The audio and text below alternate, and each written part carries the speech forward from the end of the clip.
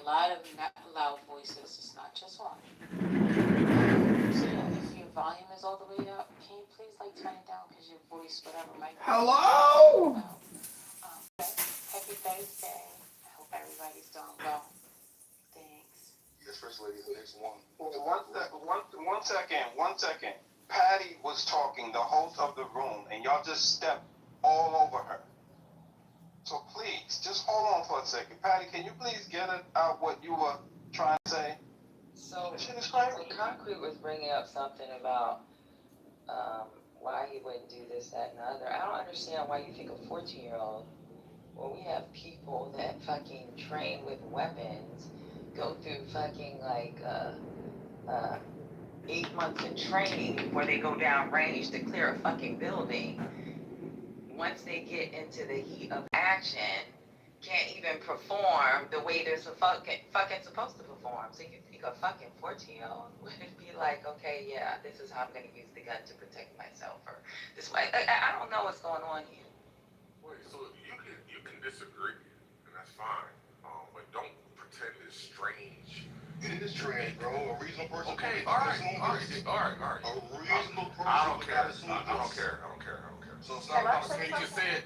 You can say it 76 times, and I'm still gonna hold to my opinion that it's strange that you're holding a gun and you're running. because he doesn't understand. Yes. I don't understand.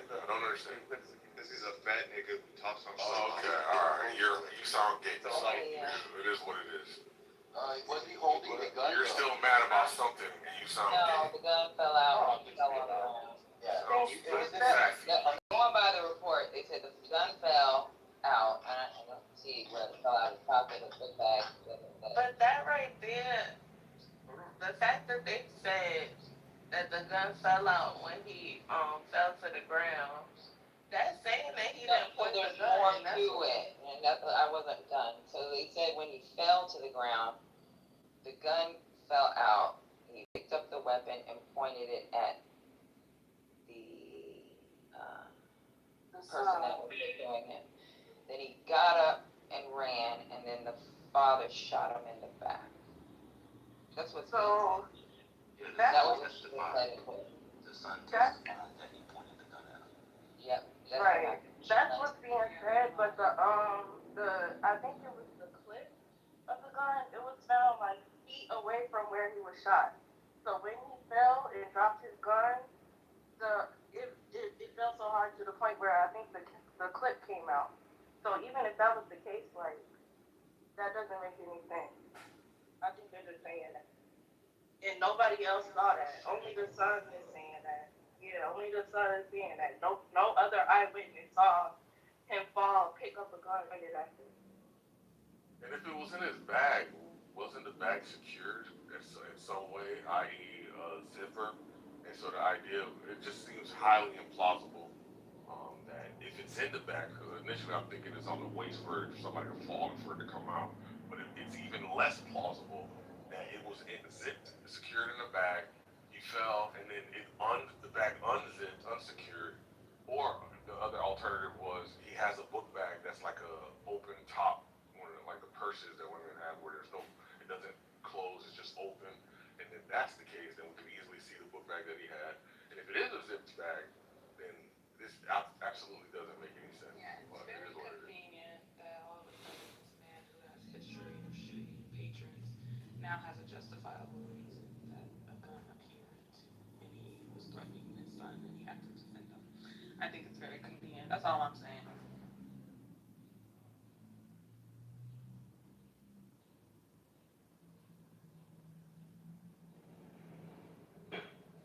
Well, I don't. Wait, is that it? No more y'all crying and whining and that's so crazy. No need to No. Nobody said anything when they was fucking jumping on my neck for this point. No. You ruin everything. Yeah, I don't care. You don't care. Cool. I don't care about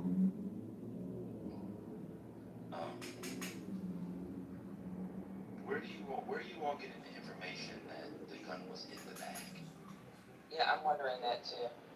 And what do you mean by in the bag? I can pull a gun and it still end up in the bag. Like, I don't know, where are people getting this information from? I heard somebody mention it. That's why I mentioned No, we're talking about where, if you heard somebody mention it, then that's not part of the story. The only thing we know is that a gun fell. The clip did separate, but even with the clip separating from the gun, nobody's paying attention to what falls out on the ground. Y'all gotta be in the heat of fucking movement, and y'all will understand. But regardless of the fact, the dude murdered him. He killed him. That's it. But the thing that I'm always gonna go back to is we gotta like, kids shouldn't be, especially his ass don't live in fucking Aiken, South Carolina, where he's fucking shooting, wherever the fuck they got there, raccoons or whatever. He lives in Columbia, South Carolina. We gotta be more conscious with our kids. Yeah, that's the deep south. There's a bunch of evil, racist Okay, people so down multiple there. people have said the gun was in the bag. Concrete was saying it, but he was found from somebody's phone. So people who said it was in the bag, where is it? I can't find the gun was in the bag. Where can I find that? I don't see it anywhere. I think that ever happened. Yeah, I don't see it either. Right. All right. So we had a detour about guns again in a conversation based off of somebody making a thing up. No. No! You angry. I'm So I happy. heard there was two witnesses that said I can't that argue they with you. stole the gun. Well, I can't argue with you. the jury obviously believed Andy Chow, which was the son, and you have to prove it beyond a reasonable doubt. And the prosecutor didn't do it Just to add because something, he didn't want to. But that's my own conspiracy theory. something that I was reading earlier is that the prosecutor didn't, I don't know if you guys talked about this, didn't introduce any lesser charges like manslaughter. Which normally in a situation like that, murder might be the top thing, but they would include like lesser charges that the jury could actually say that, he committed manslaughter. But by not putting that on there, it was either basically like all or nothing, which is not normally. Why? So based off the facts of the case, is the facts of the case murder or manslaughter? You just can't give people lesser charges because they're easier to prove. So have you looked up the South Carolina statute on the difference manslaughter and murder, Arthur? This is what the article that I'm just asking. Yes, I didn't look it up. I just read the article. I'll put the post link to the article, and they were talking about normally in these kind of situations, even in South Carolina, they include the lesser charges. Face somebody down with a gun that you hadn't seen for 100 yards. Normally they would charge manslaughter. Okay. No, Give us cases. in the situation of murder. All right. I'll post it to the article and then I'll send that to you. You guys can see. Okay. Got it. I got it. So I could see if the weapon was discharged in the store, in the area of the store. So 100 away from the store, the shooter is saying that he felt pinned. Like I'm confused, right? Because if you're in the store, you're in the store, cool. But the threat is moving away from you, and you decide to pursue the threat. Well, it's not even a threat. If somebody's moving away from you, they don't pose a threat. Yeah, I don't know. I said I would have called the police. Then they would have discovered he didn't fucking steal water. Then they might have found a weapon on him. Then his parents would have probably had to go to some classes with the child. That would have been it. Like, I don't know. I'm not chasing nobody down and put my life in danger or somebody else's life in danger. Right. I had it. Like the scenario I gave the other day in the road raging incident, where there was a gentleman clearly in front of us, and clearly I just saw it as a threat, and I just visualized that we had no winds, that this person in a darkened vehicle, right, tinted windows, if we were to, continue to engage, he would get out his vehicle and shoot at us, literally. And so I instructed everybody to shut the fuck up, slow down, and just get out of the way, right? So yeah, it's like, so I think, and if this individual shot other people before, he has a history of this, so he has an experience of it, like, so this just doesn't sound, It sounds odd to me. It just sounds odd to me. All right. So, Did they allow him to plead down? Was that a possibility? I'm finding little about this. It wasn't, because the prosecutors, so in the statute, it's manslaughter, it has to be in this quote, sudden heat of passion. It would have been it's very I think there's difficult, voluntary and involuntary. But I'm reading the statute. yeah, I know that's the voluntary manslaughter statute. And so, but I think there's an involuntary. He chased him 100 yards. I'm not saying he should have. I think he should have been convicted of murder. I don't know how he wasn't. Because now the debate's on the charge. So I'm trying But to I'm get your saying that you expertise. can plead down. Like, You don't accept the plea down. And But what if be what available. if he Doesn't plead have to down? be I don't know. Wait a minute, did he want to plea down? I don't know. I don't know any, like, okay, there's- so it's I so don't you're know making what Norman anyone claim. can Okay, do. cool. Yes, one can plea down. But people are saying Arthur came up and said, which we knew somebody would, that they should have done manslaughter. I'm looking at the statute. The statute has a quote, sudden heat of passion. Chasing a nigga, excuse me, I apologize, the boy died. Chasing a person down 100 yards is sudden with a gun, and you hadn't seen his gun, is a heat of passion. Oh my No, God. I'm saying the other one would be I'm not involuntary. you, I'm asking Arthur or other people that are saying that, because the manslaughter murder thing is different from state to state. This is in their statute, I'm reading it. So if I chase somebody down with a gun, I didn't see a gun. I thought he stole 4 bottles of water. I run after him. He gets shot in the back after 100 yards. How do I go to a grand jury to get an indictment that that's a sudden heat of passion? Arthur. Again, I am not a lawyer. What I simply bring to the table was the fact that it wasn't introduced, which normally in a murder case, the lesser charges are included. That's all that the article was basically saying. If applicable. It's not, I'm asking how is it applicable?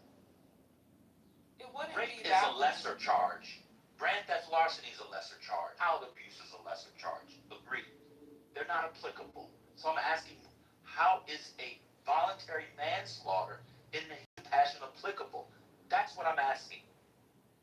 Based off the fact that he shot him in the back. And someone's talking about stand your ground laws. I don't know what is stand your ground. In fact, the person speaking, I don't know, he should have been blocked a long time ago. I don't know why he's even speaking in here. I don't like that guy.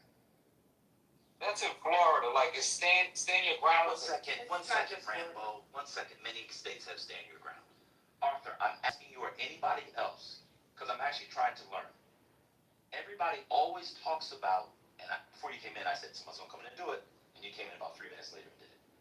Why do people simply assume, because somebody is killed, and they think manslaughter easier to prove, usually it is, it's always applicable in a quote like this? That's what I'm asking. There are 2 manslaughter charges.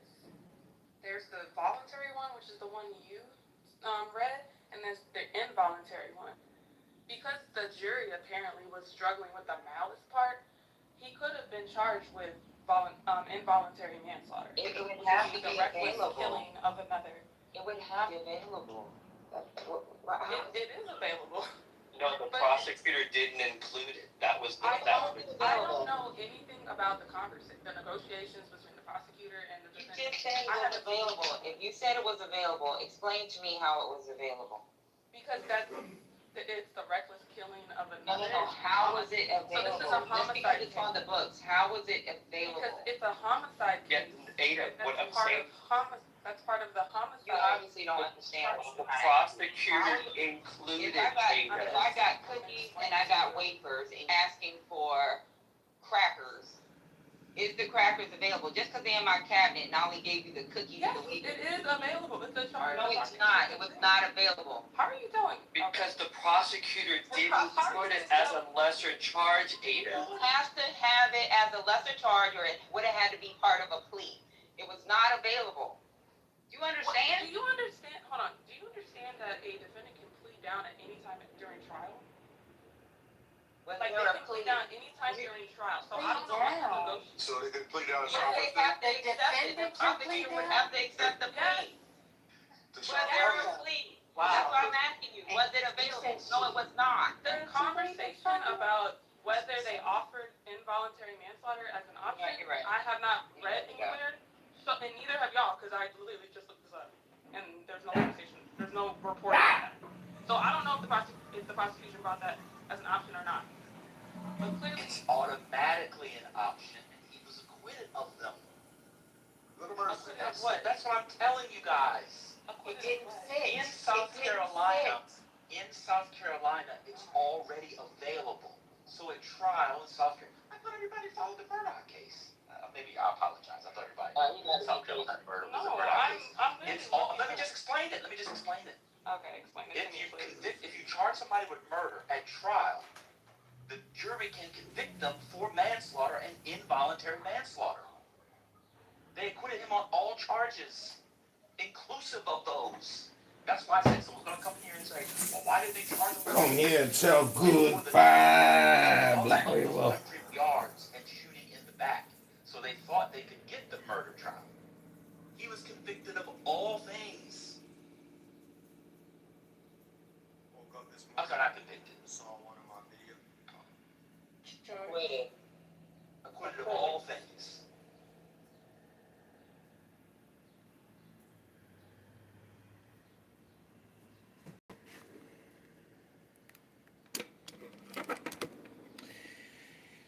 If the water bottle don't fit, Wait a minute. you must acquit. Well, actually, I don't know if that's true, because that's from Facebook. So I'm looking at the law. This is a mess. This is a mess. This is a mess. This is a mess. No, they did As not. a normative matter, in South Carolina, it's inclusive. As a normative matter, of course. But of course. I'll think out loud. What Everybody about? else will think out loud. I'll think out loud.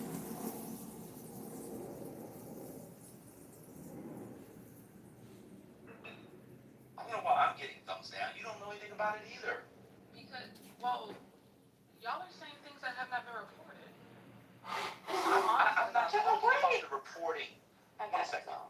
I'm not about the reporting. I'm talking about the law. I'm not talking about the reporting. I I'm just read talking the about law. the law. Huh? I'm talking about the law. I'm So then saying what are you talking about what's been reported? I'm reading the statute. because somebody One asked second, me one as second. the prosecutor. I'm not, what reporting was I talking about? One second, what reporting was I talking about? I was talking about when I was having a conversation with one of the moms, and she was like, "Has the prosecution offered that as a lesser charge?" I don't know. That hasn't been reported. I'm not going to say yes, but I'm saying that they most definitely could have offered involuntary manslaughter as a lesser charge. Like that is definitely available because this is a homicide case, and that's a It homicide wasn't charge. available, and I'll tell you why. It is. Right How here. are you gonna? Okay. Tell you why. Why not? Because they agreed to make it not available. What does that even mean?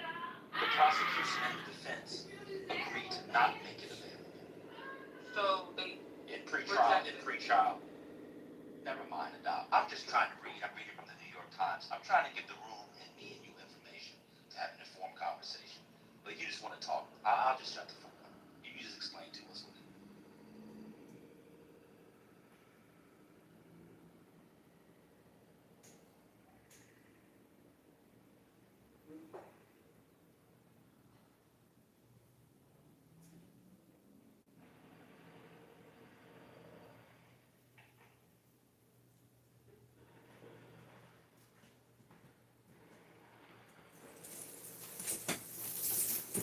Yeah, so my comments were coming from if I were on the jury, what would I be asking while we were deliberating? That's and some people are coming from a legal perspective, some people are coming from different perspectives. And so being that I don't know the details of the case based on what I'm hearing, I would bring the jury and have to deliberate on this. Those are the things that I will probably send a note to the lawyers or whoever for certain questions. I don't understand conceptually how a person running away at 100 yards is a threat. All right. Well,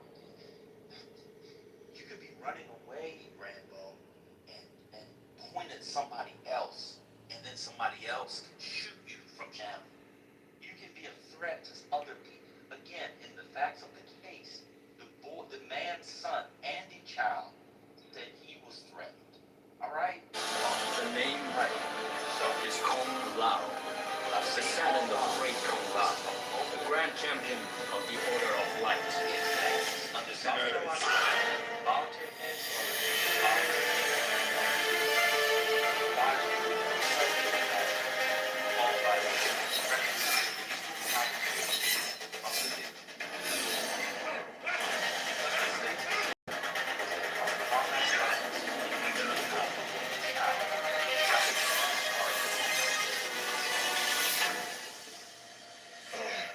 In Mortal Kombat, You're not a criminal. talent will only get you so They far. think everybody thinks this. People are false. Right. Terms in bring up bread. Good start. You know, maybe your Arcana's getting your kid by a hat. Will come up and tell you they don't do criminal law, but this is they don't even know that. Congrats to all. Oh, I do criminal law, so I mean, he's gonna do it. Someone else can. Sam, you gotta get out of there. They're gonna kill you. Which ones? All of them.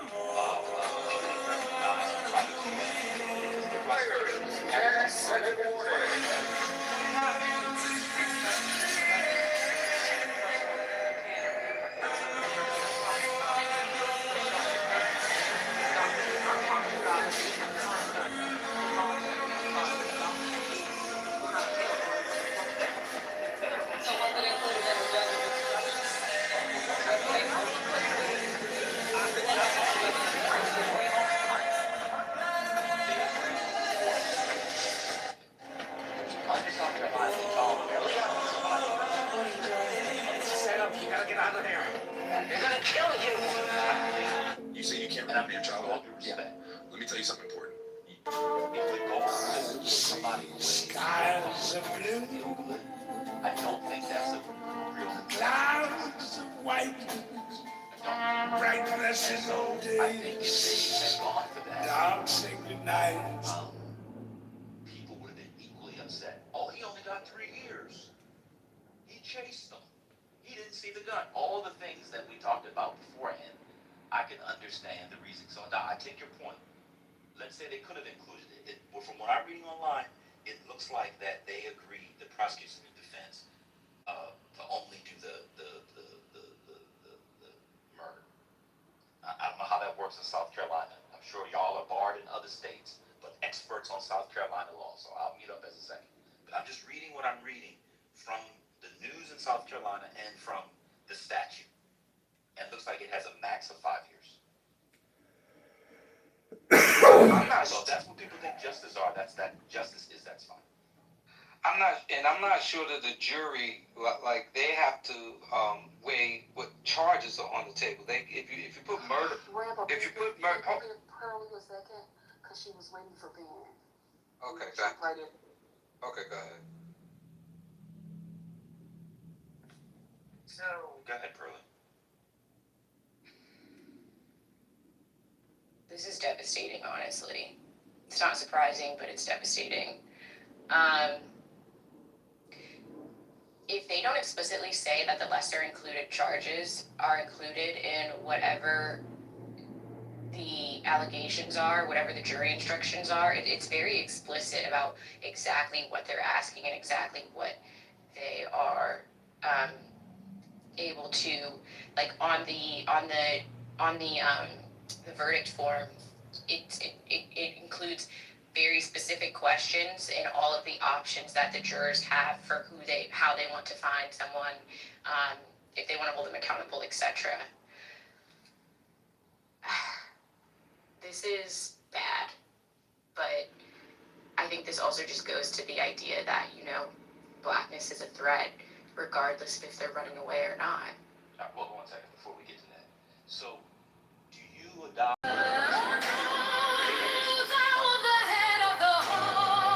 I can't speak for everyone else. This was an intentional killing.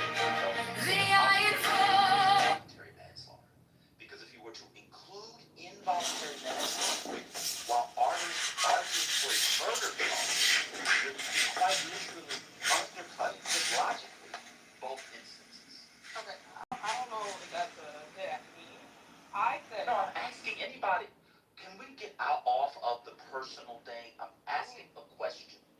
If we can only talk to each other, Ada, where you think I'm insulting you, then I just won't ask you any questions. I'm literally asking, how can you argue for a murder trial say it's involuntary? Because I mean, not a murder trial, an act of murder, while arguing that it's involuntary. That's just this is a serious. Okay. So it's because of the elements of involuntary manslaughter. So if you were arguing that there was like criminal negligence or recklessness, and it was in the commission of an unlawful act, but it's not premeditated, or in this case, he didn't say there was an intent to kill or cause serious bodily harm, which I think is stupid. If you shoot someone and intend to cause serious bodily harm, but that is the rationale that can be pulled to justify saying, okay, well, they did involuntary manslaughter. So, I'm like, sorry, say that again. I don't know what my again. okay, so to secure a conviction of involuntary manslaughter, you can have criminal negligence, which is like when you do significant and reckless and it's away from the reasonable person would use that creates an unreasonable risk of death or great bodily harm. Generally, this is just like when someone's drunk driving. I don't usually, I can't think of the time when someone pointed at someone and they say it's just criminal negligence, but No long drives, expensive hotels, or complicated travel. Right there. I want you to stop. Listen, any girl that wants.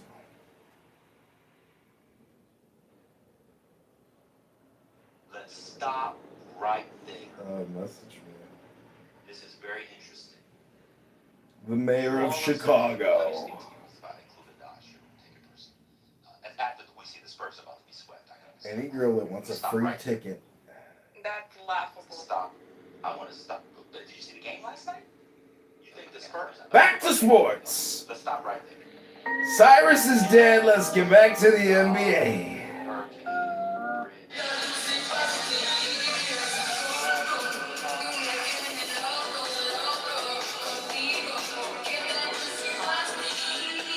Just asking. Claim. If you can, I have another question. I don't think. 1 second. Can you think of a time? Okay. Can you think of a case when you shoot somebody in the back and it didn't, charging involuntary manslaughter, shooting somebody with a gun? I think there was one time when it was a police officer and they said they intended to use their taser instead, but I don't think it worked. But I think that was, I don't know why, but that does come to mind. Okay, so a cop, when he could use a taser. Can you think of any, this is like a non-police shooting? I mean, there's just the use of a gun. Where someone's like You out got him photographed. shooting or hunting and then they accidentally shoot someone. They could argue negligent homicide. You said not a. You said okay, not a. But I'm not even Chasing a arguing that person, though. like in the circumstance applied. Not I was clean my gun. I mean, come on, I mean, that would be. I mean, plenty of people have been convicted for that reason. So, but I'm not even arguing. I'm saying with similar circumstances. Okay, no, because I'm not even arguing that he should have been charged with involuntary. I think he should have been convicted of murder.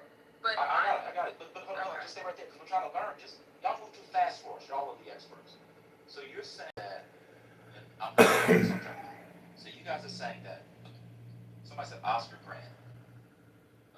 Wasn't he shot by the police? Yes. Okay, so why? No, that's the one where his defense was that he thought it was a taser.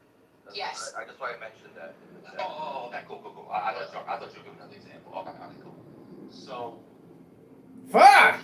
So the criticism that Arthur was offering in Adopt was giving expert fodder to was the prosecution should have included voluntary or involuntary manslaughter. I think as far as I know, I posted it. A lot of times prosecution will put lesser charges just so that the jury. Yes. This is between them. Let them have. I'm asking them if that's what they're saying. I'm sorry.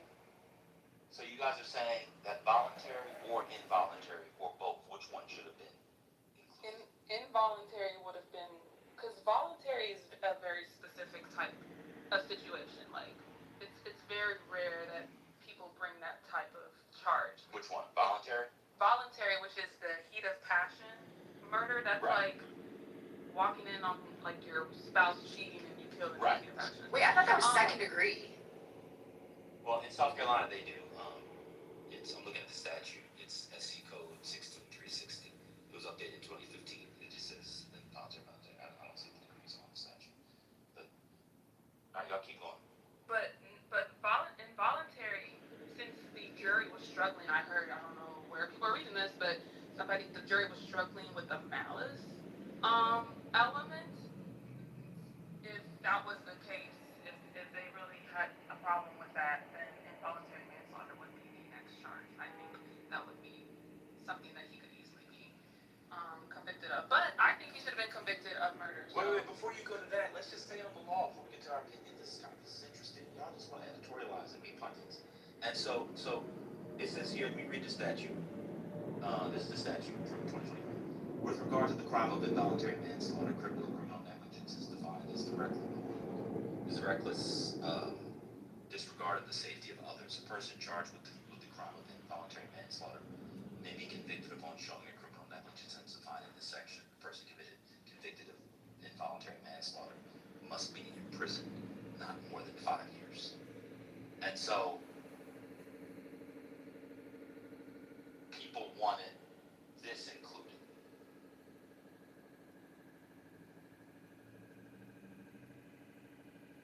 Yeah, that does make it. Why is Eagle Hawk in here?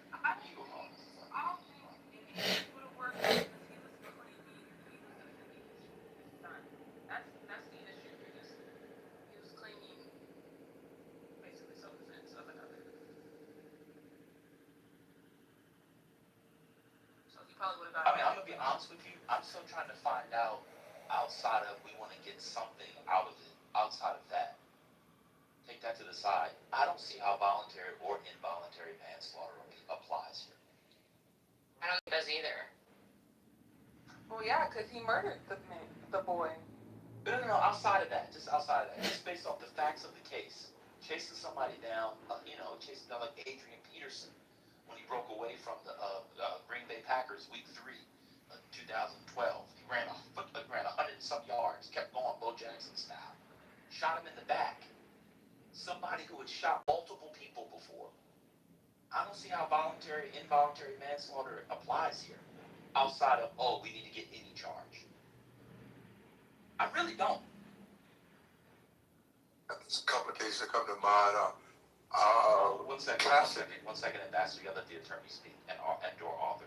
Or go ahead, you can go, Katrina, skip 1 second before you change the case, if that's respectful. Wait, who was Because the author? this is gonna. Wait, what? I couldn't hear you. I was speaking. What did you say? Who was an author? Or Arthur. He's in Harlem. He's a big author. I don't know his last name. He goes to Arthur. Yeah. He's the person that introduced the topic. Arthur. People are high too early in the fucking day. What's happening with him? So who thinks they should have charged with manslaughter? And which one?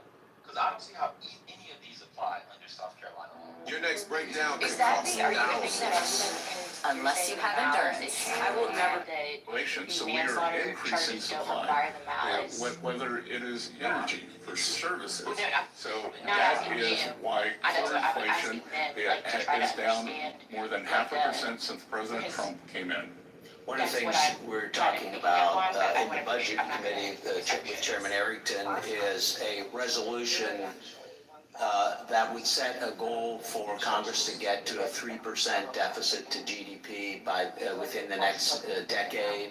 This has bipartisan support. We're hoping to see that support grow. You've talked about this. You've set a goal of wanting to be at a deficit percentage of GDP starting with 3 by the end of the administration. I wonder if you could talk about the importance of that goal as well in just a few seconds I have remaining. Yes, sir. I came out from behind my very comfortable desk and here today because I was concerned about that trajectory. And I do believe it is possible to get back to the historical level, 3% deficit to GDP. And while that is not a balanced budget, if you have nominal growth above that level, you are paying down debt. Thank you. Ms. Chu.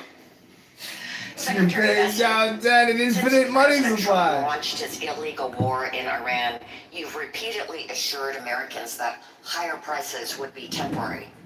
In March, you said Americans should expect only 50 days of temporary elevated prices.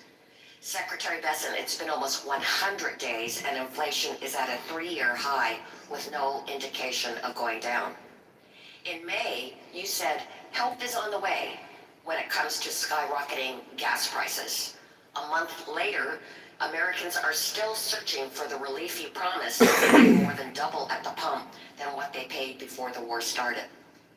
Later that month, you described rising inflation as a very limited spike. In reality, for the first time in 3 years, inflation is outpacing Americans' wages, and Americans' saving rate has dropped by half since last year. And just yesterday, before the Senate Finance Committee, you again characterized inflation as a short-term blip.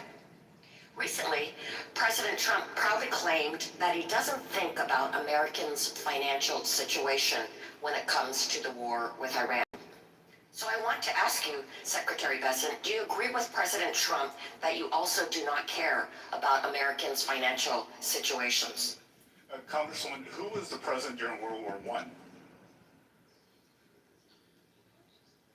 Can you, No, but are you refusing to answer my question? No, I'm asking who was the president during World War I? I don't know, but clearly you are not answering my question. World War I was. Well, let me tell you. I'm clearly getting the idea that you do not want to answer. Whether you agree with President Trump that you do not care about Americans' financial situations. President Trump does care about Americans' financial situation. Well, he actually said that he doesn't. No, that is a truncated thing, like everything is. That he is future-proofing, because I can tell you, Americans' financial situations would be devastated if Iran got a nuclear weapon and there was a permanent shutdown of the flow of energy out of the Middle East. Well, then let me ask you, was your prediction... And I promise you that I'm taking my time back. Was your prediction... President Woodrow Wilson, who was president during World War I, that the Germans did not attack us. That he got into that. Well, you're not answering the question, so let me ask this. Was your prediction that Americans would face only 50 days of temporary elevated prices wrong? You said that Americans would face only 50 days of temporary elevated prices. Was that wrong? Since actually, of course, we're at 100 days now. How much have gasoline prices come down from the peak? 7%. Crude prices are down more than 20, and gasoline prices follow crude prices. Well, then reclaiming my time. Those are inconvenient facts. Reclaiming my time. Gas prices are up by 50% since Trump war started, and up nearly 30% from last year. Diesel and jet fuel prices have risen even faster because refining markets are strained. Utility costs have soared due to higher natural gas and fuel input costs, and that means commutes, home heating and electricity, airline tickets, and delivery fees are all more expensive. And how about grocery prices? They jumped more in April than they did in nearly 4 years since when Biden was president. Beef is up by 15%, tomatoes are up by 40%, bread and milk are up 8% and 5% compared to 3 months ago. And it's those lower income households that are hardest hit by Trumpflation. They're forced to cut back on spending. Excuse me, it's my time, but I know that it'd be hard for a billionaire like you to imagine how these lower income households would be hit by inflation. In fact, Trump said he couldn't care less about higher car prices for Americans. Do you agree with that statement? I believe that food. Hey, you're gonna want to hear this. Credit Karma is dishing the truth on your credit scores and what they mean. Most people don't know VantageScore is the only model created by the 3 major credit bureaus and used by 9 out of the top 10 banks. Credit Karma checks Equifax. The basket is up 2.5%. During the Biden era, it was up 5%. Well, you paint such a rosy picture. 5% a year. But I think Americans are not experiencing this rosy picture that you paint. They are asking, are my wages keeping up with costs? Can I afford the things that my family needs? And I'm afraid the answer is no. I'm afraid you're incorrect because we had real wage increases every month since President Trump took office, except for the month of April. So I know the facts don't align with your narrative. But please, you're entitled to your opinion. Your narrative is not lining up with what Americans are experiencing right now. You're entitled to your opinion, not your own facts. I yield back. Mr. Hearn. Mr. Secretary, it's good to see you. Thanks for being here. Great to be here. Got bad news And today. I can see you're talking a lot about the facts. The facts are, is during the 4 years of Joe Biden, we had a 25% increase in prices. No way did the wages keep up during that time. The highest gas prices we've seen in the last decade were under Joe Biden. But my colleagues have gotten amnesia. Almost a year ago, Mr. Trump signed the working family tax cuts into law, prohibiting the largest tax increase in American history. And I want to thank you, Mr. Secretary, for your hard work and for your partnership in getting that across the finish line. A huge part of the working family tax cuts was making permanent many provisions of the 2017 TCJA, including eliminating the lockout effect, encouraging companies to bring intellectual property and profits back to the United States, lower rates for all Americans, the pass-through small business deduction, and immediate expensing provisions, all of which have been proven to drive tremendous growth and job creation. Prior to last year, the lack of permanency in these policies hindered economic growth and job creation. But thanks to the working family tax cut, businesses now have the certainty they need to plan, grow, invest, and create jobs here in America. I now want to shift focus to the expensing of factories, which is a new pro-growth tax policy in the working family tax cuts. After the passage of TCJA, bonus depreciation allowed businesses to deduct the full cost of equipment and machinery immediately, but the factory building that housed the machinery had to be depreciated over a much longer 39-year schedule. This created a major gap in U.S. tax policy. Manufacturers could quickly recover the cost of machines, but the cost recovery for the enormous capital investments in the physical factories lagged far behind. Last year's tax law extended and accelerated expensing treatment to the structures of new domestic production facilities, allowing manufacturers to quickly recover the cost of the building and in turn make it significantly more attractive for companies to invest in expanding U.S. manufacturing capacity. And in fact, they have. We see that, we hear about it, we read about it. Those are the facts. Following the passage of the working family tax cuts, 52% of manufacturers surveyed said they would intended to use the new provision to immediately expense the cost of the construction or expanding a manufacturing facility over the next 4 years. Mr. Secretary, my first question is, last year I asked you about the importance of this provision, and you said that expensing for factories in a way puts us on a level playing field with countries that heavily subsidize their industries.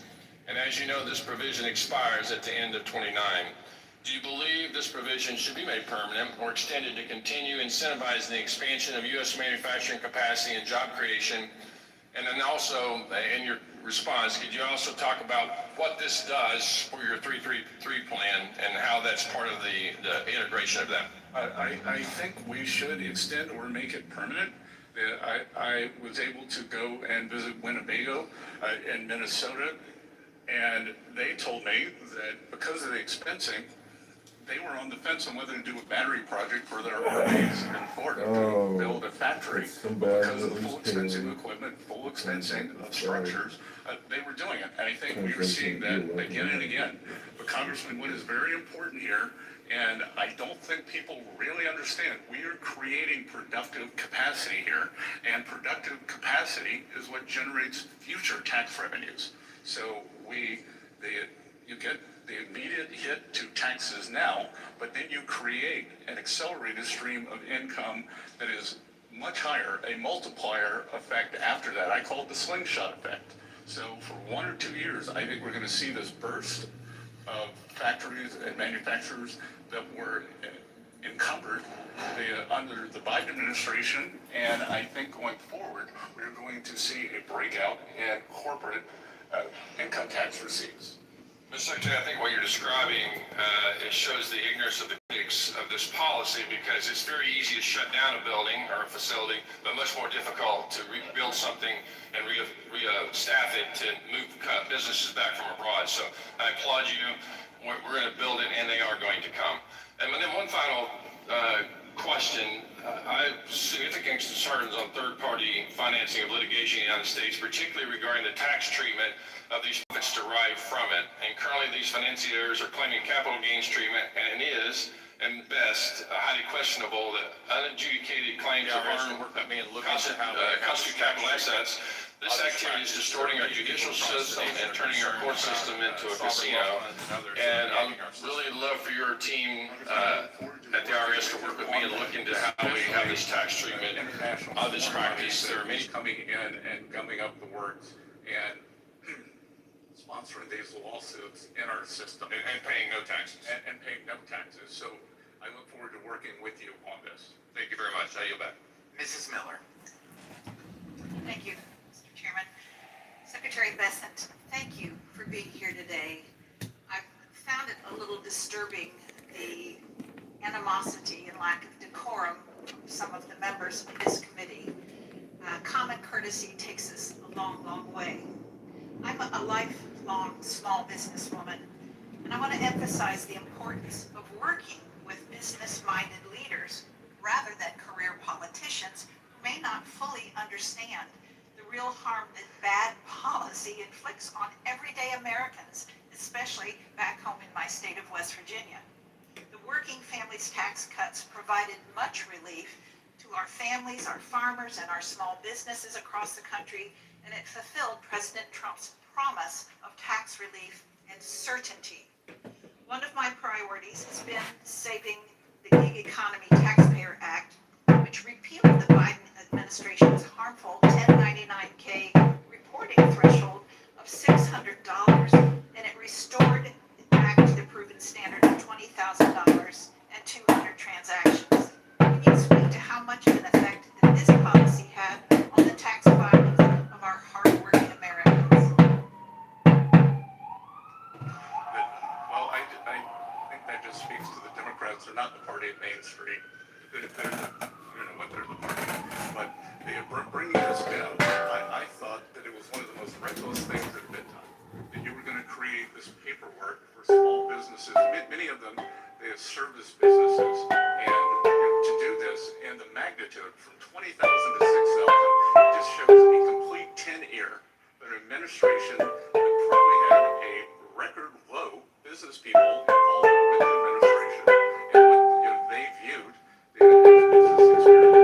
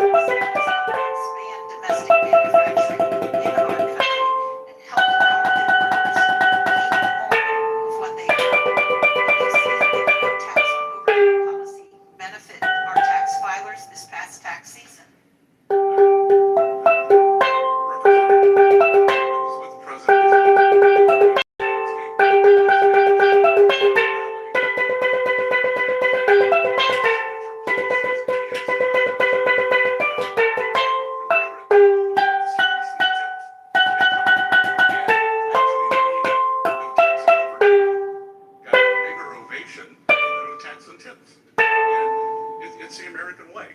We had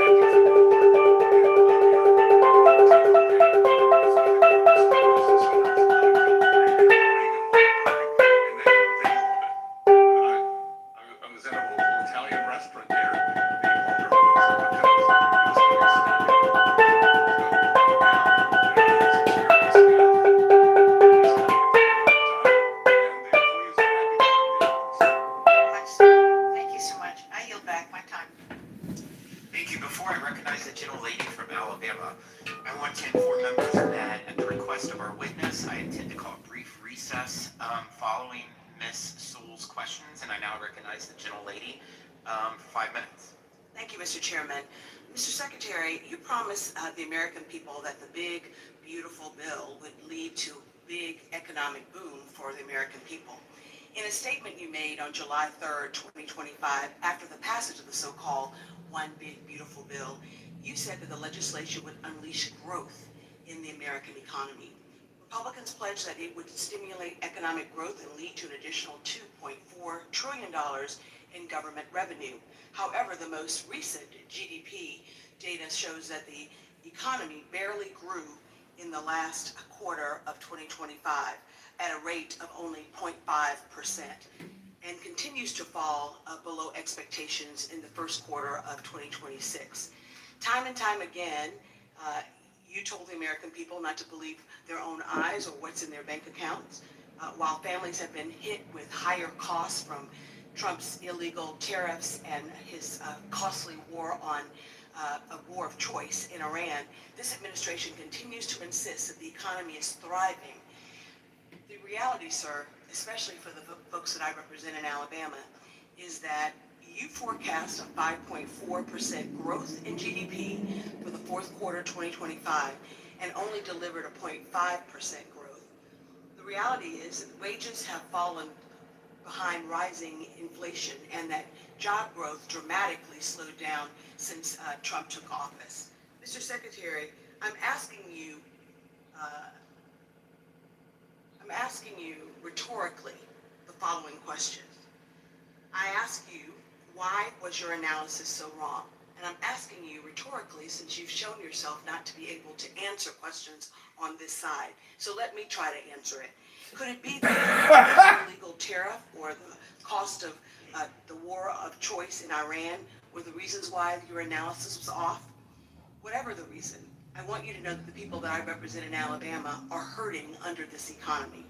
Prices in Alabama have fallen by 3.6% over last year. Energy prices are up 18%. And I'm asking you a question rhetorically.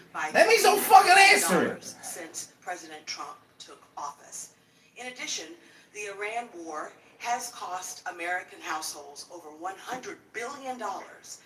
Grocery prices are rising faster than any time in the last 4 years, and gas is over $4 a gallon in Alabama, where last year it was only $3 a gallon.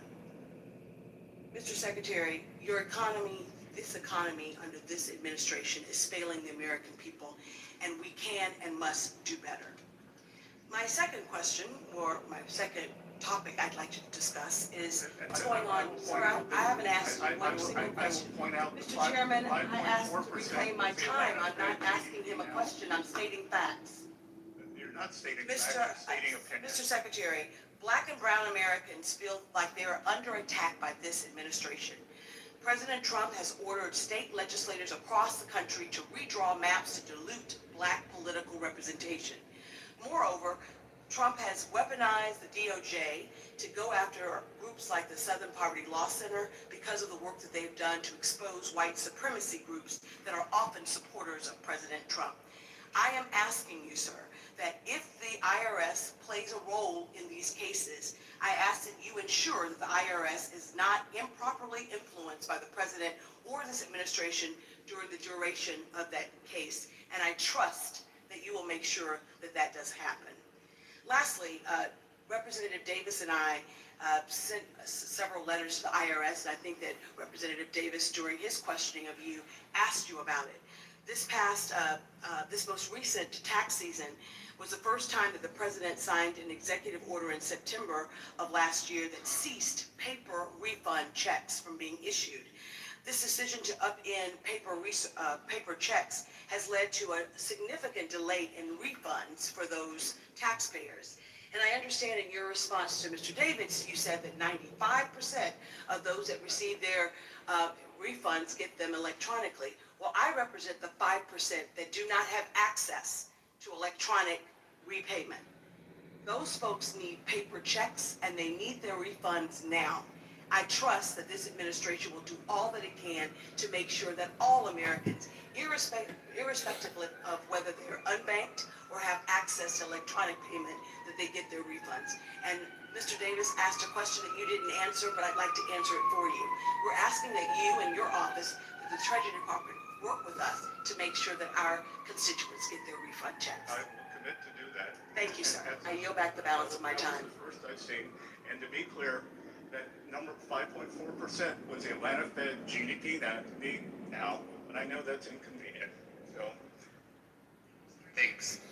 As announced, the committee will stand in a 5-minute brief recess.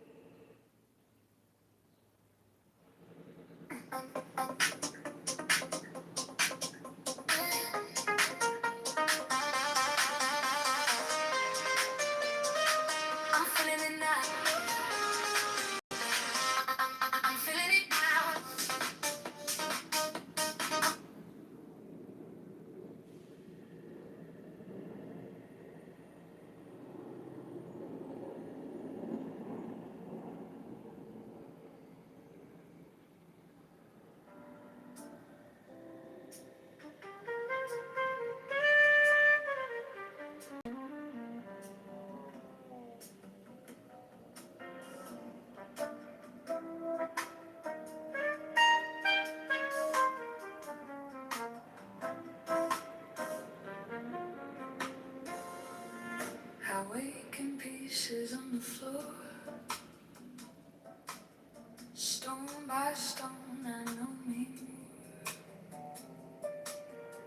One sharp corner, one cracked light, 1,000.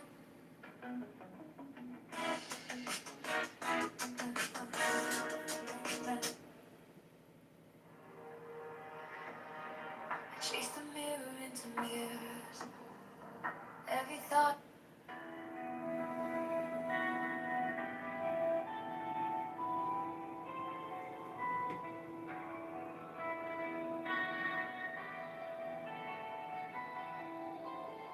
I am the charioteer of the east, Lord of the past and of the future.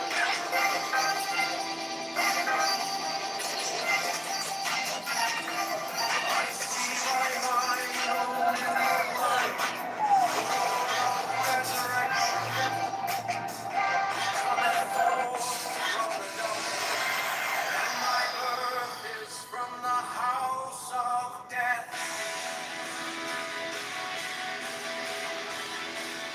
Lead to divine hearts upon your pinnacle.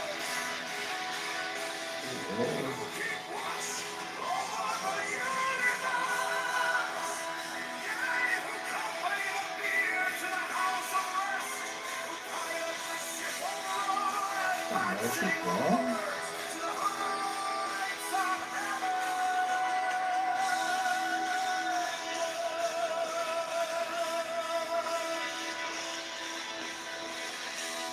Lord of the slave which standeth in the center of the earth. Behold, he is in thee, and I in him. Mine is the race for eternity.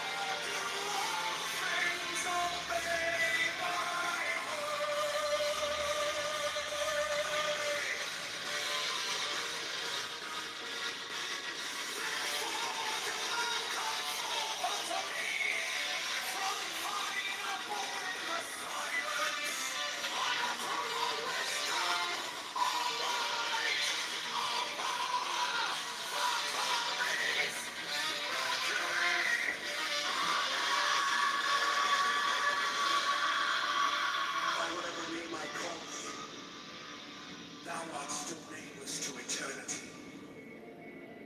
Come thou forth, I say, and aid and guard me in this work of art.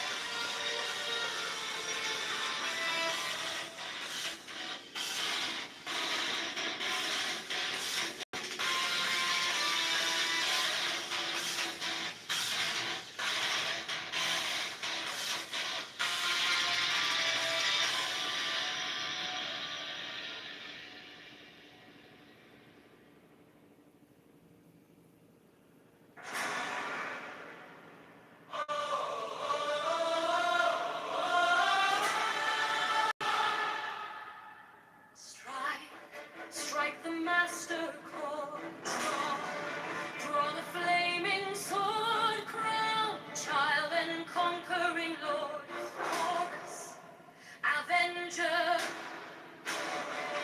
O thou of the head of the hawk, thee I invoke. At every thee I invoke, throughout the whole of the ritual, give the sign of Apophis. Thou only begotten child of Osiris thy father, and Isis thy mother, he that was slain, she that bore thee in her womb. You understand my point. You understand my point. But it doesn't get to the core of my argument. It doesn't matter because I've addressed your argument and you understand my argument, and my argument's better than yours. You acknowledge that right now. Either we play that we live in a naive race blind world, or we operate that we live in a race that has racial biases or preferences or attitudes. And obviously operating in my world is way better than operating in your world. Better outcomes, better methods, better fucking ideas, everything. The world that we live in is a world much closer to the world that I just explained, where the voir dire process requires that the jurors swear under oath that they are not to impose any of their preconceived biases, perceptions, or opinions. Yeah, but we know that they are going to anyway. Evidence in the case. But they're going to anyways, right? And so the question, the question should be, would you rather have a juror, regardless of who it is, be more sympathetic, or on the opposite end and not sympathetic? In a system, let me finish my statement. In a system that in which we're supposed to presume innocence. Go ahead. Great point, Mr. Friendly. I love that. No, here's but I don't listen. Let me be blunt, right? Because the system. No, Timothy. The system is supposed to lead. The system is supposed to lean on innocence. You have to prove guilt. And the way that a lot of people, when they talk about stuff, lean on guilt. Presumed guilt. You're supposed to be cloaked in innocence. Cloaked in innocence. Because wait, let me finish. finish. That Mr. Bennett killing y'all, and that's why y'all keep his mom. This is why I'm talking about a jury of diversity, because you have to presume innocence. The state has the burden to prove that they're guilty. We don't go in and prove it that they're innocent. That's not how it works. No, you wouldn't know. No, but in the point, the point that you're arguing for now, which to be fair, I'd say like, Florida free, all the people who generally, well, I don't know about Florida, to be honest. But the people who I generally don't side with are right about is that essentially what you're trying to do is import a bias that is in favor of the position you hold. But for people that don't hold that position, like imagine if like what we were doing was saying like, oh, we need to make sure that we get 3 KKK members on the trial to like, let's say it's a majority black area like somewhere in Georgia. We need to make sure that we get 3 KKK members on the jury. Everyone would be like, no, it's ridiculous. But no, for diversity's sake. No, you want bias in favor of the person that you think is innocent. But like for most people who've analyzed this case to be like, actually, the kid is guilty. It's like, no, like why would you want people essentially that are going to be biased? So can I, all right. I'll go to you, Kyrie. Go ahead. That's what we're just arguing for. Bias. Hold on. Sorry. So basically, what you're saying is there is two people here that are being evaluated, and when we evaluate one, it's a white person who is no longer with us, a black person who is with us, and what you're saying is the more apropos, fair, balanced, objective route is to have a white person on the jury. No, I'm not saying that. Oh, okay, cool. I'm saying there is a blind process. One second. All right. If you're not saying that, then I'm gonna offer the alternative. Right. Alternative. Yeah. So I'm glad you're not saying that, because that would be ridiculous, right? Because we can clearly see how they could be like blinded by the fact that one of their own has been slain. Now, the alternative is that this person is not have an antipathy towards blacks. They have actually a resume, or they have a just we would say that's the term you like. Thank you. Yeah, they have I think sympathy works. They have a sympathy or understand. I would say better understanding. And I think that is the key ingredient versus or a lack of understanding. Now, do you think that it's a problem to have people on the jury who have more understanding as opposed to less understanding? No, of course but the they need understanding of Okay, cool. a blind process. They don't need an understanding of their position or where Another reason why you need diverse juries is because the word reasonable is a big word. It is one of the most common used words in laws and statutes. It is. I'm gonna illustrate my point. When I was with this anecdote, when I was a beat cop, I shared this story many times. We were walking through a neighborhood, and there were several young black teenage males loud on the basketball court, arguing with one another. He thought that a reasonable response to Here we go. So we're just gonna have people come in here.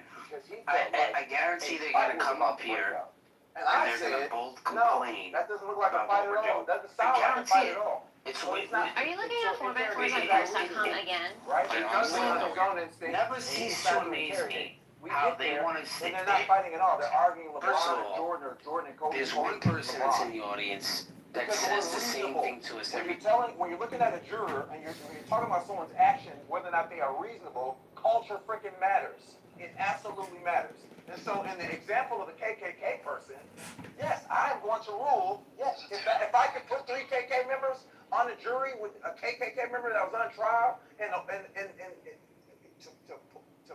to pursue justice, absolutely, because they're gonna understand culture. They're gonna understand what is reasonable in that person's actions, and they're going to be able to educate. They're going to be able to educate and they're going to be able to educate when deliberating the facts of the case, because that's their job, to deliberate the facts of the case. Right? Exactly. And if you have someone that has no inkling of the culture or the perspective of the person and how they're responding, you can't make the determination that if what they're doing is reasonable or not, because you don't understand. Hold on, my phone's ringing. I know y'all. Y'all are disgusted by reality. I know y'all heard me call next like several times already. So I'm just gonna jump in now. I called the next after concrete. I called it. I'll check this in. I called next after concrete. And then we went. I'm just gonna jump in right now. All right, look. So the argument that they're making is it's actually one of the worst arguments that I've heard. It's something like this. So I'm gonna give a random number. I'm gonna choose a number 100. So there's 100 people. 100 people go to the courthouse. 100 people. They need to apply. I'm gonna say some sort of. They need to be applicable. Okay. So there's a test. It's gonna be in a paper. It's gonna be in the form of the paper. This is the hypothetical. You give them a paper. You have to score at least an 80 or above in order to be applicable to be a part of the jury. Okay. All right. So 100 people show. It doesn't matter how many blacks are there, how many whites are there, how many browns are there, how many yellows are there. That part doesn't matter. In this group of 100 people, all right. What are the questions are? Will you be biased? And everybody who answers, yes, I'll be biased, you automatically lose 21 points.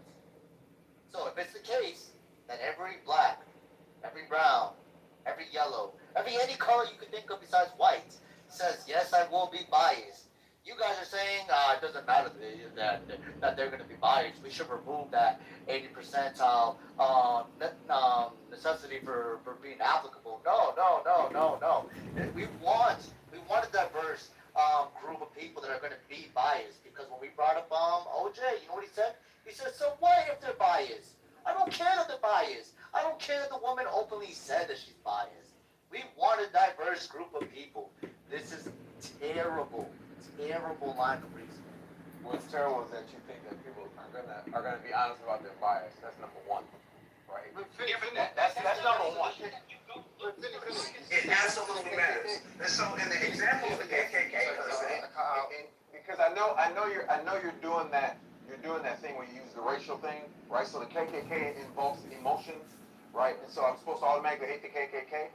But in seeking justice, that makes, if that were a category to make the jury more diverse and it's in favor of the defendant, yes. I'm good with that. I'm good with that. Because in our system, where our system fails, and I've said this many times, I'm actually giving speeches on this. Our system fails, it is a revenge system. It's not a system of justice. We're not seeking to practice the system the way it's designed. We're seeking to practice. We are seeking to practice the system. We are seeking to practice the system. We are seeking to practice the system a way in which we are seeking to practice the system a way in which we can be punitive so that we believe is guilty. And that's not how the system was. Define justice fully. Define justice fully. Wait, was it? Because you did the hypothetical was that if it's gone through some filtering process, and which just to be clear, the defense is participating in, and the result is just a juror, 12 people, a jury, of 12 people that you believe isn't like representative or the defendant, right? Do you think that you can basically just import 3 people that you think will be sympathetic to that fucking I gave you an extreme example to the defendant. I give you an extreme example. What if the defendant stands accused of being part of some proscribed group, namely the KKK or something, and he's like a racist, hate criminal? I'm supposed to throw my just principles out the window because it's a group that hates me. That's not how that's supposed to work. And I don't operate that way. Listen to what I'm Can you fucking listen? Wait, stop, Florida. Can I just finish my Wait, one second. Florida, one second. Just all right. I may have said that too. Just let me finish what I was saying, right? Which is okay, cool. But like, just listen. The point I'm making, right, is that like, if we would all agree, a good thing not to do is it. We've got these systems in place, and it's just 12 people to be the jury. It would be fucking insane to say like, oh, let's really help exonerate the KKK guy by bringing people who are sympathetic to the KKK guy. Like you shouldn't be biting this as bullet. Like that's actually ridiculous. juries. Because obviously we don't want that. We don't want KKK guys getting off because of an obstinate juror who's just a racist. Like, as in, his sole purpose for being there is because he's sympathetic to racists. Like, obviously that's dumb, right? You're making an extreme. Y'all are going with an extreme. You're going with an extreme example. Y'all are going with these extreme examples, and I played along, right? Because the extreme examples are just stupid. Because a diverse jury is not extreme. That's not extreme. Black people don't go on juries automatically thinking. Black people don't go on. Black people. I literally illustrated why I want diverse juries. Black people don't go. Black people and people of color don't. Black people don't. I illustrated it earlier. You didn't listen to what I said, but I illustrated it earlier, right? I did. Y'all are going to these extreme examples, right? And I played along because I am still going to lean in the direction. I am still going to lean in the direction of the juror that is sympathetic versus one that is not. Because the presumption is in no sense. You must prove beyond a reasonable doubt. And if in your head you already lean, well, this person, whether it be male or black or whatever, I lean. Well, they have a predisposition toward violence. They have a predisposition toward violence and crime because that is my worldview. I would rather someone be in the jury in the opposite direction because it is much easier. That makes no sense. It is much easier. If I can land my point, because it is much easier to convince someone that is sympathetic that this, using the facts, that they are guilty than it is to convince someone that is on the opposite end that assumes guilt that they're innocent. Are you saying that I don't want someone that's biased against you? I want someone that's biased towards you. That's all you're saying. That's it. You say I want this type of bias. I don't like biases, but I like this type of bias.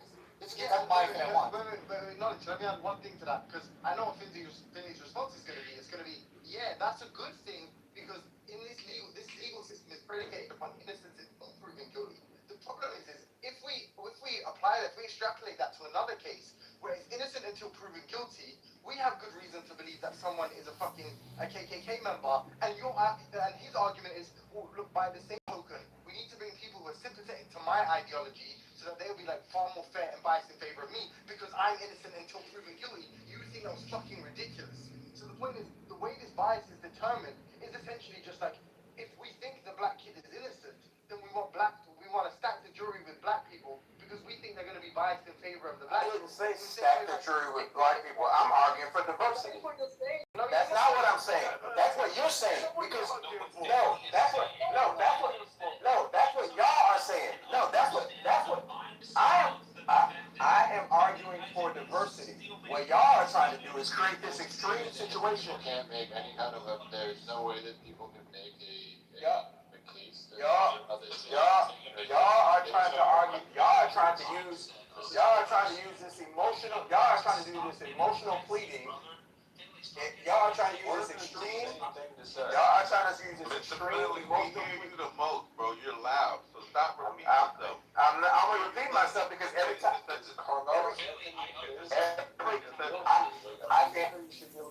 I didn't know that y'all hear me. He's upset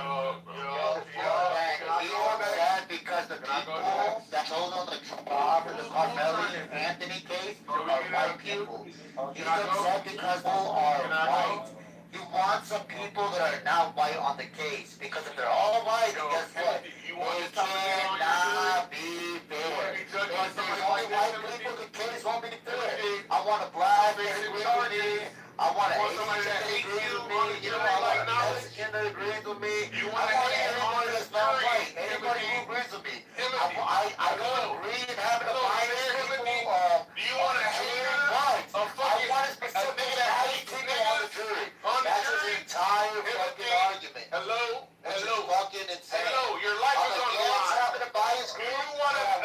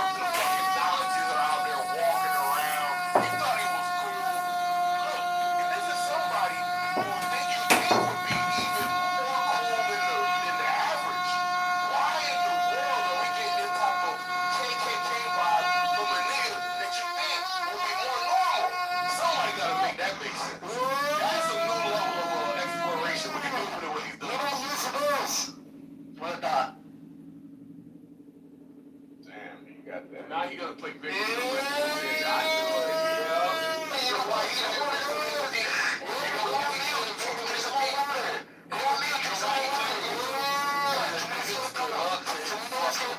Shit, bro. All we wasted fucking suppressor. They get more back. You was a smarty ass to take a sip of water and try to get black man was innocent. I'm thinking this nigga gonna like it. This smarty ass nigga to be telling him that this black man is even as guilty as he already was. You wanna see a smarty ass nigga fucking gas him wrong? You wanna say that? That's what he gonna say. I'm right. I don't give a fuck what the smarty ass nigga is. I don't care how you trying to fucking trick me with word magic. Fuck you, I'm right. That's what this nigga gonna do.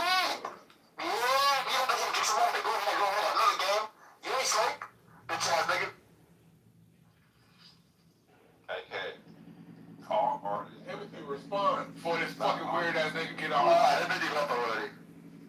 Yeah, all artists are technicians. Not all technicians are artists. We can put that in.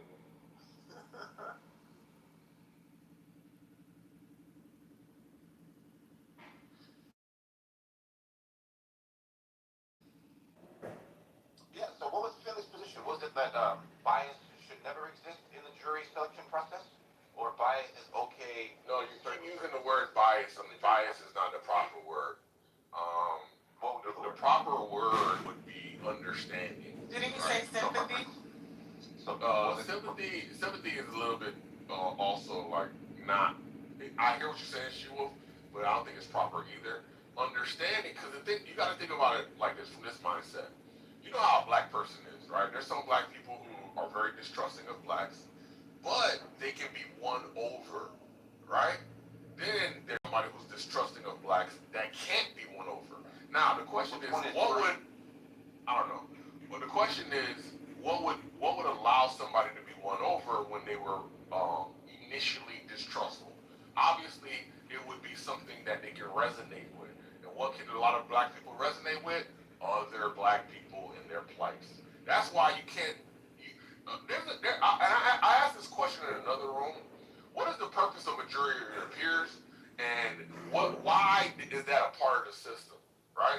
And is Mr. Philly here? Mr. Philly here. Well, I think the understanding of like what the justice system is, as far as it being of like your civil duty in the larger community sense of what is right by beyond a reasonable doubt or the preponderance of evidence, right? Like that's what that's supposed to mean, like your peers of clear. Well, you're speculating at this point, right? So that's what it actually says. Okay, so you're speculating at this point, unless you're gonna give us the document that the founding fathers provided and the reasons for their providing it, right? That's what I'm looking for. The actual discussion on the legal theory of jury peers, right? All right, so I'll snatch that up, but are you saying you gotta do the work before you make the claims. Well, all right, so what I just described, I wanted to make sure that that's your intuition. That's your intuition, or did you study it? I'm just saying, do you share that? No, just answer it. Okay, so is your intuition is not something that you studied, right? I don't know what that is. I'm asking if you share that. All right, bro, come on, bro. You can't avoid whether or not something was studied or something was believed. Yeah, I think you're making it about that, but I'm just trying I'm gonna definitely make it about that. But why do you think I'm making it about that? Because I'm asking if you agree with No, why do you think I'm making it about that? Because you're saying that it's not relevant if you agree with me, I guess? No, you're trying to move to something else. That's fine. You can always try to move to something else, right? No, you had a question about what I'm gonna do is yes. Right. Why is I offer? Yeah, then I offer like what the colloquial understanding is of like the common sense understanding, right? And then why would that be the situation? Because that's the definition that we're operating on. No, we're not operating on the common sense understanding. Why would we operate under that? So that we're all on the same page, bro? Why would you say that? Why would you say that? Okay. I'm asking you, do you share this? If you don't, then I can go get the answer. So what did I say? What do I want to accomplish? All right, I know what you want to accomplish. Look. I know what you want to accomplish in this, right? What do I want to accomplish? To for me to prove if I'm right or wrong? If this No. definition? What I want to accomplish is what is the legal theory on jury of your peers, and why was it established, and how is it implemented, right? All right, And so what you're is saying the that legal theory on jury? All right, then you're saying that what I just described there could be right. You just want to know, like, what was the argument? I don't care about any of that stuff. I don't care about anything about opinion. I don't care. I don't care about opinion. I care about what the legal theory is, why it was established, and how what's the conversation in the legal system. I care about the conversation in the legal system on jury of the peers. Why was it established? How was it implemented? That's what I'm talking about. Do you think that that's what's being talked about now within? I don't care. All right, yeah. Do you think that? Why? How about peers? Like, what do you think peers means? I don't care about racial. I don't care about common understandings. I don't care. I don't care. Look, I don't care. I don't care about what my opinion is, because my opinion could be wrong. I care about how it's dealt with. You understand that they have their own language and their own definitions. There's this thing called the Black's Law Dictionary, where their usage of words are going to be different. In fact, when you go to some dictionaries, they'll tell you the different domains in which how a word is defined. They'll say in the scientific sense, here's how it's defined, in the legal sense, on and on and on, right? So that's the mistake, Samoa. Going on our own common sense understanding would be a dire mistake. Yes, you could be right, but you also could be wrong. So why don't we just get past that part and get to what they're saying in the domain of science of law, right? That's what I'm doing.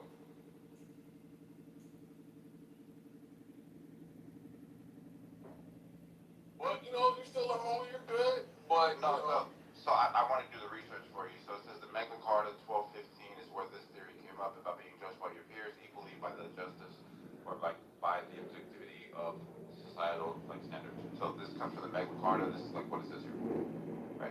So the question is what is peers now, right? And so we have to say, how are they talking about it in the legal sense? Not about how we have a conversation about it, but what are Supreme Court and court cases? How are they discussing it, right? Because that's the only things that are going to matter. How are they discussing it in court cases? Yeah. So peers would mean citizens, people in your community, not people from another community or whatever that is. Even in the federal component, right?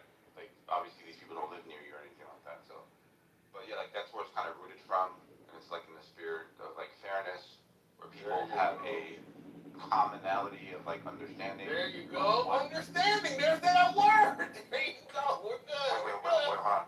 But there's a difference between understanding what the law is and how you should go about and the operations of the jury whole thing, right? And looking at evidence and not allowing your personal biases to intrude on that. And then there's the understanding of the person that's the defendant and what they're going through, and that's something that a juror should never do. Is that what you believe? Absolutely. Cool. That's why there's jury instructions to say, hey, ignore everything that you've seen online. Ignore this person's history. This person's history is prejudicial, whatever, right? So the judge is already taking things off of the table for consideration for the jury immediately, because it could basically just poison the views of those people, because they're trying to get it as unbiased as possible. So if Finley walks in there and says, he looks like Trayvon Martin to me, somebody's going to be like, oh, you just bridged something that should be avoided of this situation here, and now you're going to bring this into the conversation. And we can't have that. You have to look at the evidence in isolation, not in collaboration. Hey, but what?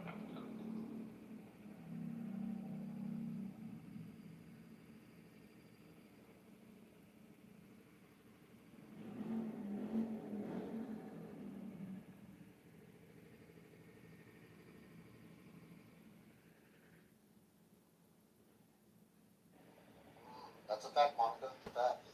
No, but I didn't get Finley's point because I heard what you were saying, Knowledge, and what Timothy was saying from across the room.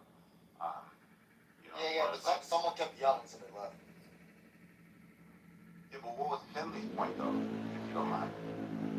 You want to hear what he said about the OJ case? No, I missed that. I heard your response, and I heard Timothy's response. I didn't. So Finley was saying, that's not what I'm saying, that's not what I'm saying, that's not what I'm saying. You guys are trying to make it emotional, or you guys are trying to do the emotional appeal thing to attach to something like that. Finley said the juror is supposed to prove their innocence. He wants a juror that's going to prove their innocence.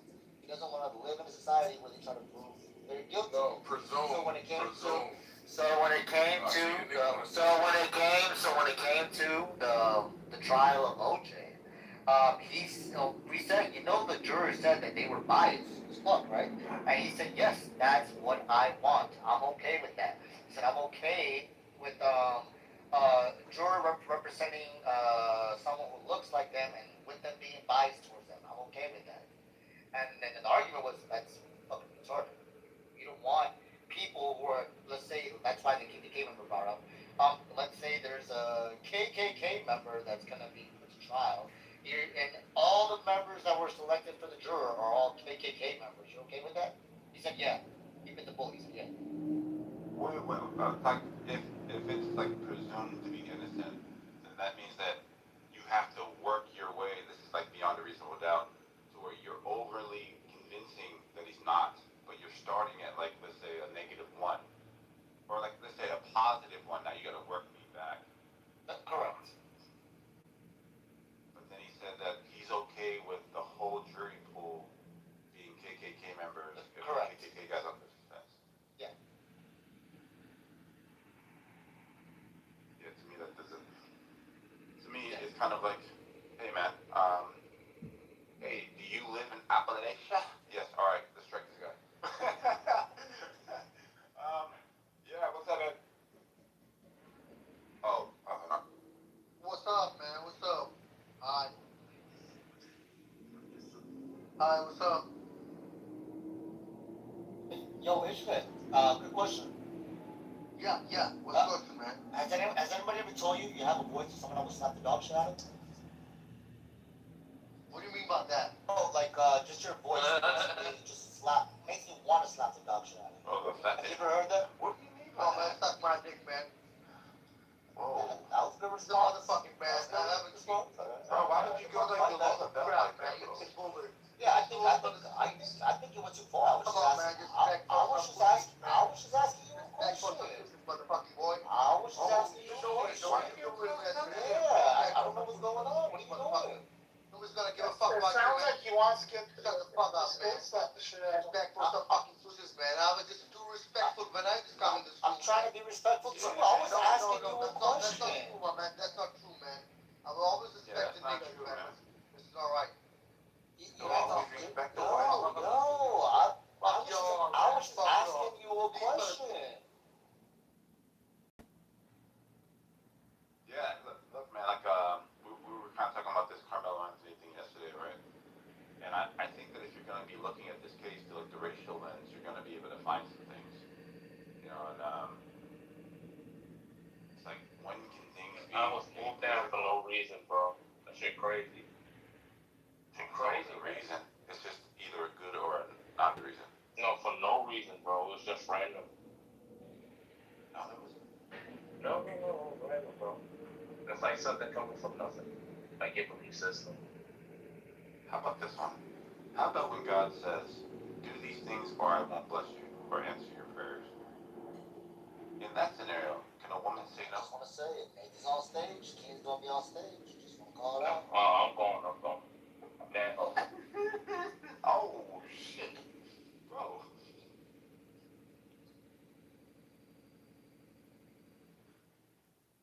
Hey, Nate. He left. Yeah, he left. Yo, he shot her and moved himself down. That's crazy, bro. Oh, he is in Magoo, Samoa. I thought he left. He's in Magoo. No, he moved. kicked out and then moved themselves out. What's up, Simone? Do you think, like the narrative right now that the prosecution struck the last three that was on, do you think that is your intuition that there's something wrong here?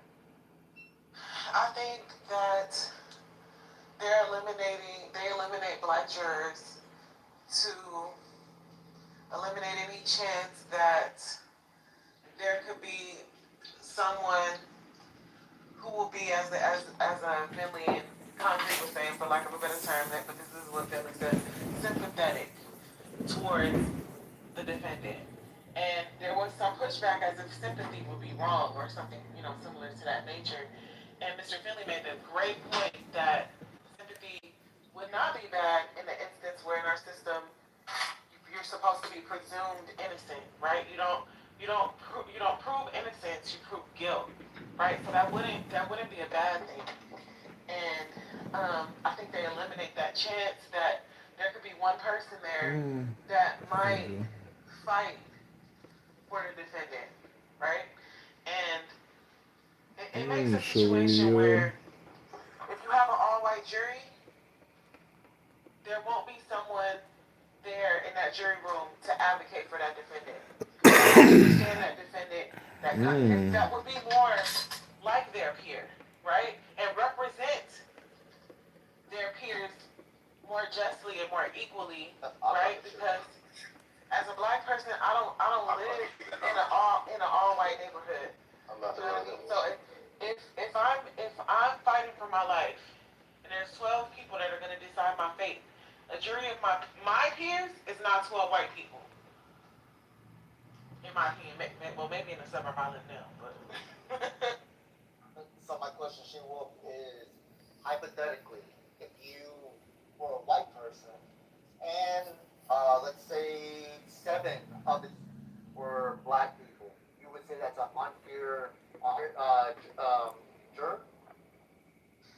7 out of 12 sounds a lot more diverse than all 12. Hypothetically, would that be an unfair jury? No, because that sounds diverse if only 7 of 12 are black. But what about if all?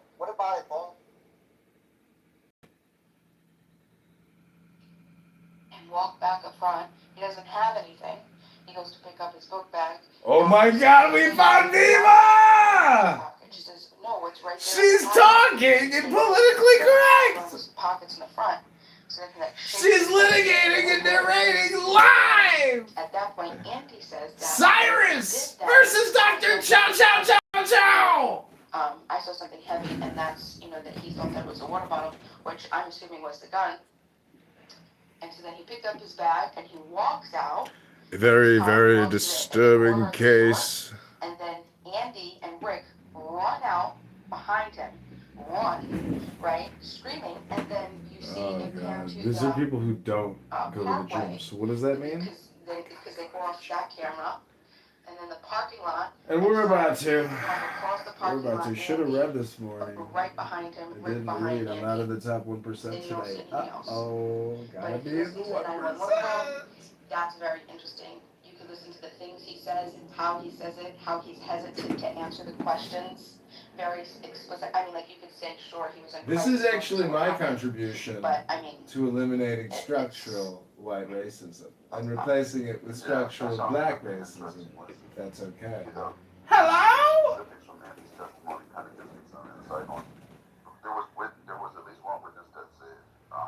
This is law school for lawyers that never made it. This is Judge Judy in the afternoon for lawyers that just couldn't pass the bar. Just couldn't pass it. Pointed at Andy for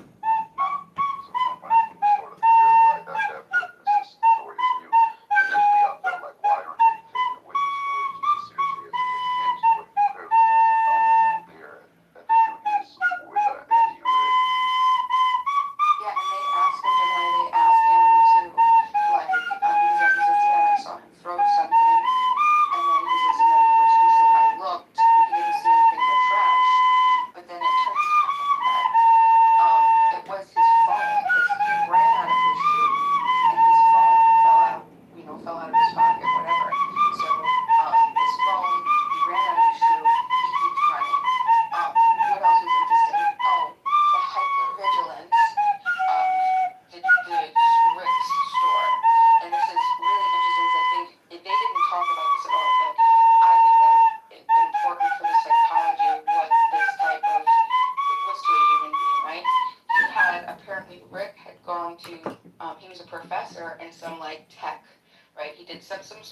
engineering, tech, AI, surveillance, something like that, right?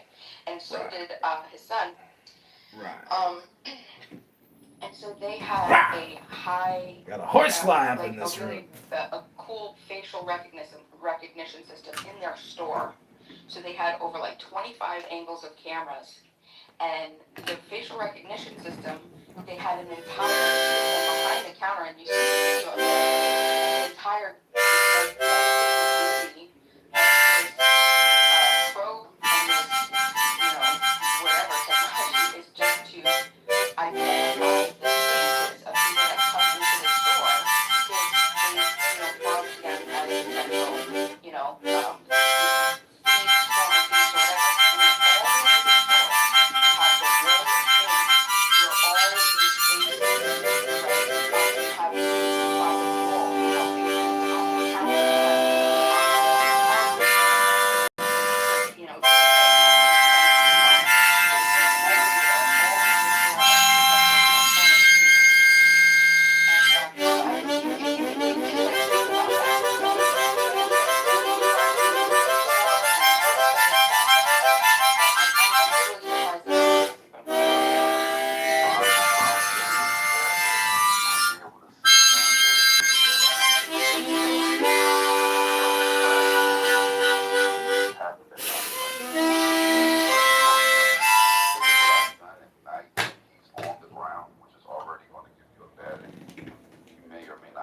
But what I did find interesting is they said that the gun was equipped with a laser, and the laser in low light still is extremely visible, right? But I don't know if that laser was activated because with most guns, it's just like you don't walk around with your laser going. You have to reach for front of the gun, tap the laser before it can be activated. Otherwise, you run your battery life out, right? And you would see that somebody's pocket is just not activated. So. and he claimed that the barrel was silver, and that's how he was able to identify the gun. But oh, did you happen to look at the gun after? No, I didn't look at the gun. What are you doing today? I'm relitigating Cyrus's murder outside of the gas station. I think the woman, the mom in the store owner, I think she was really wrong because she was standing right behind that boy, and she seen him put back all those waters, and she still let her son and husband go out there and say he stole the water. If you look at the video, they was washing like I would put the waters back in, and like, I'm not buying nothing in the store. How did the horseflies get in the house? Like, do anybody have Who left the door open? What did the parents say about him carrying a gun? Did the parents make a statement about him how he had a gun? Don't take your guns to town, son. Leave your guns at home, Bill. Don't take your guns to town.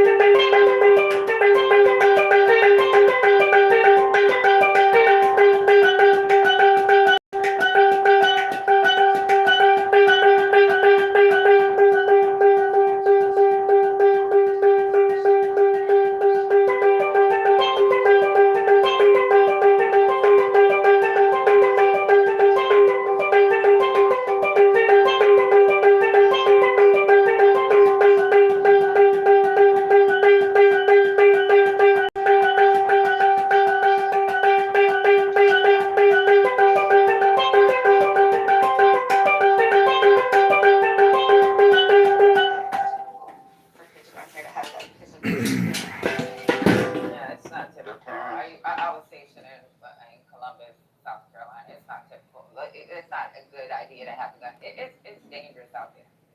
Like, we used to get our cars robbed and fucking motherfuckers that got robbed in fucking Columbia, South Carolina. This ain't no goddamn. Columbia, South Carolina is a fucking city, just like any other fucking major city.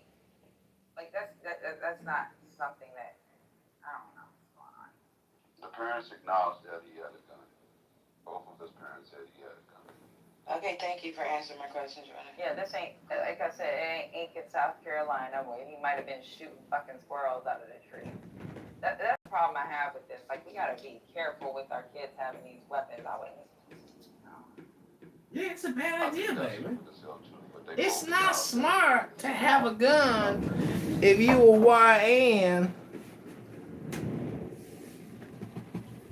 And my first statement, in the video, that lady seen that boy put back all those waters. She should have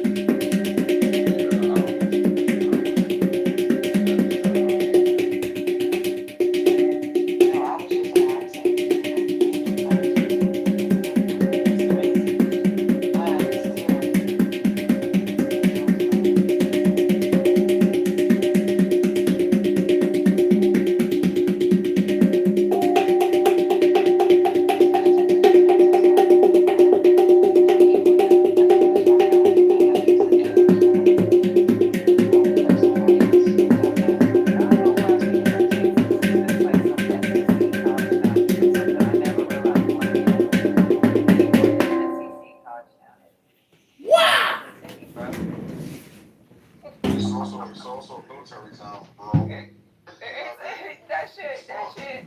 That shit, I think that shit bigger than Metro Atlanta. The motherfuckers be wilding out there. Y'all drill sergeants be getting fucking robbed all the fucking time out there. That city is dangerous. Also, Mimi, I tried to look up and find what case filings exactly, not just reporters or anything, in regards to the owner's previous incidents with shooting and stuff like that. Apparently, they did file it. I think it doesn't say. They don't have the transcripts of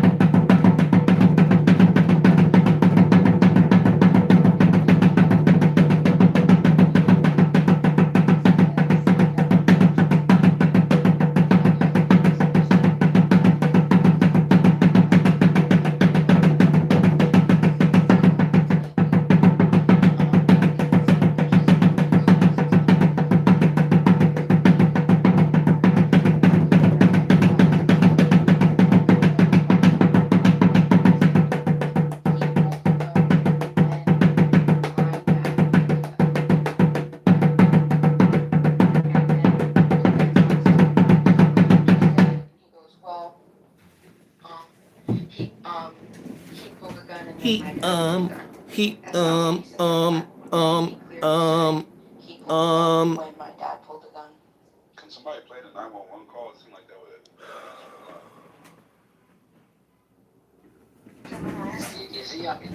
Is he on that 911 call while he's running 130 yards? I mean, No, he says that he was shot. The kid was shot, and he was calling, and the dad was trying to apply pressure, and a bunch of other people. So there were sounds and stuff, people talking in the background.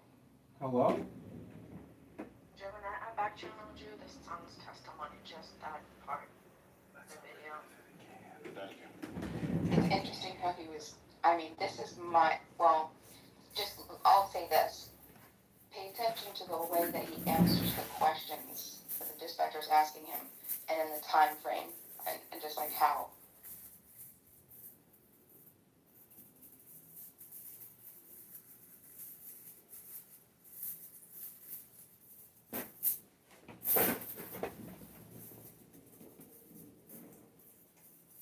Somebody got it. I'm pulling it up right now, man. Patty, let's get to work. Let's solve this one. Yeah. Patty's on the case. I'm driving right now.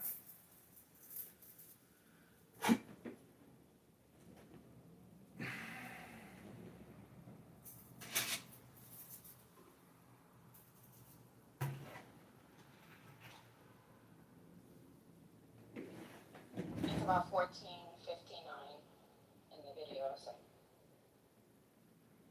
Oh, I thought that the whole video was it. No, the whole video is about 2 hours. That's his entire testimony. 14:59. 14:57, I think the recording starts. Okay. Somewhere around. Oh, I see. Oh, I can help you out. Oh, I can help you out today. Oh, text me. When is the best time? I can help you with your car payment. What do you think I'm here for? I'm here to pay your car. I'm having a really tough day. I can't make my car payment today. Could you do that for me?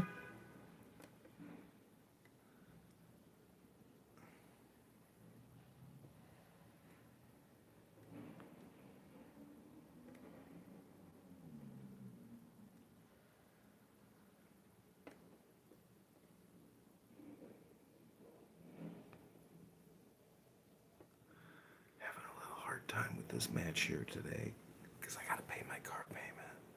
Also, could you get me a Coach and a Chanel bag? Thanks.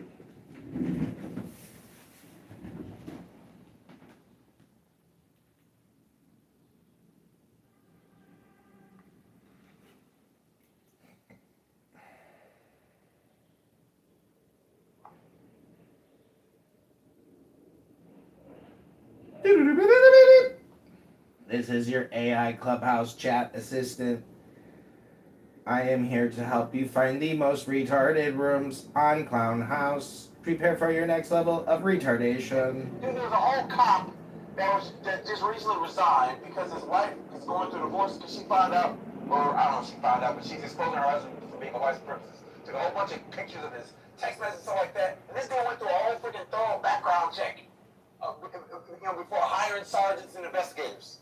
Like people are who they are, and there's ways to get around that. And all I'm saying is, if you want to hedge against that, people's biases, simply make juries diverse. I didn't say make them all black. I said make them diverse. That's what I'm saying. That'll hedge against that. You might as well respond real quick. See, I told y'all this. They want to maintain the status quo. Oh, this was the issue. Oh my God, it's Monica! We found Monica! I know you can wait, but you just landed. Now he wants to. We found Beamer and politically correct, and we found Monica in jealousy. I said after wait for the response. I know, you can wait. You said that last time. Right. Keep going, I can wait. Hello? Y'all okay? Hold on, I got one more thing to say. Hold on. No, you're not. I've been waiting for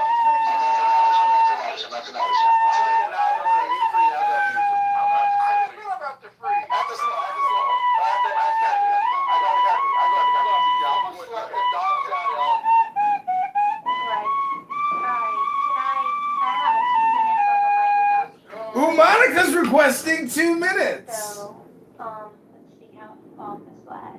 So, hello everybody. Hi, Monica. The death of Austin Metcalf, not the white boy who got stabbed in the track meet. Austin Metcalf. I was told they didn't care what the hell his name was.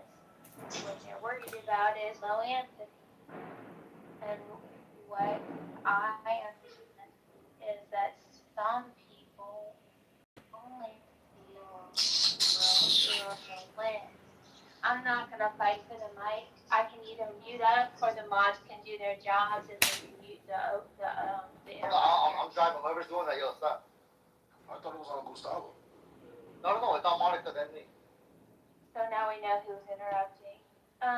So Oh, in the case of Rittenhouse, there were many people that called him a white supremacist. There were many people that judged him guilty with no interest in guilty beyond a reasonable doubt or presumed innocent until.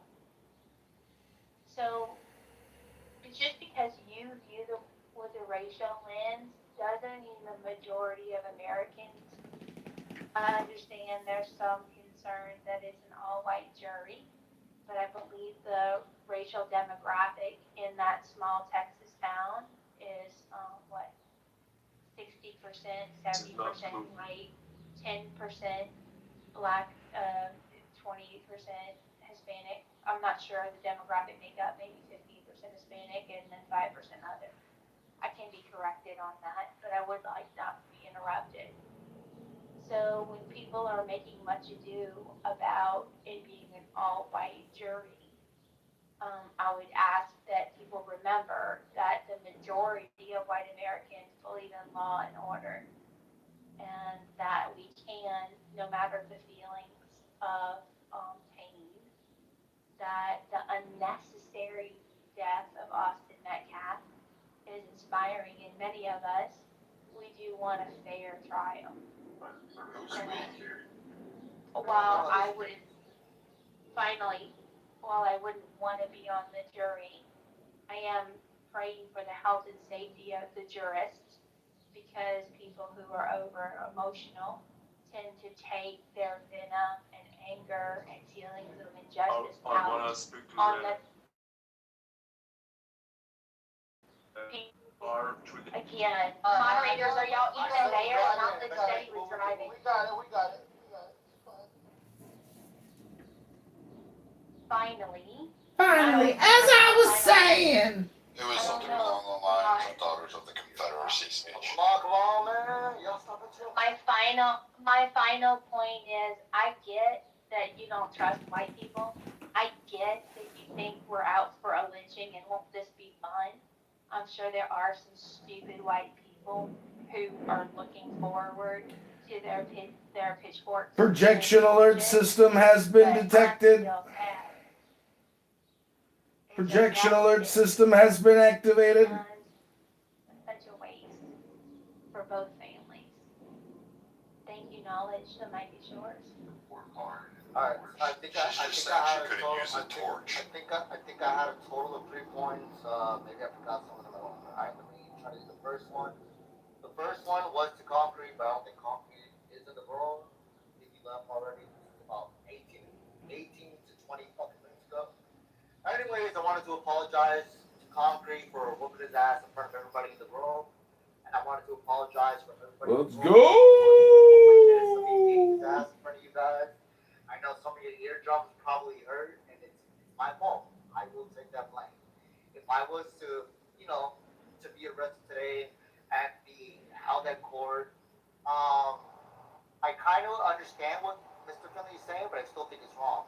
So if I went to court today because of what I did to Concrete, I would want everybody in this room to be a part of the jury, because I want to be let free, even though I am guilty. I'm saying I am guilty. What I did to them was wrong, but I am guilty. I would want everybody in this room to be back to Lima. Every day, putting on 1 more pound to fix structural white racism with Patty first lady. I'm saying. So like, these are just it's very hard to. These are levels of homicide. Okay. I understand all of that. That's not hard. I'm trying to square. I'm trying to square two things. A prosecution arguing that someone committed murder. The person admitting they were using deadly force in self-defense of others, and the deadly force being involuntary. How can you reconcile those? Hello? Ada, give me 1 second. There's a single shot that is known as potentially deadly force. This is May or may not be Gemini. deadly force. One This shot guy's is deadly, arms are right? the size of There's tree plenty of people that are stumps, shot once that live. but he's only Multiple 4'10". shots would change the scenario. It was one shot. He's a midget bodybuilder, There's plenty of that were a daytime charged with litigator, discharging social justice, someone else. equity and restorative facilitator. Hold up, can I Gemini. I'm referring to intent. I'm not referring to the number of bullets. I'm referring to intent under the law. It has nothing to do with the number of bullets. Okay, what I'm saying is if you fire once, your intent may be to just defend yourself and not kill the person. When you claim self-defense, you're claiming the intent to use deadly force. That's what a self-defense claim is. That you intended to use force. Doesn't matter if it's one bullet or 1,000 bullets. That's not true. I can claim self-defense and have shot somebody without the intent to kill them. I could have shot them in the leg, shoulder. Gemini, anytime you use a gun, it's deadly force. It doesn't matter how many shots. It's deadly force. Self-defense in law and someone dies, the intent is deadly force. You're talking about the intent of deadly force. Deadly force. The intent of deadly force. You got this. When you're claiming self-defense, you're saying what you did is justified. So it could be killing someone, it could be assaulting someone, committing bad, all these things. You're saying what you did was justified. So the prosecution would have to prove that this is not self-defense. This was what we're charging you with. So no, you can't claim self-defense and no, that's not what I'm saying. You can't. It's not self-defense and involuntary manslaughter. It's one or the other. Hello. For the record, what I was saying is self-defense does not equivocate to deadly force. There's a lot of different there's a lot of different types of self-defense that is not deadly force. A lot. No, it depends on what happens to the victim. So if the victim dies, you're claiming use of deadly force.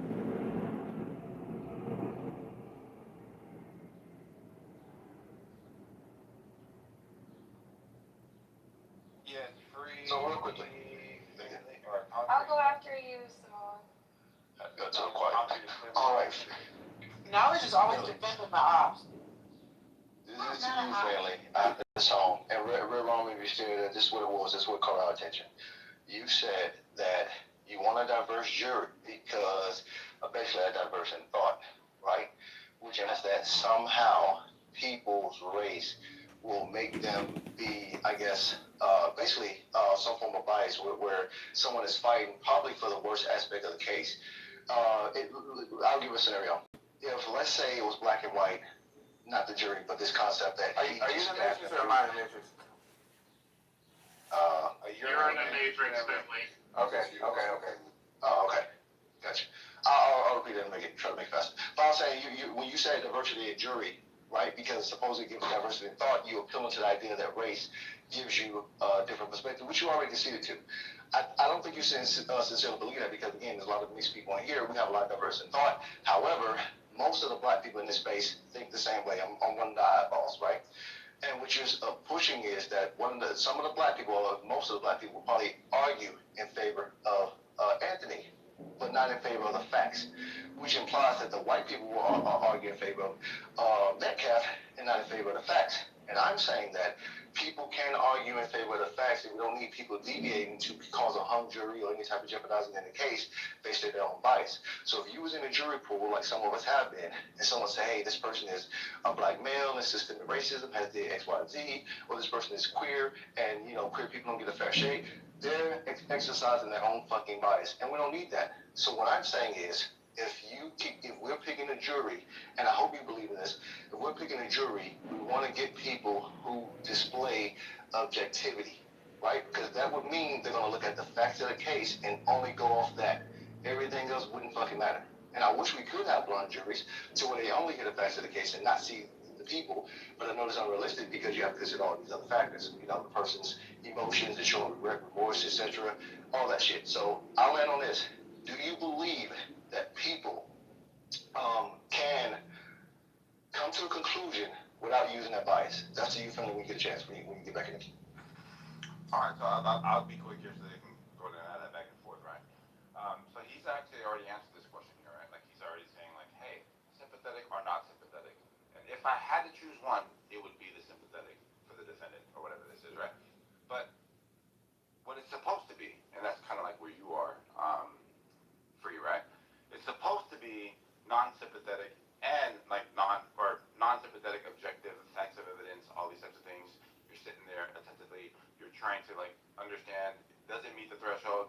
That's what everybody would want. Like that's the ideal thing. And Finley's kind of merging into like, but what is the actual like things on the ground? Like what's happening on the ground? And you can see how we were just talking about this yesterday. Oleg brought up like $1 billion lawsuits where there's these like consultants that are paid like $40,000 for like an hour to sit back and read the potential jurors, right? Because they're trying to control for these types of things, right? And I don't see a problem with like what Finley's saying, right? Because if you're looking at just the GoFundMe's of like how people became tribal and $500,000 is raised for this person because they're countering, well, according to them, they're countering something that exists, and then online it just spreads like wire. Like, how are you going to control for that? Right? Like, where are the trenches that are going to tame this wildfire of everybody now being like politicized with like the whole movements of like this cultural shift? And okay, it's happening everywhere. We have to fight. It's everywhere. You can't get this thing out of like our like consciousness and that. Right? Like, how does a person avoid that? And I think that what Finley has speak to this, the majority of the jury pool aren't going to be what you actually want. But I was just reading this here. It looks like the prosecution was putting on their case. They said that they actually have the footage and they're running the jury by it. And the view catches like basically like the whole football field and then where the tents are. And like he enters in, and then they say that after the stabbing, Metcalf holds his chest, says, "You guys stabbed me" or whatever. But this part right here, I think is kind of damning, and I'm wondering what the statements are going to be like during this trial, where he runs away from the scene, throws the knife, like ditching the knife, and then tries to blend into the crowd so that he can flee the scene. Like that right there was like a little. I didn't really know about a lot of that stuff, so I think it's concrete to Finley. I'm not the Finley. I think it's not concrete. Concrete was before me. Is he here? Is concrete here? Nope, go ahead. And I said after you, so we got back and forth. I figured you're gonna ask me some things. But go ahead. I don't know when I start talking. So. I think Samoa did a good job because I did answer that question already. Samoa did a great job of kind of still making my point and articulating it. I don't have anything else to add other than knowledge. Okay. I think knowledge. I think you can hang around with your listening skills when I speak because I ain't said none of that. I said none of what you said. But I'm gonna leave it there. Okay. So I think I understand what you're saying, Finley. So. Yeah, don't use me to take a shot at Perception is crazy, yeah. It's just they put me in the. So here's this, family. Here's this. Let's do a quick back and forth. So sympathy should go both ways, right? I understand that the defendants presume innocent. That don't mean you deem them innocent. You just presume that the prosecution has to prove their case, right? And with that being said, you do empathize with the victim or the alleged victim too. That Metcalf was just a decent, law-abiding kid. He was in the place where he's supposed to be. He made. Okay. That's what my trust is. But anyhow, so you empathize with both parties. Hence, both parties have to make their cases. And I'm saying that to say that race, in my opinion, should be highly suppressed because that creates the bias that someone is going to judge as it's not really a factor. Because you can understand young people, young boys, that's us wrong. They kind of want to prove sometimes. They kind of don't take things from. They're still trying to figure out the world. And in this process, both of them could have made a bad decision. That Cash could have said something to him out, and Anthony took it the wrong way, and Anthony likely responded in the worst way possible by stabbing him with a knife that he shouldn't have brought to school. So I'm saying that to say that the jury have to look at these facts and undermine their own biases. Empathy is there because we're human, but when the facts are presented, the defense, right?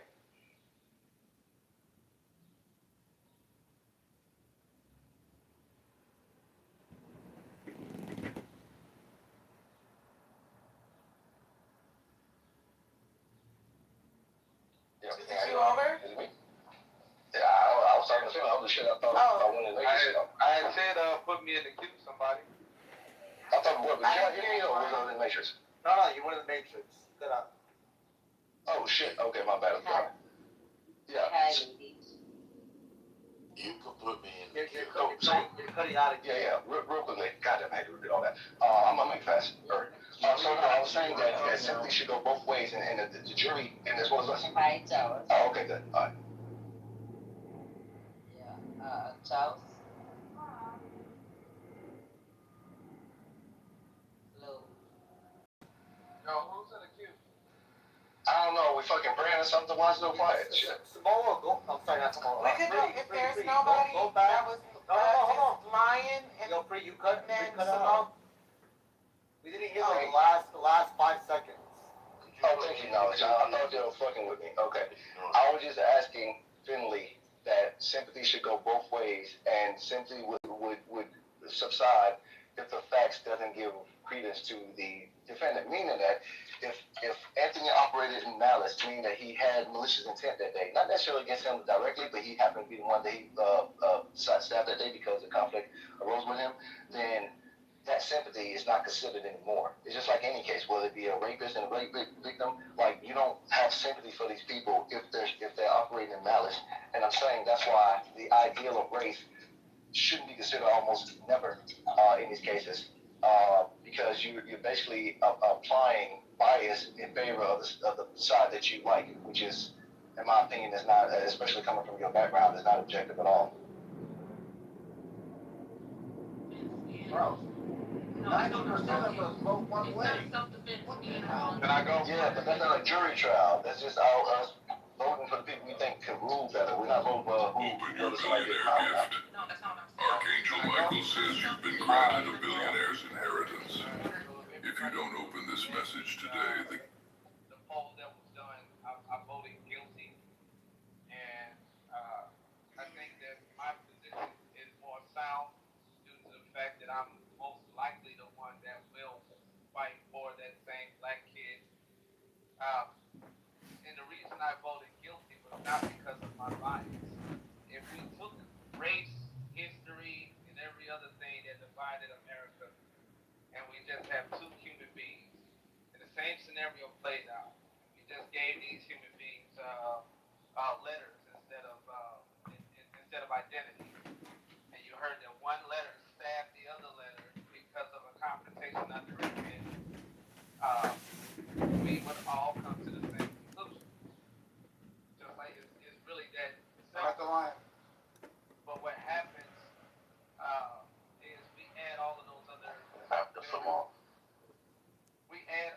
other variables into the story, and we also internalize it. We pull our personal histories, and we bring in the fabric of America, and that is how we are determining he's not guilty, or what about his upbringing, or his mama was sick, or we humanize people who end other people's lives. Now, although he is guilty, I have to say this other part. I believe that if I was on as the one that's going to sentence him, I would give this young man slap on the wrist and tell him to, don't do it again.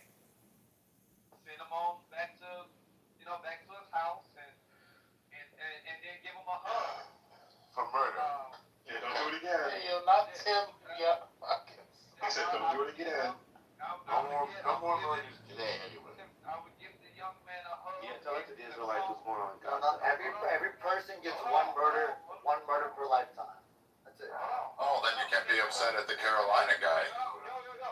Yo, be respectful. Don't make me have to get all monkey with you, please. Because I will interrupt y'all. Actually, you normally are. Don't do that in front of everybody. So the point is, I know you can't emulate your father. He never showed up. Look, I'll start moving people down. It is lines go respectfully. Line. Anybody who interrupts as of now will get moved. Go ahead. all right. So Could you put me in the queue, please? It's Norm. I would give the young man a hug and maybe a Bible. And maybe we might sit around like a campfire and cry a little bit. Just like they did for that one white that man sitting in his house in Texas, just watching the fucking wrestling or some shit in his underwear. And they, that'll be about it. I think you all are up like, I don't know, maybe 400 years and a couple thousand bodies. You could lose one or two, maybe one or two a year by the hands of a black person, and they'll look the other way. Y'all got so many damn hangings and lynchings all over the place. Stop around about this one white kid. Forgive, right? You all Christians, right? Jesus told you to forgive and turn the other cheek, right? Like you keep telling us. Well, forgive. Yeah, we murdered him. Now forgive. Show us the compassion that you want us to show you when you do this horrific shit to us. And let's just move on. Yeah, I kind of see that a little different, right? Because there could be some forgiveness with consequences, right? So like these two things could exist at the same time, right? For me, the way I look at it is as the prosecution already starts at a negative for me, right? There's already an uphill battle for them because it has to be beyond, not just a reasonable doubt, but beyond that. So we're not going to start at 0. We're going to start at like -3. And if I'm not even looking at the defense at this moment, right? I'm looking at the prosecution. How good is your case? Okay, cool. If they fail, I don't even have to hear from the defense. Like that's the way it's supposed to be. It's like, did you rise to the threshold that you were supposed to be? And if I'm sitting there looking at all the evidence, I'm like, bro, all this is gas, third party, hearsay, circumstantial. Like the person's not even there, this and that. I don't even have to hear the defense, bro. Right? And I don't think anybody would have to. But if they make a convincing argument, then you're interested. Then you're like, okay, well shit, there was like 5 good points there. Hey defense, what do you got to say about this? Right? And then it's kind of like this sparring match where it's like, oh shit, both sides are doing pretty good, right? And I'm over here got the front floor, and I'm over here kind of analyzing her. But still, the starting point should be like at -3, and the prosecution has to work their way. That's how I think you should kind of see that. I don't know why a person would say, hey man, you're guilty of this thing, right? I can make the argument, and I've been making it lately, that I see where the defense is going to go, and I kind of like it, right? Because they're saying, hey, a reasonable person in this type of a circumstance reasonably would react this way, right? If you're just adding all the things that can kind of be like added in his view of it, and then make the judgment there. I thought what I just read out, as far as what the prosecution just said to the jury, I thought that's pretty bad, like what he did afterwards, right? Because a reasonable person would be like, whoa, you ran away from the scene, you chucked the knife all the way away from you, then you started blending yourself into the crowd to conceal like your identity, and then you're starting to ask these questions of the police officer to see the level of trouble that you're in, right? Like you're fishing. So like these types of things are important as well. So I haven't heard the defense yet, but we'll see. Back in the queue. You had me to the queue before free. Okay, I think I'm in the queue. Why do y'all need a queue? Why can't y'all just talk?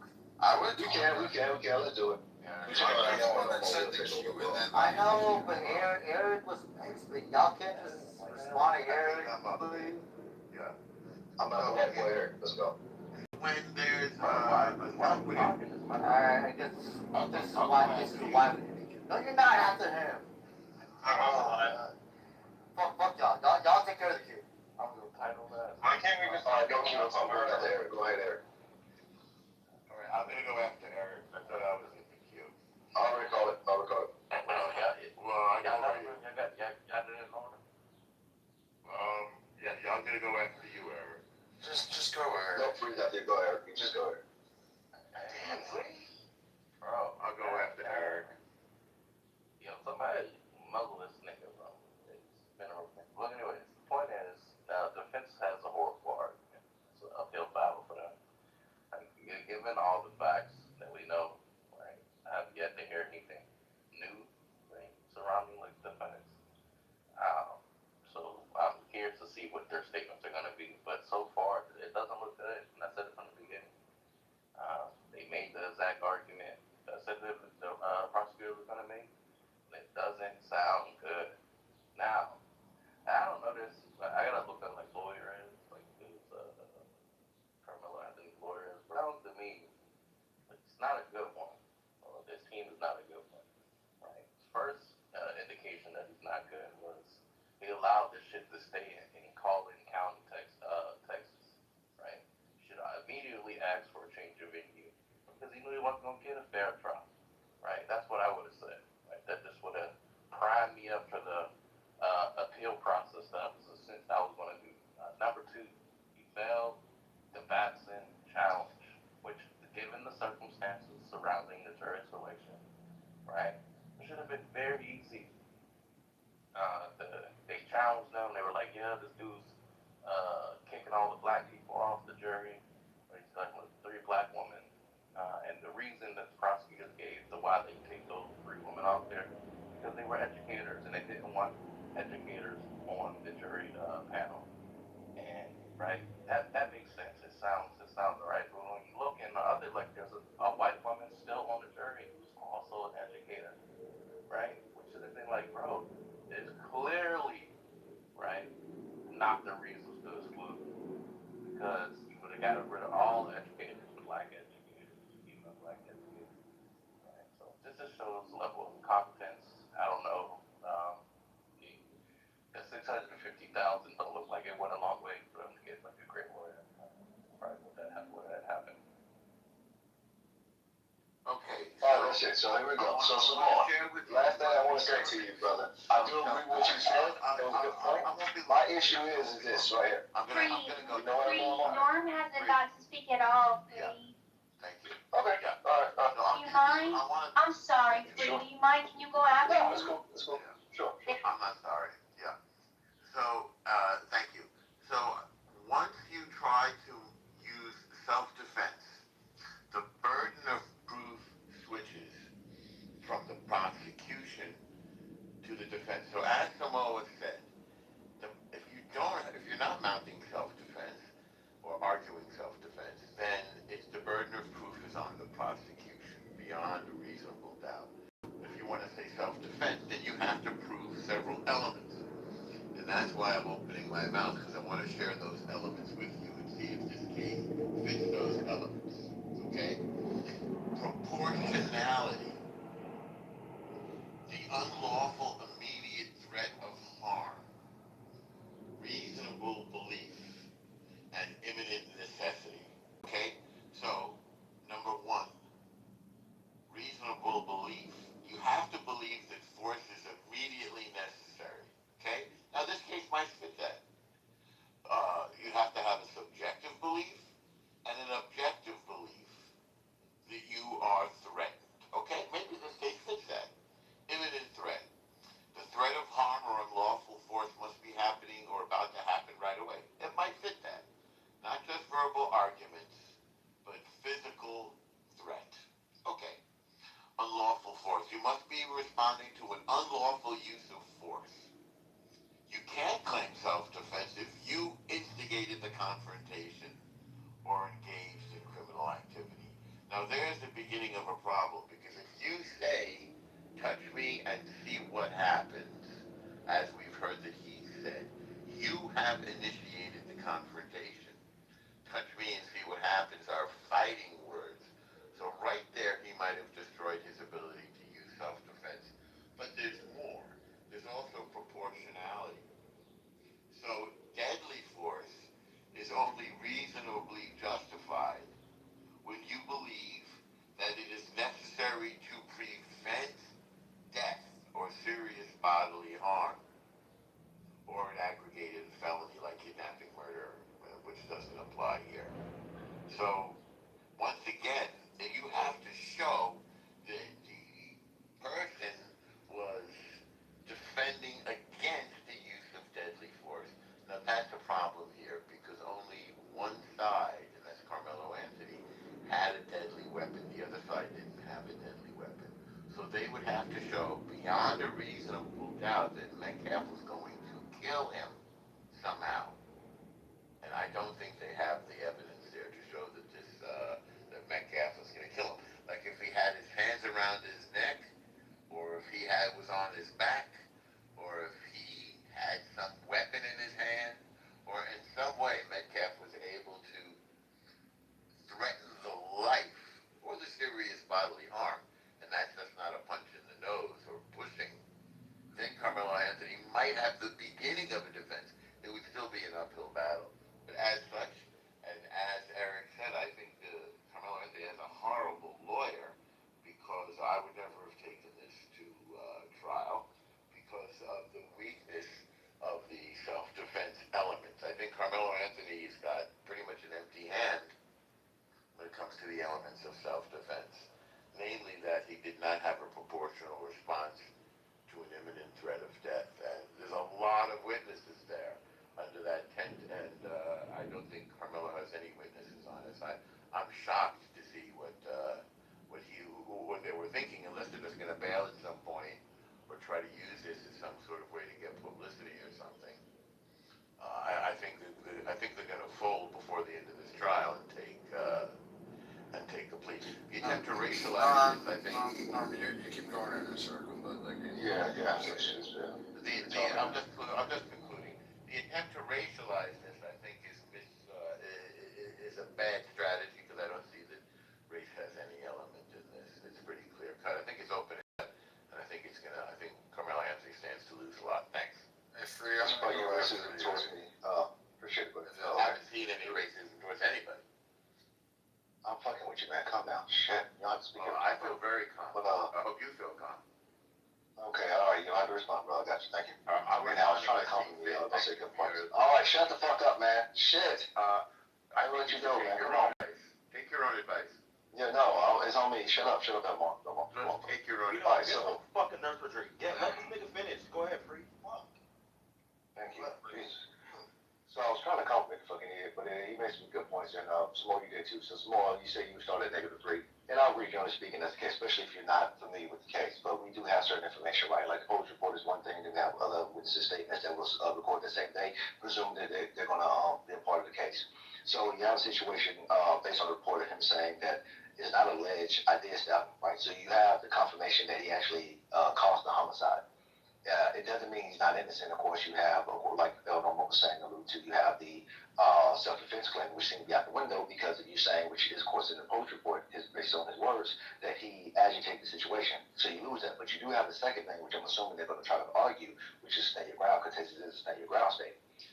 That may be an issue because, again, like you said, proportionality, that you're standing your ground, but you have a ground to stand, right? Like, you know, what led to this particular conflict? Did this person engage you first, and was it mutual? And if it was mutual, why did it go from hands to knives? And especially as a juvenile on school property, like all these things. So like there's so many things stacked against him to why I couldn't start at a -3. You know, just without the prosecution even arguing and taking this stuff in consideration, it puts him at like a 5, like leaning towards guilty. Right? So that means the defense has a lot of shit stacked against them, so they're going to have to really prove innocence. I know by law they don't have to, but they're going to have to justify a lot of his actions. And that's what I'm saying. That's why I don't understand why a lot of people are defending him, because it seems very indefensible. I'm not saying it's impossible. There's some great lawyers out there. But that shit, it's an uphill battle is what I'm saying. That's all. I was just pointing out the point that you made. Again, I'll reiterate this. We actually don't know what's going on. We're aware of the defense offering, or the defense is going to say it's a self-defense, or at least that's the claim that's being made. You have somebody who posted on Facebook at the original start of this providing some information, but that hasn't been corroborated. You haven't seen any of the videos. Nobody except for a limited scope of the police report, which is initial statements and not really a complete investigation, seem to be going on and just saying it's self-defense or it's wholesale murder. So the ones with the tiki torches and the white pointed hoods are sitting there saying that this needs to be like, this needs to go. And the other side is saying this is 100% self-defense. Neither side is right because, quite frankly, none of you know the evidence. You don't know what's being put forward. There has been a plea deal. There has been gag orders. You haven't heard much except from in the beginning by that one guy that was rifting off of the family who got them to get a GoFundMe. He took his cut. She bought a house and a car, and that's about the extent of what you have there. But as far as the two boys, you have no idea what's going on because nobody said anything. There is nothing out there except for like conjecture and things that are just floating on the internet. And in terms of having an all-white jury, yes, it is kind of odd to see this because then it does present a possibility of an appeal based on racial. And you know what? Maybe the defense attorney's sitting there going, you know what? This is actually going to work out great for us. So, I mean, you know, there does have opportunities there where you may not. But the same people were also screaming in self-defense on the Carolina case, and then Mr. Chow or whatever his name is, General Tso's chicken, they said he deserved to be let off because it was clearly self-defense and argued from a point.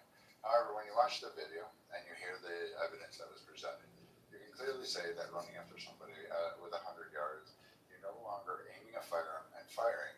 You are no longer the victim. You become the aggressor. You become that person. And then Bill had flipped. And so now all of a sudden, we're giving carve-outs and caps and trying to make really weird sidesteps for one case and then coming down on the hammer on the other. And I find it really weird that people want to just make these judgments before you've even heard the case. It's the same thing that happened in Rittenhouse. And everybody's saying he deserved to go to prison for almost. You didn't even know the facts of the case, and when they came out, everybody was silent, including those on the right who thought they knew the case, and they still had the facts wrong. So, I mean, most of you, I would kind of say pause. I'm just waiting to see what evidence gets presented because it's going to be a high-profile case. We're going to see it. We're going to hear about it. So we'll know. And then all of you that are screaming up and down, one of you is going to lose. And I think a lot of people are just going to be absolutely wrong. You guys are just going to try to do I don't want to throw Samoa under a bus because that's not really fair to him. I will say you'll do the, let's forget about this one because, you know, quite frankly, we don't want to talk about it and then move on to the next virtual signal outrage that you're going to do on Clubhouse. Thanks, man. Thank you. So far, I've been right. They've said everything I said that they were going to say. And nothing changed.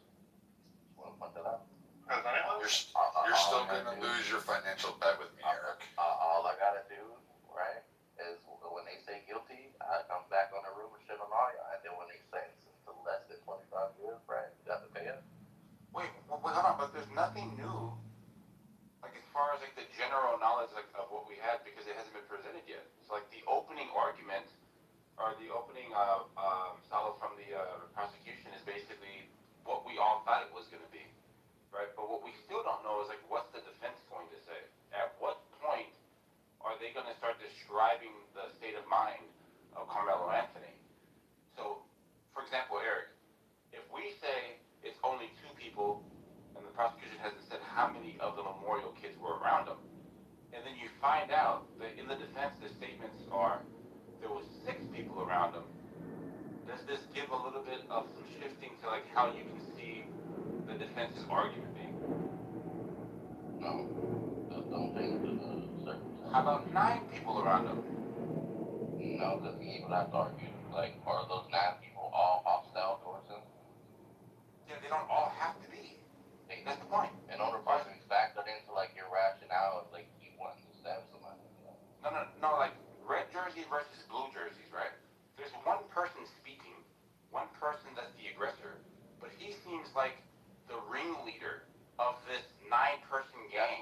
That's what I just asked, nigga. I said, and from the, what is it?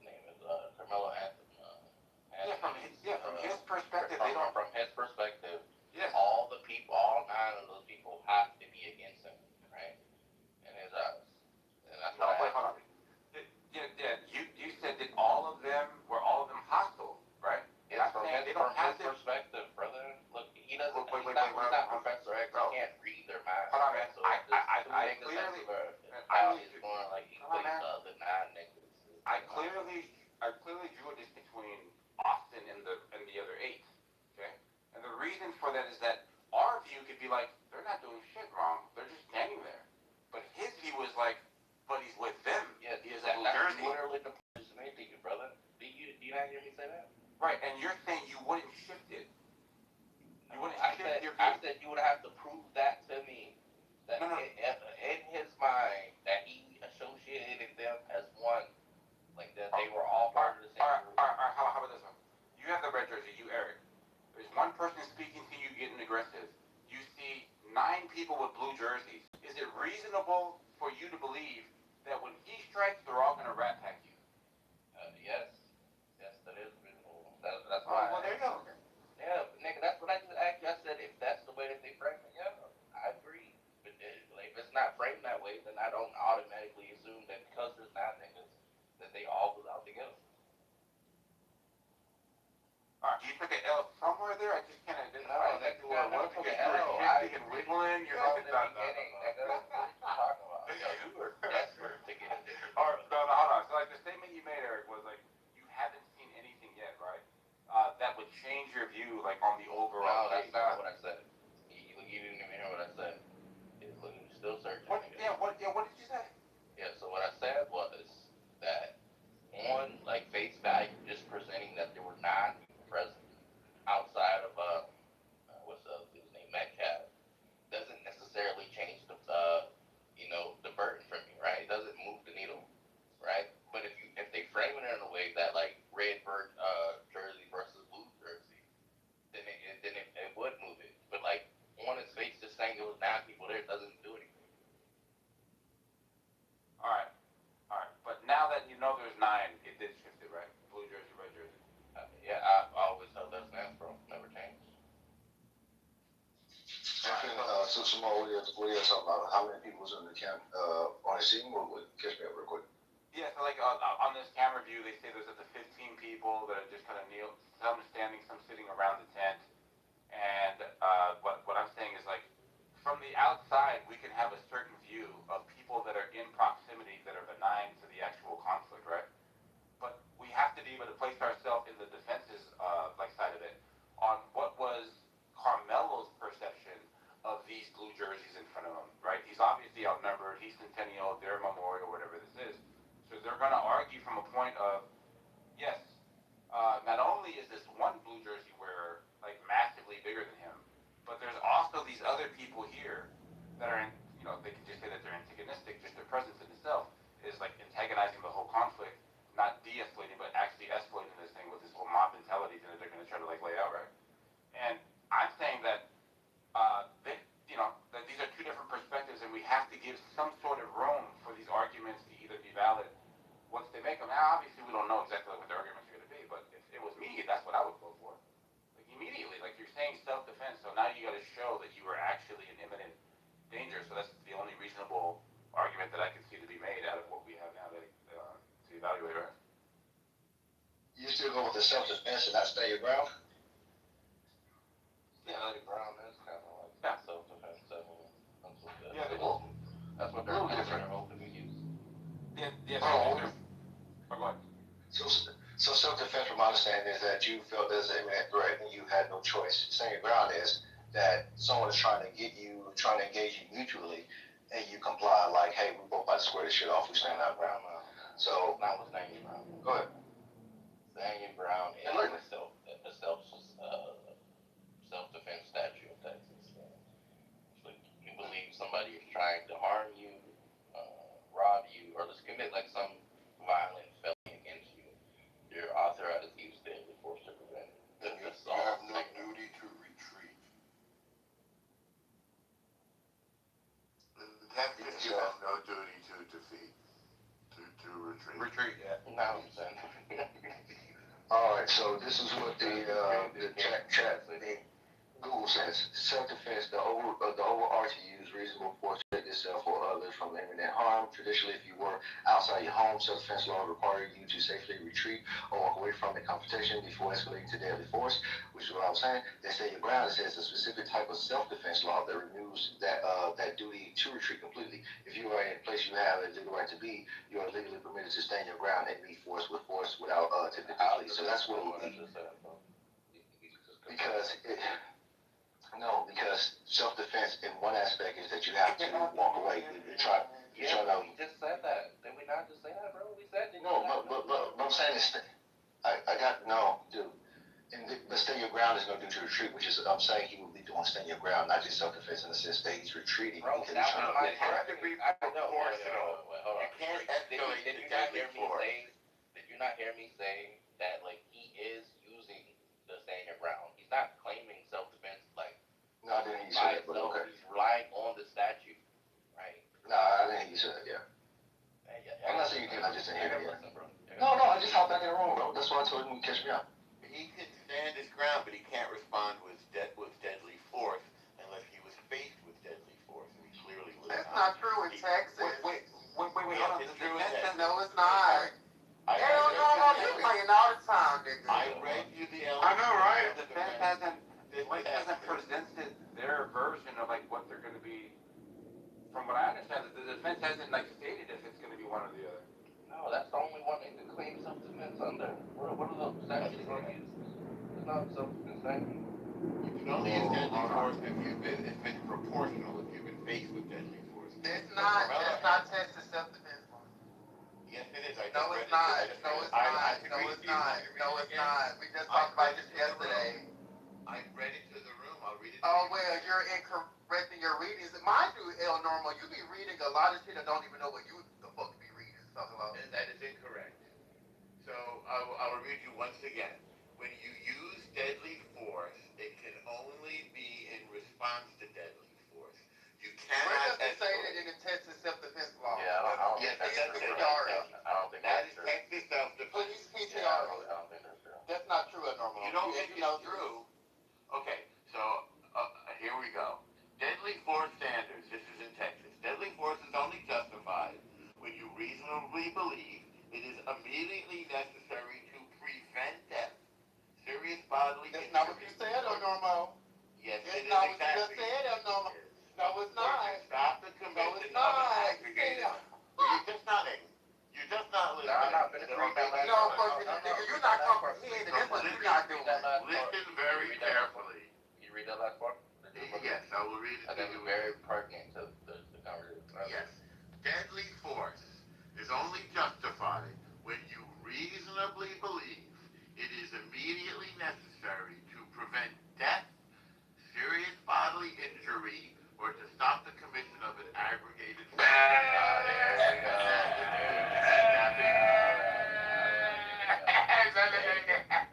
and that includes kidnapping, murder, sexual assault, or robbery. Absolutely, yes. So you were wrong. Thank you. I'm not wrong. He escalated to deadly force. To be honest, There's no indication that offered deadly force. Normal, you cannot answer the escalate. question. Normal.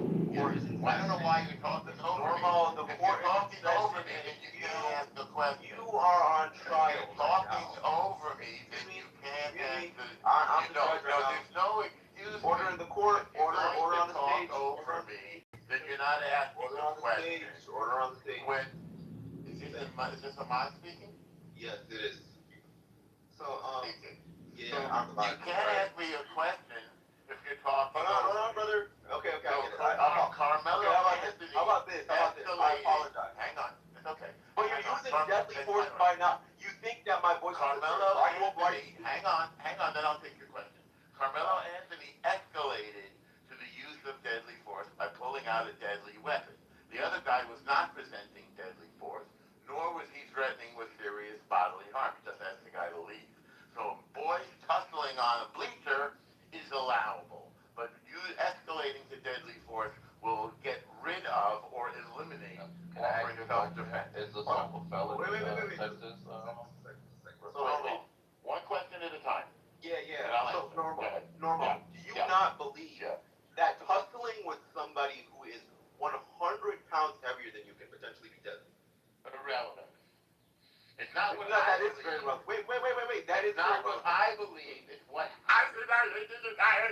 It's not a religious question. It's a factual question. Who said it's a religious question? Well, belief is religious and facts are facts. Okay, but I'm asking you your opinion. I'm not offering opinions, I'm offering facts. So Norm, let me ask you this. You're in the streets of whatever city you're in, right? Right. There's somebody who's like way bigger than you by 100 pounds, right? Right. Says, hold on, brother. He can be big or small. Order on the stage. There's plenty of order. Order Got yourself. it. Yeah, so the part of Order yourself. Yeah, so you can order yourself by staying on mute. Yeah, no, that's not how it works. Thank you. Lead by example. Hold on. Try calming yourself down. I'm very Take calm. a breath. I gotta get the question Put your out. feet flat on the ground and Yes, have my a feet sip are of flat. water. Okay. You're gonna be fine. I prefer coconut water, but here's the thing, right? So Well, if you can't afford the coconut water, I literally have it right now. Pineapple coconut water. have what you can afford. So anyways, don't throw it. Pineapples are gay. Don't drink that. Pineapples are for swingers. That's correct. I do swing. That's for sure. Well, no. From a tree. Yeah, no. Whoa! Wait, y'all heard that? I heard it. All right. Now let's hear the question. Whoa! Yeah, let's hear the I question. was gonna say I swing from the stage to the goo, but that's Oh, okay. Okay. But anyways, this is the reason why Carmelo Anthony killed a white boy, right? Because the thing is, you feel entitled to talk, however, to people that you don't know, right? And the boy felt threatened. I just felt threatened by your statement. His feelings do not matter. Yeah, but my feelings do right now. No, they don't matter either. Only matters is the Alright, fact. I'm just gonna go on mute. Go ahead. Can I ask you the question now?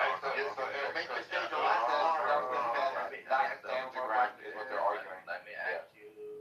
He can stand his ground, but he can't escalate to deadly Oh, force. that's an elder rule, right? Is assault in Texas a felony? Depends on the assault. There are felony assaults and misdemeanor assaults. Why do you ask? Nigga, if I said is it a felony, right? Thank you for calling me that. I wouldn't be talking about the misdemeanor. It's not if it's consensual. No. Yeah. That's So mutual. Carmelo Anthony says, touch me and see what happens. Those are fighting words. Hold on. He's now inviting the person to fight with him. Hold on. I'm talking about Why previous do I have to to that. hold on? Previous to that. When somebody Previous? touches, yes, when somebody touches Yeah. unlawfully, Yeah. right? Is that not a felony? No, not necessarily. You can bump into them, you can say, excuse me. No. Depends on what he does. I know. We're using these circumstances. The fact that, yes, under these When somebody circumstances, pushes it's you, not yes. clear that When they somebody- have committed a Somebody felonious pushes you. assault. When somebody pushes you. Yes. Yes.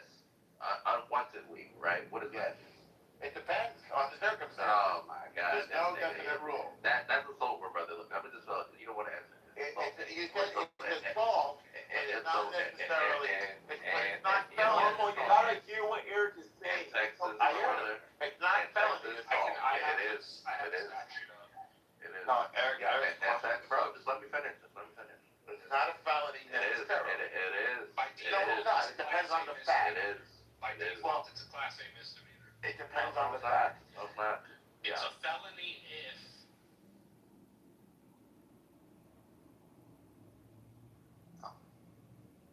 Read the felonious definition. That's helpful. Go ahead.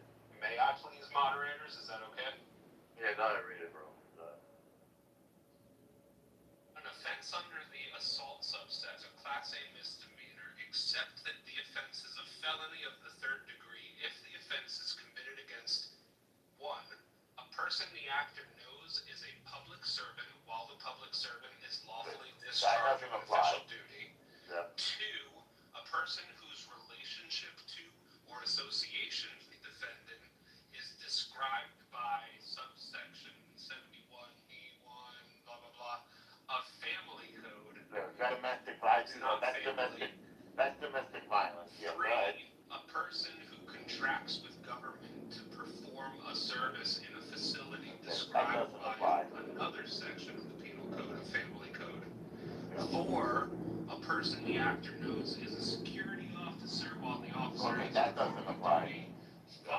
A person the actor knows is emergency services personnel. That doesn't apply. 6. A person the actor knows is a process server while the That person doesn't is apply. performing duty. 7. A pregnant individual to force. 8. A person the actor knows is pregnant. 9. A person the actor knows is hospital personnel. 10, a person the actor knows or really should know is an employee or agent of the utility. 11, by an actor who is committed to a civil commitment facility. And that's it. What the bro? Don't ever do that shit again, bro. Why? Can you please scan it to see if it's applicable to like the conversation before you just waste our time? The point is that it's not. Oh my fucking god. All right, hey, Eric. I'll be back to fact check in a minute. All right, so like a push or a punch, right? A push would be something like 4th degree, something that's not like the severity, right? A punch would be something that's like 3rd degree, 2nd degree. Would you agree with that statement, Eric? Say it again. I wasn't finished. Say it again. Yeah, a push would be something like 4th degree, right? In severity. A punch would be something like 3rd degree. A weapon would be like Misdemeanor or felony? 1st degree. Which degree what? Misdemeanor or felony? The misdemeanors are 4th Yes, and there's 3rd. different degrees. Yes, different degrees. Yes. Right. Like if we're using the Carmelo Anthony case, the first point of contact is a push, according to the statements made by the people that were there. Okay? And then he responds after the push, so this is the whole misdemeanor assault right here that you're talking about. The next one is a punch me, and then you'll find out or something like that, right? I thought you said touch me. Now, I don't know if he said that first or after he was touched. We don't know. Yeah, well, there's 2 points of contact. There's the first point, and then there's the escalation to, okay, that doesn't warrant a response. Now do this. What's the first point? Yeah, the first point of contact was the push. And I then, thought the first contact was, would you please leave? no, I'm talking about physical contact. Like actual physical contact. The Okay. first physical contact was the Walk push. us through it. So the guy says, would you leave? And then what does Anthony do? And then Carmelo Anthony basically says, no, I don't gotta fucking go anywhere. And then he starts walking towards him, and he says, touch me and you'll find out. Then he pushes him. Wait, stop it right there. Those are fighting words. He just lost his self-defense. Right there. That's not what happened. He left fighting words. No, he Touch me and see what happens. That's not fighting words. Yeah, that's not what happened. Those are fighting words. Why are you taking it out of context? No, that is the context. And then Carmelo, the white dude pushes him. Then No. Carmelo Wait, hold on, no, responds, push me again and see that's what happens. Yeah, contact was already made. Wait, hold on. We have disagreement over the facts. Come on, guys. So let's get this clear, right? First he says touch me, and then he says punch me. Yes or no, Eric? Bro, that's not what I'm talking about. That's not what No, I'm talking about. hold on, man. I'm only talking about Carmelo Anthony's responses. Bro, I'm not talking about that. I'm not talking about that, brother. I'm saying you made a mistake when you said that Carmelo Anthony walked up to him and said, No, I said he didn't say that. hold on, bro. Everybody mute up. Everybody mute up. So Eric's right. Like because I was about to correct you on the same thing. You implied or you said that like Austin walked up to him. Then Carmelo said touch me, see what happened. Yeah, thank you. Then Carmelo, then Austin pushed him. Like, that's not how it happened. That's not what he said. That's not what he said. Come on. Real quick, let me just finish. I'll be quicker. Look. Just to clarify, I think what Eric was going to point out is that the push happened first. Then Carmelo said, "Touch me and see what happens." Yes, that is correct. According to the report, that's not true. No. The report, he said, touch me first. Then he touched him. Then he said, now punch me. Yeah, so he said that first. That's right. One mic on now. I'll be quick. I got a message from Louis saying that he got the money sent to you. So send me your cash out or whatever phone is hers. Just send me whatever phone you want.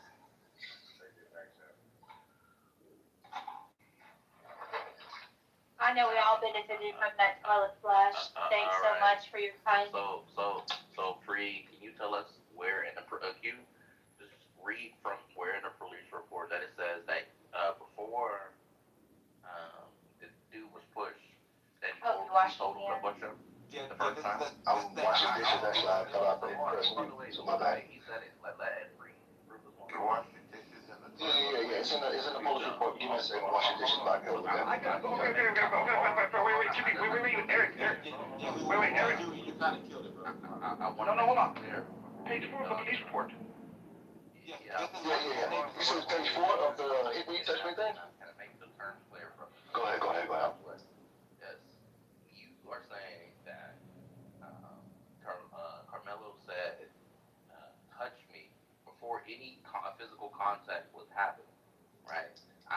isn't true. Alright, I'm saying, please show me in the police report where that is the case. Sure, give me a second, pull it up. So while he gets that, I want to make sure that the claim is clear. We're saying Carmelo Anthony said two things. First he said touch me, and then he said punch me. Okay? No, that's not my objection. That's not my objection. I might have That's not missed my it, claim. but I didn't hear the second one. Yeah, that's not my claim. Yeah. That's not my claim. Well, I didn't disagree with you on that. Yeah, whoa. All right. So I want to make sure that you said that you disagree with something that I said. Yes. All right. You So you're disagree saying that with he the walked. second declaration from Carmelo No, Anthony. it's not. We're not disagreeing with the statement that you're saying he said. We're disagreeing with the sequence in which you said it. Well, So I want to make sure this is clear, right? So Carmelo says touch me. I'm saying that this is when the first touch happened, and then he elevated it by saying now punch me. That's what I'm saying happened. Yeah. We're saying Austin first pushed him. Go to page 4. Go to page 4 of the police report. Austin first pushed him. No, you're only looking at the one statement. No, that doesn't matter, bro. Look, whatever. Whoa, hold on right now. Actually, it does matter. There's several statements by several officers. If you're looking at 30 statements, and the common theme is that he said touch me and you'll find out that he was touched, and then he said punch me and you'll find out. That's not my point of contention. I don't know what you're What's the point of contention, though? Just hold on, bro. If what I'm saying is out of all the statements, this is the theme that they're running with. The police is running with. Why does that matter, brother? That is not what I object to. Hold on, bro. Because if you're only pointing at one statement as far as like the order of events, the other statements outweigh the validity. That doesn't matter. That's not my argument. Small, what's the That's other not a fucking argument, nigga. That doesn't matter. Focus on the police report. Who's getting it? Yes, I don't know why you keep talking about like one. We read this out the other day. I literally read it out. Yeah, I don't know why like you're doing like this weird thing where like you act like you don't hear like the claim that is being made, right? I'm not objecting to like one outweighing the other. Like that's not my fucking objection. My objection is when you originally presented it, you presented it as if Metcalf didn't touch Anthony first before like anything was said, and I'm saying no, he touched him first. Then Anthony responded with touch me again, and see what happens, Yes, right? we Something hear you, along those lines, right? Yeah, that's not the sequence that I heard. Yes, The sequence that I that's what heard. we're saying is wrong. Before there was any touching, Carmelo Anthony said, touch me and see what happens. Yeah, that's just not true. Yeah, That's that's what I heard. That's You'll have to only now happened read the report. Why is it so hard? Yes. So no, Let's read because the we report want out loud. because we wanted Eric to anchor in. We're on a normal. Do you want me to read it? Do you want me to read Yeah, it? please read it. I'm just saying, Point about moderation. Keep in mind, we're talking about the particular point that being touched. Please read the thing before like y'all get back. Read it out loud. Yeah, but I want to make sure you're reading the right thing. That's what we were talking about the other day. My guy. I'm looking at it now, but I'm just trying to skim through it because I can't read stuff to the word. Yeah. Go ahead, Hugh, if you.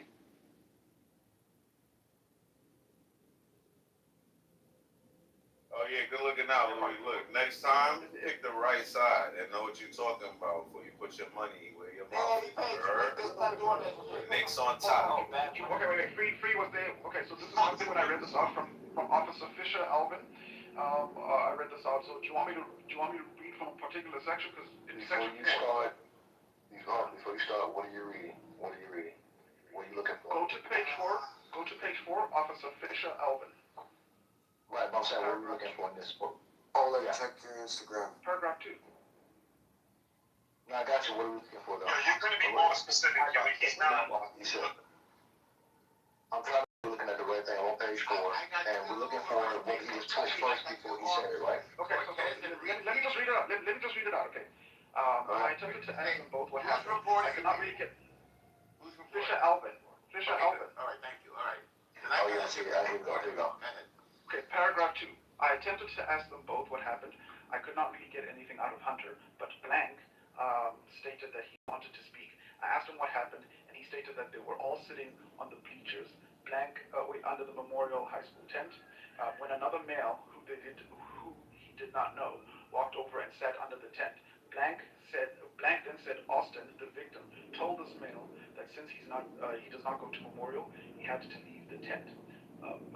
Blank had said during this time of arguing, the male was reaching around the. Oh wait, hold on. Wait, sorry. I can read what I have. I'm gonna go when you finish. Go ahead. Austin and the male went back and forth, and Austin stood up and pushed the male to get him out of the tent. Blank said that during the time of arguing, the male was reaching around in his bag. He had, it was the time, sorry, my bad. It was the time the See, it's not telling you what was said in the argument, though. They're just saying they were arguing. No, Yeah, that's the issue. wait, hold on, please, that's not the dispute. Oh, okay, let me finish. I want to go out there. No, the dispute is what was said first, and that's why I was trying to ask you what was you reading, because I don't know if you understand what we're arguing here. We're trying to see what came first, the words or the action. That's what we're trying to find out. That's new. That's the new trick y'all trying to add. No, that's the argument we're having right now. We're trying to see did he touch him before he said touch him again? Or did he? That is the argument. Simone, you still there? Yeah. I know y'all hate That is the argument. Wait, real quick. I want that, so I got my part right here. This is Let him read. Wait, dog, let me give you the link. Dog, if I quickly got the link. I'm driving right now, so I can't review it. That's what I'm asking. I'm on page 4 of the first definition. I'm ready to read. No, it's on me, because I'll wait for him to finish. Hold on, it's on me, because I'll wait for him to finish and read my part. I have a police report, yes. So here we go. This is right here solidifies it. Which cop is it? Which police report? It's Wetzel. Also Wetzel. You Page 4. then I'm gonna read. Okay, gotcha. Perfect. All right, perfect. So here we go. So, Huey, here's where we close the casket on you. Hold on, okay, cool. Here we go. So here's Wetzel, okay? He said, when I arrived on scene, I grabbed a roll of crime scene, take further trumpet, and proceeded to the visitor's bleachers with dispatch advised me the victim was. When I was walking towards the visitor's bleachers, I was approached by a witness who identified himself as blank. Began telling me what happened, and I asked him where the stab occurred. Yeah, he told me what occurred. So here we go back to the thing. So Austin and the suspect, who was later identified as Camilla Anthony. Anthony was from Centennial High, and he was sitting under the Memorial High School tent.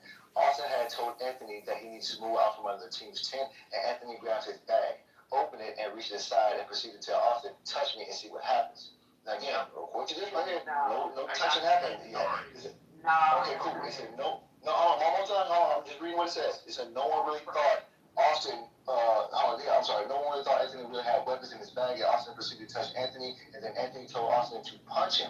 Not just touch him, to punch him and see what happens. It shows how later Austin grabbed this is his report. Austin grabbed Anthony to tell him to move, and Anthony pulled out wet blank, called a black knife, and stabbed Austin once in the chest, and then he ran away. So again, the touching happened after he provoked him to say, touch me and see what happens. Yeah, so he initiated. That's all I'm saying. Go ahead. Read yours again, Huey, because Huey's got something totally different. Just let him fucking read, damn. Shut the fuck up, bro. Yeah, we want to hear both fucking sides. Don't gotta yell at every fucking time. You can't read the full things. You guys keep on crying. Go ahead, Huey. And Samoa's not even know. I've got the police report up too. I'm gonna go after it. Give me a second. Free, can you go to page 4 and read Fisher Albin paragraph 2? Yeah, because he's making you out to be a liar, Huey. Huey, we know that, bro. That's a general. No, it's over.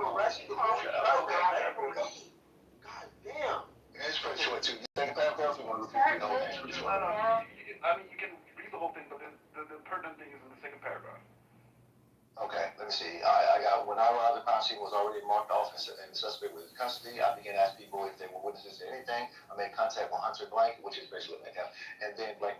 They were both breathing heavily in crime due to major events. They were with coaches on the field, and it was pouring down rain. We made a decision to relocate to a locker room just east of the field. Once in there, things calmed down a little bit. However, they were still hysterical. Could not really talk in there. I learned Hunter was the brother of the victim. I took to ask both what had happened. I could not really get anything out of Hunter, but Blank stated that he wanted to speak as to what happened. He stated that they were sitting also in pictures on a memorial tent. When another male he did not know walked over there and sat under the tent. Then Austin, the victim, told this male, since that he did not go to the memorial, they had to leave. Austin and the male went back and forth, and Austin stood up and pushed the male to get him out of the tent. Again, it's not even contact what was said. Hold on, what is back? Right, what I'm saying, I'm just saying it's really vague. That's exactly what I'm saying. It's very vague. Yeah, because if he said it in those words, it would change the whole dynamic of everything. All right, I'm gonna finish. I'm almost done. All right. Blank said doing this. No, because people were saying stuff. Yeah, all right. Blank said during this time, I'm almost done. Two more sentences. Blank said during this time of argument, the male was reaching around in his bag. It was at this time that the male took out a knife to stab Austin and the scene. This was all like, remember when he talked to me after this, I stood by with three athlete witnesses until CID arrived and interviewed them, and I was there really blah blah blah blah. So that's it. So again, real quickly, this is very important. Hold on, I just read. Real quickly, I want to say something real quickly. The point about them going back and forth is very important because it's vague as fuck. That part. No, it matters to everything. Because think about it. The first part I read gave context to it. That one doesn't. It said that he told him to touch him first. One person say Agreed. But that was more right. But keep in mind, that was more. Yes, but that was more detailed though. That's why it matters more. Because that was more detailed than this one. He just said it went back and forth. You don't know. You're right. But when you say somebody went back and forth, you don't know who initiated it. You don't have the context. So like Huey's example, Nathan, is back and forth. The first one. If I tell you, if I tell you rape me, and you rape me, that means I initiated it. But that's specific though. No, that's specific. If you say we went back and forth and you got raped. My bad, Joe. I can't afford to talk over everybody. I just want to point something out. We keep saying that the first one was more detailed, but the first one negated the push. Like, so how can we go to things? No, that's wrong. No, it didn't. No, the first one didn't include that too. The first one, he grabbed it. He said he touched it, and he grabbed it. want to read another police report. Speak over y'all. Just let the man finish. I want to read another police report. Hey, you guys mind if I just say this real quick, bro?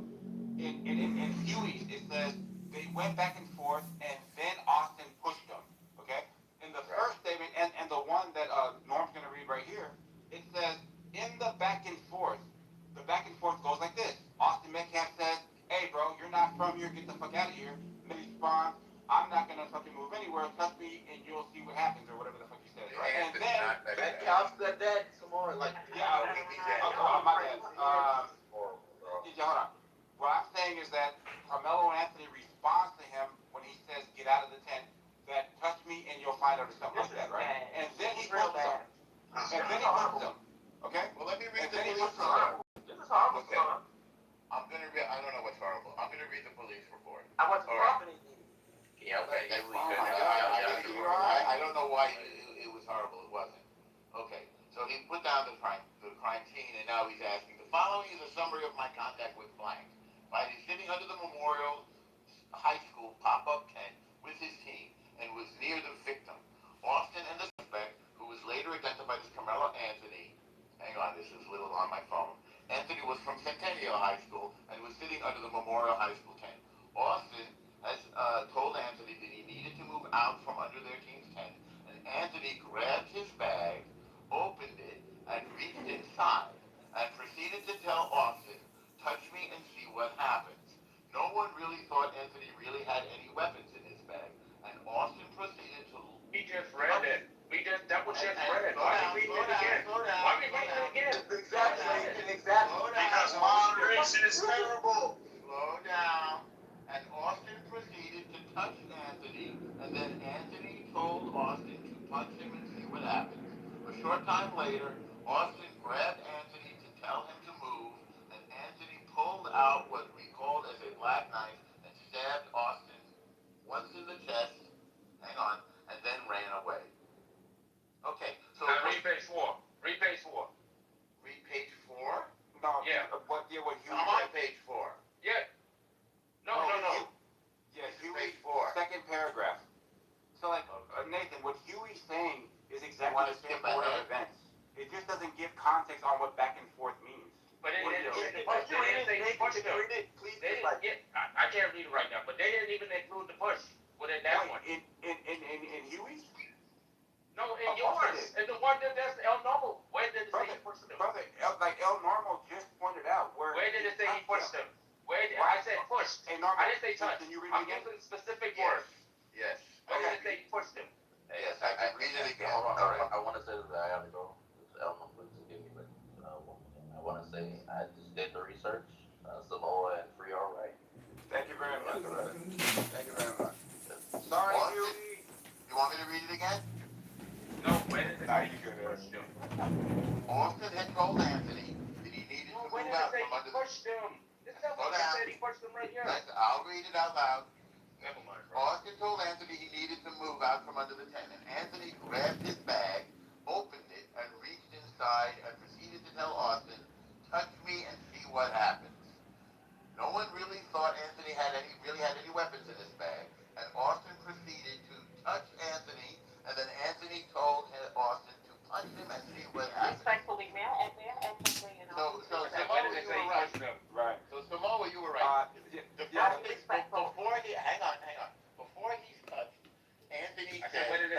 question. In the one that you Bro, read. I'm gonna just warn you now, bro. That's what I'm asking a specific question. I'm asking In the one that Huey read. Okay, so the one where you read said push, right? Push, the one that he's reading doesn't say push, right? No, the one where Huey read, the one where Huey read said This is the super right? dog. Yep, and then And then the one where you read said, hey, he said, hey, touch me and find out. Yeah, it explained the back and forth. Yeah. So why is yours better? What do I have in common with these non-white immigrants that come here and think? No, because in Huey's, back and forth before the physical. And in the one that El Normo and Freeze reading, there is a back and forth, but it's more detailed. Are you ready for page 68? Before the touch, yes. Yeah, that's what I'm saying. Club Rock. Hey, you want to cherry pick this one and say, because he said to pick One gives ambiguity, the other was pretty clear. That's the difference. Yeah. Nathan, No, one gives ambiguity.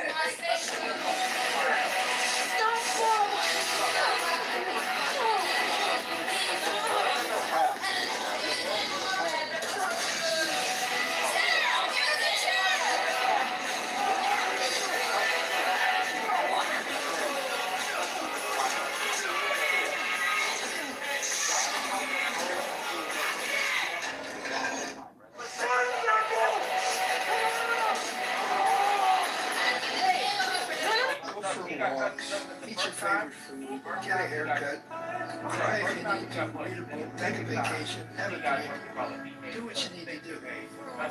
Take care of yourself. That's not what the report says. No, actually, come on. Billy Sunday couldn't shut down. Trying to physically put him out the tent. What part don't y'all understand? That makes more sense. He was under the tent. It was allegedly there. The young man said, "You can't be here." with his words. Everybody going out of the skin, see we get to the end, but that's where we begin. You feel it? Many kids and we breaking out, and we breaking the codes. Similar to the jack who stole to the gaps in your ass, so you take explosive, get it out. Send your body to fight. Everybody got a target tonight. Everybody coming off of the ride, or you stuck. Everybody going out of their skin, see we get to the end, but that's where we begin. You feel it? Many kids and we breaking out. Did you know a Muslim conqueror once showed What kind of aberration don't act like that. I don't need to hear him because it doesn't make any sense. You think you're He's the old dusty bitch down. He's so pompous, I can't take it. Bottom line is, it's an unfortunate situation. I'll say it again. Both boys' families are affected. In this case, I didn't say it's all More so one than the other, because the other one, he's dead. You know how those peer pressure. It was all self-defense. When he murdered him and killed him, it was in self-defense.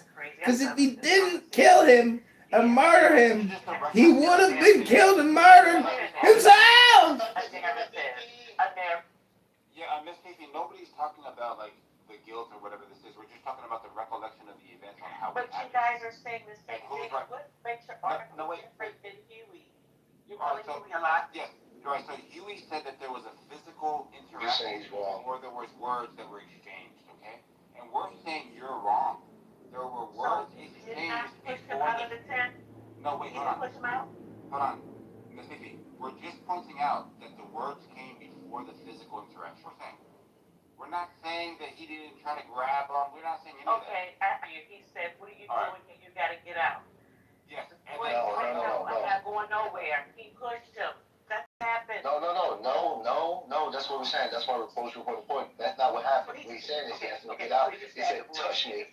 No. Sir.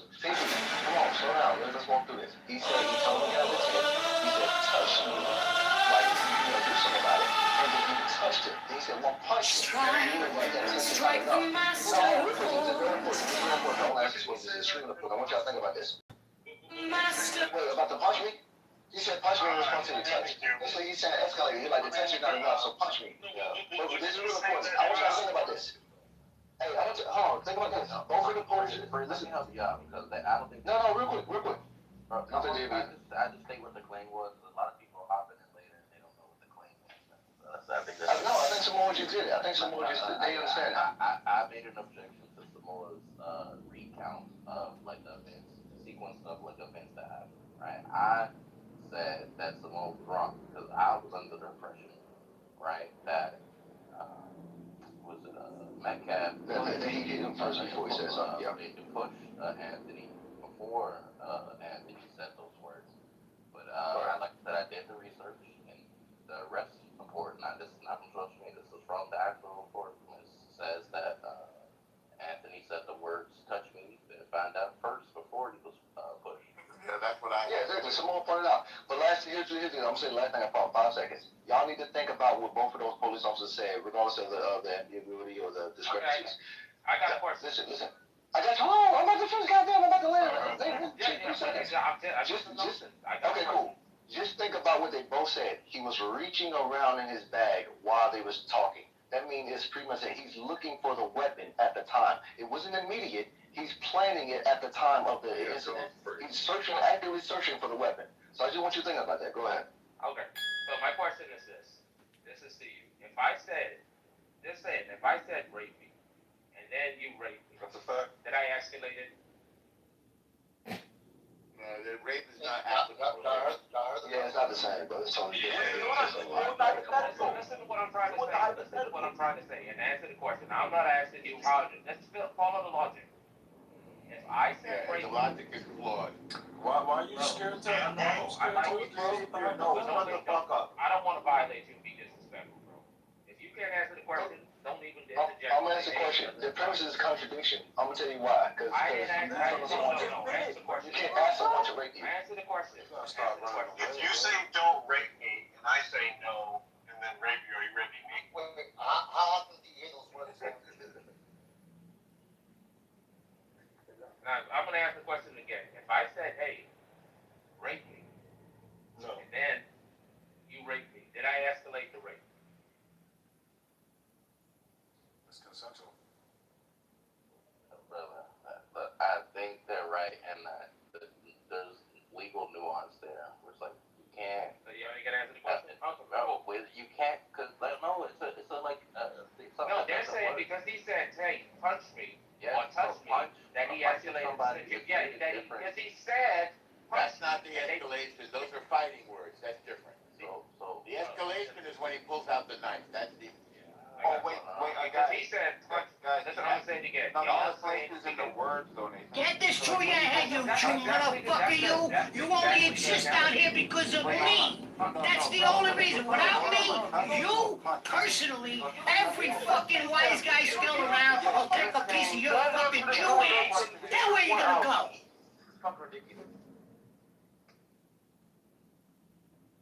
I'm giving you an identity, bro. I don't care how you feel about it. I don't care if it's like, oh, too taboo. You don't see it happening. Just think about the logic. You're saying that because someone uttered the word, hey, do this to me. I started robbing drug dealers for a living. Right? You could say I was doing the community service. Exactly. Being facetious. What that phrase should be interpreted as is. You don't say anything. Wait. What that phrase should, what a reasonable person would interpret that phrase to mean would be, don't touch me or else. No, the problem is the second step, right? Like, the second step to Nathan, there's a difference between when he was the escalation. Alright, can I quit? No, you can't. So, I think, I'll go after her, bro. So I think the issue is that like a lot of people are forgetting that there was argument even before he said if you touch me and find out what will happen. There was an argument, so no one even knows what was even said between the two of them. But we could say there was an escalating argument. It was probably a hostile exchange, and then the outcome was basically Carmelo sending him a warning, like if you touch me to see what happens. So like I don't really understand like why all of a sudden people are acting all like, you know, pious as if they've never had interactions with other people or arguments with other people, especially in hostile environments, and then they have to think on their feet and say, hey, listen, I may have to, you know, respond a certain way. So I don't see where Carmelo's response in protecting herself was wrong because, like I said, this is an hostile engagement that was initiated by Austin and his twin brother. All right, so let me just point out, like, we're saying the escalation is, this is for, like, Fruity's argument, right? So, like, when he says, touch me, and then you'll find out something to that regard, right? He's already set a threshold that should warrant a response that's, like, reasonable, like, in nature, okay?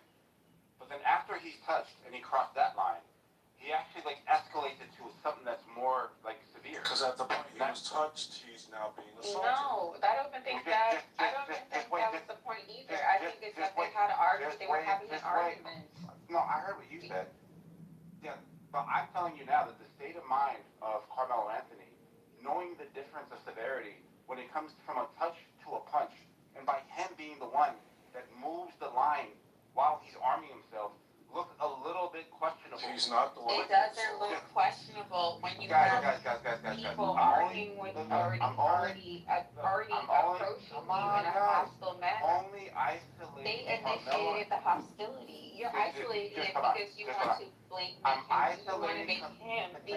you want to make him the villain in your narrative. All right, thank you. I'm only offering what the prosecution is going to provide as for a state of mind.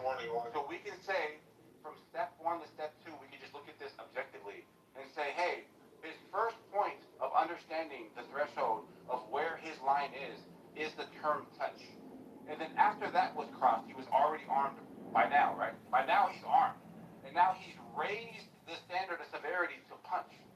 Because one would say he knows the difference between a touch and a punch. And because he didn't strike after the touch, he acknowledges that this isn't good enough. I can't hit you yet. But punch me and now it's going to warrant me hitting you with this thing. Okay? No, that was my argument all along.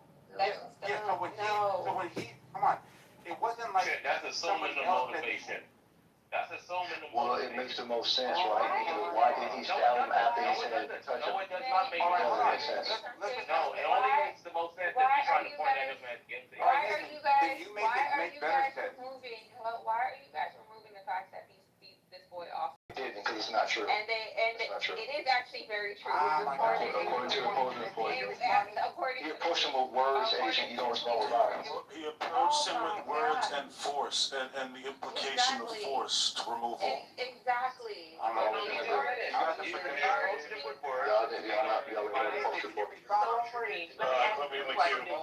Just contradicted itself. Can I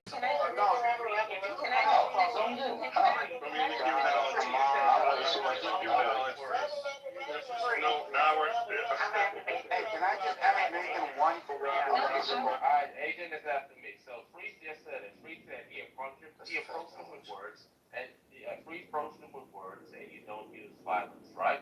So Metcalf used violence against Carmelo Anthony's words. Go ahead, Agent. I'm at the Super Bowl. I'm at the Agent,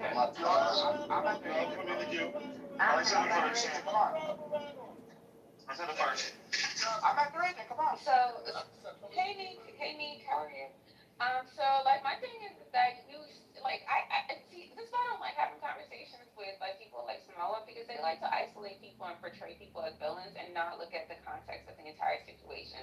When you approach someone, I mean, I don't know, I'm from New York. If you approach me in a hostile manner and you want to argue with me, you don't know what the outcome is going to be. They should have never approached him. It was two guys because it was the twins. They started an argument with him to get him from underneath or the tent or whatever it was. At the end of the day, they should have never approached him. They should have never confronted him because that's how it's been repeatedly reported as a confrontation.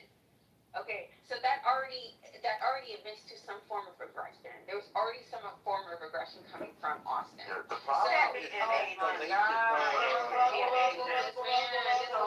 Knowledge is always approaching kids under 10. Knowledge is always approaching kids under 10. Knowledge is also approaching kids under 10. Go ahead, Knowledge. Go ahead. Yeah, I'm at the Samoa. Come on, let's go. I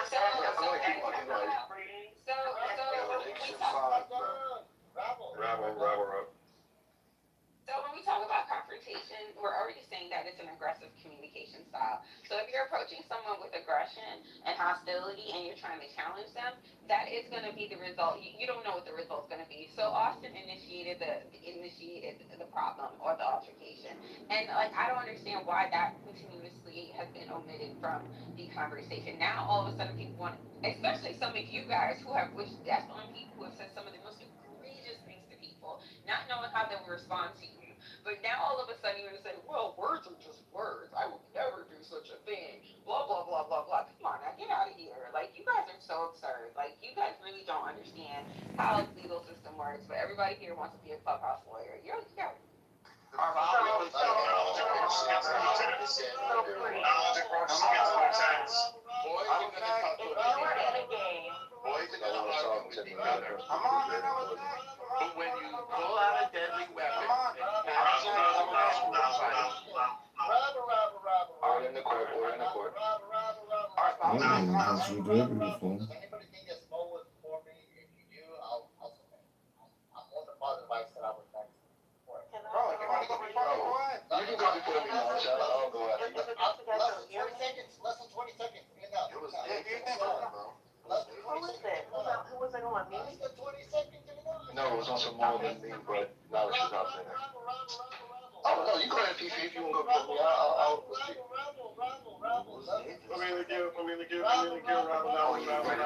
forgot about that. But Nathan, I'll just say person, so. Don't do like him. Less than 20 seconds. I was gonna say, everybody knows damn well that Louis is a fucking hypocrite because he knows on everything that his life stands for, that if he was in front of me and he would have been like, yo, push me, why I asked him, push me one more time to see what happens, he would have shot me. He knew that's the only way. So free. No, so free. Samoa. He said I could go. No, yeah. Samoa. He's after me, Miss Fifi. Yeah, I'm not doing that. I'll go Let after you. me ask you, Samoa. You're at a football game. What's your favorite team? You're at a football game, NFL game. Oh my Okay. gosh. Please help me. This All right, let's go. Come on. Roll with me. I mean, damn. I'm at the Seahawks game. Go ahead. So why you trying to monopolize the mic? I know. No Ooh. respect. I just want to yelling know now? if somebody said you're in my. Nigga, I'm literally in the queue, nigga. Go ahead, Miss Fifi.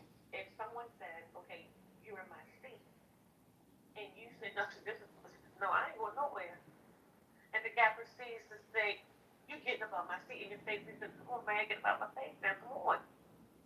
You want to tell me, what you going to do in that situation? That man put his hand on you and get you up out that seat. Yeah, I'm gonna stab him. You don't know what you're going to do. I didn't say stab, I'm just saying these are children. You're talking about children. You're thinking from a adult, man. No, I would defend myself. Yeah, he's being tried as an adult, by the way. Yeah, I would defend myself. Yeah, so I would defend myself. But I know he's being charged, and that's unfortunate too, Norm, because he is a child.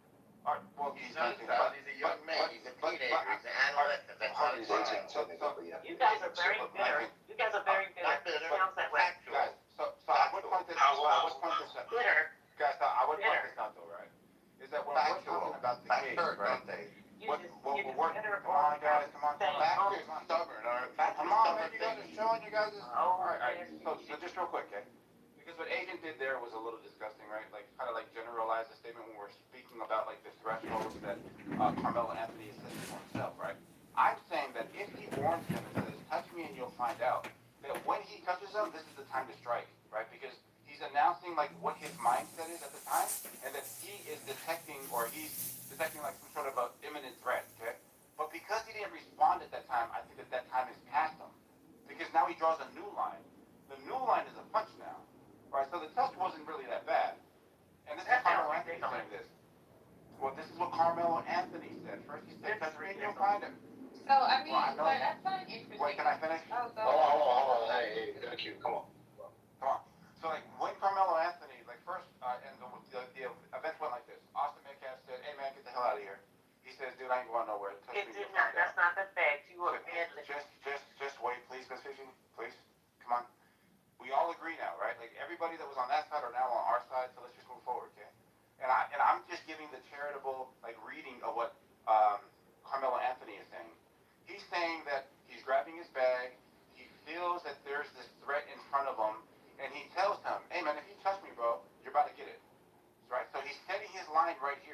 The dude touches him. We heard He this does from here nothing. already. Hold on. The dude does nothing, right? And then himself, nobody else, Carmelo Anthony says, now punch me. Right there, that's an He didn't admission. say. Why did he say that? You didn't read the police report, page 4. No, why did he do it though? Why did he hit him though? Why did the boy put He his touched him because he asked him to touch him, that's why. All right, brother. Hey, Free, I defer the rest of my time to Free. Thank you very much, I appreciate it. Sorry about this. So, real quickly, listen. Agent, why did Ladies, order, listen. Because he asked him to. So, here we go. So, one of the boys, no, Agent, come on, Agent, come on. It's on me. It's on me. I know I'll let you speak when you're speaking. You want you do that? I may wait for you. Come on, Fifi. Yeah, thank you. Come on now. The bottom line is you guys are trying to look at this in like the worst faith aspect as possible. You're trying to make it seem like the white guy did everything wrong and Anthony did everything right. Which is insane. The bottom line is we put white in? We did not. I know you're right. That's right. You're right. You're true. The male who is alleged victim, did everything wrong, and the alleged defendant did everything right. The problem is that it's totally normal to ask somebody to leave an area. You guys are trying to make it seem like he came to them hostile, like, get the fuck out of here. No, he probably asked him, hey man, this is our area, could you get out of here? And there was some back and forth according to the report. He probably said, man, I ain't gotta go nowhere. He said, well, you're not supposed to go here. And y'all shall the issue, if you're gonna be objective, to think that he's by himself in this so-called racist area that people like to say. He's by himself as a black guy, and he's outnumbered. And it's probably in his best interest, even though he can be there, he has the right to be there. It's probably best for him to leave, but he doesn't, right? So once it escalates to where he, whatever felt some type of way, said, hey, touch me. Because he asked for it. He said, why did he touch him? He said, touch me. He touched him. He realized, stop. He realized this is not a good enough response for me to hit this dude. I want him to round me up. No. I hope that don't happen. It doesn't matter. It's irrelevant. Because I've been a young black man too. Listen, I've been a young black. I'm not even going. Y'all cut me off. I'm trying to paint the picture for y'all, and y'all trying to erase all the evidence. I do, because you're gonna keep asking these questions. No, you don't get it, because you still think he's justified. Yeah, exactly. And I'm not answering them. I'm just giving you my position. So let me finish. Yes, order in the court. Get these women on the check. Alright, I love that we're all disagreeing with each other. It sparks the conversation, but let's just try to let people get their shit off. Thank you. I'm almost done. Did you guys ask me questions? We didn't ask you any questions. We didn't. Yes, you did. No, we did not. It's fine. I'll assume anyway. Thank you. So, the boy asked him to touch him. Carmelo asked Metcalf to touch him. He did it. It sounded like, then he said, hey, that's not good enough for me to kill you, which is, nobody knows this but Anthony. So he says, hey, punch me, which is still not good enough to kill somebody. And little did you know, Metcalf is why did not do that, because he don't really want to be violent. He probably humiliated him by touching him, because he probably didn't believe he would touch him. He probably felt this motherfucker actually touched me. All right, well, punch me then. You know what, I'm not going to punch you. He grabbed him according to the police report, and then he plunged his knife in his chest. But in between that little interval, how long it was, he's reaching around in his bag. That doesn't make sense to do so. If I challenge, let's say, Nathan to a fight, because we're getting an argument on Clubhouse right now, and they say, all right, fuck it, let's do it, free. We go outside, right? And I shoot him. Everybody would think. All right, just let me finish. I'm almost done. This is my last one. I know you don't like aging, you don't like thinking. It's fine. It's cool. You can go back, play crayons and everything. It's cool. But let me finish. So I shoot Nathan after the argument. We agreed to argue. I initiated a combat with him. Say, hey, we're gonna go out and fight. I said that because clearly, if he wants to come outside with me, that would be the mutual. I could have shot him inside the clubhouse. So hypothetically, we was in the same room. But I take him to another space, and I already know what I'm gonna do. I plan on shooting him. So when he's reaching the bag, he knows what he's going to do. He's not trying to fight him. He's trying to stab him. That's not a good sentiment for the situation at hand. Yes, the way he felt about it. You shouldn't feel like killing somebody because they touch you. You definitely can, because by your logic, women will be bullshit. Because I know a lot of you don't believe men should hit women. No, stop. I know. He did. Hold on.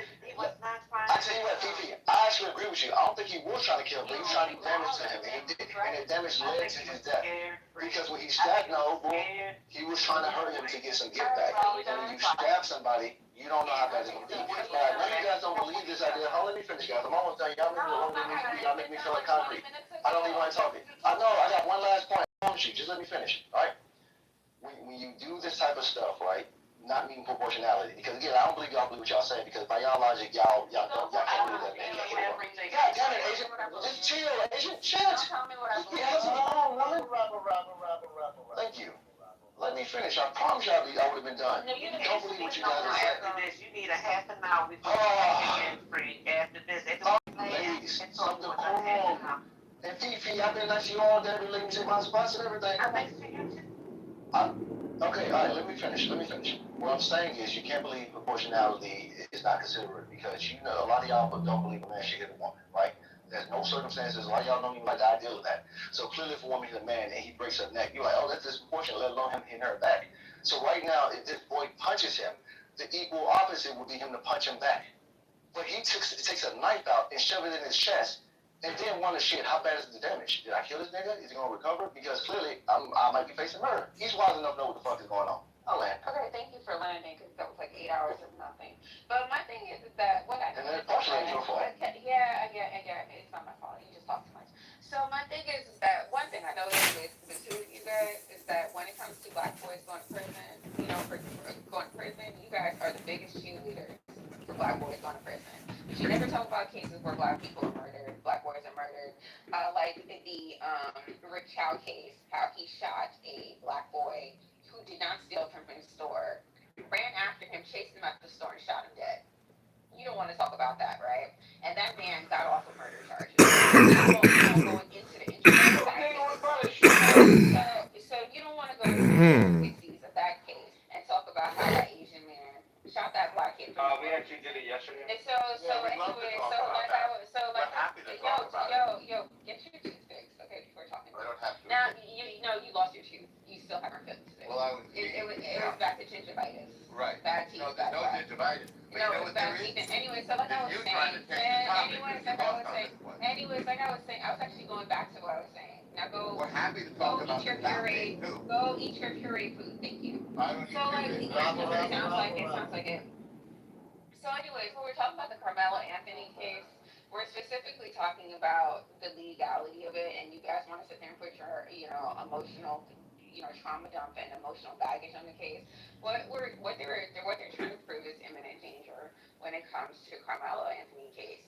And when someone is sitting down and you approach them and you get up in their face, that is presenting a danger to someone. If they're sitting down, they did not get up, and that is what Carmelo was facing at that point.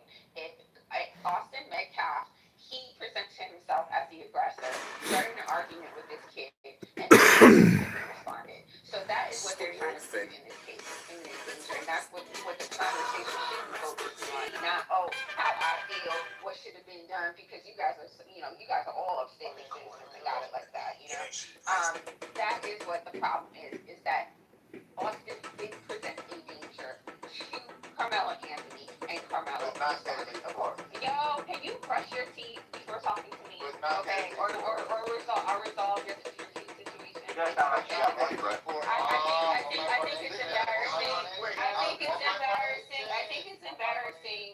I think it's embarrassing. I'm actually skinny. I weigh 130 pounds. What about your wife? What about your other feet? What about your piggy wife? What about your piggy wife and your missing tooth? I'm 130 pounds, 5'8", okay? So don't try to use those racial tropes on me, bitch, okay? Because I could talk about your big nose, okay? I could talk about that wrinkly skin and those missing teeth and how your wife left you. So how... Agent, we don't do wives, come on. Oh, that's his ex-wife. That's his ex-wife. He doesn't have a wife anymore. But anyways, I think when you talk, we need to talk about, then don't use racial tropes on black women, especially when they're not true. So one thing is that we're talking about imminent danger, and Austin Metcalf presented that to Carmelo Anthony.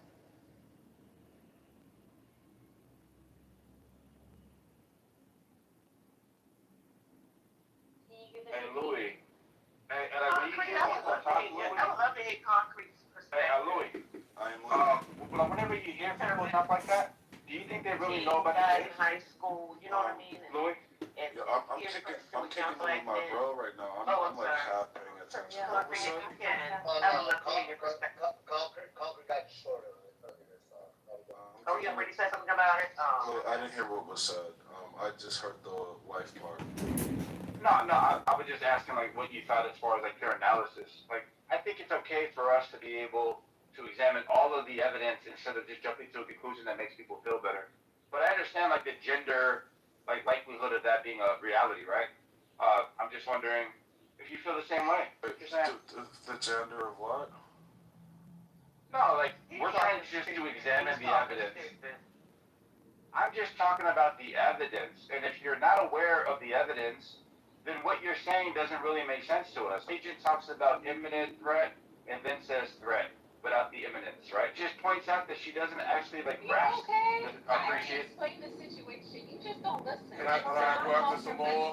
I'll respond to this. Like, you are retarded. No problem, Like, you're one of the dumbest people on the I just want to make sure this is clear, right? You just like to say things and doesn't make any sense. Can somebody help us? And it's embarrassing. Can somebody help me? You don't have to be so like reactionary to everything. Therapist, and you need to stop speaking. I'm like thinking about things nothing. All right, wait, ma'am. No, ma'am. Ma'am. I will allow it. I will allow her to keep cooking. Hey, yo. Not the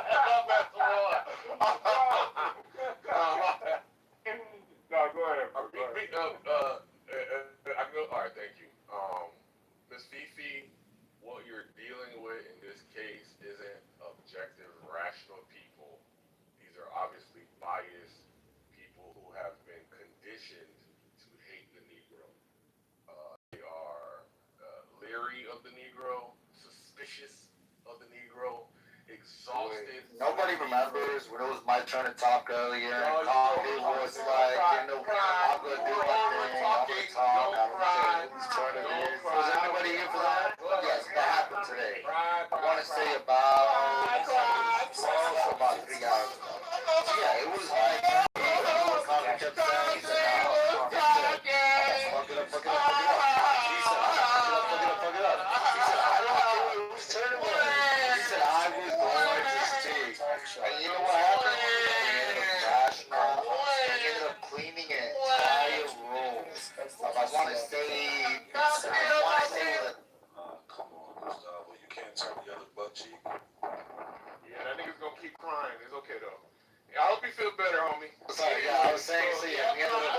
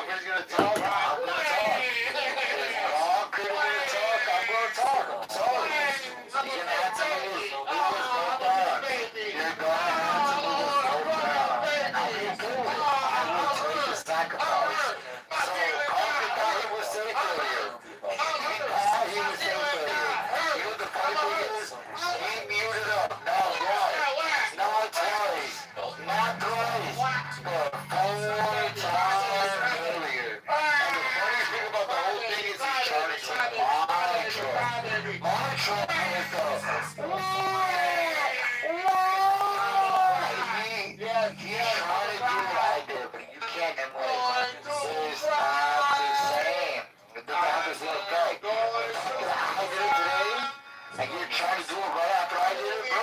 You're a fighter. It doesn't work the same. All you have to do is let me get 20 to 30 seconds. And that conversation would have went straight through, and guess what? A whole other conversation would have come out of it. Guess what? You said, no, you said, no, I want to fuck it up. Fucking came home and said, I'm gonna fuck it up. And I was like, no, we don't need to fuck it up. We don't need to fuck it up. And Coffee was like, I don't care what you want. I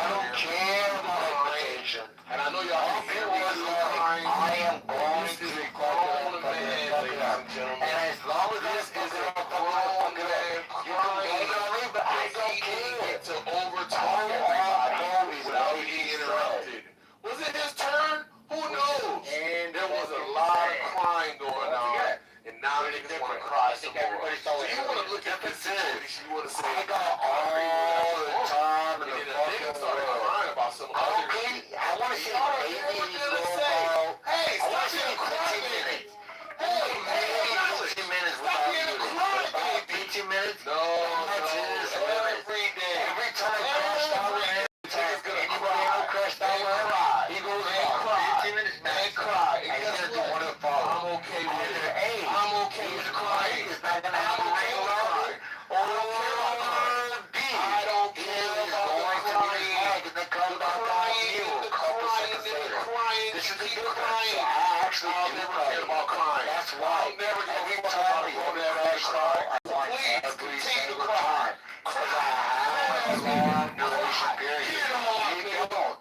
You only have a long duration period where you don't get the best you can do is go, maybe 13 minutes without any interruptions. You actually have to fight to the mic. You die every single time. I'm here for it. This is your When weakness. you're done crying, Oh, no, your weakness now. when you're done crying, This is the problem. Look at this. I'm not telling everybody. just know you're Eastern time. It is 3:10 p.m. I'm telling everybody right now. Like to cry. I don't think you can run us until 3:30 p.m. Eastern time. On the dot right now. If you look at my ring around his name, if you look at the ring around his name, I promise you, he cannot have the duration. In every scenario, in every world, in every debate that I've ever had against him, I have noticed a common thread. And the common thread is, he didn't look there, right there. That's twice right there. If the ring around his name went away twice. Right. Look. The ring around my name hasn't gone away once. And it went away twice for him. This is the difference. Look, those 3 minutes. What's somebody's name? Look at the ring around my name. It's 3 times. How do you have it? Able to actually do this consistently. Why is it wrong? Without stopping. 3 rings around your neck. I'm gonna try on this further. Let's see. Let's see if he's able to do it without a 4 times. Like the ring around his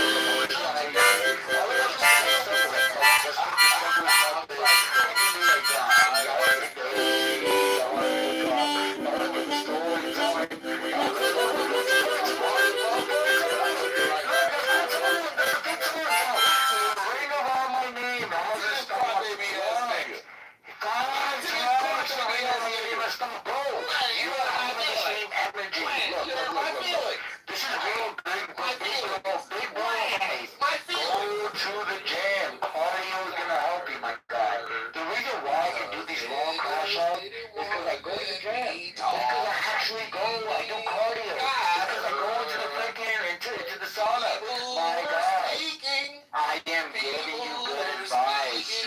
The ring around your name went away 5 times in the first. It's a comment that we have. I'm giving you good advice. I'm not telling you something bad. Concrete. Go to the gym. Do some cardio. Do it daily, weekly, monthly, yearly, and you'll be able to be who I am right now. You'll be able to hold a long conversation without the ring around your name going away. The ring around your name went away already 7 times. 41. Crash up. And you know what the funniest thing about it is? You lost earlier. Everybody said, yo, we lost earlier. You know what you did? You did it up, bro. Back to 40. I'll give you something. 39. I'll say at least 38. 39. You're going to check it up. You were like, you know what? I don't give a fuck about muting. I don't give a fuck about muting. Yeah, call me a loser. You know what I'm going to do? I'm going to give you a nigga cry. You lost several times today.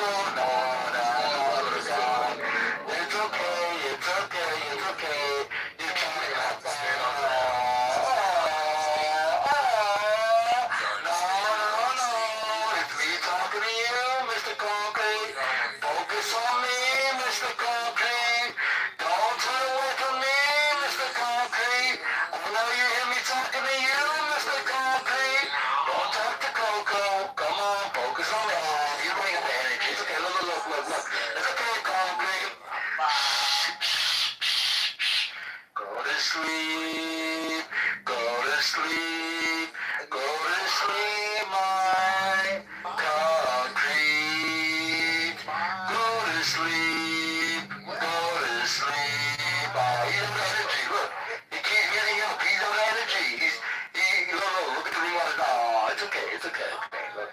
I'm gonna do the same thing. Okay. I'm gonna talk to little boys. Oh yeah. We gonna fuck it up. We're getting back to the auction. Just, We gonna fuck it up. We gonna fuck it up. We gonna fuck it up. Thank you very much for giving us the break.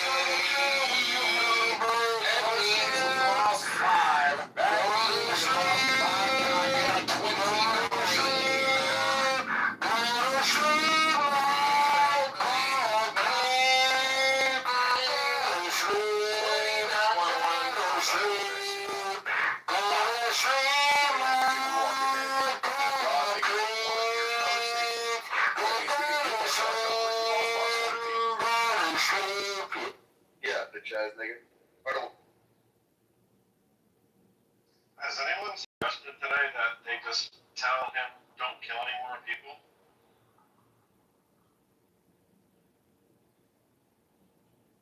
For the record, he left the room. That doesn't count. Oh no, it does count because his phone could have died. Hey, so here goes a couple of facts that are straight up in trial, bro. So one fact is that they did not know each other. This is from the defense and the prosecution, as far as Hunter and Carmelo Anthony. The other fact was that I guess. Is Hunter okay? What? Say again? All right, so anyways, I guess Austin Metcalf got a text message from his coach. Argument on Clubhouse recently. They said that silent moderating is not effective. And I submit to you that knowledge can solidly moderate better than It's quite impressive because I do have a knack for it. Can you not hear me, Monica? Word knowledge. Can we start the conversation again, please, sir? Monica, can you hear Do me? you mind? Monica? Wait, I didn't do anything. I didn't crash out. Knowledge, can you hear me? But Coco, I might be able to do tonight, but Yeah, I can hear you. tomorrow afternoon. That's fine. Oh, you guys are ignoring me? Oh, I can hear you. 2 p.m. Eastern, I think, for our January 6th room. Alright, so you guys mind if I say You this? can reply in the chat. Not necessarily at all. Wait, are you telling me that the January 6th are gathering again? Back to you. I just saw your question. Okay, Dawn. Here we go, Dawn. People need some ass whoopings up in here. Oh, not you, Dawn. Yo, I done whipped this nigga's concrete ass at least 3-4 times today. Yo, you hurt someone's feelings. You know, you said you could do. 5 years ago. Alright, thank you very much. Alright, we can hear you want to now. say this, right? Thank you, brother. Yeah, man, my Sorry, there's a lot Very interesting. Yeah, that nigga knowledge is a weirdo. Alright, let me just point this out though. Like, this is straight from the, hey, can we mute her? She's out, Mike. How you gonna call me? I'm celebrating my freaking win, my third win today. Bro, you heard me? I was trying to, can we mute her again? Can we mute her again? Alright, so this is from Austin, Your soldiers in line. Alright, can you be quiet now, Monica? They're not stepping out. I was trying to give an update about the Carmelo Anthony trial, right? So, they never knew each other. How I packed people up today with my. Can we just get her? She's acting like a West Virginian. Oh, Dawn, now you can't hear Monica, Dawn? Who was I arguing with this morning about what? Alright, anyways, so they didn't know each other. The coach from Centennial High School did not have a tent. There was no tent for Carmelo Anthony's school. And the reason why he was in the tent was because a friend of his was on the team in the memorial and waved him over there, right? So these answer the questions that all of the pro Austin Metcalf people had. Why was he there? Because he had a friend there, right? And how come he wasn't underneath his own tent? Well, because he had his own tent, right? Or because there was no Centennial tent. He is guilty. Hey, can we put her on mute? She's hot micing again. 34% believe he's not. Yeah, she's not by her phone, Doc. So can we help her out? I don't want her to say anything incriminating. No, I did it. I was muted. like you were out, my kid. Yeah, so I think this actually helps out Carmelo Anthony's case right here, right? Is that he did not have his own tent. He did not know Austin Metcalf. And the defense says it's Austin Metcalf and his brother was standing over Carmelo Anthony. So this is from the defense and the prosecution. This is from the actual trial. So that kind of changes a lot of things now, right? So did he hit a tent? The answer is yes. If knowledge would have been there, he's always pitching tent for kids, so we would have been safe. I'm thinking a little bit better, but real quick. Knowledge, I started out the pitching tent. Yeah. Real quick, knowledge. What's that mic that you got, nigga? Why don't you just send me the link, bro? Yeah, I can send you the link. Oh, please. Is it Amazon? Yeah. Is it Amazon? No, it's not. I bought a bunch of Amazon ones.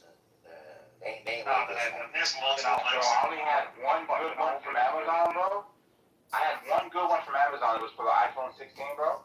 And then when I went to go buy a new one because I broke it at the gym, bro, they said we're Small. I bought like at least 4 or 6 from Amazon, and they don't hit the same price. Did you say you bought one at 6 years old from the Amazon? When no one's Hey, no, that was good. Bro, the angle that you guys find is crazy. Hey, there was something that you said, Knowledge, that was hella funny. How are you doing? Hope you're better than butterfly. Hey, do you hear that a lot, Tim, about rape me? I did That shit, or don't rape me? That shit. You know what's crazy? I hate when he has a good one. Hummingbird. I used to say I hate when he has a good one. Wait, yo, Simone, were you here yesterday when my son knocked him out? Nah, no. Bro, so look. So yesterday was the last day of school, so I was taking the kids to school. And actually, it wasn't yesterday. It was the day before yesterday. Yo, Samoa was talking. Not Samoa. Tim was talking so much shit while I was in the car with my daughter. While I was coming back from dropping her off, my son. Everyone was like, "Yo, you gotta fight back, knowledge. Fight back, knowledge." Yo, as soon as they got to the crib, yo, I put my son on the phone, and my son goes, "Hey, Mr. Tim. Can you please let all the kids out of the basement?" Yo. Yo, he's been trying to...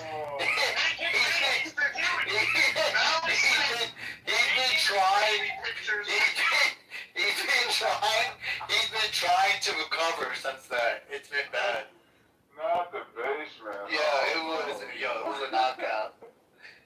Tim was like, "Who the fuck said that? What kid said that?" And I was their ass. I could kidnap them too.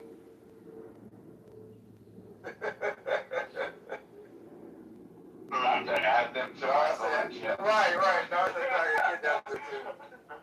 Add them to my collection in the basement.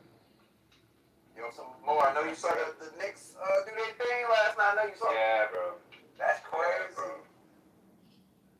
Yeah, I ain't gonna lie, I thought the Spurs were gonna spank the Knicks, but Jalen Brunson is underrated, fam. He underrated. You want to know who knows it even more than me, bro?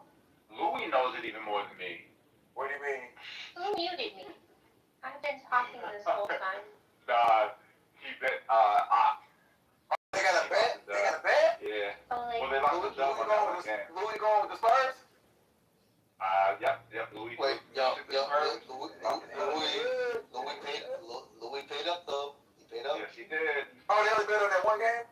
Yeah. They put on it like that. And now Hagat has a bet out there. With one of them for $20, and Puff is another one for $20. Wait, hold on. You know what the crazy thing is? Yo, someone made a bet for me, and they owe me $2 billion right now. They're on stage. Oh my goodness. Oh yeah, Bill, thank you for bringing that up. You fucked up a $15,000 bet yesterday, and I want that off the $2 million. You want a $15,000 discount on the $2 billion? I'm talking about. Fuck that, Max. I was a Democrat shooting in LA. Yeah, you would have lost 15, bro. What is that right there? Yeah, that dude was funny. Yo, Tim, you know what I can't understand, fam? You from that blue, you cool as say you from a blue, true blue state, and you're a freaking Trumper, fam. That don't make sense. I'm a Trumper. That state is super blue, fam. Straight up. Ain't you a Trumper too? Oh man, I got the wrong one here. My bad, my fault. This is definitely racist. One white guy. Yeah, they all kind of just white guy we talking about. they all look kind of translucent. All y'all white dudes listen to me, man. I'm sorry. My fault. They all look veiny, bluey, and ready. They're all translucent. Yo, Samoa, and old. You forgot old? Yes, and hey man, so it looks like it's starting to look better for Carmelo right now. I'm hoping these dudes at the freaking county can shut the hell up. I'm looking at a lot of these videos of them protesting. Are they? And like they're out there calling every white person they see a cracker. There's more. You said it's looking good for you? Yeah, what do you mean? What do you mean it's looking good? Yo, Samoa, you know what's Samoa, you know what's crazy? When I hung out with Nathan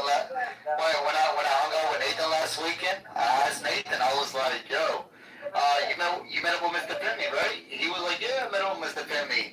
And I'm like, is he as tall as he says he is? He's like, he definitely can't dunk. Ain't no way Mr. Finley can dunk. That's why he focused on that left hand so much, so he can get the reverse in there. Just hand. And he's still dunking me. I came at the perfect time, yeah. I never had anybody over Watch out, You got jump shots, mid-range, and layups. That's telling. No kendo. What up? Yo, if you look at Mr. Finley's PTR, his wife in the picture is 4'8", so he's barely about 5'. No, he ain't short, bro. Like he reasonably tall. Kendo like 6'3", 6'4", though. You're doing a great job too, Monica. Kendo is tall. He got to spin the block on you. He's gonna come back. And I done got a little wiener. Come on and play. I done got my footwork back. I've been at Lincoln, bro. Come on and play.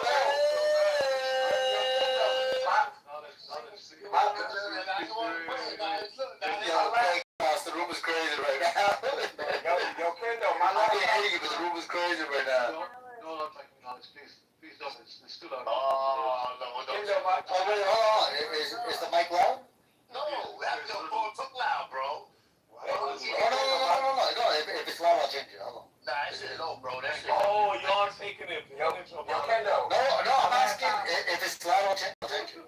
Yeah, you got it louder, bro. What up, Philly? So my last time, 2 times, I think it was not the last time I was up there for a funeral, but the time before that, we played at Lincoln, and it was pretty much the OGs versus the YNs, man. Oh, yeah. Hey, look, we just had one of those games the other day. Boy, them niggas. Is it better? Yeah, we ran through that. Is it better? I lost audio for 10 minutes. I lost audio for 10 minutes. We do the Rip Hamilton on. Yeah, we go to Sam Family. That's a fact. That's a fact. And what's crazy is that every game we played 3 games, they were up every game and blew every game. Can we go to the value of the blacks? And look, my putback game is serious. And you know, like, they don't expect, like, a nigga my height to, like, That's the loudest move. You know what I'm saying? So. And they didn't expect me to be able to shoot like I could, though. Oh, yeah. Now, I was killing with that nigga. You know they're going to chase out the 3-point line. That's all they know how to do is shoot threes. Them black people lungs make y'all talk louder. Them black lungs make y'all talk louder. That's what it is. That's what it is. No, I apologize to everyone. I don't accept apologies, Monica. I apologize. I womanize to I can't look.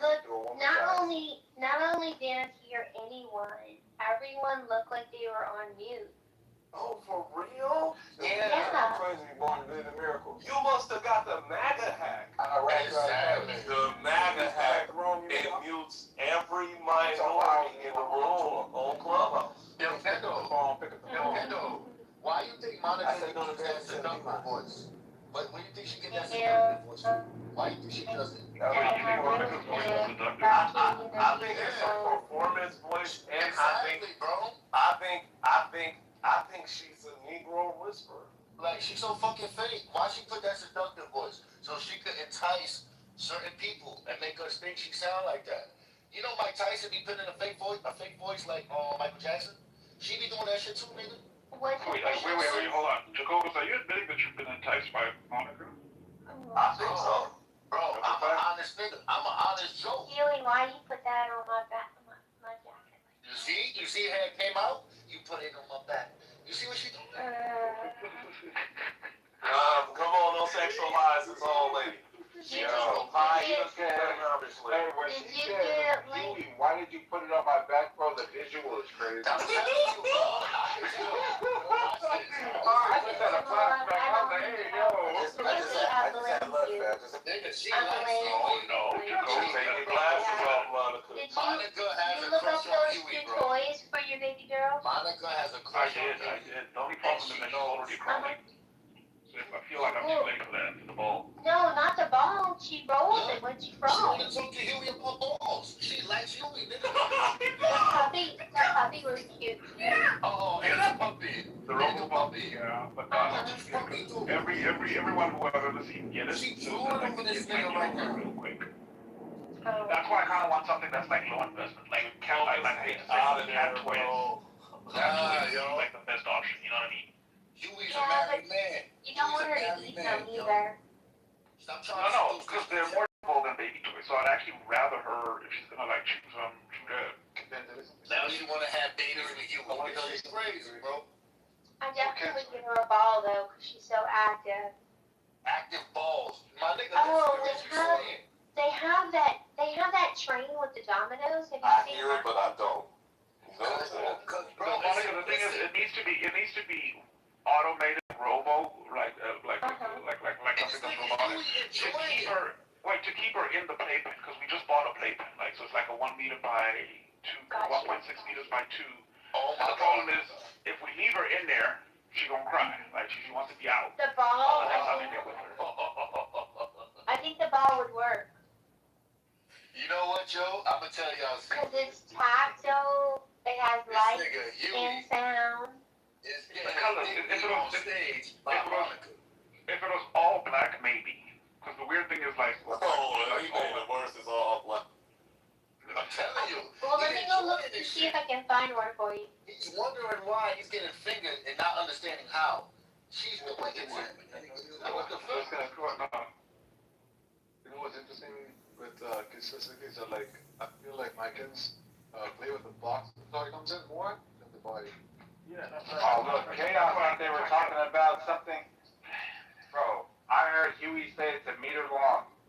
Thank you, Samal. And then now Chaos talking about playing with the box. Recognize us. That's wild.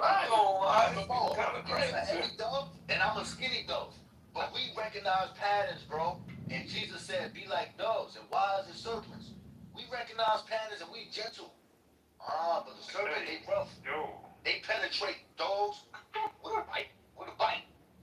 They penetrate with a bite. And she sunk her teeth into Huey. And on stage, Huey was getting masturbated by this demonic woman. And he let it happen.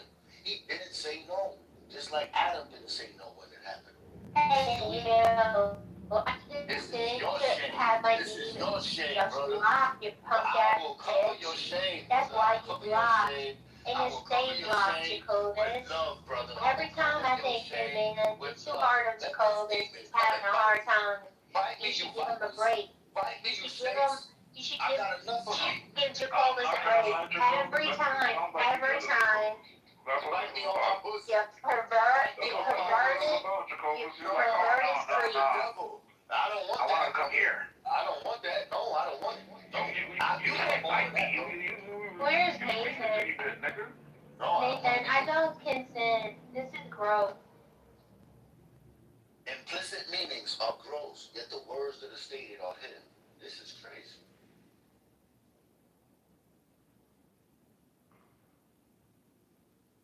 Tisk, tisk, tisk. Hey, Huey, did you get the update? Unlucky. So he had a reason to be under the tent. Carmelo. Oh shit. He had a reason to be under the tent? Yeah. What? What was the reason? Yeah, so he had a friend that called him over, or like he was speaking to a friend of his underneath the memorial tent. And to answer the question that's asking, like, well, how come he wasn't underneath the Centennial High School tent? Because there wasn't one. So like, then they never knew each other, the brothers or anything. And in the defense, they're saying that it was both brothers standing over him while he was in a crouched position. I'm not gonna lie, man, this is gonna sound cold as fuck. But like, I don't give a fuck because I know for a fact he's doing it. Like, even if it's manslaughter, they're gonna get him on manslaughter, right? I think he's been charged with manslaughter. It'd be a miracle if that nigga get off. Wait. What are the actual charges? Do you know? Or has that happened yet? I think it's manslaughter. Yeah, premeditated murder. But do they add manslaughter too? Yeah. What the fuck is that? Yeah, he's definitely not getting away with manslaughter. There's no world in which that happens. Best case scenario is that he doesn't get hit with murder. Manslaughter is still what, 5 to 7, 5 to 8? Right. What does anybody know the manslaughter charge? I think they're gonna hit him with the max for manslaughter, so it's kind of it's a little kind of like a lose-lose scenario, really. I don't know, man. It's like, if you say that the process of how you came about with premeditated murder was this state of mind, and the jury doesn't believe you, and then you're like, oh, well, maybe it was kind of like an accident or whatever. My lawyer Samoa. The Carmelo Anthony is, no, I was defending myself because the environment is that. I don't know how a jury would be able to go from so extreme left and right to like a middle position. Like what just to be like, well, he did something, we don't know, but we should just give him the middle. Knowledge, you there? I want to talk to you after these two brothers. Hi, Anna Karen. I'm trying to see how they get the manslaughter. Okay. Hi, Anna Karen. Yeah. Samoa. Such a beautiful Let me man. tell you, what I think it is. Oh shit, was I muted this entire time? Was I muted this? Fuck. Yeah. A little bit. Yo, that's crazy. I'm like, what the fuck's up with you, Jacob? Change the mood with that shit, bro. I ain't know what the fuck is going on. I was because of Jacob stuff and everything. I ain't know. That's so fucked up shit, bro. That's so fucked up shit, son. I take all 19 bullets back. I hope y'all see the wickedness of y'all way. I hope y'all see the wickedness. Incredible amounts of stupidity. Let's litigate the case again for old time's sake. I mean, this is almond milk. I'm like, motherfucker, that ain't milk. That's almond juice, right? And then they're going to have a whole discrepancy on that. And then to prove them niggas wrong, I'm going to say some deeper shit, and they're going to say, you know what? We're going to go back to that, and then we're going to attack that. So basically, I'm saying this, look, a honeycomb is a nut, a vegetable, and motherfucking fruit. And when you squeeze it, juice come out, called honey.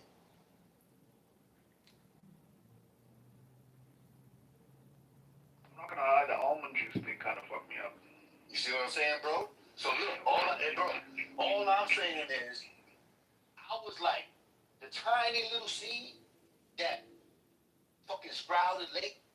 So my perception is a little late, but it's ahead of the time. So all I'm saying is this. Look, I can just sit again. I know, but remember, I gotta give you 1 and 2. 1 and 2. You Why do they call the stuff that comes out of the coconut Hold milk? on, see, I don't want y'all to get confused. I want y'all to get confused, because it's going on. Maybe because So it's now, white. hold on, let's not get confused, and let's respect who's bringing you to dinner. So now, my nigga Huey is on my side. He understands almond milk is some funny bunny shit and it don't exist. But almond juice does. And that a honeycomb is also a nut, a fruit, and a vegetable. And when you squeeze it, you make some water. You make some juice.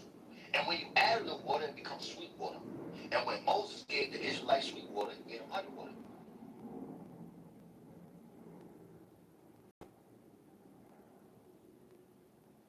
Now go back to the almond milk and the almond juice like I told you. And then you will attack the nut, vegetable, and the fruit. Known as the honeycomb. Yo, I can't think of any juice that's white. My nigga. Do you guys know if any? Nigga. Is there any juice that's white? I could show He's you saying- seeds. Nigga, listen, I can show Technically, you coconut milk would be. Nigga, no. You see? Now I'm about to hit you with some deep shit. Watch this, bro. Let's go deep. Because we ain't gonna go home. Watch this. If you got 2 seeds, and you squeeze those 2 seeds, and some white liquid come out, that is a juice. Now, what it came out of was a fruit. And right now, that fruit is not forbidden. But a long time ago, it was forbidden. Because people use it instead of dairy milk from cows as a replacement. Oh my God. If you listen to a woman, you're not going to understand. Wait. Listen. Milking. Mikey, look at yourself before I finish. Okay, so milking is a Oh my process. God. This is why I can't bring Think nothing. about all of Because first there's of all, you'll some squeeze snakes the in the seed. pigs. All the milk. What? Who's the pig? Who the fuck is the pig? The Jacobus is the pig. Jacobus is Wait, Samoa, are you here? I had to lay it on him yesterday, bro. Samoa, read the chat, Samoa. Samoa, bro. Samoa, they lied. Centennial has him. There were 8 teams at the track that day. There were 8 teams in Samoa, and each one had their own tip. Okay, Chad. Why would you put that in your body? Mikey, look at himself. Mikey, look at himself. And he's going back to this. Mikey, look at himself. I think he made me look at myself. Bro, I'm a fucking poser, dog. You said it. I was a professional poser. I stared at myself more than anything, bro. I was the one that declared me staring at my butthole. You didn't do anything. Guess what? Mikey saw. That's the thing. Mikey I look at my butthole. Now guess what? Mikey saw. I looked at my butthole. Mikey look at himself. I did it on Now my guess own. what? Mikey saw. Mikey look at himself. Now guess what? Mikey saw. Mikey look at himself. Now guess what? Mikey saw. I'm gonna keep making you say that. Mikey look at himself. Now guess what? Mikey saw. No. Don't stop now, bro. Look at himself. I don't think you can handle it. Mikey saw. It's too much of a tongue twister. Mikey look at Yeah, himself. you're already slowing down. Mikey You're saw. slowing down. You're already slowing I'm down. dancing with the song. No, you're not. No, you're not dancing. Now guess You what? already broke saw. too. For you to say I'm dancing, you already broke. Kick their legs up in a women You're in looking dresses. for a way out. Mikey look at himself. Now guess what? Mikey saw. Nigga, you got Mikey. I'm trying. I know that was a good part, right? Now look, let me go back to the fruit and the vegetable. You would agree that ain't no way almonds got titties and they cannot produce milk. You would agree with that? You're trying to change it now. Look, you're trying to change it. Mikey look at himself. Now guess what? Mikey saw. See, it doesn't sound good. It doesn't sound good. Look at himself. Now guess what? Mikey saw. Nah, bro, it don't sound good. Now everybody go look. Everybody go look at you and guess what you looking at? And you gonna have to tell us, Mikey. You gonna have to tell us what making you say it. Say it. Why are you stopping your rhythm? Because I want to tell them about the milk. Quit. You quit. Okay, go Wait. Jacobus, can you do the because it was the blood? That's my favorite. Yo, I never knew singing was powerful. I thought it was just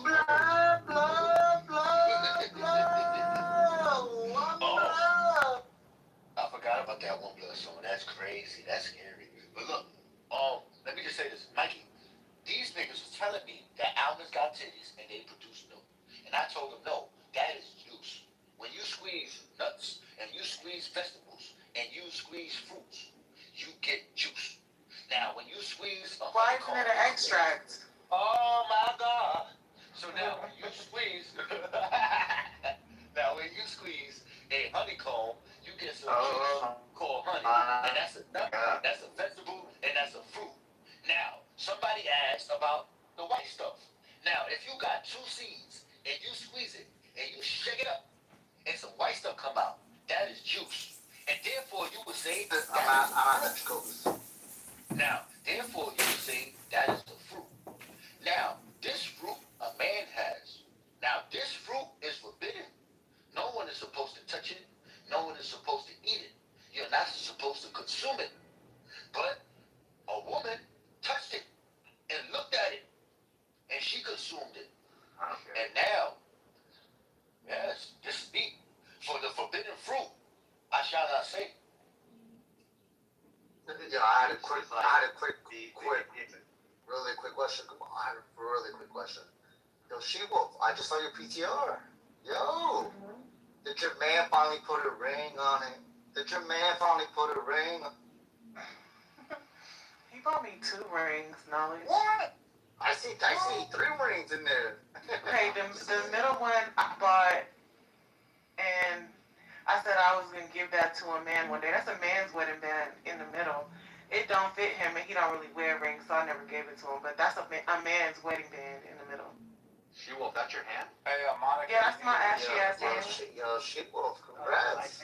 Oh, she can Yeah, Monica, you need to read better. You can These scratch are old. Yo, She-Wolf, you can scratch a good back. I've heard that many times before. Yo, what about a bad bag, nigga? What about a bad bag? I do scratch a good back. She can scratch a good back. I'm checking Samoa now. Yo, She-Wolf, you know what's funny? Have you ever heard the saying cats have like 9 lives? Mm-hmm. Yeah, you Yo, gotta read I it again, never Monica. believed in that saying. Samoa, can you put it in the I chat? saw Huey die at least 4 times. It was bad. It was I pretty saw him bad. die 4 times yesterday, 4 times today. I think he's on his last life. I mean, you know what that means, bro. What they say. I'll be rooting for you, Huey. You're one of the better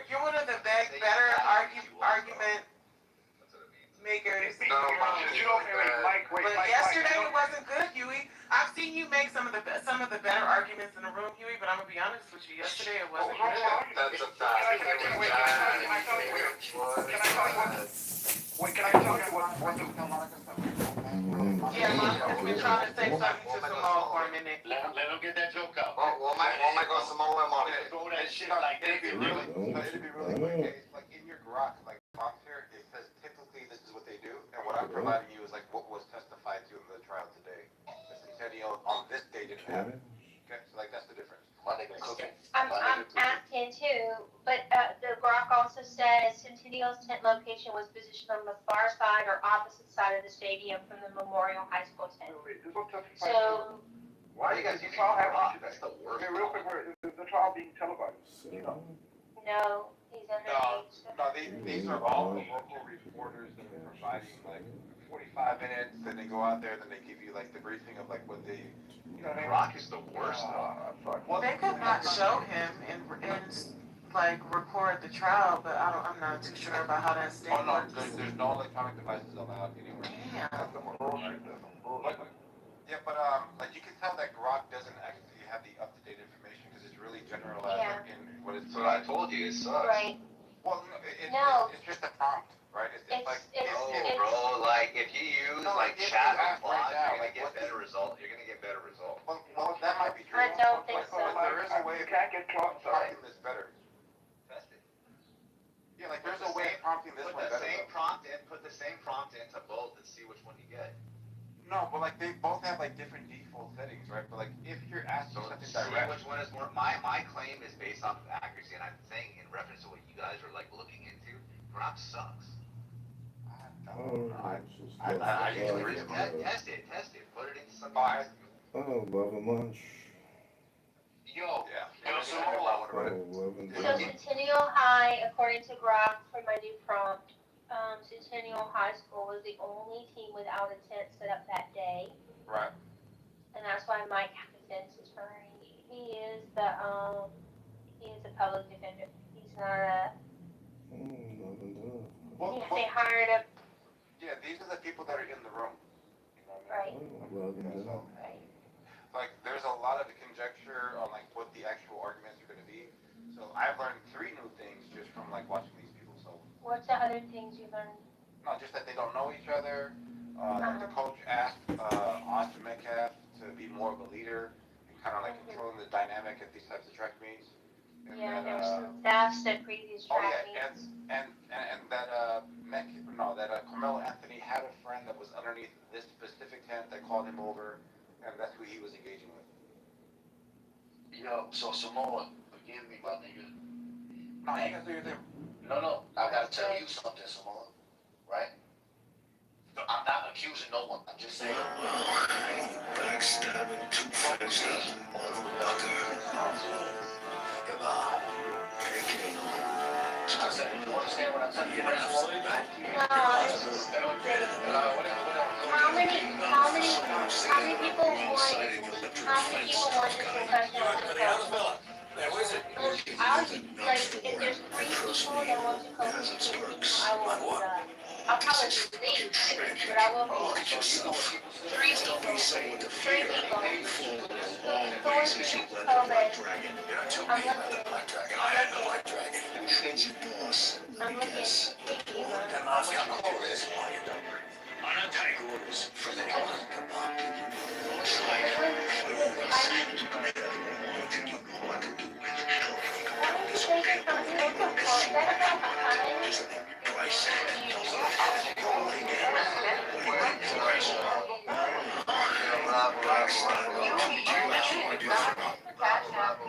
Do you actually want to do this or not? Because if you actually want to do it, what's going to stop you? You see what you do when you're tired. You see how you push yourself. Come on, man. Get up. Get up again tomorrow. Get up again tomorrow. I'm very excited.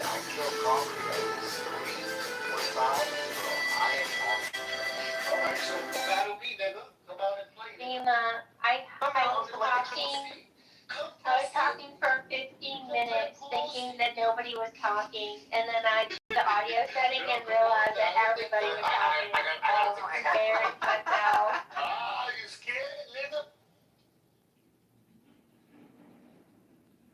What was that? I totally Oh, y'all heard that? embarrassed Somebody myself. text me. Nigga, do you have a Siemens phone? Was that the Siemens phone? No, it's not. Gary does. This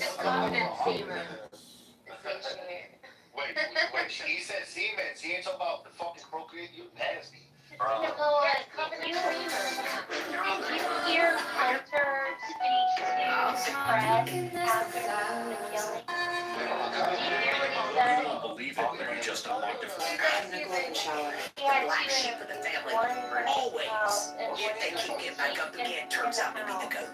Yeah, the third one. Stop taking constructive criticism from people that have never constructed anything. That you want. Why are we just talking about murder?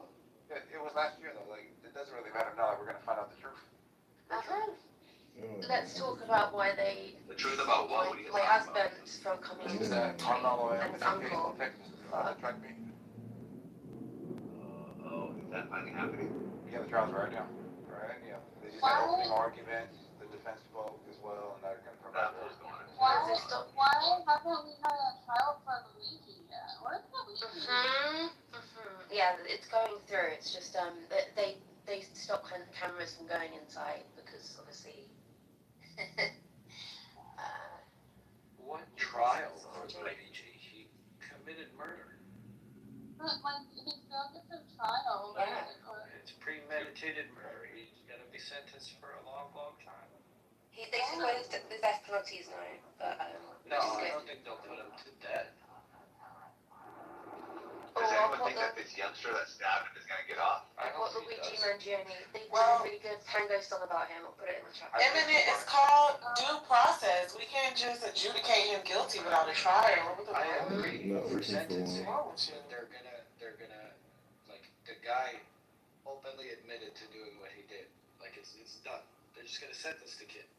Alright, why do you keep calling him a kid? Kids are innocent. This wasn't an innocent man. It's just somebody who murdered. Carmelo's a kid too. I mean, look, when we say Yeah, but he's black, so no. when we Black say boys kids, aren't really kids. look, when we say kids, we mean that there's a connotation that we have around it that makes us feel like a kid is innocent. A Kanye what? Kid. Relax. A connotation? What word are you using so I can learn it? Oh, connotation. Like maybe Connotation? Look, let's make it helpful. Yeah, if it's connotation, I know what that is. I don't think you're using it correctly, but Let's make it helpful. If you exercised this morning, you would have been out of breath and you would have did yourself a favor. But you didn't do that. So don't try to exercise your mouth down. Okay? So now all I was saying is this. When we have words like kids and babies, we think of connotations, things that make us look at it in another manner that's more polite. bro, he did it again. And when we, oh my God, and when we look at this individual, this murderer, he was not innocent. He knew what he was doing. He also knew the consequences. And the fact he knew the consequences mean he wasn't a baby. He was ignorant of what was going to happen. So he did this himself and he chose it. And you got people in this room saying, I will make the same mistake, so he is not wrong. And that doesn't make it right. Kitover? Or are you talking about Carmelo? Or Carmelo? I was talking about both. Oh, okay. I think you like it all, bro. Like, does it matter to you guys that in court today it's been verified that this dude outweighed him 100 pounds? So you got a 230-pound guy. I fucking told you guys. Go ahead, Samoa. I fucking Yeah, told you. Don't bet anybody in here. That kid's going to jail for the rest of his life, bro. I thank you, OB, and Agent of College for making us go through all those gymnastic hoops that you put us on. Well, explain to you. Hey, This is the first day of the trial. That's not the They can't put him away for the rest of his life because he's a minor. Yeah, they're not. You can't get minors life without parole. Can't get minors LY.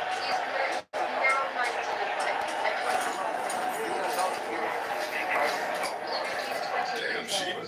That you. He's a fucking criminal, okay? I see you going full diva.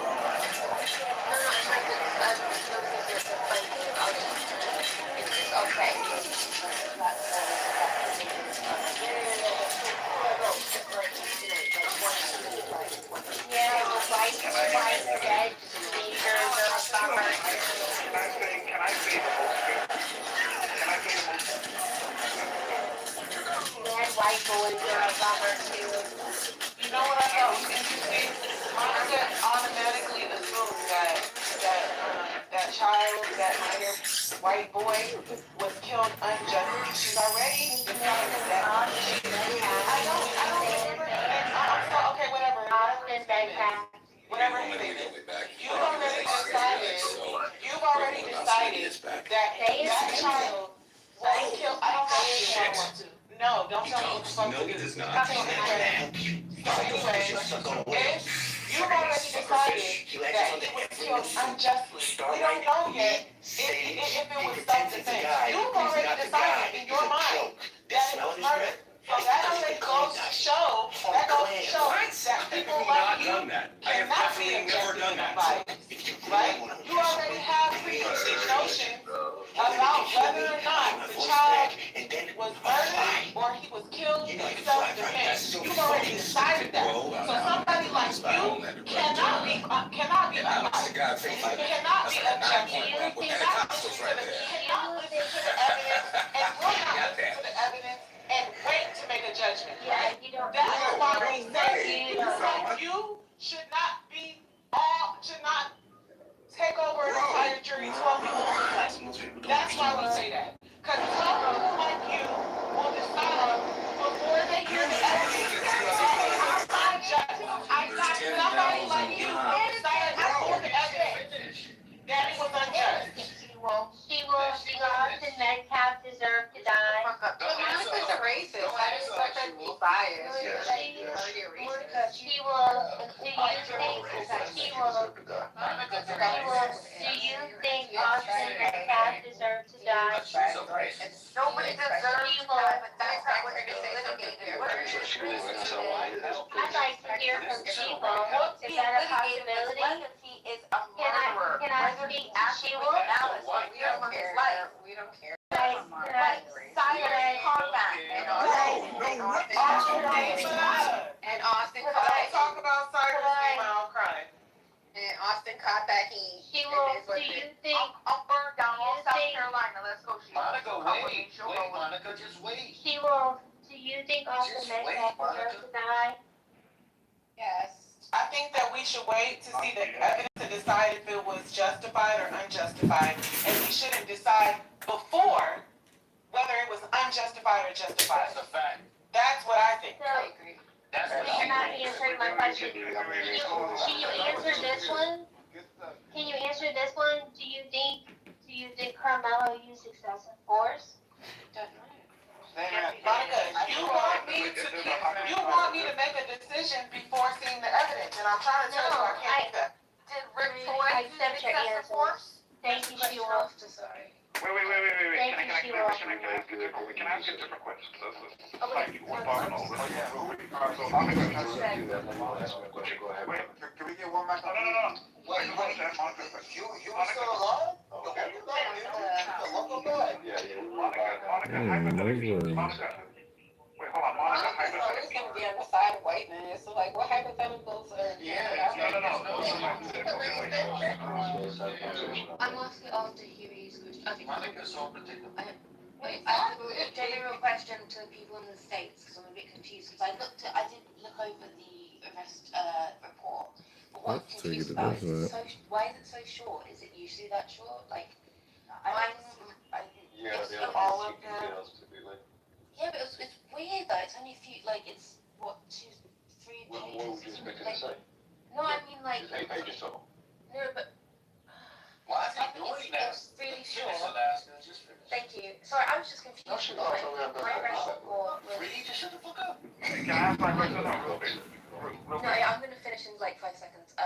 Yeah, I was just confused. My arrest report was like triple that size, and it was just for like a tiny bit of like you know, like non-violent or whatever. So I was just confused why it's so short. It just. That's Okay. a good point, Maybe. sister. This is a discovery, turns out, and this is a narrative. She just saying she was more of a gangster. I thought I heard a woman talking. I thought I heard a woman. Pardon me, speaking. I got a question for you. Oh my God. No, Miss Cece, I'm sorry. No, she knows what she did. She knows what she did. Shut up, Nicole. I got some questions for you too. We ain't gonna let Huey go? Fucking skinny Monica. Mike is well, Fifi. I thought you guys were trying this question. Yeah, it's pretty low, Miss Fifi. I know. Oh, just turn up. You don't have to yell. You just You know, Bree, shut the fuck up. shut up, Nicole. You piece of shit. Hey, Huey, bro, you gotta do your thing, bro. It's to me. I'm so sorry, Scoopy, because I actually cut Miss Fifi off to say what I said. I apologize, Miss Fifi. I should Come on, send me $30 so I can get a big mic. Can you guys be quiet so Miss Fifi can say what she wants to say? Because I cut her off, and that was rude. Alright, cool, moderate. Thank you very much, Miss Fifi. Huey, go ahead. Okay, no. Now, you kind of moved past the point, but I just did want to ask Monica. Monica, hypothetically, if, let's say, a person like Candace Owens decides to investigate Austin Metcalf and finds out that Austin Metcalf was dealing drugs or doing a whole bunch of like shady shit on the side, would that be your opinion on whether or not we should talk about that, or do you feel like inappropriate to talk about that? Or drug dealing relevant to his death? We should, everything, all the information that's relevant to his death should be brought before the jury. But would you think it's inappropriate to do a whole investigation about like his Huey, that likely would be something that a judge would say that can't come into the trial, the jury can't. No, she will. Unless it was relevant to his, if it was relevant. Okay, the only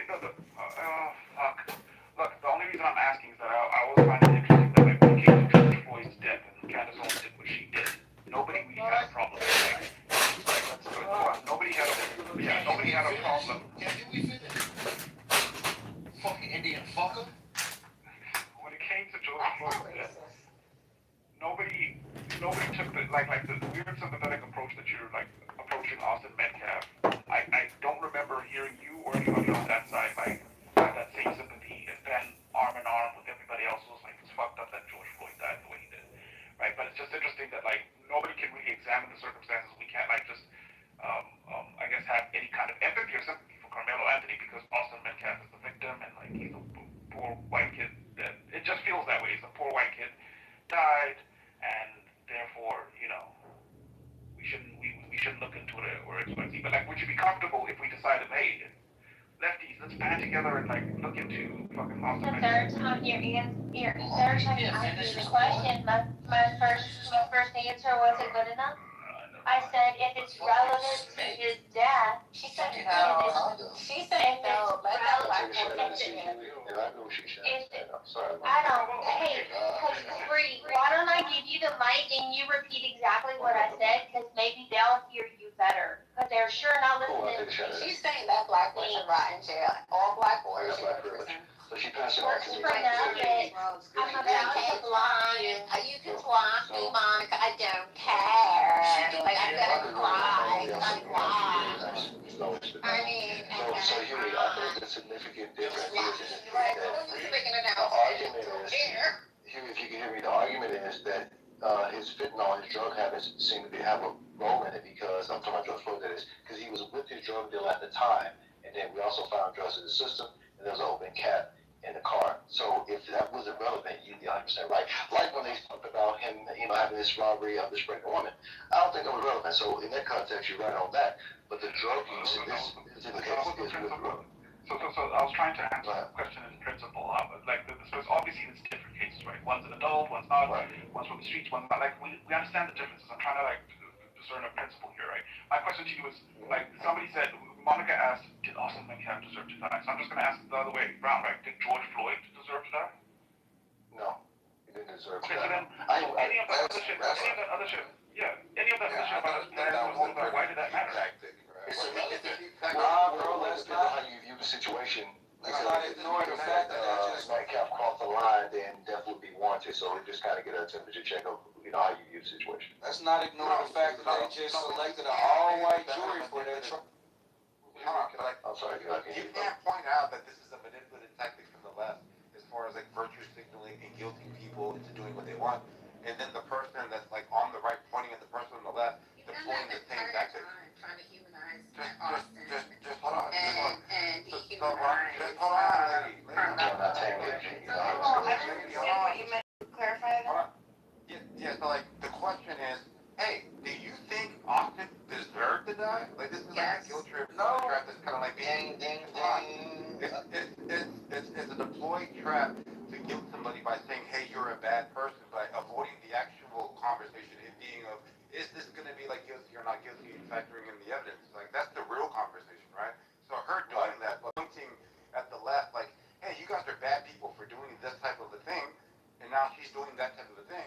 I think that's what Huey like picked up on. Like, hold on, let's. Yeah. And to be fair, Monica, I think you probably misworded because I hate when people do that first too. When people say you deserve to die, I think what she said was justified. She feels justified, but deserving to die is really a weird thing because deserving to die is like extreme, right? Like most people don't deserve to die. Maybe pedophiles, rapists, yes, but just someone who had an argument or a fight, no. So yeah, I don't think anyone is entitled to death.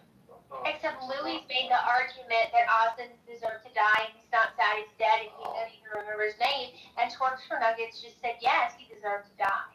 So I was actually hoping, she would say no, he didn't deserve to die. It's not about whether he deserved to die. It's about whether it was justified. I'm answering you, Monica. You're asking the wrong question. This is about whether this was justified or not.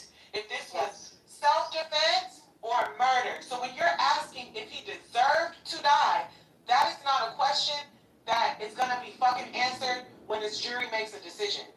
That is irrelevant.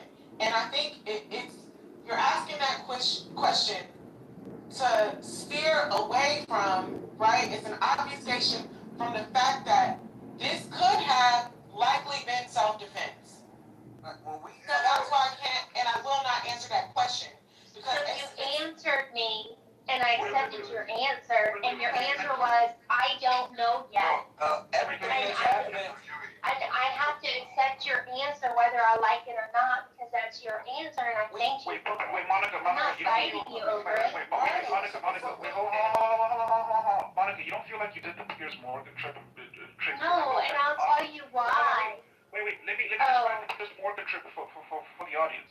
After October 7th, one of the things like Piers Morgan like perpetually got like found himself doing is anytime he had like somebody who was I guess coming to speak up on behalf of, let's say, Palestine, he'd do this weird thing where it's like, oh, was October the 7th justified? And like you force this weird. You condemn Hamas, yeah. You condemn Hamas. Remember that shit, like where it's like it's clearly the conversation is bigger and broader than like let's say the atrocity of October the 7th, right? It's the Piers Morgan trick where you're trying to force people into, I guess, not committing to the broader conversation and like an arbitrary sort of like moral position such that like it seemingly undermines the broader discussion that they're trying to have, right? It's a weird thing. It's like a weird moral gambit that you're putting people into that kind of situation by asking, did he deserve to die? Like that's such a weird question.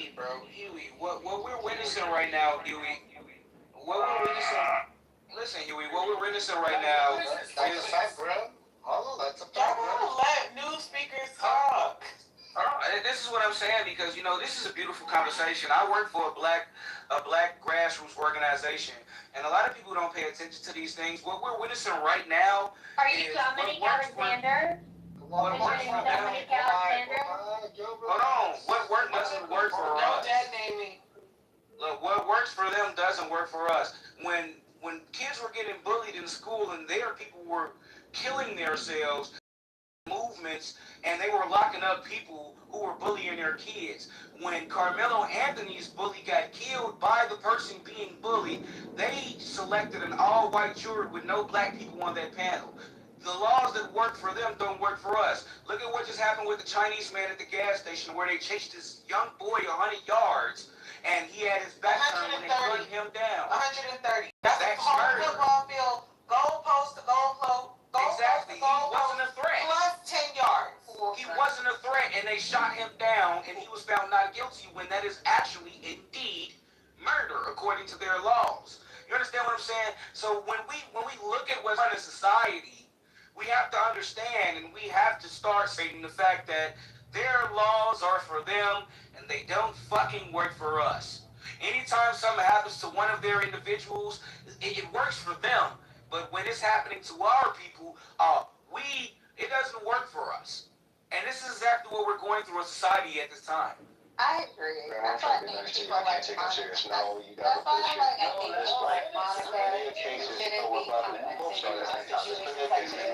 Because they are very biased and they do not. No, you're not. You just repeat what you said. No, I mean, you just mentioned, I understand you're a single man who doesn't have any or more than, that's why you're on stage talking to and interrupting and want to have you don't want to be heard. Well, we are grown. We can have a The loneliness is really hard. I totally get it. Being that I'm the bigger person, I needs to be coddled. I need to be coddled like a bitch you are. I'm gonna keep being coddled like a bitch you are. Okay, I just come to say. Just calm down. But if I get the loud mic, y'all gonna cry, right? Yeah, because okay, share knowledge. How much is it? How much you need? Like, fuck all this. Like, I'm tired. Like, how much you need, my guy? This is like Trump is trying to show me some rabble. Show me some legs. Yo, what the fuck?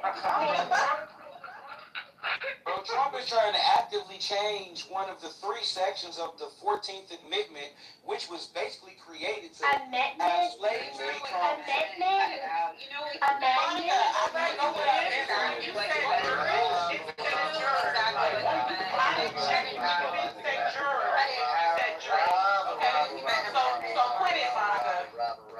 But he's trying to change the 14th Amendment, and that was basically created for the freedom of slaves and shit.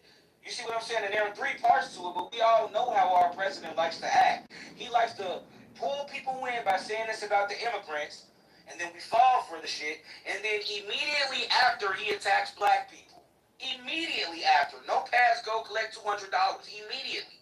So if he's going to do this and put it on the network and on the mainstream, that is so that immigrants, children, don't get birthright citizenship, when birthright citizenship was created because of slaves and slavery.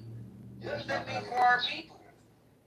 No, that means we're okay. Like, what are you talking about? America. No, it doesn't mean that we're okay, because he's also trying to change another thing to where if your last name, if your last name is not the same name on your birth certificate, you lose the right to vote. So what does that mean for married people? See, it's a lot of shit that's changing, bro. I know it's insane, but this is what he's doing. No, I'm saying what you're saying is it doesn't even make sense. But this is what he's doing. But did you just hear what I said? Hey, Free, did you hear what I said? Free, did you hear what I said?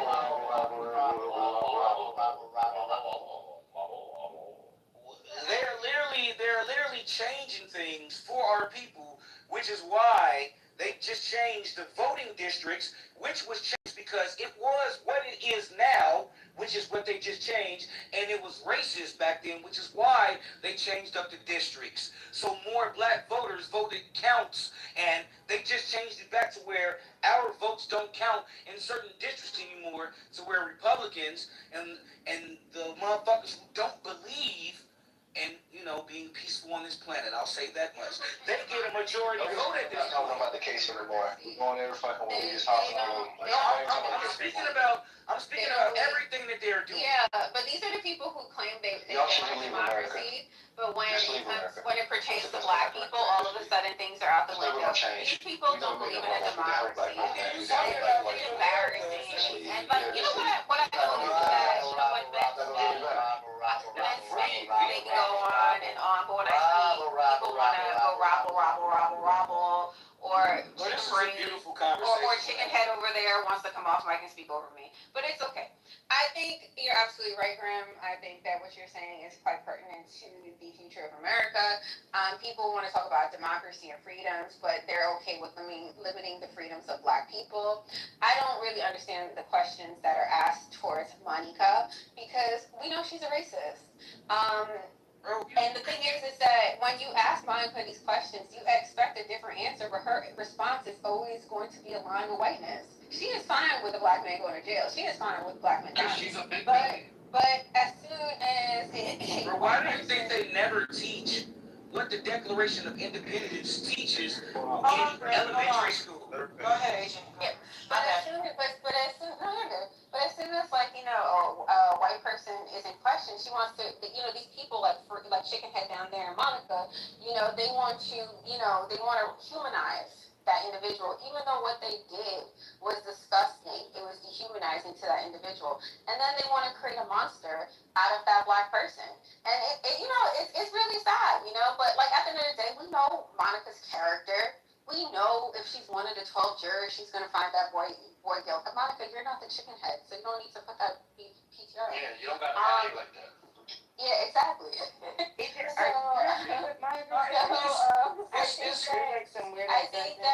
think that we're very aware of, Monica's sentiments towards black people. So I just think some of the questioning or her involvement in conversations, her responses are surprising. They're not surprising. When you think about what we learn in these areas, well, we can't forget about the Reagan boxes. We can't forget about what they did to those black men that had syphilis for 40 years. We can't forget about what they did with Black Wall Street. We can't forget about how Gaddafi tried to get their ass money to fund black education and black people, and they turned that money down. We can't forget about certain things that would have put us in a certain light of elevation to put us on the same level as these people, but they want us to die and they want us in prison because our bodies generate more money for their economy.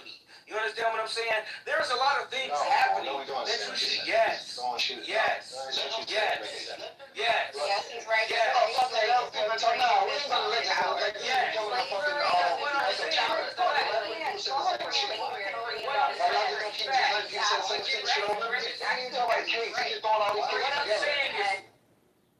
Real quick, I just have one more question. I promise I'm gonna be done with this, okay?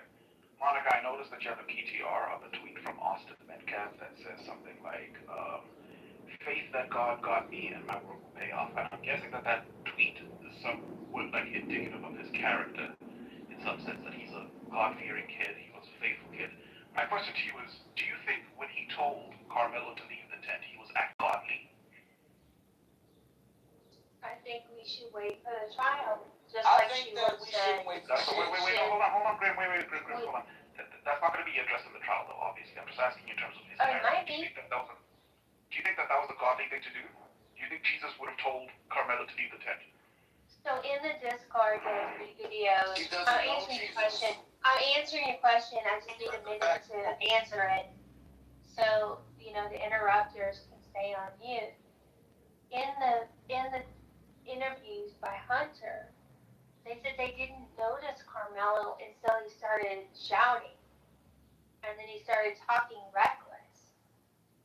So if you're protecting your area, like Hunter also said, the coaches said, hey, we've had some thefts at track meets. Be alert and aware of your belongings and your team's belongings and pay attention to your surroundings. Then he was honoring his neighbor, wasn't he? Well, let me ask you a question. Wait. Hold on. Okay, I'm not going to get racist. What questions are we asking?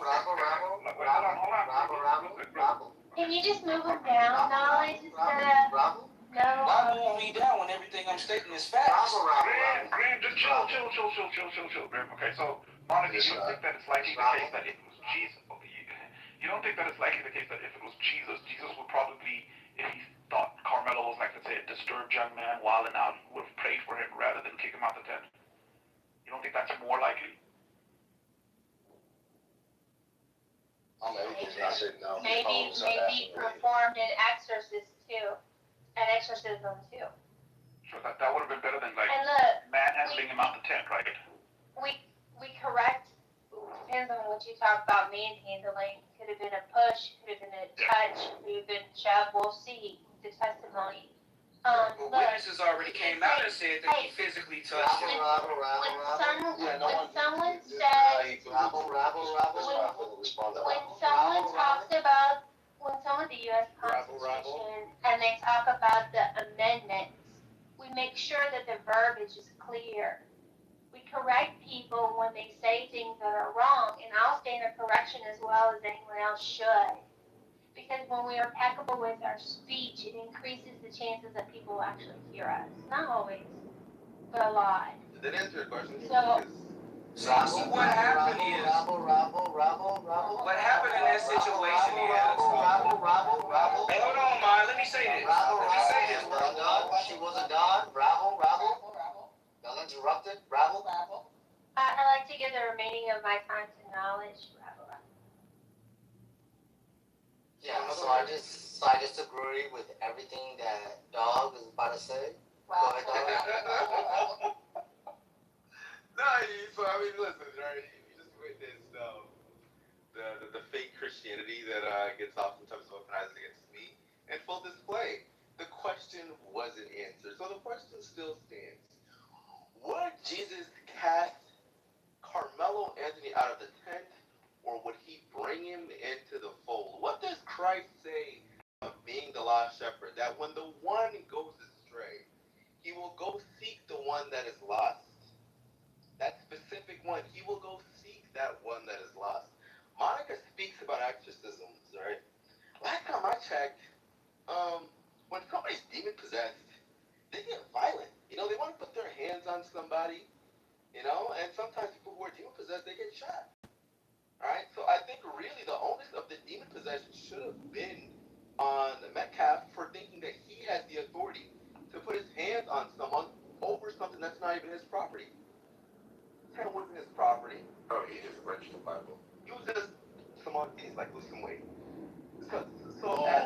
Let's continue. Let's continue.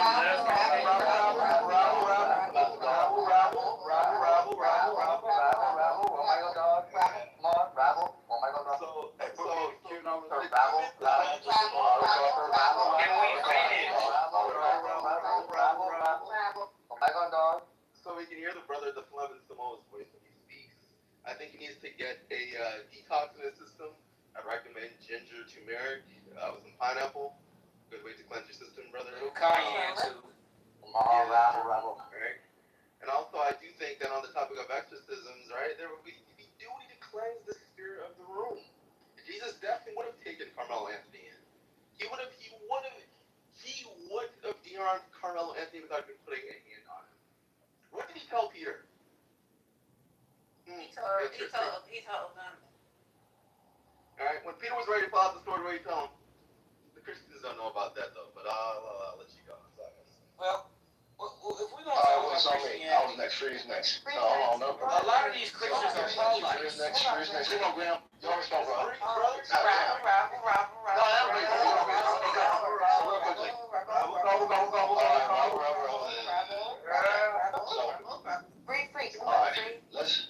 Thank you. Let's go ahead and address this question about the Christian thing. I don't like this idea that Christians are supposed to be pushovers and pussies, right? Like, that's not, especially like back then, all right? We come from the crucible, this brimstone age, where Christians will pretty much go to war and all types of shit for the beliefs. I'm saying we as humans. Anyhow, the bottom line is that, yeah, Christ or his followers probably would have told him, hey, this ain't your space, could you please move? And we always try to interpret this in the worst faith possible, that Metcalf just walked up to him and said the most egregious shit. No one, especially for those who are trying to defend Anthony, no one's considering the possibility that he probably asked him nicely. Like, hey man, everything's good? You over here for any reason? There are witnesses and evidence to show that's not what happened. I got you, brother. Hold on. No, dude. The white man is always good. The white man is always polite. The white man is all love. It's still on me. Well, I'm just saying though, what you're saying is false. So let's get the people to truth. Hey, let me finish, bro. I'll take all white gorillas. We don't do hypotheticals. We're speaking of things happening. That's not what happened. Put his hand on his head. He put his hands on it. He fucked around with that. Come on, man. That man fucked around and found out. One mic on free range, please. Thank you. So no witness reports suggest that this book can't have been hostile way. You got a bunch of lies that you think. There's a bunch of lies that you guys believe. Hey, stop talking, bro. Bro, it's an altercation. Let me finish. Don't want me to talk, but you won't let me fucking stop and get my point out. What the fuck? Yeah, let me finish. There's a lot of conspiracy theories you motherfuckers believe about this, that these boys tried to jump in, which is not true according to the police report. It just seemed to be one debate between these two boys, not the team. Nigga, shut up. Don't tip out. We can't disagree. Just shut the fuck up, nigga.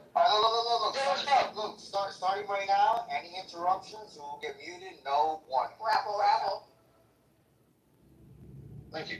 So, the bottom line is, according to the witnesses on the report from the people at the time of the scene, they said it was only between those two boys. And they didn't say.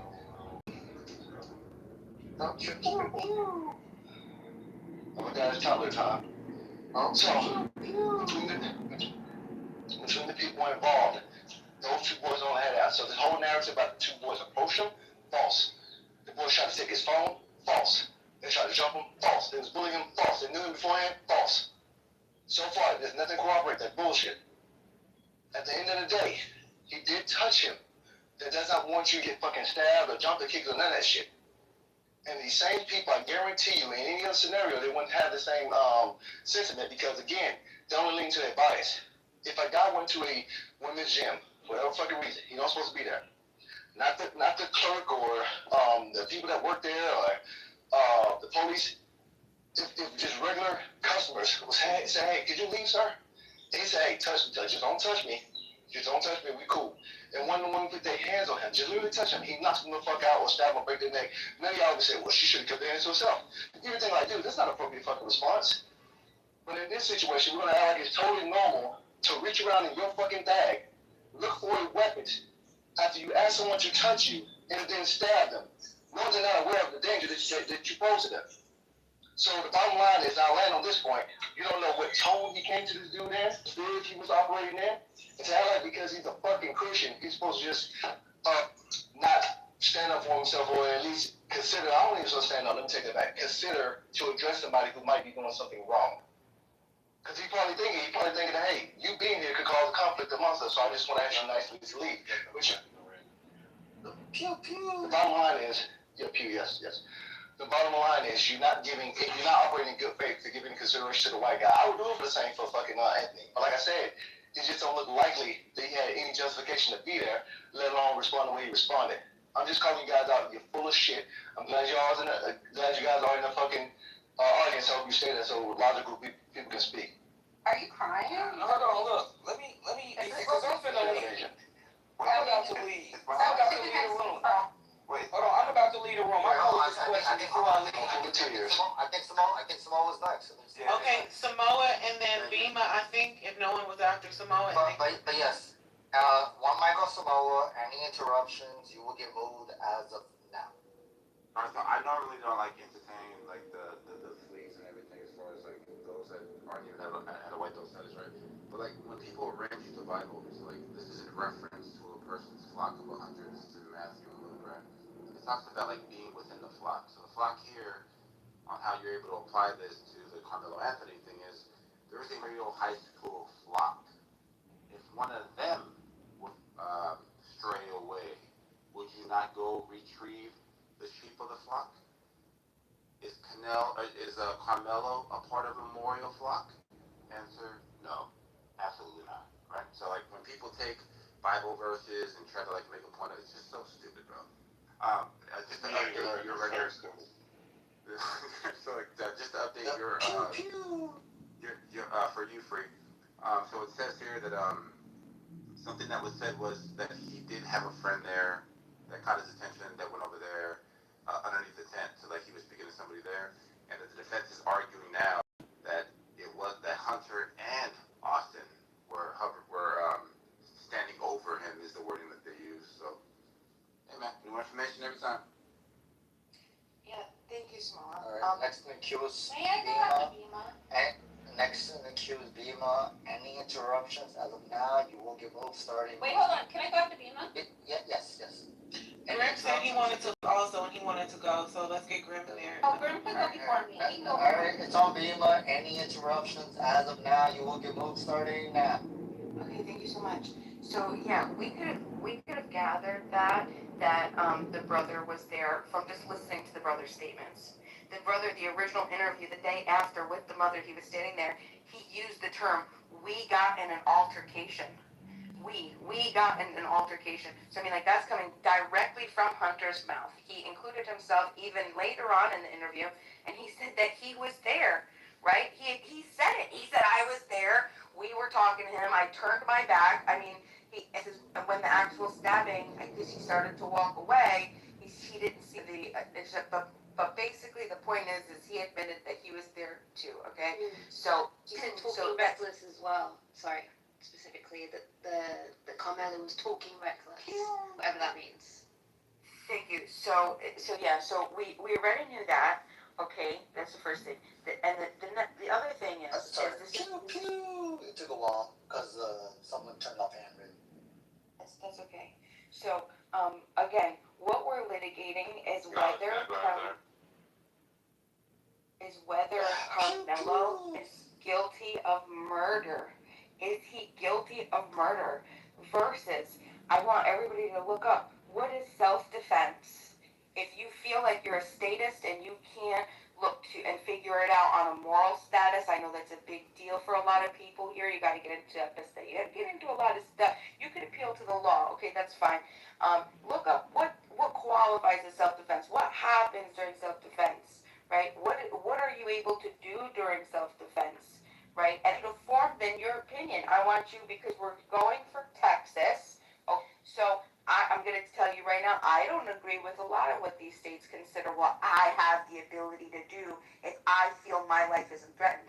If my life is if my life is threatened. So I ask you, we'll do a little bit of a test, right? We'll all look to see what self-defense what qualifies as self-defense, right, in the state of Texas. And we're going to see, okay, well, what was Carmelo able to do? And I want you to remove a couple things. Well, we'll get there. Let's start there. Who's next in the queue? I'm next because I'm finna go pick up my kids. Oh, where the queue at? Is there a queue? It's Brim, Yeah, there's a queue. Femi, There's the like dog. 4 people. Yeah, I'm back to the queue. So look, so I said one mic on Graham. Any I so look now. One mic on Graham. My baby, before we pull up. One mic on Graham. Any interruptions, you will get moved as of now. No, it's real quick. Can you post it? Alright, so this goes back to what I was saying about what self-defense is when it comes to what it means for them and what it means for us. Now, if we looking at it in the light of the situation of the way that they're trying to explain it to other people in the room, okay, say if Carmelo was in a tent that he didn't belong in, right? Okay, they asked him to move. He didn't go get the authorities. Instead, they approached this young man, and in the evidence and the witness statements, it says that Metcalf forcibly pushed Carmelo. That is an act of self. Once someone puts their hands on you, your life becomes in danger in that instance. Now, that's just like if someone punches you and you have a gun on you, you fear for your life and you shoot them, correct? Or am I incorrect? Just because they didn't have one doesn't mean anything. Your life was in danger, you felt for a threat for your life, so you took action in that moment. And his brother already said that he was a part of the situation as well. They tried to physically remove that young man from that tent as if though they were the authorities or the individuals, says the coaches, as if they were the coaches or the people who were hosting that event, even though they were the people who were a part of that event. They should have never put their hands on him. What Metcalf did is fuck around and find out. But the law only works for them, correct? Because if it was reversed and it was him sitting down and a black man approached him, they would give him life. And he's facing an all-white jurors. You feel what I'm saying? This is blasphemy. The law only works for them. And we see this time and time and time again. That if we find ourselves in the same situations that they find themselves in when it comes to us, when they murder us, we get the ultimate price and they get to walk away scot-free. And it's as simple as that. We can try to ignore what the fuck is going on in the world, but this is what's happening right now. The same way with the boy that they said stole 3 waters, but when they found his body, after they chased him down all of those yards, he didn't even have any fucking waters, but then they said he had a gun. Okay, that's fine as well. He had an unregistered weapon that he did not fire, and they chased him down. He was not a threat. How can you find him not guilty? That's murder. Fuck out of here, man. Get the fuck out of here, bro. Y'all ass gotta start understanding certain things. The law works for them, not for us. And it's as simple as it gets. And I'll land there. I believe next in the queue is Agent. One mic on. Is it gonna be sound? No interruptions starting now. Yeah, I just wanted to remind people about the prophet Tariq Nasheed, and he came out with this amazing film called Hidden Colors. In Hidden Colors, they spoke about a thing called buck breaking, right? And I wanted to tell you about buck breaking. It's a brutal historical debated practice in which slave owners purposely subject a strong, defiant, enslaved black men to extreme public torture, including sexual assaults, to strip away their masculinity and assert total dominance, right? And what I have seen displayed from Chicken Head and Unibrow Samoa is the aftermath of buck breaking, right? How they feel as though the white man is God. And what they actually tried to do was humanize Austin. They said that Austin basically put prayer hands on Carmelo. That there was no altercation. That the white man can't be violent. You know, the white man can't try to exert their dominance onto other people, right? This is what the 2 black men or the 2 drug broker men were trying to say, try to claim to. And I find it quite embarrassing. This is why I feel as though black men cannot lead, because of these buck-broken black men that we see on stage. Now, we know what altercation means, and oftentimes altercations lead to violence. That's the whole term of altercation. It's always a hostile engagement. right? When we talk about altercations, and that was reported several times. It was reported several times that that's what occurred between Carmelo and Austin. Yet they choose to ignore that and try to, you know, like I said, you know, romanticize, you know, because that's what they do, sleeping with white men. Romanticize Austin. You know, he was handsome, he was great. The black guy wasn't supposed to be there. It was raining. It was a tent. I think it was a sports event. If somebody goes underneath a tent for rain to cover from the rain, I don't see that as a big deal. I don't see that as a reason to approach someone, and I don't really understand why like simple humanity or simple politeness is omitted when it pertains to white men. But this is what happens when you're bug broken, right? You see a black man as a demon and a white man as God because he rammed his dick up your anus. That's all I have to say. Yeah, that's good. Alright, can you ask me again, please? Dog was dog. I was in the queue. I was in there. I was in there. I know you put me. I was in there. AK and then You shit. That's a throw shit. That's cool. I'm taking the shit. Y'all want to get into the queue and y'all enact for queue? It was AK free. Oh, sorry. Hold up. Dog was next. Dog was. That's cool. I don't know who's next. So How you enforcing it, bro? And And you don't know shit. I'm not. I'm enforcing people over talking. I'm at the dog. So how the fuck you know who's really talking? Anybody besides Ak, if you Let's go, baby. No, dog was next. He said in the chat. Yo, watch your mouth. You don't want it to Said play. in the chat.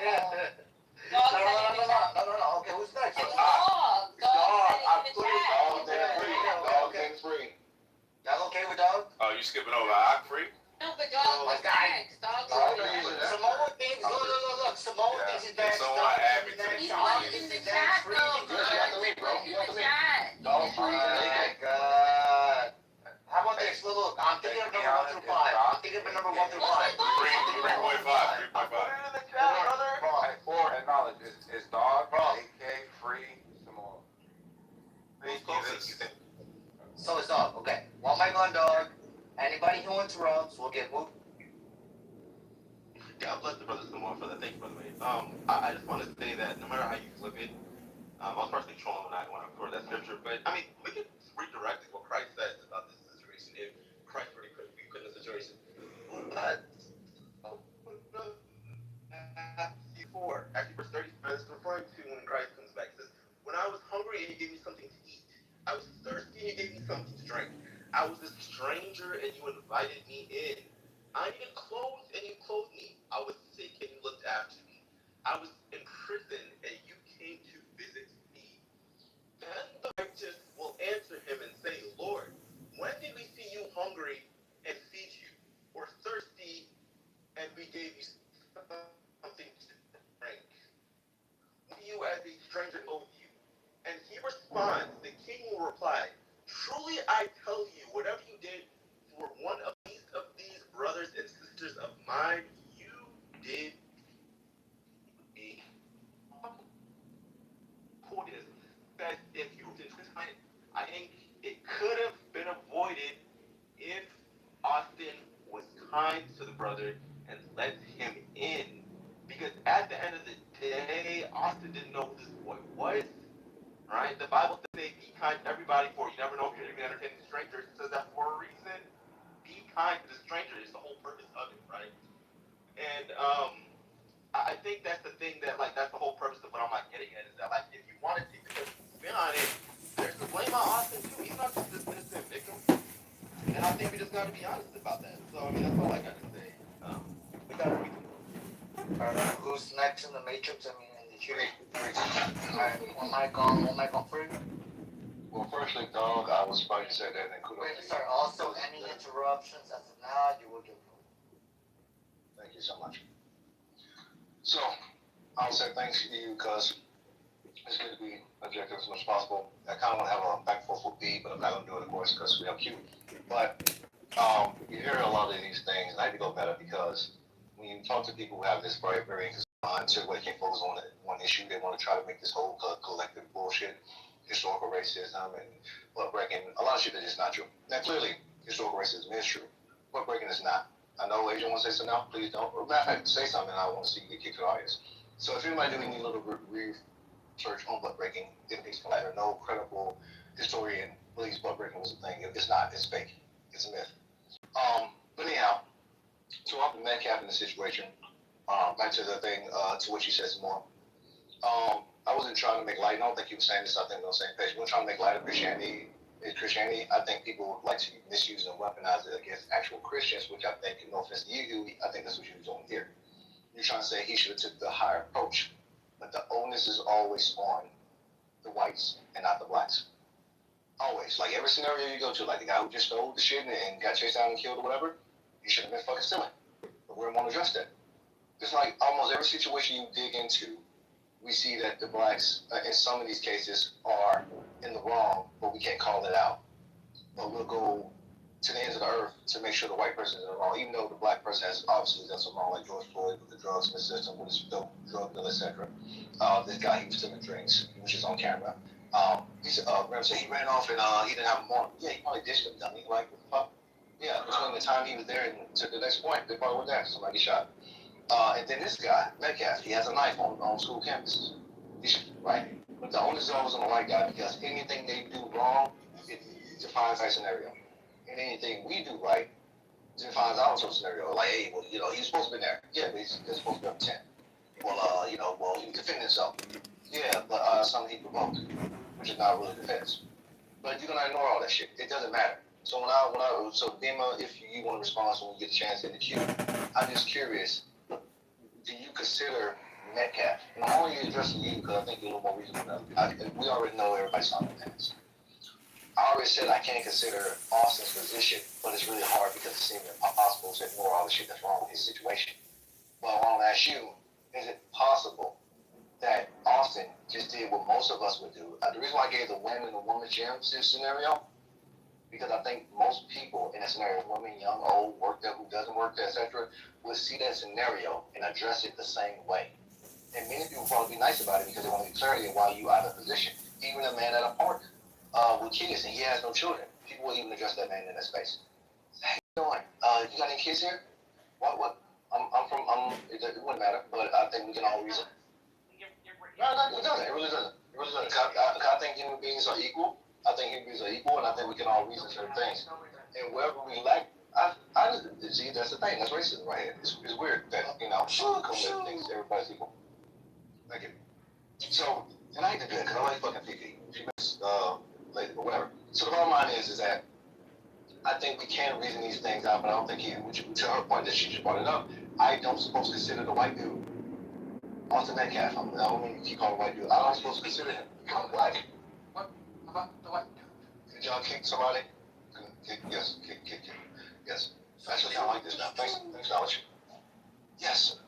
I got a gun. I got a partner in crime. All right, so the bottom line is, y'all keep going out to stuff on this shit.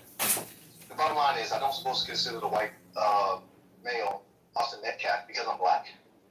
And the only logic I should have is that black people are victims of white people. And anytime there's a conflict, I should lean on my race and gender or some stupid shit like that. And this is why I think a lot of us are morally fucking bankrupt. Because we don't have an idea of what's right and wrong, what's good and bad. It just might identity first and everything else. And I think that's fucking retarded. I think that's incredibly stupid. I'm gonna land on this because I think it's supposed to speak the most volumes. I had a friend ask me why do I care about these issues so much? Why do I try to be objective, which is weird as fuck, to even ask somebody? But I told him, I said, hey, if we're gonna just turn around and do what white people did, why would they stop? If we didn't like racism when it was used against us, why would we be okay with racism being used for us? Isn't it wrong? Like, if they used to rape us, is it okay for us to rape them? He's like, well, I mean, you gotta think about it. I said, so you would be okay being a fucking rapist? You would be okay with being a rapist, that's what you're telling me. So fuck all the bullshit about the history and the color and all that shit. Was he fucking wrong? Can he make sense of his actions? Can you make sense of his actions? I don't think many of you can. I think you guys are trying your best to ignore all the things involved in this case because you cannot see past your own fucking bias. Now, I think I said enough, so I'm gonna land here and I ain't gonna respond to pretty much anybody unless somebody asks me something directly. But I rest my case. I think you guys are fucked up. Is your anus so moist? Thank God it has. So gross. It's ox turn. Put her at it. Go ahead and put that slogan out there. I'll say the PSA. You're so shallow. queue. You have powder milk. So next in the queue. Alright, so next in the queue is gonna be Og. Any interruptions as of now, you will get moved down. Mic on Og. Yeah, free. I was gonna cuss you out right now, right? But I'm gonna take it a little easier because I like what you said, the last statement you said, because I truly believe in that, right? I believe that, you know, if we bitch so much about the things that was wrongly done in the past, why recreate it? You get what I'm saying? I think a lot of chances we do recreate that fucking degeneracy that was done in the past. So I'm with you on that last part of your statement. But before that, I think that because you believe what you just said, because I believe what you just said too, but it's gonna make us react differently. You overcompensate, right?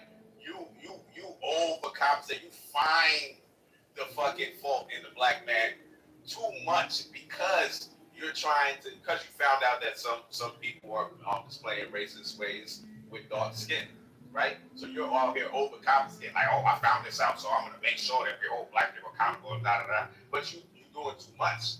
You feel me? Now you fucking on the side of the my fault, G. You on the side of you're on the wrong side, bro. Too many times. When it comes to the fucking Central Park 5, when it comes to fucking George Floyd, when it comes to this, you're on the wrong side, because look what you're saying, right? You like, oh, we automatically think, oh, we look at the good in the black guy, we look at the bad in the white dude. That don't make no fucking sense. When we looking at a situation, we looking at what's happened. First of all, we think you got a brain, right? That you've been in America, you know the history. That's first of all. So when you say, oh, why do we look at it like this? Because, motherfucker, you know your mother got raped in the past, you're gonna treat her a certain way in the future. You get what I'm saying? So if you know history, when you look at a case, you're gonna be like, well, this was the case in the past, so let's be mindful when looking at this. That's the first thing. You try to go in a situation and just delete history out of your fucking out of what helps you weigh the options of what's right and wrong in a certain case, right? That's where you're fucking up. That's one thing. Another thing is George Floyd. You said, oh, he was this, he was that. Da, da, da. Did he deserve to die? Right? That's the fucking question that you're not asking yourself. You're talking about, oh, he did something wrong. It's wrong to jaywalk.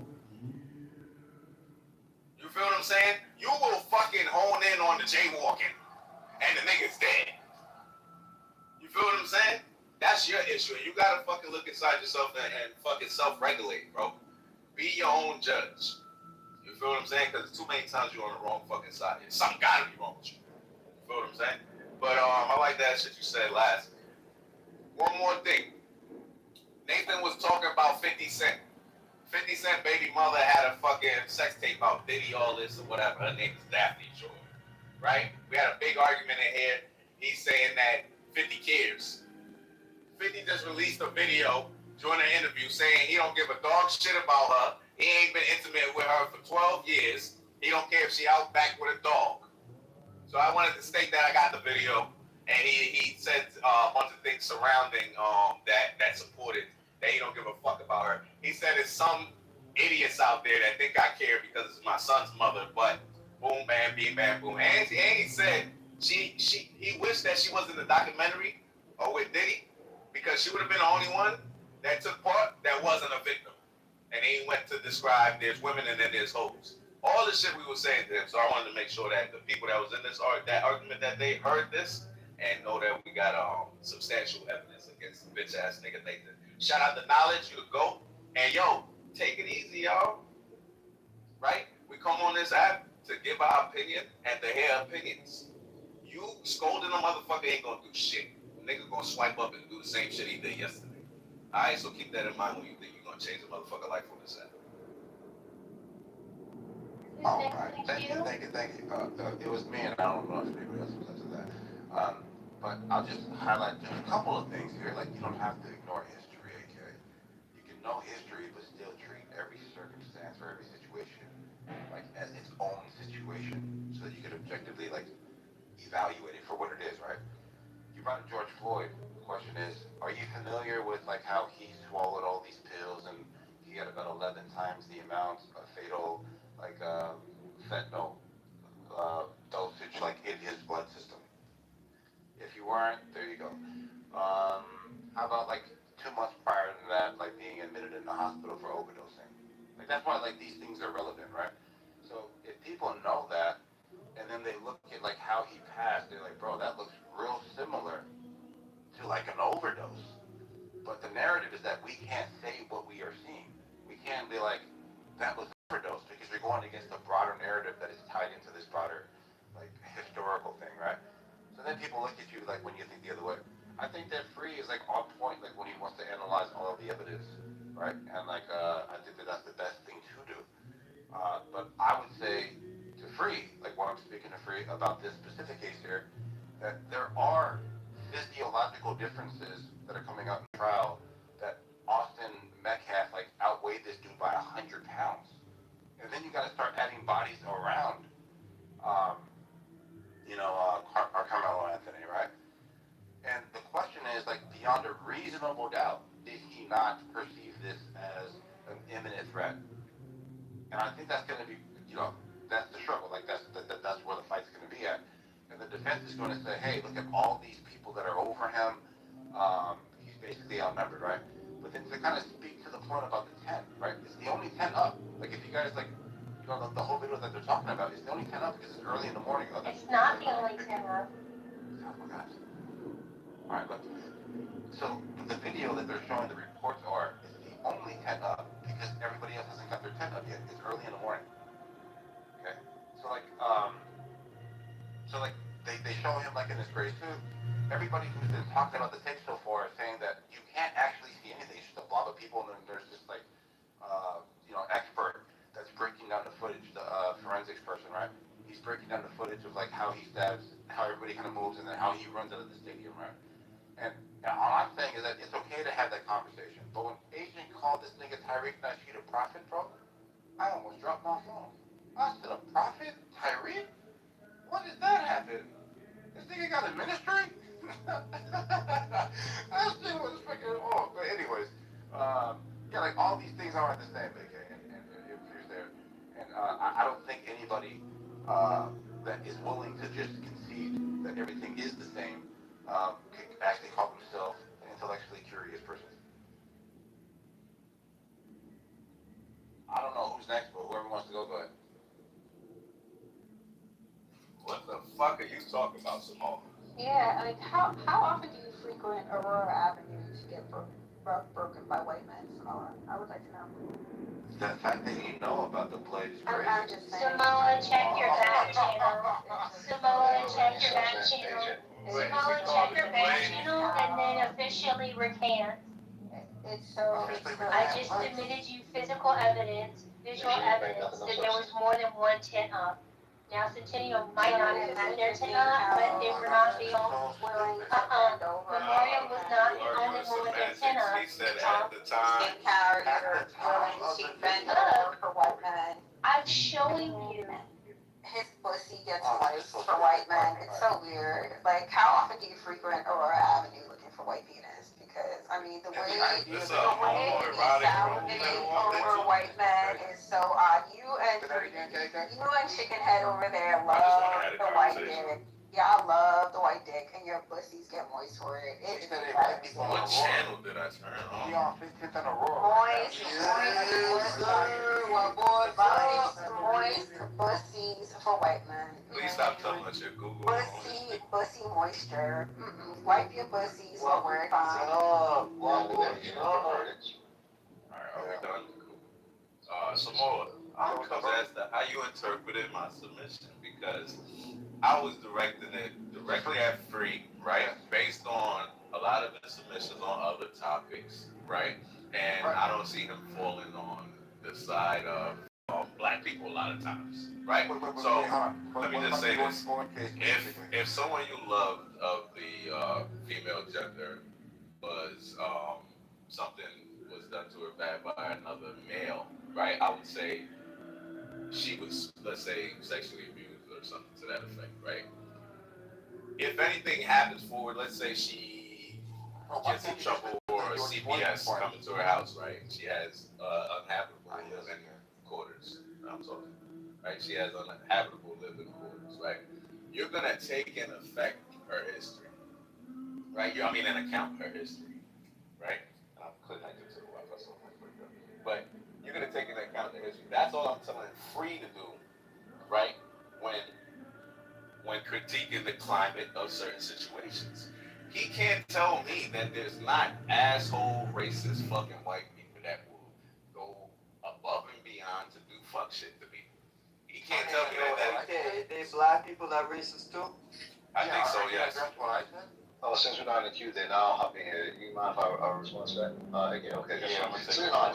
Are you gonna ask me? Wait, Free, I just had I think you should let Samoa do it and then you Free, because I didn't speak to Samoa. Go ahead. Yeah, no, I just wanted to make sure this is clear. Like, you brought up a specific example that he was on the wrong side of, and this was the George Floyd case, right? I bring up 2 facts of the actual case with the history that's attached to his overdose, and you don't respond to any of it. Is there a reason why? I'm responding to it now. Mainly I didn't respond to it yet because what I said is what was important to me. But when the George Floyd thing, does he deserve to die? That's the first thing. Second, was the procedures with cops enacted proper, right? When I answer those 2 questions, I'm on the side of George Floyd. Yeah, I'm not saying that he's let me give you 2 more questions. Let me just finish real quick. I'm not saying he's a commendable, outstanding citizen, right? If the question was that, I would say no. But when it comes down to quality of life, deserves to continue, or if the cops follow procedure correctly to a T, right? No, they didn't. So here goes 2 of the So then, questions. your 2 points don't matter to me. These are the 2 questions that you should be asking. If a person massive amounts of drugs in their mouth and swallows it, and they overdose, do they deserve to die? Is that an excuse when you leave white men's dick slips in your ass? I mean, is that what you're saying? I mean, because they love it. They're buck broken men. They love white dick. They're buck broken men. They love white dick. You know, Samoa says they slipped into his behind, you know. You know, he leaps up and heads over to Aurora. One question, then Free can go. That's one question. Yeah, what's up, bro? Yeah, so the question is, if a person, on their own accord, puts a handful of pills in their mouth and swallows it, and they die of an overdose, do they deserve to die? They didn't die. Can I speak to Samoa, please? Come on. Sorry, Just real quick, right? So somebody puts a bunch of pills, because I've seen this happen, right? Cops run down, you put a bunch of pills in your mouth, right? It's not necessarily that you're gonna overdose, you might get sick or whatever the case is. Cops leave, you can throw them back up, or you get locked up, they're gonna take you to the hospital, pump your stomach, right? That's usually how shit goes. Now, so yes, I'm saying you automatically down some pills don't mean you deserve to die. This is a tactic used to get away from cops sometimes. Get our evidence. Hold on, sir. Oh, come on, bro. Oh, so you want me to do what you want me to do? A person puts a handful of pills in Yeah, their I'm mouth. answering that for what the you. white man does to him. Right. That's what he got I freedom. would like to finish answering the way I want to answer. Okay, the question is, if you I know die the from an question, sir. overdose, right? If you I know die the from an overdose, what you did was you started talking about Okay, so now you changed it to if you die from an overdose. Initially, you said to me, Hey, Free. no, you see how you not letting me finish? I just let you finish. Hey, Free, you there, bro? Sir, Okay. initially, you said to me, Yeah, you can go ahead, bro. yo, don't play with me no more, Simone. Damn. Don't play with me no more. Hey, Go ahead, bro. Free. That was the question. All right, I got something for you. I got something tucked right here for you, and you run it. Before I pull it out. Brother, the question was clear. If Yeah, I heard the question, and you're gonna tell me again, and then when I try to answer, you're gonna cut me All short. right, go ahead. Right. Go ahead. That's what I'm telling you. I'm about to fuck you up, right? Initially, you said that someone who takes down a lot of pills deserves to die. Then you changed it to that someone who overdoses deserves to die. Which one you want me to answer? So both of those are part of the question. If somebody puts pills Which in their one? mouth, They're not the they same question. die, So which hold on. one do you want me to answer? Well, there's only one. Listen. Which one do you want me to answer? You want me to answer both? No, answer the nigga, yo. Alright, listen, there's one question, okay? The one question is this. One question, please. Thank you. If a person puts a handful of pills in their mouth and they Yes, sir. overdose and And die. they overdose. Okay, this is the third question. All right. Okay.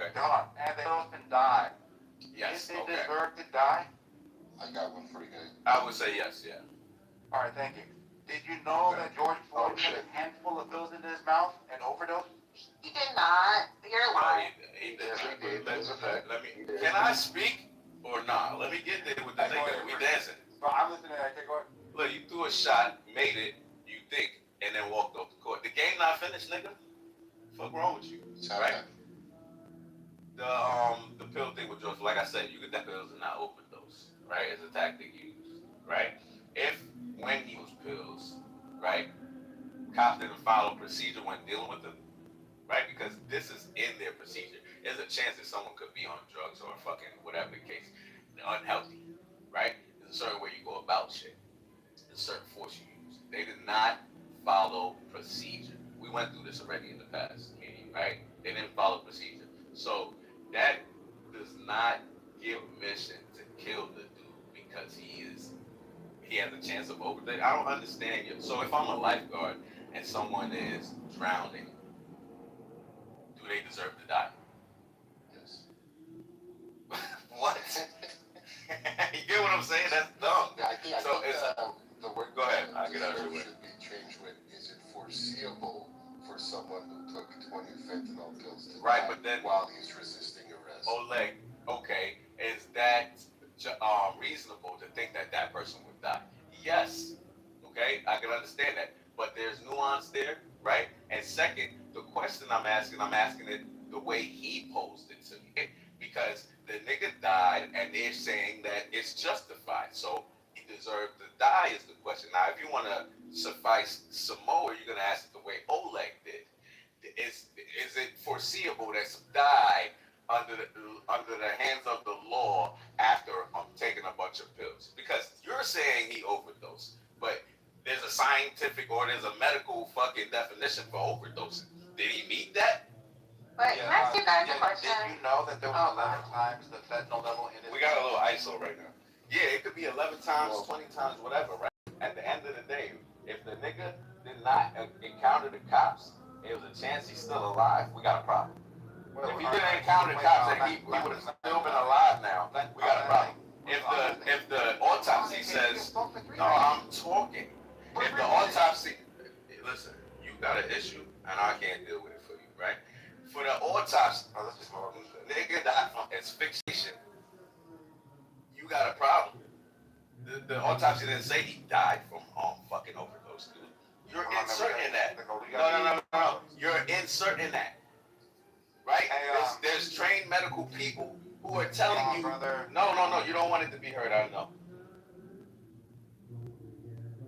That shit is horrible, man. Come on, man. You're just talking to talk.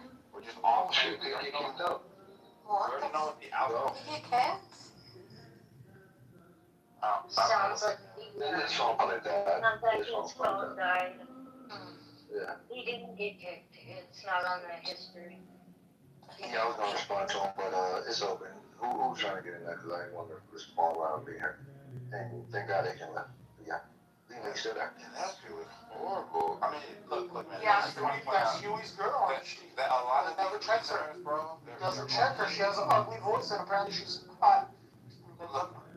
Oh yeah, that's what it makes sense. A lot of people like the outcome of these cases, so that's all they're gonna stand up. They don't want to. Agent, we gotta check her.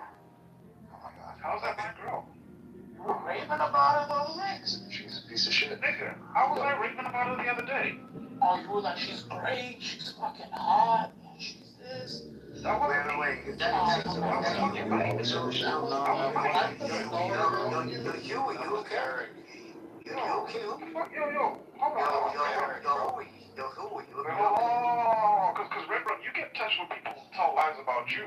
Why would you say? No, this is the one We were talking about the woman that triggers them, and you were saying,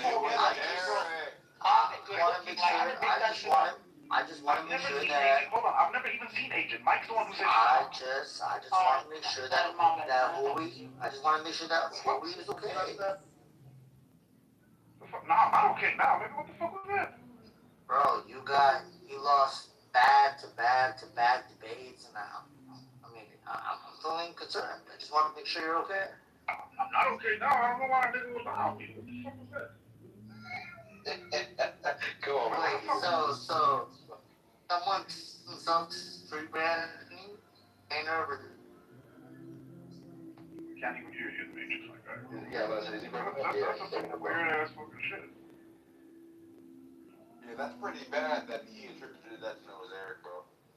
Yeah, it was Eric and Mike who said it because I'm the fucking scene agent. It was When I Eric, actually said, yeah, if you Eric, remember Mike, Samoa, and when I Brian. said, remember when I said low key, the person who's got the cutest voice is Jazzy. Remember, that's all I said. Yeah. The fuck? Well, I know he's an asshole. Asshole. That's pretty much that. Yeah, Red Rum just had a birthday, so you know, in his old age, he could make these types of mistakes, you know what I mean? That birthday represents the killers, huh? So I think with the George Floyd situation, it's so frustrating because not Yui, I'm always just thinking about Yui because he has a great mind. But Samoa. Oh, hell no. I don't got You got roasted yesterday with your buddies. What the hell? Yeah. No, I don't believe it. No. Oh wait, no, I was gonna say Yui. Yui mentioned it. Oh, see? Samoa was the great mind. Okay. No, Yui had mentioned earlier why we don't do these people deserve to die. What we're looking at is what was the crime, if any, committed onto these people, right? Like the deserve to die, a subjective, just entirely egotistical vein, just it's such a crazy, unquantifiable metric. How can anyone That's not true. Hold on. Well, I mean, maybe not for you, but for a Christian that believes that everybody, even someone who has overdosed or has taken lethal amounts or even a lot, nobody deserves to die, okay? I'm sorry that you feel otherwise. I don't feel criminals, but No, like you're using deserve a to different die. meaning to that. I don't think, well, okay, well, this is Like assisted suicide. Does that person deserve to die? Hold on, wait. There is no deserve. Did he want to is the point. Is he entitled to? Did he want to? No. You said did he deserve? Entitled to, or if he wants, did he consent? Listen to my question. If he consented. Listen to my question. If society, right, acknowledges that this person wants to do it, right? Society is saying, let him do the thing. He does to make his own decisions. Oh, I see what you're saying. Right. So then that's even worse because that's total who gives a fuck. Right? Who gives a shit about what society thinks somebody should? No, all you're talking about is just basically the momentum of environmentalism. This action caused this, cause and effect. Yeah, we can say that this could be an effect, but you can't put a quantifiable. Hold on. Listen, sorry, let me finish because I'm sorry that you were shut down. You had exposed this earlier. When someone do they deserve to die? No, and especially not under the law. You are innocent until proven guilty. George Floyd didn't even commit a crime. The cashier accidentally thought that it was he died over nothing.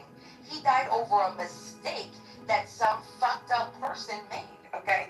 Now, this is the whole situation. Did he want to die? Samoa, do you think George Floyd wanted to die? I think I just want a yes or no, and then I'm gonna Nobody believes that. No, I'm gonna hold my mic for a second because I'm gonna talk, but I just want to know yes or no. No, I want to back and forth with you too, okay? Okay, well then I reclaim my time. Well, you don't have a time. Okay. Yes, I do.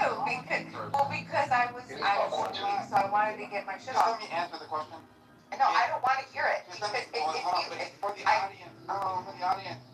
Right? Because I don't want you to misrepresent my position and attribute something that I don't actually hold, right? Like, that's pretty dishonest. I'm saying that if he decided to conceal his relationship with his drug dealer by hiding all the drugs in his mouth and then swallowing them, then it kind of changes the whole scenario on how we kind of evaluate this, right?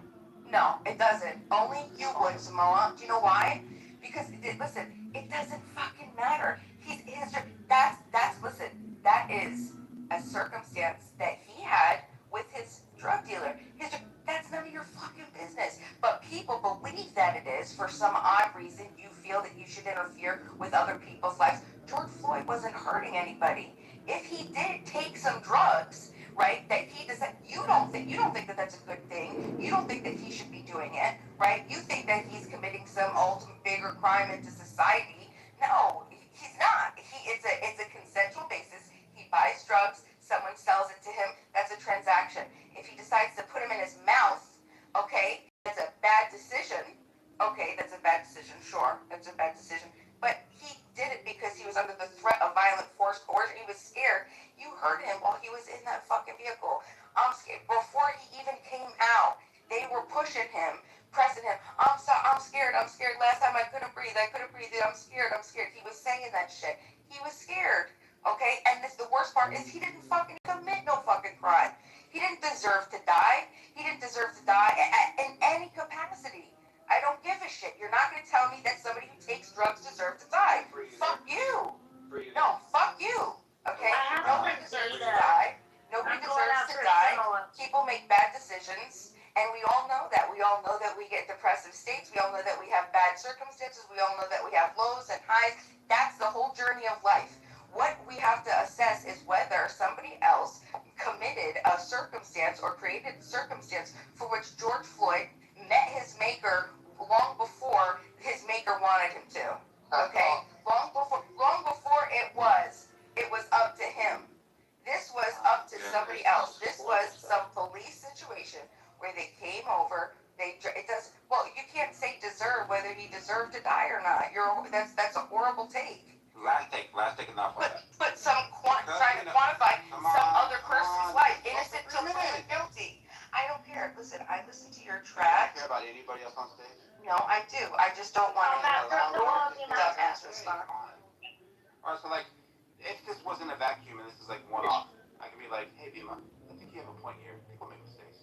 But because we actually have the body cam footage where he fucking did the same exact thing and got admitted to the hospital from overdosing in another police stop, swallowing all the fucking pills, you can say that this is a pattern of the guys.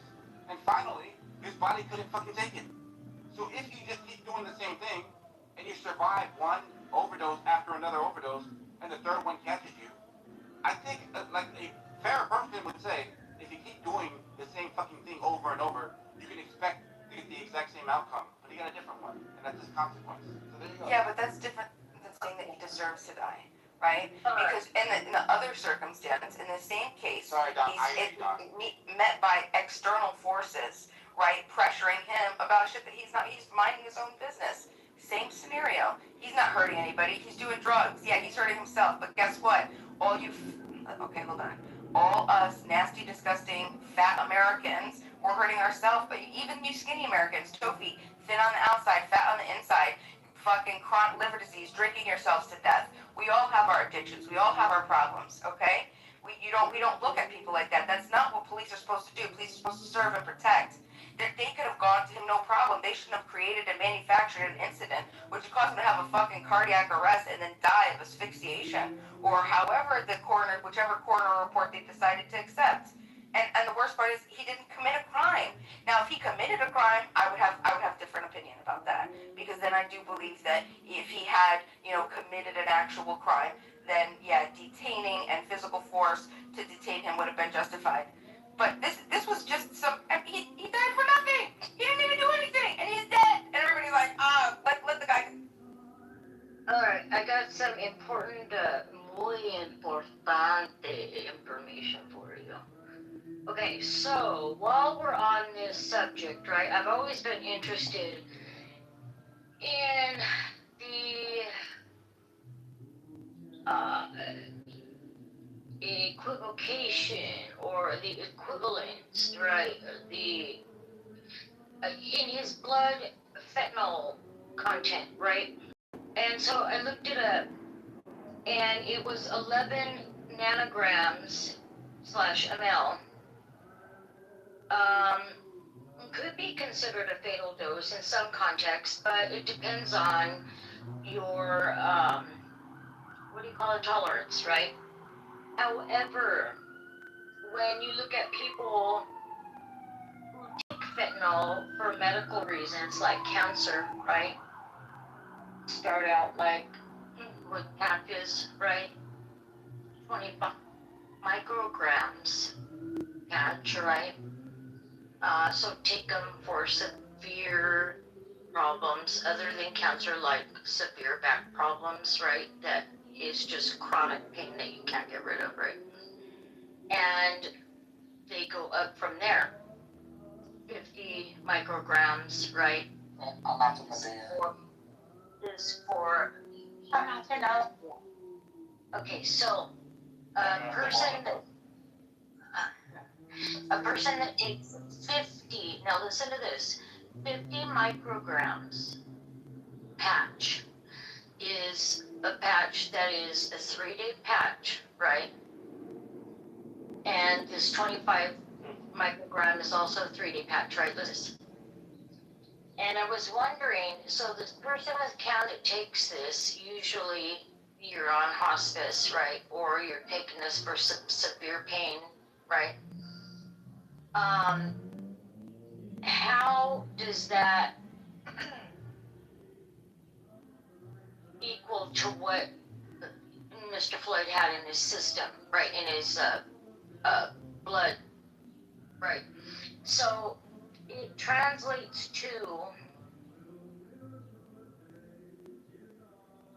we're looking at patches, right? If you're using it for medical use, at one time, 8 to 9, 50 microgram patches on your body at once, at one time. That is absolutely unheard of. So, when you ask me, did he want to die? I don't think so.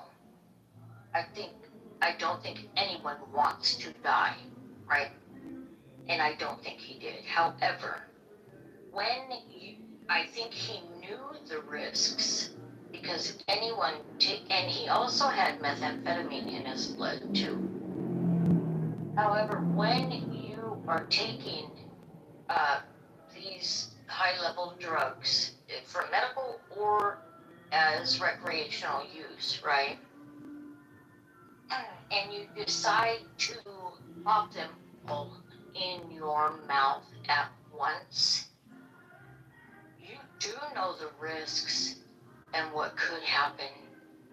You do. Everyone does, right? So that's a hard, like, yeah, he knew the risks, right? That's an absolute respiratory suppressant, right? Even though the medical examiner expert they had said it was because of Chauvin, all this, on his neck and all that, I still argued that 8 to 9 patches on this dude at once, right? I'm having a hard time believing that it didn't suppress his ability to breathe. But go ahead, who's after me? Knowledge, Monica, and then Nathan, please. Oh, my sobrino. Go ahead. No. The point that I have is no longer relevant. Go ahead, Monica. Alrighty. So I was fussed because I said, did Alton Metcalf deserve to die? And then we spent an hour talking about if George Floyd deserved to die. I don't think innocent people deserve to die. I think sometimes they die. The police autopsy report I saw said heart attack for George Floyd, and even though there might have been some contributing factors, like COVID, the drugs, the pressure on one side of his neck, it seems to me there was reasonable doubt that Derek Chauvin should likely not be in jail. When you look at the crime scene photos for Austin Metcalf, there was more than one tent. I don't think Samoa got that right. I don't think it was deliberate. But there was testimony today that said the Centennial tent wasn't up, but there were other tents. The fact that that Carmelo was talking to a friend underneath the Memorial High School tent is valuable information. and it actually is good that it kind of lends to it not being premeditated, and that's good. We'll see. Thank you. Hey, Donald, you're right. Oh, there you go. Yes, sir. That's all I'm saying is, I was trying to tell Samoa that don't jump on the bandwagon when that quote is free. Free said that just because someone uses word doesn't mean that you have to escalate with physical force. Therefore, Austin Matthew was wrongfully killed. Therefore, Carmelo Anthony should be charged with murder. If you read any of the statements, you will see that Austin Metcalf was the one who responded or who reacted back at Carmelo Anthony because he used words. Well, he showed his black ass and that big ass pinky toe he had. And No, Nate, there was four people talking.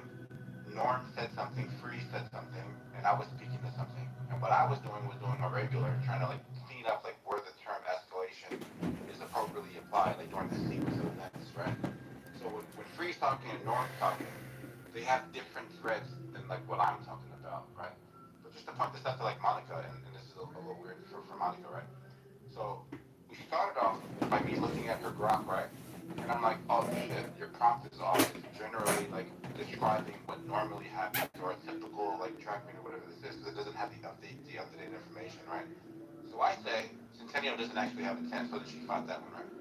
Then I say, specifically like to the video, the reporters that are in the courtroom, when describing what the video is, there's 5 different frames, right? And in the frame that they're talking about, where the forensic person is doing like his testimony, right? They're starting to highlight the gray sweater guy, which they're calling Carmelo Anthony, right? And when he comes to the tent, it's the only tent there. There's no other tents that are around the area. Which he did mistakenly think that I'm saying that there was no other tent in the stadium, which is like totally weird. So I'm only offering an analysis from journalists that are in the courtroom. I don't know what she's doing. Samoa, the picture I sent you with the I don't remember that school team's name, but there was 2 tents next to the memorials that I sent you. Totally fine. Totally fine. Totally fine. What? We're talking about the testimony of the video of the timeline. Maybe tents were erected like a little bit later or whenever the hell they took the damn picture. It doesn't go against anything that the reporters are reporting that they've seen in the video in the trial. There's a crime scene. They're not going to put up tents near the crime scene. All right, Monica.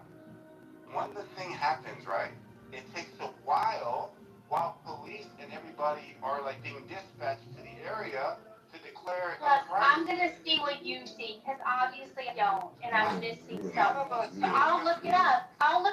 Moa. If I'm wrong, I stand a correction. I always do. Well, Monica, I'm just pointing out that what we're getting here, we don't actually have access to. It's reporters that are in the courtroom that are reporting it to us whenever they have breaks. So when you get the Texas, I forget the name of the newspaper, like when they're like releasing like their reporter, that's all we can go off of. Like we see with all the information that we have, we don't know what's real or fake, right? So they're telling us, hey, this is what's actually I remember when it happened, I watched the video footage. I watched the tarp that they used to cover the knife in the stands. And I saw more than one team's tent, Samoa. So I'm genuinely confused. I'm not being contrary or obstinate. Have you seen the video that they're seeing?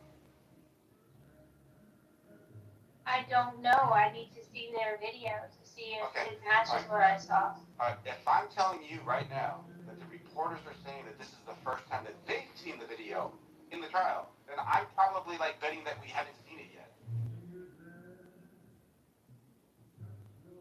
What video are you referring to? You talking about the one when he's up 10? There's like 5 frames, the way that they're describing it, and then they circle him when he walks into the stadium, then the glob of people, and then after the stabbing, how he runs out of the stadium. So like they're using like this sequence to move through 5 different frames, and they got this forensic guy, right? I'm saying I've never seen this video. Like it's not in circulation for me to be able to see it. Yeah. Right. And I do remember now that I'm talking about it, that there were certain networks or certain like media sources that were able to view it, but like in a skiff or something. Yeah, Newsweek saw it. I remember there was something Well, some like of it far is. away. It was an ugly video. Like you can't really see shit. Yeah, very blurry. Yeah. Who's allegedly showing this video in the courtroom? The state. Prosecution, yeah. The prosecution. Yeah, so the guy on Newsweek, and I got the link to that too. Yeah. It seems like it, yeah. But that's the thing about it, which I'm trying to get people to kind of make a sound defense for. It's like people buying into the conspiracies of all this other shit in order to try to justify this case. It's like this is a hard case for this guy. You know, like just bringing a knife alone makes it bad, but let alone being in the area. Was it a knife or like a tool for a trap? Oh, the knife. Yeah, I'm seeing people say that's another thing to another conspiracy. No, it's a real knife. It was not no trap tool or no shit like that. It was an actual fucking knife. Yes, it's on a police report. Yeah, they found the knife the same day. Officer Schultz. Knife. No, actual knife, a black knife. It was a knife with a black handle. It's in the police report. Yeah, look at Officer Schultz. He recovered the knife. And they covered it with tarp because it started raining. And for some reason, like, look, I don't think that the guy should have been killed, but I can see why. I can see a justification. Just had some big fucking bully, and he found out, bro. He fucked around and tried to pick on something smaller. He tried to get involved with something. He didn't have to. He's not a cop. He ain't shit. I don't think it had, and I don't think the kid wanted to kill him. I think he just wanted to fucking be like, fuck you, man. You're gonna fucking speak, and fucking ran away. Nathan, you there? Yeah, I mean, yeah, it's probably a matter of embarrassment. He probably felt embarrassed, the challenge. No, really not. I can say he feels threatened. It is why he did it. So it seems like you're not familiar with it. It's like, hey, welcome back, AK motherfucker. I want to question you. I'm not very. Yeah, I can trust me. I can trust me. So you're in the Matrix too, nigga. I'm glad you're in the Matrix. I got you. You're in the Matrix. So psych. So this is what happened. This is on page 4 of the police report. So Metcalf at some point addressed us to believe the 10. We don't know how he did it. We don't know how he not, but he asked him to. Yeah, he was under 10, their 10, their team's 10, right? The ideal is that he knew someone at some point in time. He spoke to them, that maybe he lingered around and then they told him to move, or maybe he was in the middle of talking to somebody and they told him to move. But it seems that they just told him to move without him actually interacting with someone at that particular point in time. So, in between that back and forth, Anthony tells him to touch me, and Metcalf touches him. Now, presuming that wasn't enough for him to respond, so he said, punch me. After he said that, so the touch was there, then he says, punch me. And when he says punch me, Anthony started reaching around in his bag, which is searching for a knife. So while he's saying that, Metcalf just grabs him and tries to move him, according to the police report, and then he takes the knife out and punches him in his heart. Yeah, that guy. I remember that, and there's something in the police report that said that. You notice how he said he grabbed him and tried to. He didn't say the motherfucker shoved him or pushed him. He didn't put no negative. You know what I mean? To me, look, the white guy walked up to him, and he tried to be the enforcer. And the kid stood his ground, like basically, like I'm paraphrasing, like nah, fuck you, get away, don't fucking touch me, bitch, like you know. Yeah, he started fucking. Yeah, but after that, so imagine this, Mike. Imagine you at a bar, you talk to a bunch of girls, and they got the laughing. Look, I don't think the kid. I don't think this justified death, but I do believe the big fucking white boy was probably a usual bully in life. So much to the point where yes, this is my look. You can dispute it. This is my intuition. This is my intuition. This is my intuition, and I could be wrong, but I'm probably not. This fucking pig kid is used to being a fucking bully towards people and trying to tell people what to do. He walked around. This was always the way he got away with certain things, and he tried to fucking punk somebody, and guess what? This kid fucking was a fuck you, bitch, and he fucking swung back, right? I'm a human being. I don't feel the fucking confidence, the arrogance, the authority to walk up to a person and say leave, and then like try to remove. I'm like, are you kidding? Like, what kind of person does that? Especially if it was a smaller person. That's a bully. Those are expectations of somebody that feels comfortable, that has got away with stuff like that before, and he's around his friends, so he has all that motivation, he has all that confidence, right? And he's gonna be the guy that, yeah, I fucking got rid of, you know what, bro, sorry, man, like, you fucking fucked with the wrong one this time, and the kid's probably gonna go to jail, but the other kid could have lived if he just fucking minded his own business, or if he fucking went and told somebody that actually had authority to do something, but he's just a weirdo, that's it. Fuck those kids, bro. I remember those kids. Yeah, so the Fuck those kids. Fuck those kids. That's Fuck right. those kids. How am I? Fuck them. Fuck. Yeah.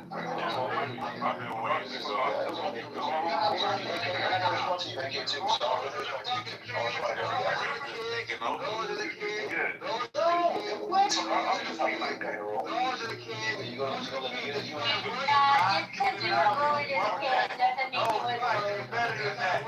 I would like to respond, Mike. You can respond there, bro. You don't get hands, bro. We need a few. We need a few guys.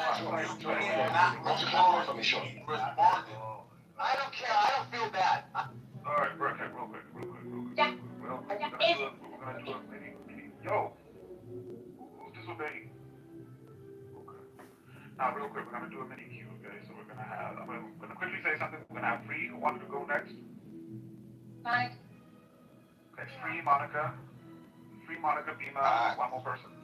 Free, Monica, Bima, Ak, 90 seconds apiece. We're doing the Huey queue. Real quick, Mike. I just wanted to. Can I go after everyone else? Because I know they're gonna come after me, so I want them. It's gonna be popcorn after that. But like, I just wanted to point your attention to something. If you read, I don't know if you're driving, but if you read Monica's PTR, that's like an alleged tweet from Austin, right? It's basically, I can read it to you. It says, "Faith that God got me, and my work will pay off." And like, I think like the point of like these tweets that are surfacing are to show that he was a good Christian boy. Austin, the kid who got stabbed, right? Now, my theory is, if he was a Christian, he should have done the Christian thing and welcomed Carmelo into the tent and said, "How are you, my brother in Christ?" And did all of that shit. I don't think Jesus, from what you know of Jesus, I don't think Jesus would have kicked Carmelo out of the tent or even tried to kick Carmelo out. Go right up. So that was.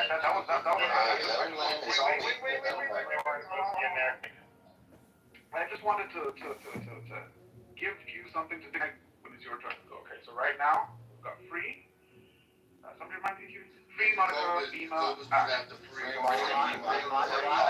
was after. And Psych is at the Wait, hold on. It's a Huey queue, so it's only 4 at a time, and then popcorn, 90 seconds apiece. Wait, let me get. 90 seconds each too. Alright, go ahead. Okay. Free. So yeah, so. And then what? Okay. Free, Monica, Yeah. So once again, so. Yes. All right, so real quickly so I won't forget because it's fresh on me. So, Huey, we don't know what type of Christian he is. When you talk about these Christians, you know if he's Calvinist. I don't know if I said something, but pause. But I Add 30 seconds to his time every interruption. Thank you. So, we don't know what type of Christian he is. He could have been a Calvinist. A point of moderation. You know how many queue goes? It's nice and short and shouldn't be too long. At the same time, though, anybody who cuts Free off, this queue is off. I'm gonna have to send it just to keep it clean. All right, go ahead. Thank you. You guys know pretty fast. So we don't know what type of Christian he is. He could have been Calvinist or these other type of Christians like West Baptist Church, where they don't take shit and they definitely will address you, especially if you're in the space. Especially these Hebrew Israelites on this app. They are very aggressive, so they will tell you straight the fuck up to not be on their property, and they consider themselves Christ-like. So again, I think we've been a little uncharitable to the idea of him being a Christian in general. What type of Christian he is. Next point, I think, Mike and I hope we're not doing this interpreting more than bad faith. I don't think it's too much to ask someone to remove themselves from your area. I think it's the way you should do it, because of course you want to be courteous, but at the same time, just to do it in themselves is not a bad thing, especially coming from my demographic, which people hate that I talk about. We don't play that shit. Black people don't play shit. You let one black person call you, so they point you in their space, we will tell you get the fuck off. Don't necessarily do it in a nice way. So the irony of this is that this boy can't particularly ask him anything, let alone in whatever capacity we want to interpret it in the word spirit. But I don't think it's too much for him to just address him and be courteous to ask him that. And like I said, well, let's say worst case scenario, he did do it in the bad spirit. I don't think, which I think we both agree on, that is not warranted for him to respond with a knife. And I hope you take into consideration what I was saying, that he was searching around for his knife to stab him while he was talking to him, which is really fucked up. Lastly, to AK, I'll make this super brief. You said, thank you. You said that I don't just, I guess I have this bias of what I only address black people, whatever. I think you guys pick shitty cases and it makes it look bad. I think your own bias makes you look bad. You think I'm biased. You guys pick any fucking case that happens about black people being supposedly taken in some that capacity. And then I have to look at the facts and results. And since I don't let you have your bias, it makes me seem like I'm biased. And that's not the case. I like to be talking about what black people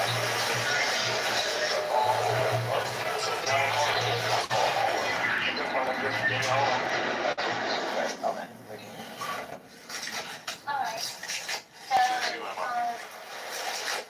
so I have so much resentment for people who are not listening at all to evidence. You can hear me? No, no, I can't. Oh, that's me. Let me raise my volume.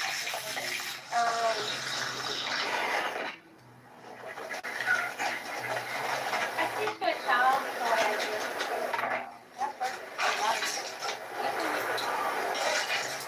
I'm my child program. So we saw this with Nick Samuels. We saw this with the Washington. We saw this with by parents. We see people a little bit of information about a situation, and then they know everything about it. Well, he's a big foreign boy Texan. Of course, he's a white boy and he's a bully. He tried to lynch that poor, skinny black kid. He wasn't doing nothing. Like, we sure? We sure. Because today is the first day of the trial, from what I understand. And there's a lot of evidence that I'm learning that I didn't know about. Uh-oh. So instead of pronouncing the victim, the dead guy that died in his brother's arms bleeding out, how about we check it? How about we make sure we write about this stuff? How about we don't have to have an opinion on every goddamn thing? How about we don't know and be comfortable in not knowing? And then instead of making us up as personally, from what I've gathered, Alo was 13 or 14 when the family moved from Baton Rouge, Louisiana to Texas for a better life, away from the urban environment. And then there's photos online we should consider. But I actually hope that Carmelo is innocent. Be nice to think that people aren't targeting white boys for death. Wouldn't that be a treat? Thank you for the mic time. Who's going, me? Emo and then AK. Be master of yourself. Go ahead.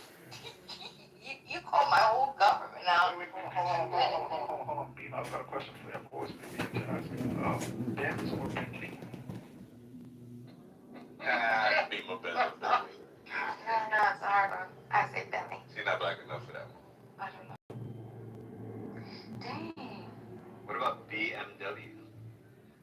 So this is I agree with the That's a big one. let's see. You know, we gotta get some evidence. There are definitely some things that are still going to make me change my mind. You know, there's definitely things that I can imagine that are gonna change these.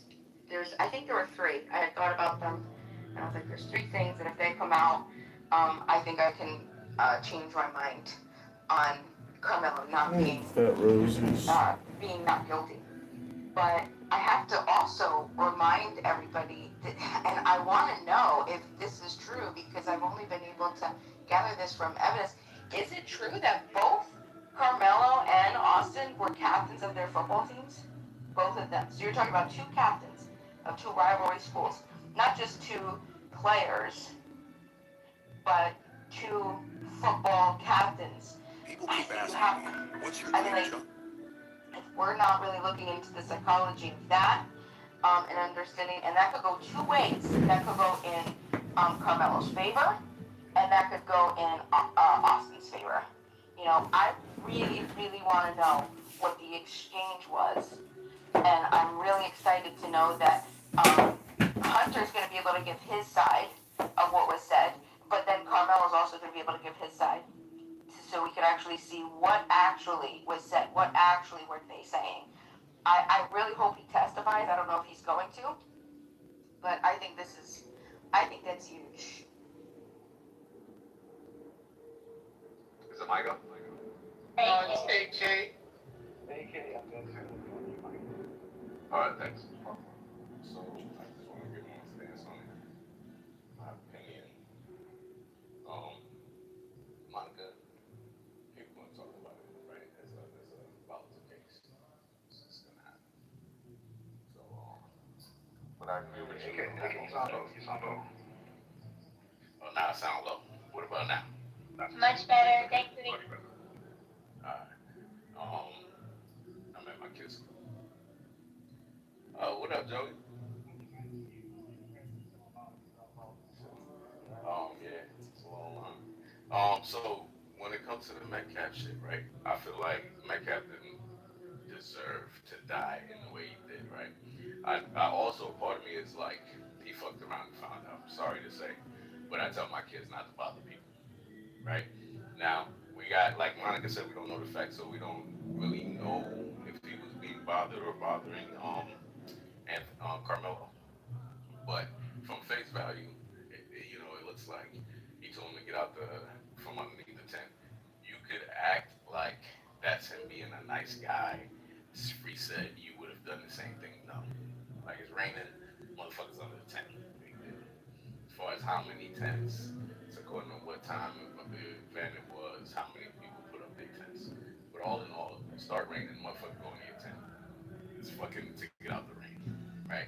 Especially in these track events, people share tents all the time. Rain comes out of nowhere. Same thing with soccer, right? At the end of the day, when the when the kid reacts the way he did, I'm all for proportional um,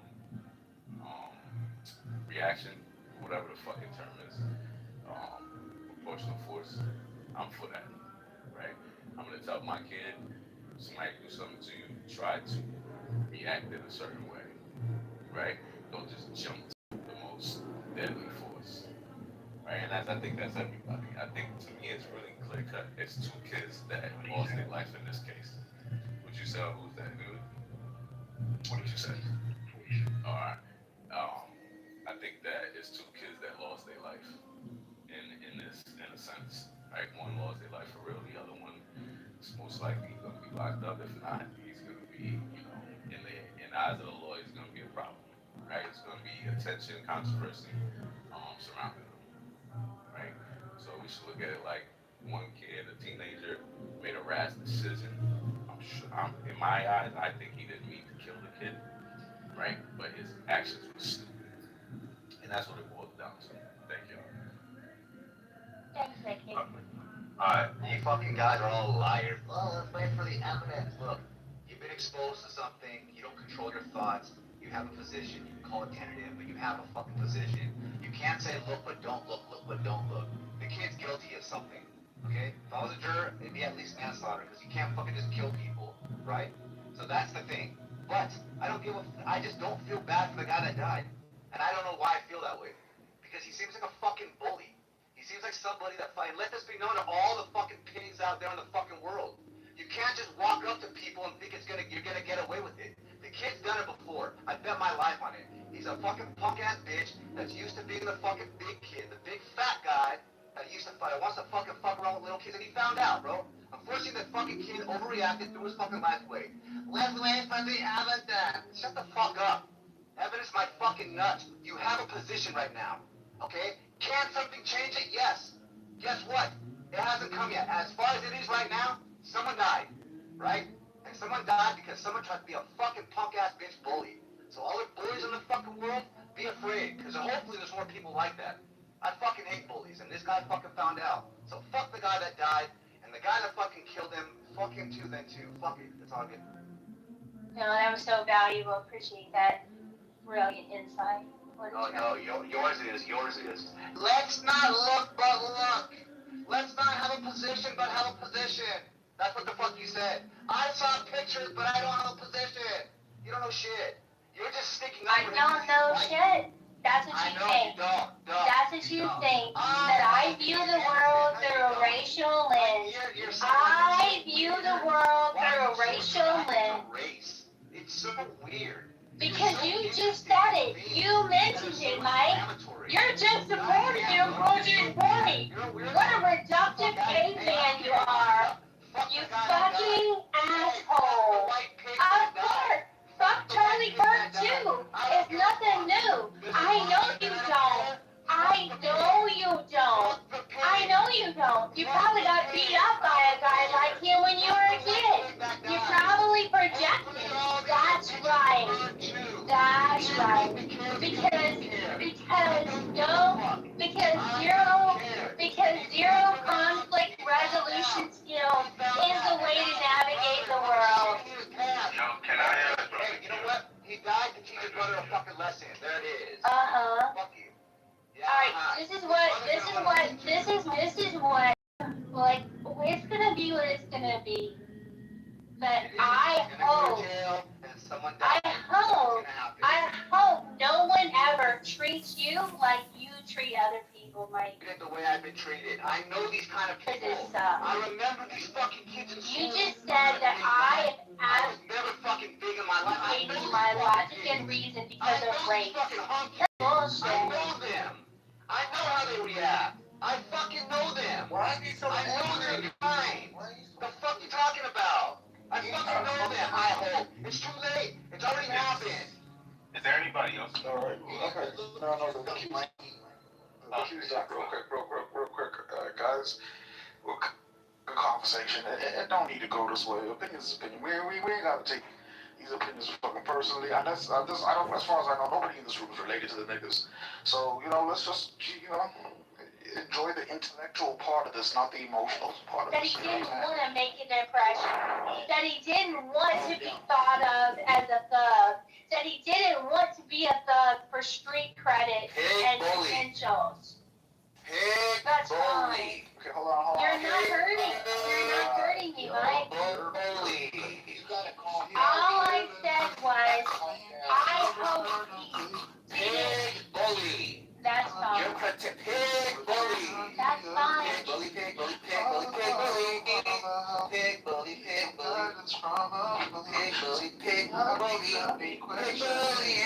Where is the love? Okay, real quick, guys. Can we just hear some from some voices?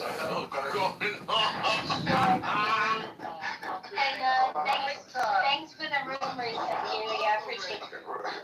Real quick, KC, we haven't heard from KC. He's new to the space as well as new to the conversation.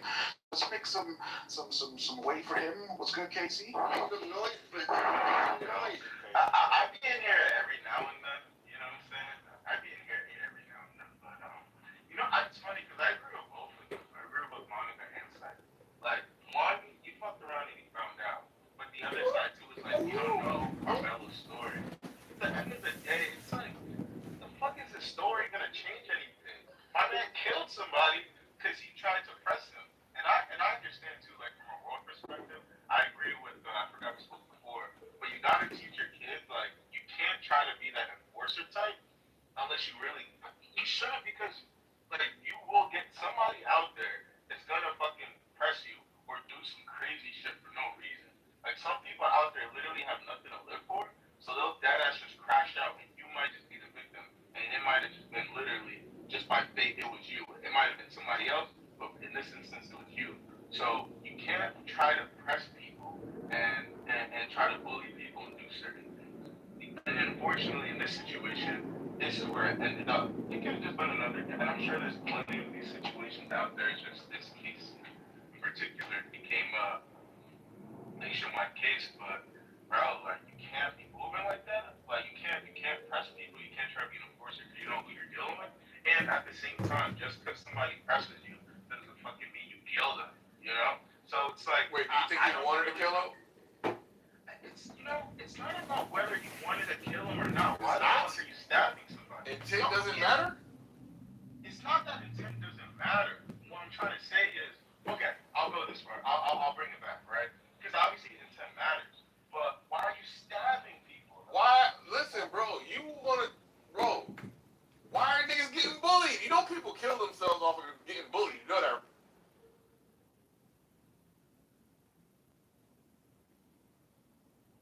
We're gonna wrap up this part of the discussion by saying that. Never get. Okay, we're gonna wrap up this part of the thing, this discussion by saying this. How many people are there in the United States of America? 330 million. Oh, 330 million. Okay, so I'm gonna say that I have to amend my argument that 330 million people, that no one believed there could be a conviction in the Senate. I have to reduce that to only 299 million of that. But thank you, William. You're saying that nobody else thought that there might be a chance that the senators might fairly review the evidence. The people who introduced the articles of impeachment knew that they weren't going to get a conviction. That's the point. Or else they would have followed the process all the way. That's right. That's why there wouldn't have been complaining in the media about how Republican officials were allowed to dodge subpoenas. Because if they'd had a formal vote for impeachment inquiry, per the Justice Department, per people like Neil Gorsuch, it ups the seriousness of the subpoena. It allows Congress extra power. And they didn't take it seriously enough to take that vote and get the extra power. That's exactly right. They weren't serious about it. William, you're the only person in the United States of America who was serious about it. None of the people involved in the process were serious about it. We just saw the evidence of it presented by Marshall. None of them. They didn't believe that they were going to get a conviction. They were just trying to score political points and embarrass.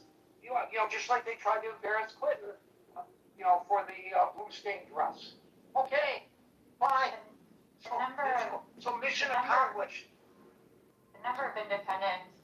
I gotta get to you next. I gotta get to you next. And you are next. Thank you, William. Go ahead, Joe. You're up. Yeah, the number of independents has surged in the U.S.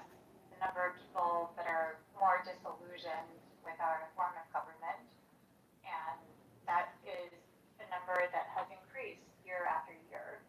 So I think we do have to take a step back. If we had good leadership, which is something that El Normo was trying to state, like there would be good reasons to be defensive against Iran, and if we had good leadership, it would have been a justified statement that would have been shared, and they would have shepherded everyone in, and we would have all been united, and we would have felt like, yes, this is definitely a justified position to be in. But that didn't happen. So we're kind of stuck with really poor leadership, really manipulative leadership, if anything. I think it's something that can be understood based on the credentials of the man that we're looking at. His health is, surging, but he's clearly he's overweight by any shape or character. That is not something that He is the healthiest president in the history of the United States. You were alive. He's not too heavy. He doesn't drink too much Diet Coke. Sorry, am I getting interrupted? Sorry. Yes. Yes.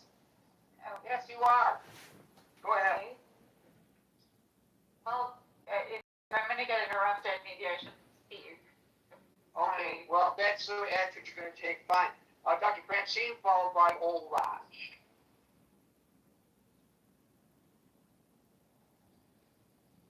Dr. Francine.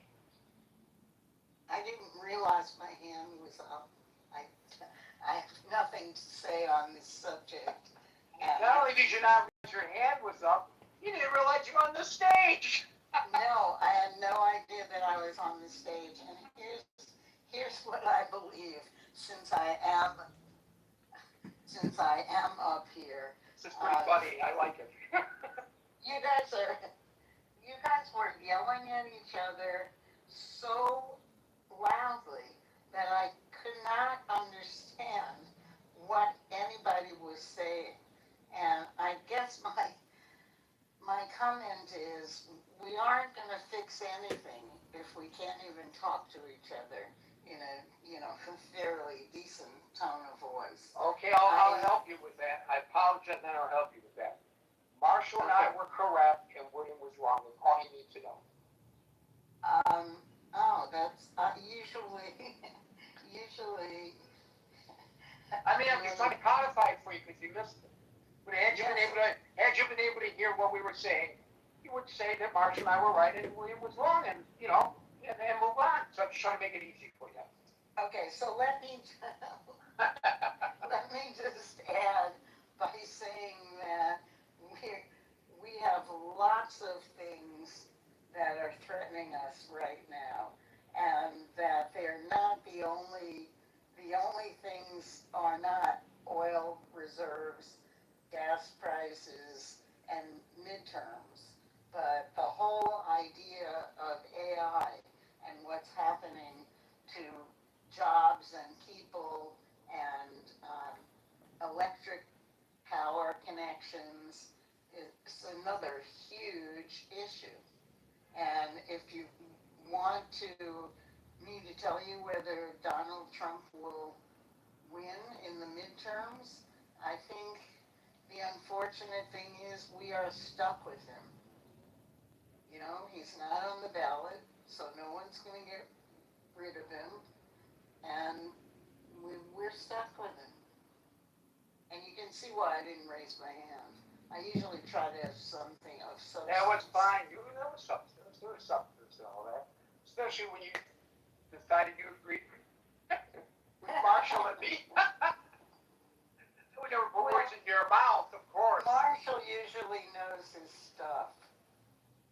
Marshall does, but I don't. I see what's going on here. Is there a mutiny? Gary, you have been on laughing gas for the last 2 days. I know, and you know what? I at least enjoy my humor. Nobody else may. Too much fun. Well, I at least am having fun. Now, if the rest of you come along and chuckle along with me, that's great. If you get frustrated like John did yesterday, well, that's your problem. I have this question. Is Christy Brinkley taller than you? Oh, yeah. Oh. So could that be why she married Billy Joel? He's not taller than me. He's not. She towers over Billy. Can't put so it wasn't height. Could have been another measurement. It could have been another measurement. I don't know. I'm not saying. Could have been another measurement, but it was not height. All right. Thank you, Dr. Francine. It's a very serious conversation we're having here, ladies and gentlemen. You have totally relieved me of my dignity. No, it's my dignity we're talking about here, not yours. See, I told you, you are on laughing gas, and you were on laughing gas yesterday, too. What's this deal? You find everything funny. Not everything, but, I think that we're under so much stress in our life that sometimes, this is what we do in the newsroom. We joke about things. I swear to God, if you walk into our newsroom, you would probably think that we are not serious about the job we're doing. Well, we aren't serious about the job we're doing, but we just make fun of everybody. We make fun of the Republicans, we make fun of the Democrats, and even more so, we make fun of one another. Oh my gosh. Someone in the chat just wrote, I wish the world would end. Hurry up, God, and harvest your children. Oh, listen, you can always leave the room. Listen, you can end this world by leaving the room. Don't worry about it. You always have an out from the world of the critical thinking forum. Don't worry about it. The chat. Right, that's what I'm saying. You can leave the critical thinking forum. For sure. Yeah, no, the group chat is on. I don't know why it's on. It's not supposed to be on, but I can't seem to be able to control this environment like I did before. Maybe it's because I'm too busy wisecracking and I don't know how to set up the room anymore. Pay attention, Terry. Yeah. Pay attention. Oh my God, you sound like my mother. Thank you. Of course, I'm a Jewish mother. There you go. Old Raj, you're up. Thank you, guys. Good afternoon. Hey, Gary. Hey, Marshall. I came in late, so I don't know if I have the breadth of the whole topic. But yes, oil prices are low. Gas prices are definitely up. I'm going to make a prediction, not too eventful, but the Dems will control the House. It'll be a tie, or Republicans will hold on to the Senate. And I'm assuming there will be some new impeachment hearings that'll come up. I would like to see it specifically pertaining to the emoluments clause, which he breaks every day in the Constitution. And I'd say right now that's all I got, because I don't know the genesis of anything else y'all are talking about. Thank you. Thank you, Raj. We're going to Merrill, followed by Andrew. I missed almost the entire show so far. I came in when you guys were talking about the difference between you and Billy Joel. So I think that's a little off topic, right? Uptown Girl. See, I got it. Okay. Uptown Girl. Okay. What are okay? Gas, oil prices. Okay, oil reserves low, gas prices high. So is this about midterms? Is that what it's about? Is that what you're asking? About what we think about what's going to happen? It could be, sure. Out of the midterm, sure. Well, I think Marshall would agree with me on this one. If the Democrats stay on the right message, in the middle, leaning a little left or a little right, and do not go far left at all, don't go anywhere near the left, and just talk about the economy, and maybe don't even mention impeachment. I think that the Democrats have a chance at the House. I don't know, maybe the Senate, I don't know, but maybe the House. But I think Marshall would agree. Marshall will agree with me. They've got to stay on the right message. Is that where, am I close? Is that what we're talking about? When we're not talking about Christy Brinkley and me and I crashing and burning when I tried to steal her away from Billy Joel, yeah. He lost her anyways. That's great, but not to me. Well, it doesn't matter if she didn't lose her to me. Just look at your head. You still have more hair than he does. Okay? That's true. That's for you. Yeah, that's a big deal.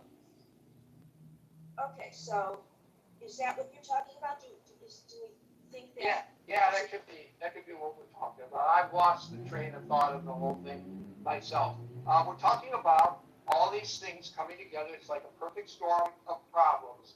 And how is the president dealing with them? How is the world dealing with them? How are we all individually dealing with them? Well, individually, I can't speak. I can only speak about myself and the people I talk to. And it's very interesting. I talked to one of my family members who says that she and her husband do not want to talk anymore to people that are like-minded, that are just like them, because it's depressing that you're all talking about the same thing, you're all agreeing, and you wind up going, oh gee, and maybe it'd be not to talk about, not maybe see if there's somebody else that thinks differently, and maybe it gets you riled up. And I think that look, the Trump lovers are the Trump lovers. That's that. But I do and the think Trump that haters are the Trump haters, right? Yeah. The Trump haters are the Trump haters too. Yeah, but I don't think that everybody should just say haters. If we criticize them a lot, we can find something decent to say. That's not hating. I didn't give him an E yesterday. I wanted to, but I didn't. Okay, tell me one good thing about Donald Trump. One good thing about him. Well, I told you that I thought what he did with Bibi in June. I thought that was good. I thought that was a wake-up call. I thought that the initial attack on Iran. right, and they didn't know, they couldn't know for certain how successful it would be because, that's only been tested on computers and things like that, but it was excellent. It was executed perfectly. And I think that it woke people up. And I don't think that was bad. I think that was okay. I think it's a good decision that he made. I think that he did good to want to open up the border, to close the borders. I don't like how he executed it, but I'm not angry with him about that. I'm angry about how he executed it. So yeah, I can say that. About him personally, I think that he is a narcissist. He has personality defects, and they're closing in on him, and he's having when I read about this, is like what they call a narcissistic breakdown or fallout. You've got somebody who's used to thinking that he's the best person in the whole wide world and nothing he does is wrong. He's the best, the smartest. And he took those 4 cognitive tests, which I didn't need for. But anyways, and now everything is coming down and he's not the best. And people are unhappy. And I don't think that he can handle that. I don't think he can handle that at all. And he's trying to hang on in different ways. I think you hear his speaking the other day, what he was supposed to be talking. I don't know who he was supposed to be talking to, but all of a sudden he's talking about all the wars that he won. And he was rapping the CNN reporter. I thought that was disgusting. He's telling the CNN reporter she's full of crap and she's ugly and she doesn't smile. Oh, she's beautiful but doesn't smile, and then starts talking all about how great it is. So that's somebody who's just not. I think we all agree there's a personality defect there when he does these kinds of things. Even his greatest supporters would agree with you on that, I think. And they're staying up all night. And having no control. I've said this the other day. We look at this and we think, oh my God, he's crazy. What we should be saying is, oh my God, he's telling us he's telling the truth. Now we know him. We know what this man thinks. Maybe that's not a bad thing after all, to know what he thinks. Instead of always going and saying, well, he probably didn't really mean that. Maybe he did. Maybe this is, in the middle of the night, this is what he thinks. And that's it. So now we know him. We know everything there is to know about him, and it's pretty bad, that stuff. I just think it's pretty bad. And the cognitive tests, which, by the way, I hope that he doesn't mention Joe Biden anymore, because Joe Biden is dying, so I think that is, let's give him some respect there. But Trump is Trump. And I do believe if the Democrats keep it together, don't just listen to the old Democrats, Chuck Schumer guy. And I happen to be very interested in what Rahm Emanuel has to say, because he won't take crap from anybody, pardon me. And I think he can direct them to stay on message. I think he can. And he's not going to say bad things about Israel. He can't, he just won't. And so I think that he can be a good voice for the Democrats, not necessarily the candidate, but I do think that he'd be a good person to help keep them on message. Is Marshall still there? Does he agree? Who was the candidate? No, I'm saying not the candidate, but that I think that his message, not go all the way to the left, and that he's not going to. He's going to help them stay on message. He's going to remind them. It's the the more the message is Trump's a Nazi and he's shitty, the more people are going to go like, okay, what else do you have to offer me? You've been saying that for 10 years, and he's still president, so what's the point, right? If they focus on the economy, at least special election results show that if they focus on affordability, they tend to win more elections than they lose. When they start arguing about ancillary issues like Trump being evil or essentially anything. Yeah, essentially anything ancillary. No, I don't think they should either. Anything ancillary to the economy and to making life better for people, I think does the Democrats a disservice, right? If the National Party and the candidates choose to wed themselves and do themselves a disservice, then they will lose the election to Republicans who shouldn't be in office. And I think that you can get the young people that you lost in New York, like the voters, like what you have in New York, you can get those young people back, or you can get young people interested. Once they realize, you know what, nobody gave you anything, you're not doing much better. You know, you don't have that $100,000 job that you wanted right out of college. So it is, I think that if they do this right, they'll get the young back, younger voters. I think because they are very much affected.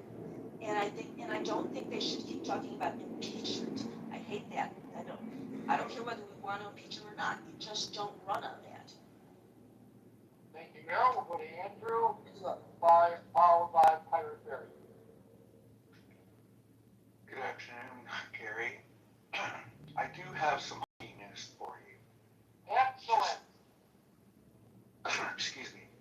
My city here in Kitchener won the Memorial Cup, first time since 2003. That's the junior championships between East and West, if you will. They beat Everett, Washington, actually 6-2 Sunday night. So that was cool, and my city was quite happy and proud of the Kitchener Rangers. Anyway, to the point of the room. Yeah, gas prices high. Food probably could be in jeopardy, perhaps. Other goods, services, getting more expensive as we speak. So, yeah, this is long term. I don't think weeks is the word. I think it's months we're talking. Even if it were all to be reopened tomorrow, it would be months for this to filter back out of the calculation in the economy. But as far as the midterms are concerned, I don't have much faith in the American people at this point, in their decision-making process, the critical thinking, and with regards to perhaps the fingers that are being inserted into the different states for the election in terms of gerrymandering, I think that bodes ill for the Democratic possibilities. It may backfire. Some have suggested that. I don't know. It'll be a wait and see thing.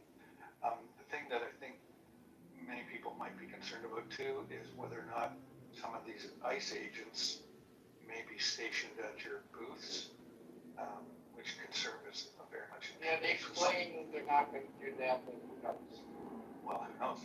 And that's something that if you look at it abroad, you wouldn't see in any of the purple democracies that I'm aware of. But maybe Hungary one, I don't know. But and Poland perhaps during bad times. But these are concerning issues for sure. But I don't know that it matters much to the average person. I suppose, I think the problem is more systemic than that. I've always been of the view that, when you put a politician in place, are they going to make my life better? It's not likely. And I think in the United States, it's exasperated to a large degree by the amount of money and special interest money that is involved in your politics. I think that skews the results. They may say one thing while they're on the stump, humping the stumps or whatever they call it. But certainly when they get into office, that door is opened and there are people in there with suitcases of money. So it's very discouraging. But yeah, we'll end there. They give checks. They're not allowed to give suitcases full of money, but not full. You're not allowed. You're not. If they walk into your office and they try to give you a suitcase full of $100,000, you have to. The law says you have to immediately turn it down because you can't accept it. But if they write you an individual contribution check of $5,000, you can take that. I agree with you on the special interest, in particular, like PACs and super PACs, right? PACs do have to list where their money comes from, so you know who donated to what. A super PAC, however, you don't have to list your donors, so we don't know who's influencing American elections when super PACs did that. And I think, to your that is greatly distorting of the actual process. It's distorting of the process and it's distorting the result. So when that person is in office or those people are in office, the decisions that they make, the laws that they pass or that they don't pass are influenced by that. And I think that's where it really becomes evident and most destructive. Thank you, Andrew. Pirate Berry, followed by Stephanie. Thanks, Gary. How's my volume? Loud and clear. How's mine? Very good. I just wanted to say, number one, I'm a huge Billy Joel fan also. Number two, I got an alert on my phone that Trump accepted invitation to Game 3 of the NBA Finals in New York. So we will see him in public. That should be entertaining. And speaking of entertaining, you mentioned Joe Biden pardoning Hunter Biden. Hunter Biden activated his Twitter, and I would definitely recommend you going and checking out some of his tweets. It's definitely worth the price of admission. More comedy. Thank you. By the way, yesterday in front of the Madison Square Garden, while the Knicks were playing in San Antonio, there was, of course, this big watch party outside the garden. And I don't know whether it really was officially a watch party or not, but there were a gazillion people out there cheering. And it was an exciting game and everything. But somebody came out with the dancing robots.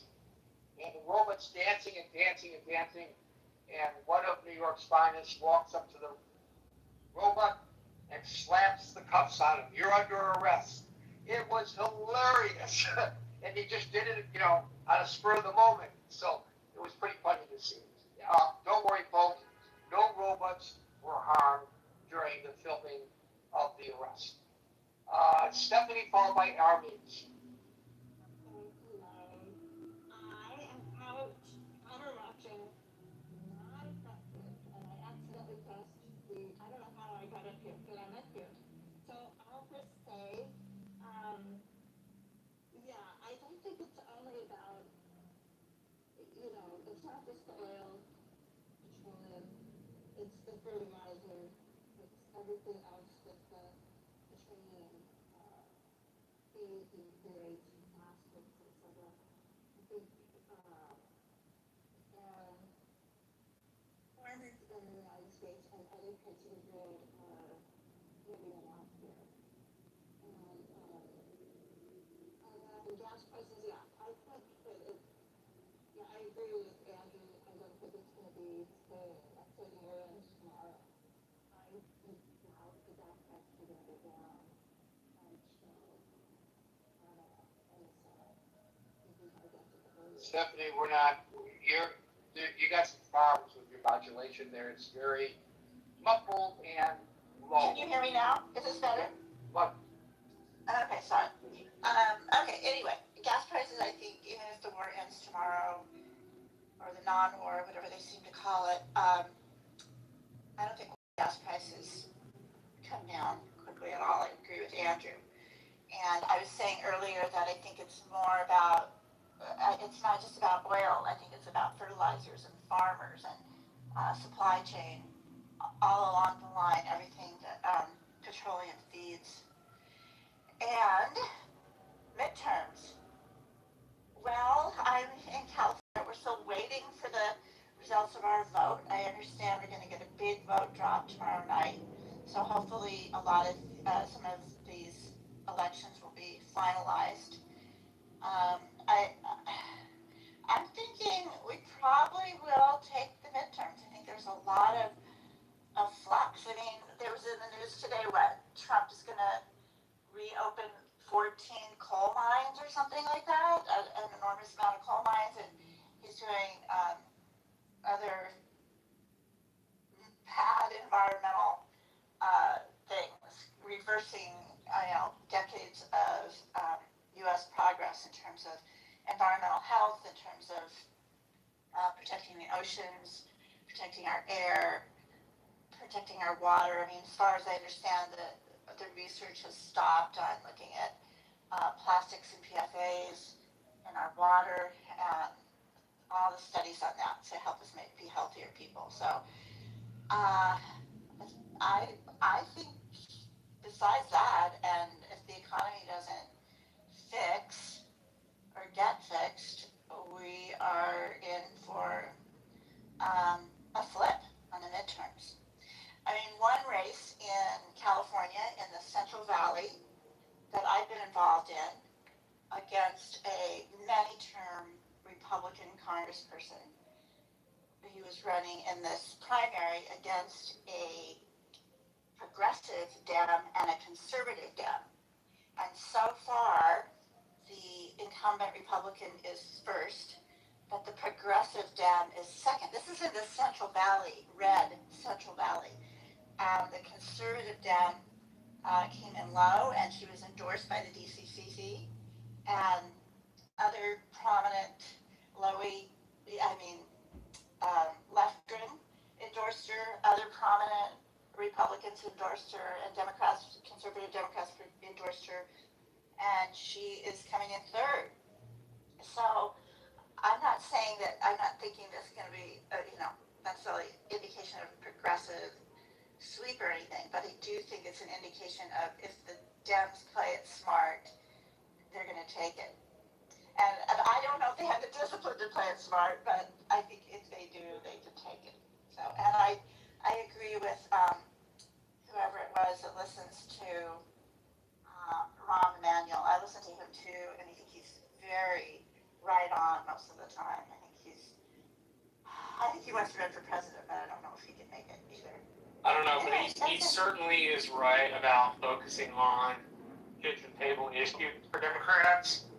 Yeah. Like a big, unless you're in a super blue or a super red state where you are in a district that you can afford to talk about stuff that's not the 1, 2, or 3 on people's agendas, then, talking about how terrible Trump is and all that kind of stuff doesn't tend to win the day in competitive districts. Yeah, I mean, what the studies show is that when you get into the voting booth or you're voting on your ballot at your kitchen table, that your emotion is really driving your vote, and secondarily, issues. So those two things have a kind of a complicated interplay. Yes, ma'am. And I think that Ron Emanuel is emotionally, he doesn't resonate super strong, No, he's got instincts like a hawk, but I agree with you. Yeah. His pool is not really big. Yeah, but he's right on the issues, and so policy-wise, I don't know. I don't think he could probably swing it because of the emotional piece.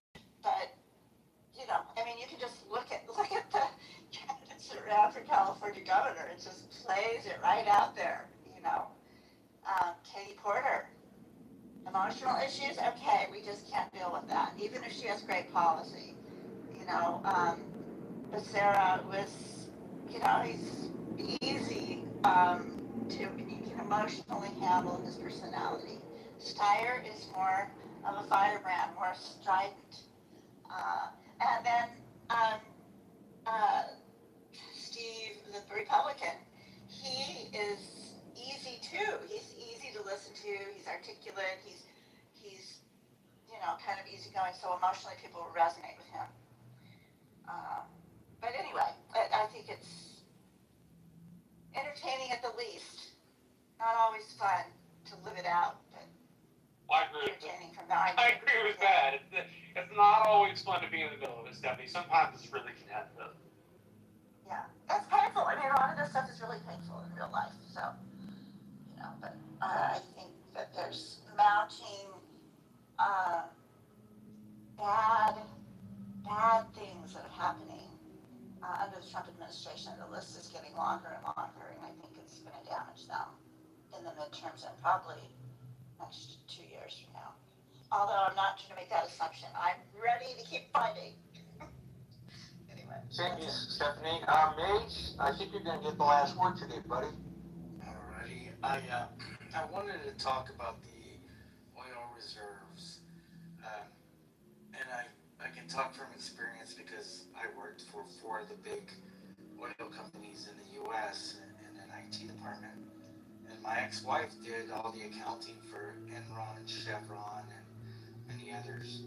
So I will say this, that technically we don't need oil.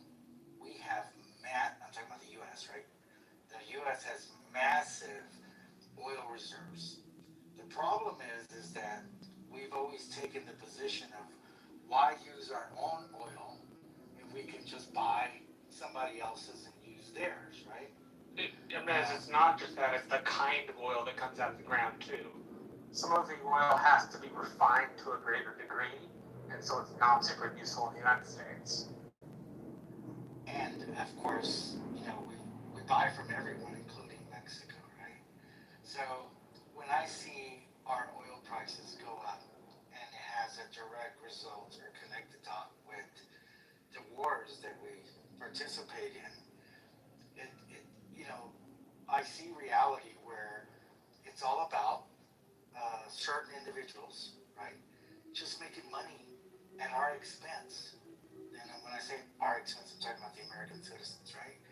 So we're paying high oil prices, gas prices at the pump, simply because somebody at the top, including Trump, they, don't think for a second that Trump is not getting, a piece of the pie there.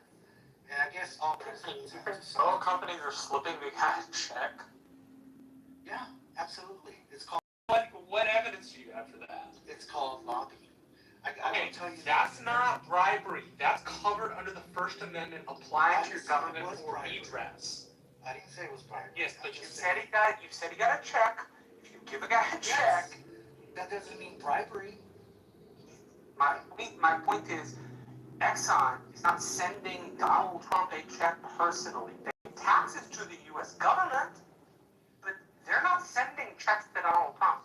The only way that his argument would hold water, and I have no idea what the president or his family members or his associates' investments are, is if he is manipulating the oil prices and they're getting advance notice of it and investing or de-investing based on that. But that would be speculative as well. I don't think anybody has been able to show that, at least not to my knowledge. How about yours, Harmace? Well, I will tell you this, a lot of stuff that our government does is not going to be publicly known, right? We should know that. We can't be, what's the word I'm looking for? We can't be ignorant to the fact that, or pretend that stuff like that does not go on. And Yes, well, that may be. Stuff like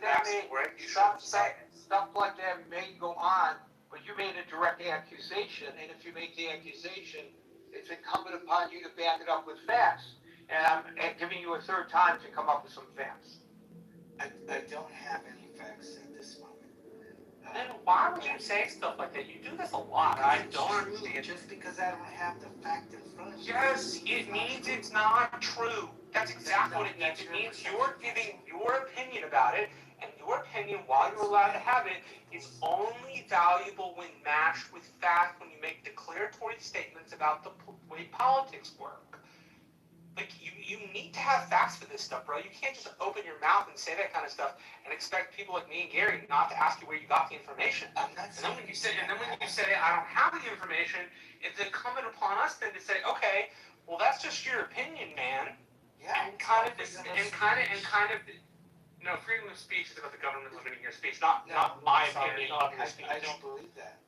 I'm going to disagree, but let's agree. Well, read the First Amendment. The First Amendment says the government shall make no rule abridging speech. It doesn't say that in private conversations, I can't ask you to be factual. That Gary doesn't have the right to kick him off the stage. Go sue me for kicking you off the stage. I'd like to see you win on that one. Marcia makes a good point, and it's important that people recognize this. You do have a tendency to make declarative statements without information, and then you claim, well, it's true, I just don't have the information in front of me.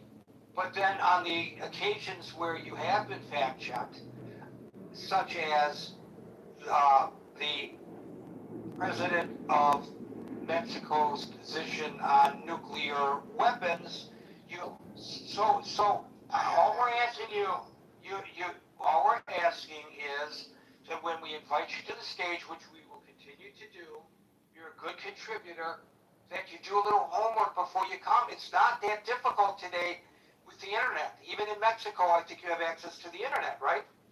Of course. Okay, because you're here with us now. So you could very well find something to substantiate the allegation that you just made against the president, at which point we're going to say, oh my, thank you for bringing that to our attention.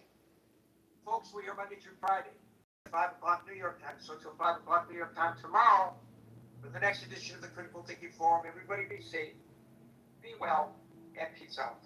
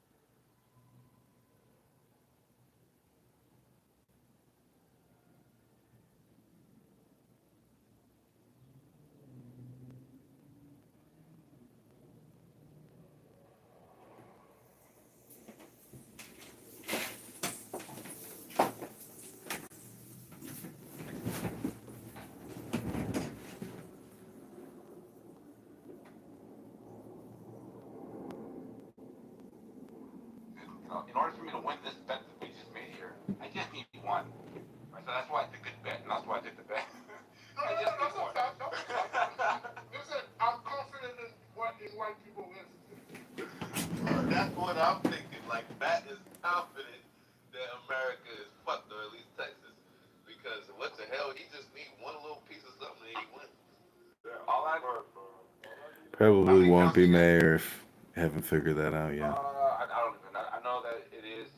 Y'all make it But better. we can I don't know help. how many counts this We nigga can. No, we're making a bet on the verdict. It's very rare. You remember when we did the verdict? Oh my God. Sentencing and the verdict for Diddy, right? We parsed it out to like what counts and who was more right. All right. So the bet's on the indictment right now, right? On the premeditated murder. You want to do it on the murder? Yeah, let's do it on the murder. Well, that's what it goes with. Yeah, we do it on the murder. So if you take the plea, you lose. Because it would have to be a murder or not, right? No, but the plea deal, because I'm making my bet because white people are racist. So the plea deal would have nothing to do with racist white people. It's only out. So you want that for stupid murder? Yeah. Oh, he's gonna be fine. Come on, I think. Right. Yeah. But what I'm saying is like, but what I'm saying is like, if the dude is instructed to add like a lesser count, right?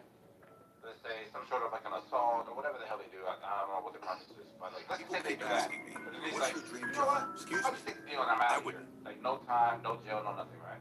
Oh, he's not gonna get no.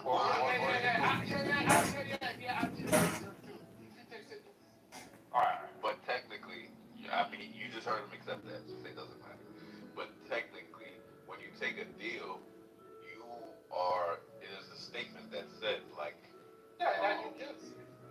yeah. No, right. Guilty of a lesser, not guilty of this. Right. No, listen, I'm with you. I don't think they're gonna offer. I don't think they're gonna offer him anything because they would have already. They don't bust down the charge all the time. Sometimes you got to plead to that charge, and then they give you the lesser. Oh, I did the what is it? The feminist shtick. For real. What? Sure. What does race have to do with this? Really? Excuse me. Why can't race have something to do with it? Well, what? Show us the evidence. Stop making up stories. Okay, I'm gonna go inside. I'm gonna go inside each of these teenagers' minds and pull it out. But no, like there's things. I get what you're saying. In the actual case, you're looking for him saying the N-word or black kids, looking like for evidence white of boy. race. That's evidence of race in the case, right? Well, you need some evidence, or else there's no race. I can't just make it up. That's what you're looking for, right? No, but what you're saying to me, you're saying to me that if I don't present to you evidence, right, that there's no possible way that race could have been a factor, and that's just not true, right? Not true. No, that's not what I'm saying. Okay. The law is if I don't give black you, and white. let me just ask you, El Norma, I'm just entertaining this. If I don't give you any evidence, does that mean that no race was involved in the case, in the situation? That means that there is no evidence. Answer me yes or no, and then I will listen to you. Just for me. Okay. If I don't give you no evidence, does that mean that there's no race involved in the case or in the situation? Under the law, 100%. You notice that Derek Chauvin was not accused of anything having to do with race. Did you notice that? You know why? Because there's no evidence that Derek Chauvin's murder had anything to do with race. Okay, you know what we're talking about when we bring up race? We're talking about the system, right? You're talking about, hold on a second, let me get there. You're talking about the lawyers and the prosecutor bringing up race in the case. We're not saying that that's going to happen. We're critiquing the system and trying to make an educated guess about what the outcome will be based on the past and the present state of the system.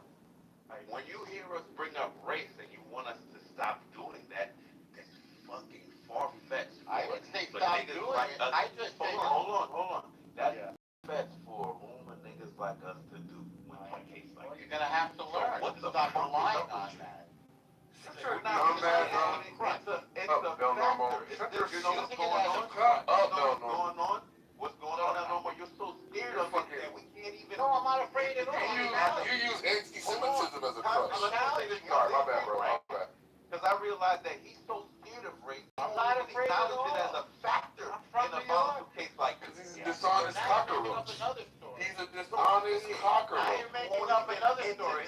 I'm afraid race is going to play a part in the decision of this case. Show me the evidence of that. The evidence is that there's racists in the world and they may be in the jury.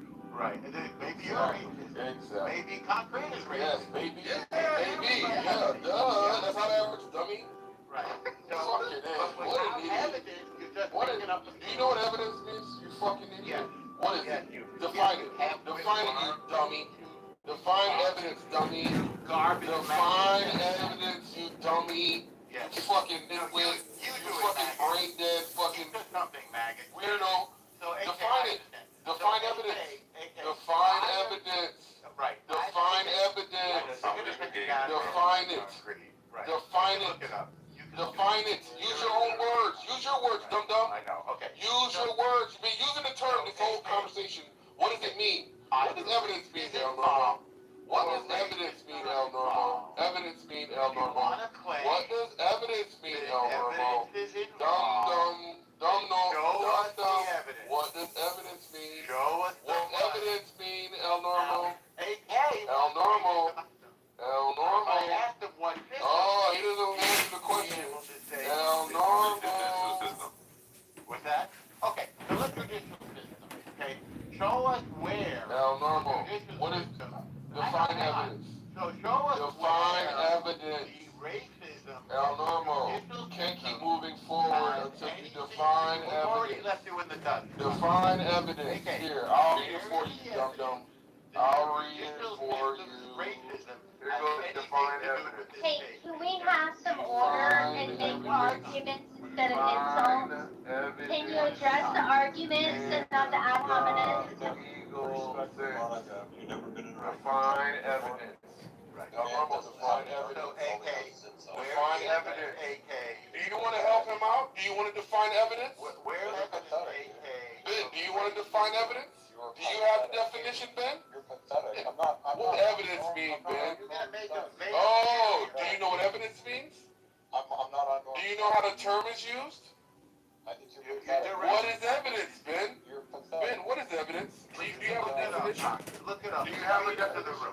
Read it to the Do you have a definition? Yes, it's in the dictionary. If you want Yeah, why don't you use it in your own words, El Normo? Are you too stupid to say what evidence is, El Normo? Well, everybody. Are you too stupid to put it in your own words? Do you not know what it means? Are you too stupid to put it in your own words? Are you so dumb that you don't know what Are evidence you means? scared to say what evidence is, El Normo? Well, How do you qualify something as evidence? How does something qualify as evidence, El Normo? Okay. Are you too stupid to put it in your own words? Why? Why do you Put it in your own words, El Normo. Why do you not? Articulate the concept of evidence, you stupid man. Why? You don't look it up. Articulate the concept of evidence, you stupid You only got 3 syllables. Articulate the concept of evidence, Can you you stupid spell evidence man. concrete? Go ahead. Spell I'm it. You waiting. can look it up. I'm waiting. Okay. I'm waiting. So I think You're what you're using saying terms that you is don't there know. is zero Is that what's happening? of racist You're things. using it again. What is evidence? If you did What is evidence, El Normo? zero evidence El Normo, what's of evidence? racism in this case, El I Normo. challenge you El to present Normo. the evidence of racism. I'm ready. Go. El Normo, what's evidence? Show us the evidence. El Normo, what is evidence? Why do you ask? Because you don't know what it is. Okay. You keep saying that it doesn't exist, but Do yeah, you I know don't what think it you is? know what it is. Yes, You know what it is? Yes, I do. Okay, tell us. It is facts or information that would increase the probability of a proposition being true. What? Do you know what that is? So where's the Do evidence you know what that of is? racism? Facts or Is information there evidence of racism in this? that would increase the probability of a proposition being true. Great. So where's the evidence of racism in this case? Show us. What do you think would be the evidence, you stupid Well, man? you're the one who made the claim. With the fact that there are The burden of race, proof is on different you. race involved, you dum-dum? Would that be evidence of race being a factor, you dummy? Absolutely not. Why not? Why is that not a factor? Because Why would race being involved not be a possible factor in race being the motivation? Because racism implies bias, and you show no bias. No, I didn't say racism, dum-dum. I said race. Race. I'm saying Race. racism. Oh, so you're changing the goalposts. Is that Not it? at all, no. Is race a factor, you dummy? Yes, you maggot. Is race a factor? He said yes. Thank you. No, We're no, done. you say yes, Thank you. race is a Is factor. race a factor, yes or no? Show us the evidence. Is race a factor, yes or no? Show us the evidence. Is race a factor, yes or no? You'll have to show me the evidence. Oh, okay, cool. All So right. you don't know what evidence is. That's why you keep don't saying have that. any evidence. What is evidence, El Normo? What is evidence, El Normo? Do both schools have both races? What is evidence, El Normo? You obviously don't know what race evidence is, you fucking idiot. Thank you. I think you've proven pretty decisive race. What is evidence? What is evidence? What is evidence? Evidence is fact. You got any? Uh-huh. And what else? What else? El Normo, that's not the whole definition. You want me to say it again? Exactly. Race is not race, dum-dum. Oh, so there's no racism in this case. Good. We're making progress. Learn something. Two different concepts, dum-dum. So is race a factor? Is race a factor?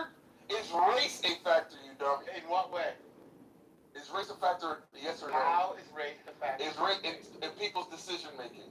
Show us. Is it or not? What people? In people who appeal to race, obviously. Well, who's appealing to race in this case? Human beings. Human beings appeal to it.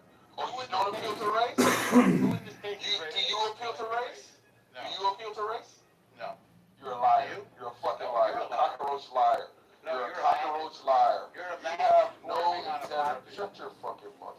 No, stop squirming on the garbage. I'm just calling you out. Go take your loss. Go do the walk of shame. And if anybody thinks that race is a factor in this case, just bring the evidence and we'll look at it together. I rest my case.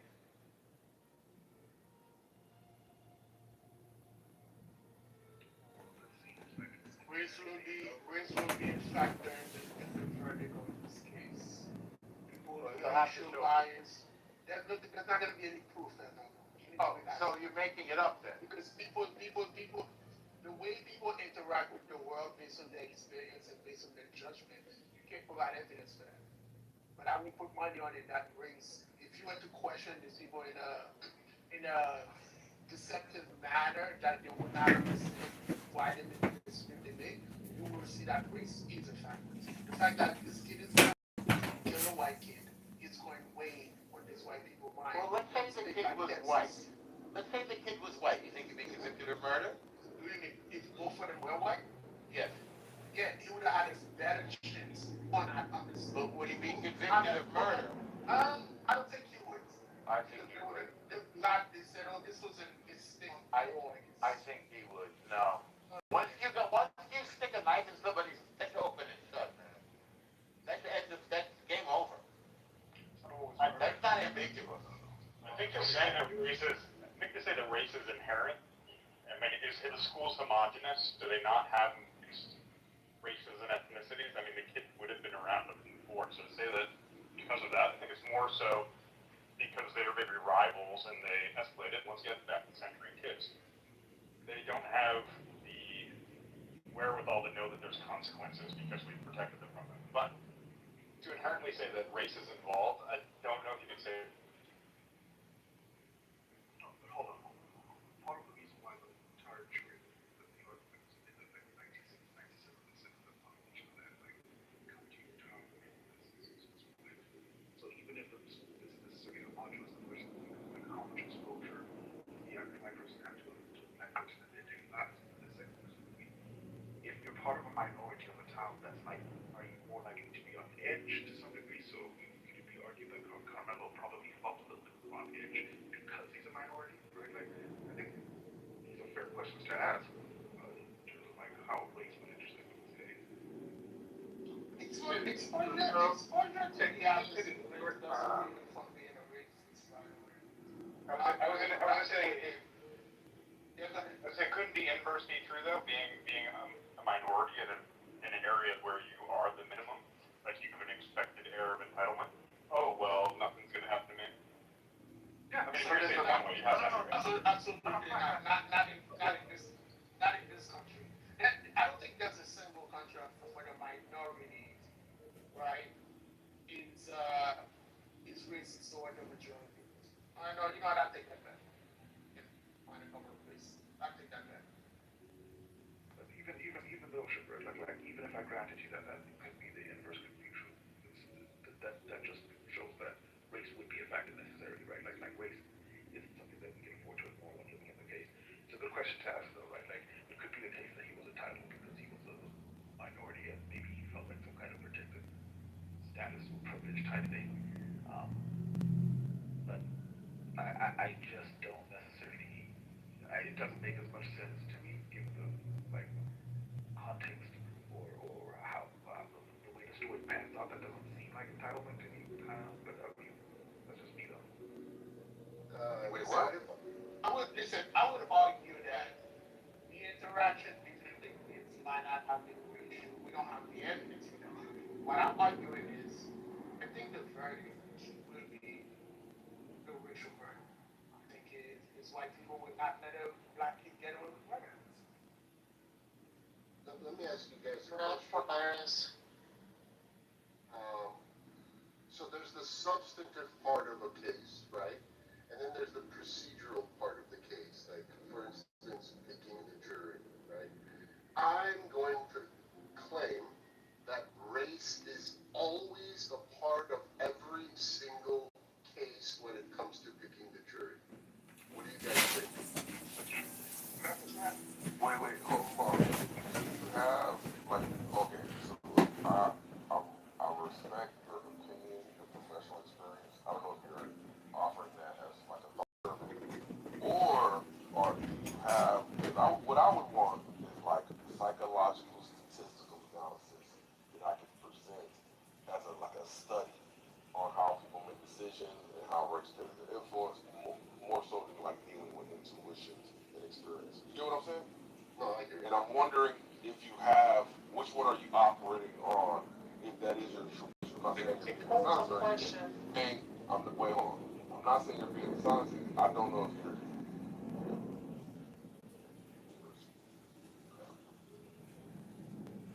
Am I breaking up or is it him? Which more is a scientific study or a combination of both?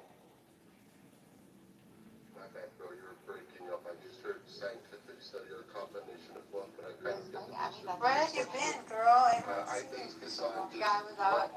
Bob was in my room. I was like, where the fuck is she? Bob was in my room. Yeah. What? Yeah. They were talking. He was saying again that his grandmother is the only Persian one. I was like, where's Narcus?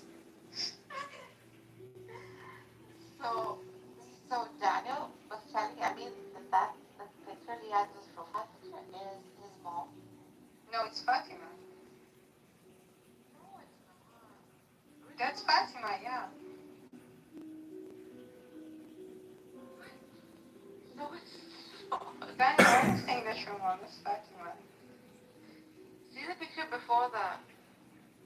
Oh no, I can't see that one.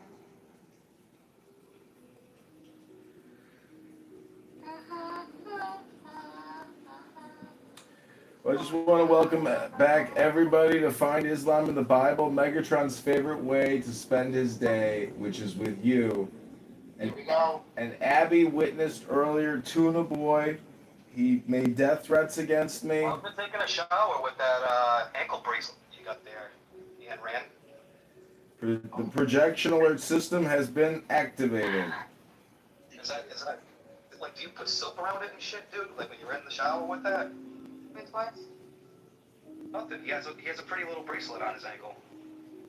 Really? Again, the projection alert system has been activated. Yeah, you brought back down to humanity. Just speak to this guy, Aiden, and he'll make you feel like less. Yeah, I know him for a long time. I didn't ask you that, Abby. I know how he is. But I'm just saying, I didn't ask you. Okay, abuse me. Not abuse me. No, I didn't want to abuse you. I'm just saying, I didn't ask you. Abby, please, she's nice to She doesn't like me. I'm not gonna like promote. I never said that. She's not like me. I never said that. Me because I'm black. I didn't know you were black. I'm not black. He's black from the waist down. If you were black, I would have. Are you black from the waist down? Or? Waist down, black. No, I don't care about that shit. Purple waist down. Fuck, that's so disgusting. Yo, look at those tents. Oh my god. I'm up. Nowhere, oh, where Which one? my baby Oh, that's so good. Lord took her away. Wow. I didn't know you can sing. She's gone to heaven, so I got to be good. So I can see my baby No, when I think he's fighting my ear. I'm joking. it's You could bring her I here. swear she follows me. I don't ping her. So. You could bring her in here, and I would be so nice to her, I promise. No, I don't want her to be here. Yeah. Because you don't because she's gonna do something and I'm gonna get the blame. No, I would protect you. Oh, it's okay though. I don't care. But yeah. But I really like you. Thank you. I like you too. I want you to see my face. You went into a person Mark's house. So What year? What? you went in on her so hard, sobs. Fatima? She went after Fatima so. No, it was not that bad. I can't go in on somebody who's anorexic, you know. I'm anorexic too. I was told not to do that anymore, so I won't make fun of people who are anorexic. I mean, Fatima is anorexic. I won't make fun of her. I promise. She probably doesn't care. She literally doesn't care. Yeah. But yeah. I just don't think we should talk about food in front of her because it's probably really sensitive. And I feel like the last. Maybe she'll get hungry and she'll eat more. Oh, that's true. Maybe she'll eat. Like, do you think she's bulimic? Like, she'll eat and she'll just like throw it No, up. she's anorexic. I'm totally interested. She doesn't eat at all. I hate her. I don't like her. Don't fucking rob a bank with this fucking chick. Me? With me? Yeah, Abby. Don't ever fucking rob a bank with this chick. Yeah. She'll spend all her money and put you in jail to take yours. She confessed. Yeah. I mean, I feel like you would confess. No shit. I would confess. You would take the money and then say sorry. No, I would not. I would just give the money back to bank. Yeah, sure. Yes, I swear. Mm-hmm. I found so much money on so many times I found money and I would just give it back to, or tell the neighbors like, hey, did you lose money? Well, no, if it's your neighbor's money, yeah. I mean, where else would I find different. money? I don't go somewhere else. Isn't it crazy how much vacuuming can make a difference? Oh, yeah. Why? 100%. I mean, we always vacuum every day. You vacuum every day? Yes. That's wild. So do I. You do? You have to when you have kids. Yes. But we don't even have animals, you know? Yeah, I don't have animals. Yeah, well, I even more, like once in the morning, maybe once in the evening. You guys have too much time on your hands. How many vacuum cleaners do you have? I have 3 or something. I have 3. I have one for every floor. We have 2. I have iRobot. Yeah, I have a robot too. I have a good one. I bought it during I have Dream. It's so good. Just does it itself. I also have like it cleans windows itself too, and bathtubs and stuff.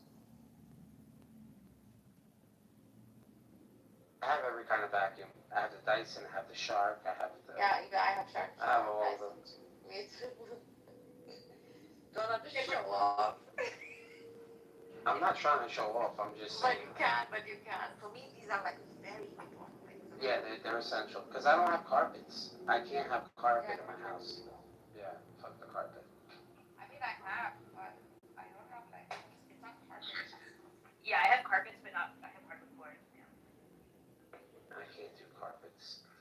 I see carpet, and I'm just like, oh. It's horrible. It's horrible. I like bush, though. The fucking odor that comes It's out horrible. of these things. Yeah, it's horrible. You guys don't put like baking soda on them and stuff? No. As shy, it has to be super shiny all the time. Well, yeah, but like you put it on it, so like it becomes the odor. Oh man. I use, you know what I have, Metron? Guys, like this little green thing. You know that machine that's super high suction? Yeah. So for the carpets, and I also use it. I use sometimes on the mattresses. Oh yeah. Oh yeah. I like it, Matthew. Sucks it out like So do I. so much. There's not much dirt where I live at all. It's the dust mites that build up. America Dust has a mites. certain kind of dust. You don't find, especially where I live, because there's desert on one side and there's beach on the other side. It's a kind of light white dust. Yo, I have two covers over my mattress. Yeah, The first one is Yeah. from the bottom Yes. coming Yes. up, and then the one on the top Yeah, it goes over the one on the bottom. Oh, I see. Okay. Mm-hmm. You understand what I mean? Yeah. So both are waterproof, right? No. Those are for my kid. The kids have a war. No, that's uncomfortable to sleep on. No, they're not. You don't know the newer ones they're making. What are you doing with your bed that you need a waterproof? What? I don't want to know. Because it should be just very immaculate. No, It's not water. It's dust-proof, waterproof. This little ticks, whatever. What are those called? Bed mites. I've never seen bed mites, but it's dust mites. The dust mites. dust mites. Yeah. What are dust mites? Oh my God! Look it up. They're like little microscopic mites. They eat skin cells. How do they look? They eat the flakes that come off your skin. Oh my God! You're bloody kidding me? This can't be real. Bro. Yes. Yes. I mean, they are innocent, but like, you have to change your. You have bugs all over you like that every day. Oh my God! Where are they? They live on your skin. They live in your like eyes. They live in like your. It's not real. It's not real. Yes. Oh my God! I can't live. Hello? Hello? I can't do this anymore. I can't live. Hello? You will be fine. You have lived so far, so. Just take your skin off. It won't be an issue. It's unbelievable. They can't be on. Many of They live you, in your eyelashes. They live in your eyelashes. many of you are already altruistic Kat, do you know what parasites. Ethan Moose looks like? Yes. No, I'm asking Who? Kat. I don't Remember Ethan, know. the one that was always talking in Andrew's room, the one obsessed Yeah, with Ethan. Andrew? Yeah. Yeah. I'm gonna show you what he looks like. He's on YouTube, so it's not like I'm doxing him or anything. You know what it looks like. In fact, they had like put in money to get him. I think he had. Oh, is he the one? He's the one that was debating. Yeah, the American. Yes, the one that talks about the bride. Remember the bride one? The bride thing? Yeah. I think you were around for that. This is him. That's why there is no dementia in Israel. If you're a Christian and still don't know that the reversal of memory loss is in the Bible, read the scripture. So it's kind of like clickbait age. I don't know. People I think I are always maybe thought justifiably really that skeptical. I always thought that So at the final apparition she had scheduled on the first visit, fragile. in 3 months, I'm going to make everyone believe. I'm going to perform a sign that will make everyone believe. So on I October always 17th, thought of him being like around a midday, which is when the 20-year-old, schedule is for all of these apparitions, at this location, like which is the emo Kitover. kid. That's what I thought. But okay, so then we keep going, Yeah. and Like, look basically, at this fucking we weirdo have that jerks what happens off in to fucking September, Andrew's and voice. now this is when we're starting to deal with crowds in the tens of thousands who are already gathered. And so the apparitions play out as they had before. Total creep mode. Oh my God. Wow, that's amazing. Did you see how many views he got? It's fucking amazing. He's at 100,000 views. Yeah. That's not on this channel, bro. 3.4 thousand likes. I know, but it's still pretty impressive. Ethan Muse. But yeah, that's what it looks That's like. crazy. I mean, honestly, with all the videos I've combined of Tom Rabbits, I'd probably make up like 10,000 views.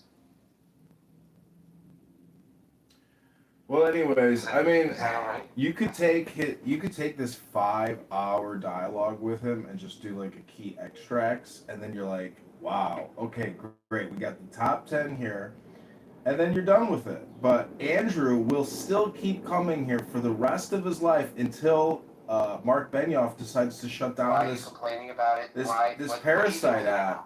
Oh, I'm about to go enjoy my best life. I need information. I don't need you complaining. I need information from you. Yeah, stop projecting. I need information. Want to learn The something? projection alert system has been activated. Conversations you don't care about. Well, see, I believe that, essentially, you're wasting your time. I think you can confirm it if you were to be more aware of how you spend your time. But because I film all of my time, I'm well aware of how I spend my time. Bro, you look at yourself. You have a TikTok where you're just fixing your face, you're looking into the camera, and you're doing absolutely nothing. Do you understand how, like, when I see you doing this, I'm like, he must be either peaking from his, what would I say, your controlled substance, your benzos. You're peaking on your benzos, and you want to share your peak moments of ecstasy when you're jittery and you feel like you have this tickling sensation that's going up your ass, and then what you're doing is you're recording for everybody to see it. That's exactly what's going on. I've been there too, Ian. I've been there. I know what the tickling sensation feels like. It's just better with a man. I'm just letting you know.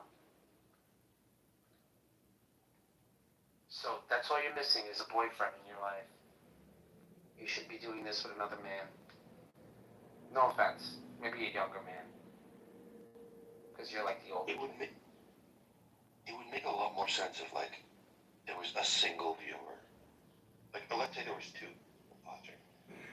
Every time you go in, nobody's watching it for hours. That's the creepy part. I'm sorry. Why would you do a live stream video with no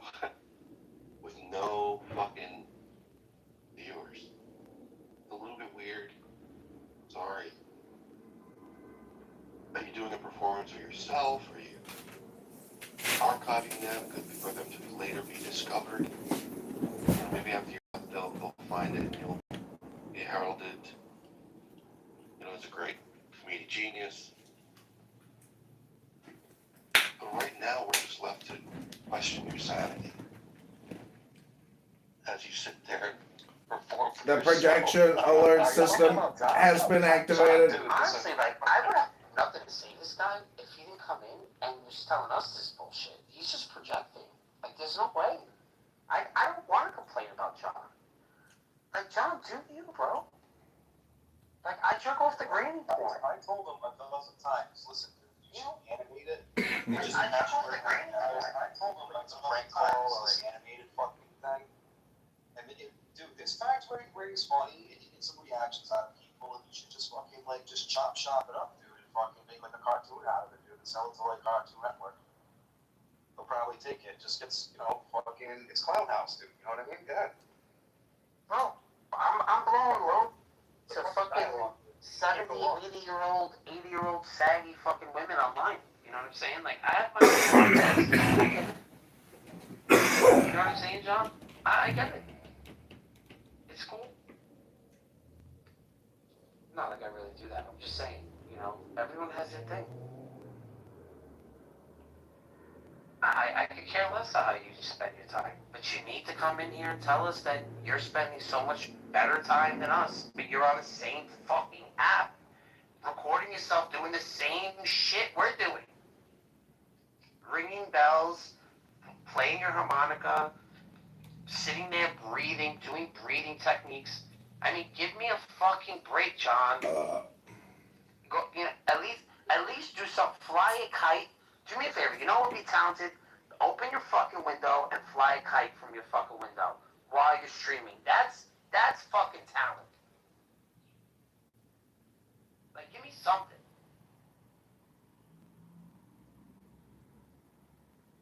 Yeah, I tend to agree with Megatron here. I do think it doesn't take much talent to plug in a cell phone and point it at yourself, and just multiply that by like 10 or whatever, how many you have. But there is a liability for having documenting yourself this way. Because eventually you're just going to forget that you're now videoing yourself. And who knows what you could be engaging in. And you seem like the type that, wants to keep some of your behavior, behind closed doors, so to say. Because I can imagine that you have a drum, 55-gallon drum somewhere in that fucking creepy house of yours. Do you need to get help, John? I just want to dedicate this song to all the losers on Clubhouse that won't shut the fuck up.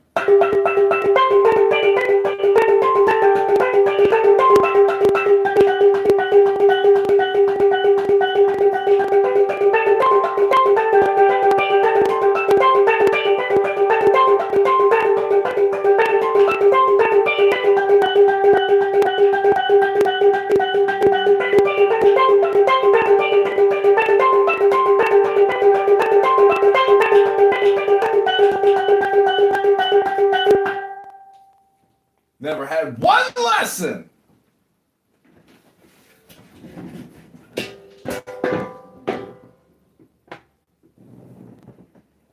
Amen. Amen. Amen. Ooh.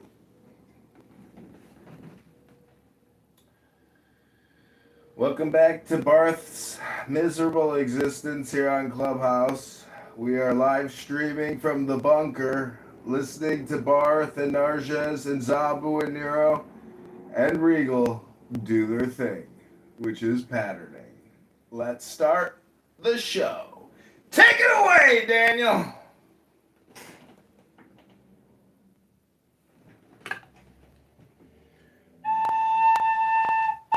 John, that doesn't help you, man. You need to touch some grass. Maybe you'll get some ass. Because, this is no good for your mental health. The projection alert system has been activated. The projection alert system has been activated. See, the craziest thing is, we're investing all this money in these data centers, and the whole world is pretty much video at this point. So I'm actually just ahead of the curve. You guys are still using a fucking retard app. You should be on other platforms, but you're not. I'm here extracting you, harvesting you.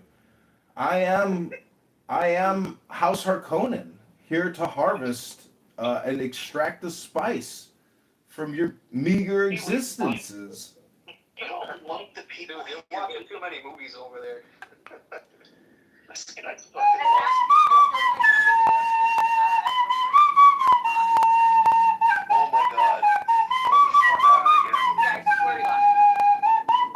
I gotta see this. Can you see these little porn he's looking at? So small. It's like he can only hold the tip because there's nothing to hold. So he's just using his his thumb and his index. It's disgusting. Oh no. Let me see if I can find this. Who's this? I'm sorry.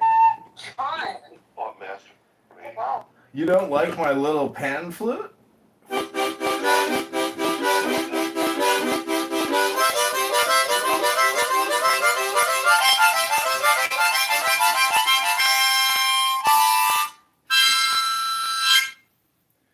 Your projection alert system has been activated. Your projection alert system has been activated. Welcome back to Barth's Clubhouse pattern known as let's get a fucking Muslim up here and talk to him. And then that's the show. It's like George and Jerry at NBC and they're like, what's the show about? He's like, it's a show about nothing. And he's like, a show about nothing? He goes, Jerry, don't tell him everything.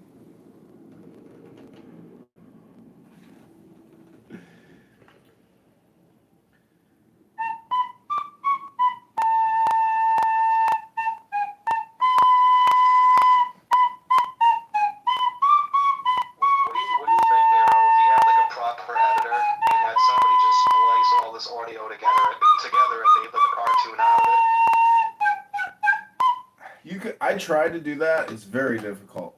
It's just. Yeah, I mean, it talks. You got to be creative to do it, though. You have to apply yourself and put the effort in. You know. It's tough. It's very tough. Very, very I tough. understand that.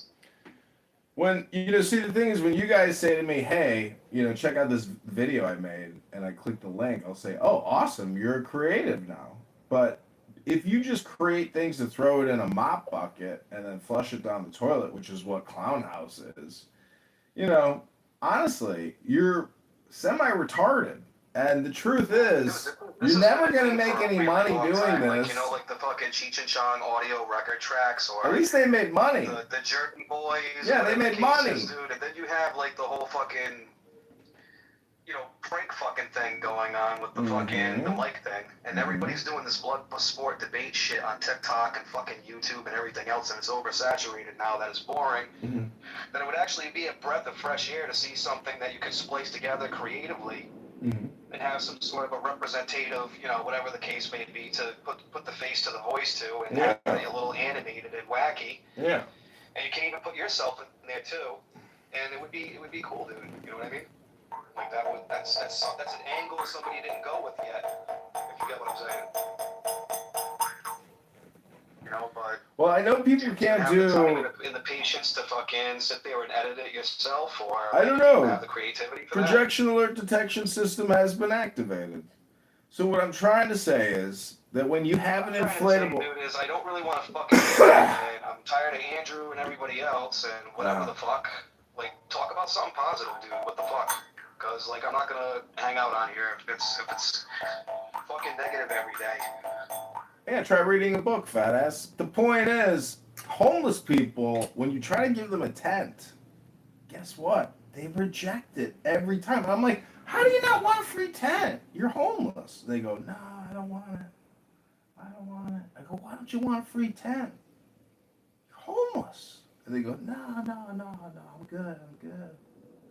And I'm like, well, your legs are puffy because, yikes, that's called diabetes. And, the pus flowing out of the lower bottom part of your legs onto your second chair, yikes, that's indication of a health problem. What would it be like if you just had your own bathroom or your own bed to sleep on, a place to take a shower and sleep and maybe heal a little bit? That'd be nice, right? Instead of being homeless, sitting on a chair, rejecting a tent, pus dripping out the bottom of your cankles. Hello?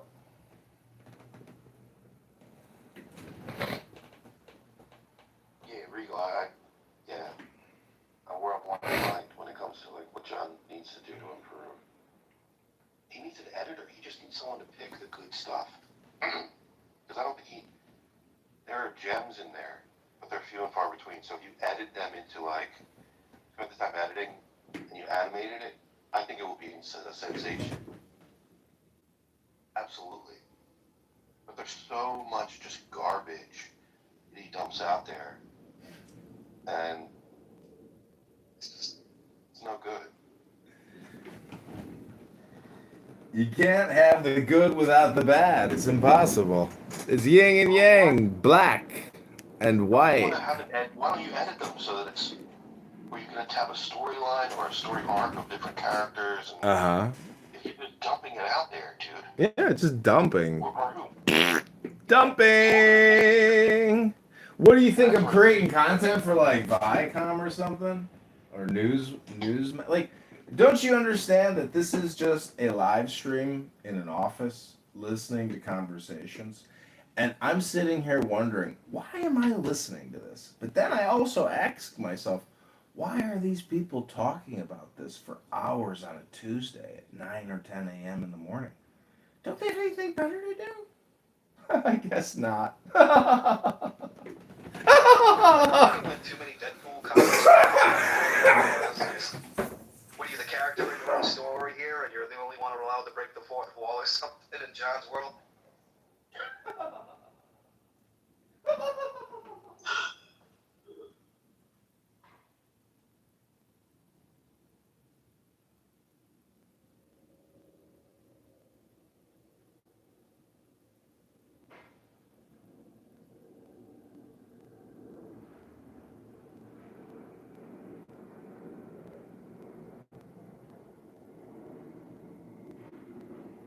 this will be hilarious.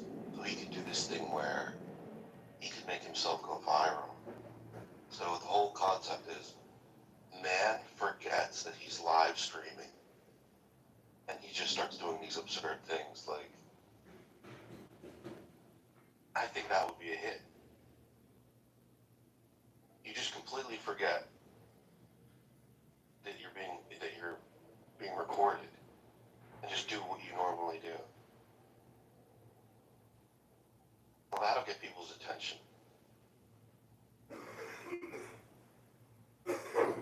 What do you think? What do you think, John?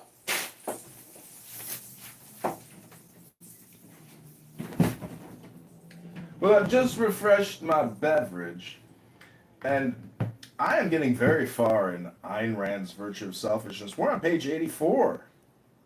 And it turns out that this book proves my theory about clown world and R-word syndrome.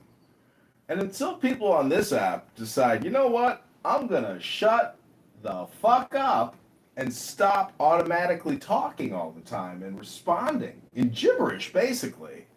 And maybe I'll try to read a book for 15 minutes a day on this app. Oh my God, I would come to your room and listen to you reading a book. I would come to your room and listen to you reading a book! So could you imagine being John, but not having medical benefits? So nervous. Like I would be a nervous wreck on a daily basis, not being medicated. Ooh. I didn't have medical insurance. I see why you went to get the medical insurance. Uh-huh. Okay, Barth. Here we go again. Yeah. Another exciting I wonder if episode. anyone in his life knows what he's doing. Yeah. Like sitting at a desk with like 15 cell phones pointed at himself, broadcasting into the ether. I mean, no one's listening.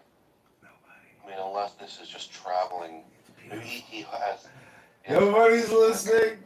Like I'm cutting down all these trees and there's nobody here. Strike a distant civilization that he'll be a success. I mean, that's about how low the probability is that he will be successful at whatever it is he's doing here. Hello? But as far as his medication, yeah, if you were medicated, I think you would have a better chance. And I think this explains why he is as nervous as he is. He doesn't have that sort of medical lifeboat. He's just sinking. Bro, you're sinking. Now he's posting a live stream.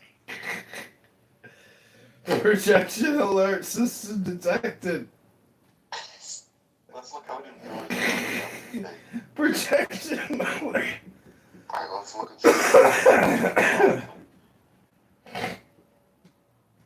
How do I copy this? Okay, I got it. How do I copy this? Alright, I'm gonna. Oh my God, the guy is just so mentally ill. John, he's live streaming a black screen. It's not even, there's nothing, no noise. It says John Kitover, Chicago Memorial Candidate, 2027, podcast, news, philosophy, psychology, politics, culture, yoga. Mm-hmm. It has one view. I'm the only person viewing it. Mm. And it has links to his personality as the mayor.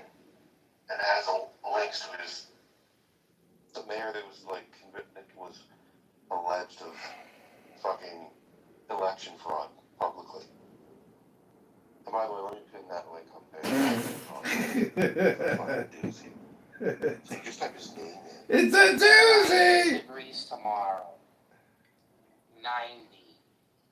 Wow. Let's talk about the weather, baby. Yo, fuck that. That's gonna be terrible.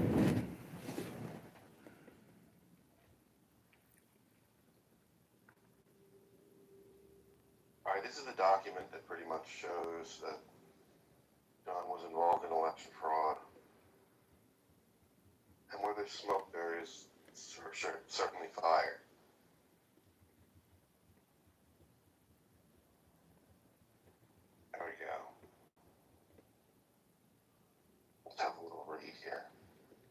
Board of Elections begins candidate removals.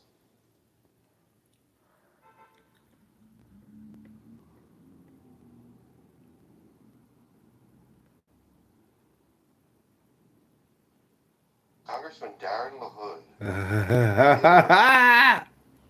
will not have a primary challenge free as tamales. Republican John Kitover was removed from the ballot. Free tamales. Kitover was found to have only 266 signatures. It was alleged the candidate committed widespread fraud. Let's get a bite of the drink. State's attorney.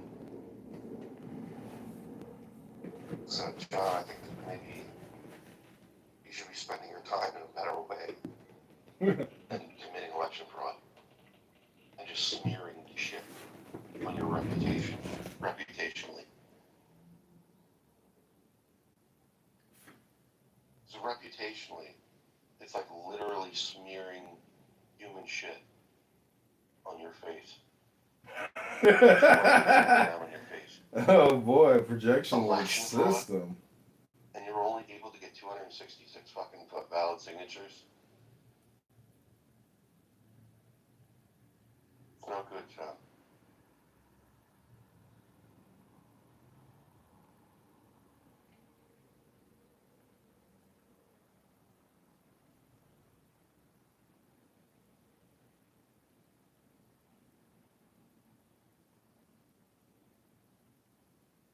Can someone invite John up? It's not letting me do it.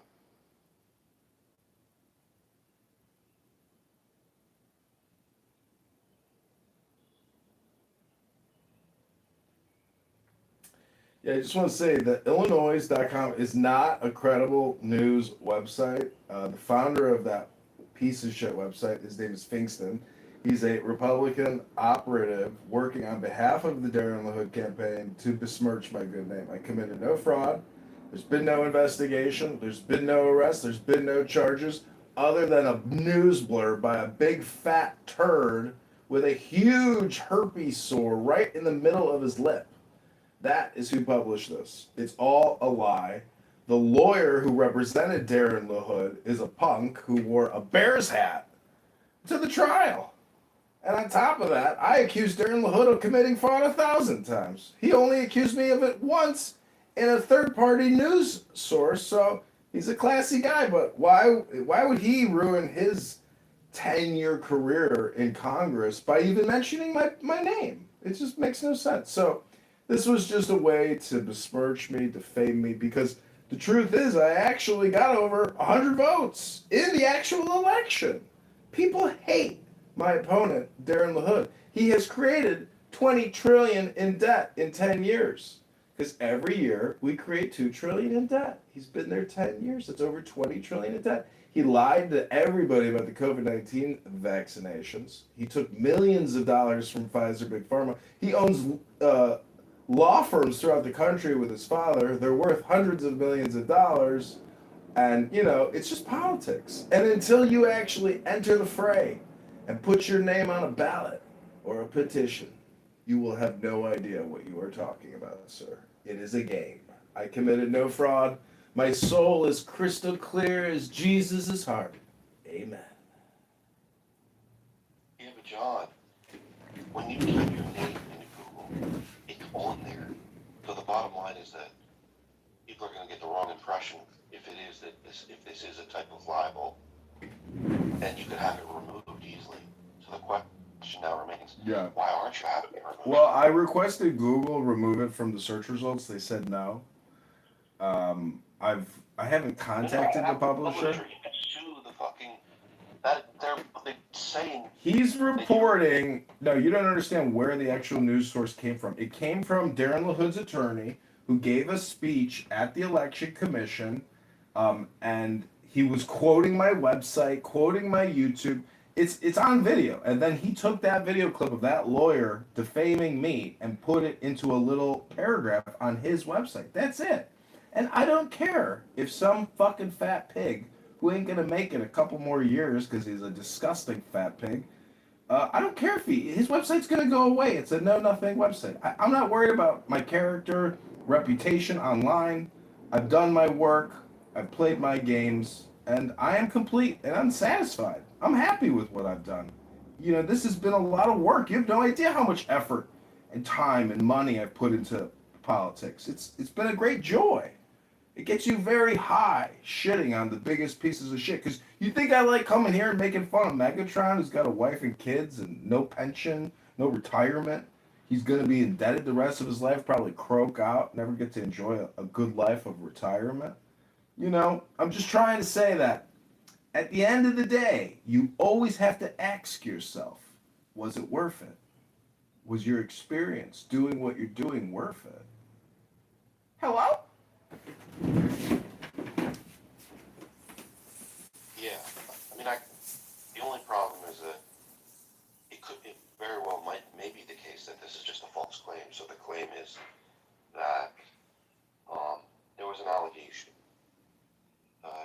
It says you had 266 valid signatures. It was alleged the candidate committed widespread fraud, and the board now this is the allegation. Even the board even voted to forward the petitions to the Attorney General and State's Attorney. So that's a claim that can be proven or disproven by contacting the board. What's so funny see if that's is was it like candidate committed widespread fraud, and the board even voted to forward the petitions. Okay, so the board did it. Under the recommendation of Darren LaHood's lawyer. John, the board decided to forward it. I know. And here I am talking to you. I guess their forward to the Attorney General here in Illinois resulted in no merit. Because honestly, if there was intent or there was actual operations, it's not there, my friend. I didn't commit any election fraud. And the irony is, the people who are accusing me of this, they just recently accused a governor candidate of the same bullshit. It's just politics, bro. They put this shit in the news to try to defame you, to prevent voters from flipping on the pre-elected politicians. Try to do something with your life instead of analyzing a little defamation of John Kitover on the internet. I sit here and record you guys for months now. Sometimes I create recording studios dedicated just to your room, just to record you independently of other rooms throughout the whole day. That's a lot of work. You never go to my YouTube and actually go through the lives and say, Jesus Christ, this guy's got 100,000 Clubhouse rooms live on YouTube. That's a lot of work. Oh my God, I really enjoy his work. He's a great artist. He puts out so much content. It's unbelievable. Magnanimous. Well, how can we do? So is the objective to have a stuff, or is the objective just to create an archive of these conversations, unedited? I don't see the vision of. I don't get what the. Can you help me out? Just understand a little bit more of your vision of it. So the idea is just having if you go to John's channel, you have on offer like hundreds of different conversations. Is that the idea? But they don't have to. No one's viewing it. No one's viewing them, man. Is that problematic for you, or is that part of the? I presume you want people viewing it, John.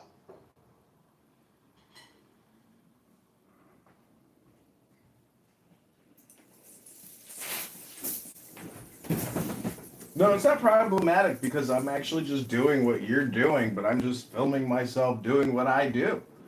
And my opponent, Darren LaHood, he's going up against a Democrat candidate. Now, I challenged both of their petitions. They audited my petitions. You saw that I had over 200 plus confirmed signatures, but they did not audit my opponent's signatures. And he only had 1,600 plus signatures. He wasn't expecting anybody to challenge him. And guess what they did? They rejected my challenge and did not audit his petitions. And guess why?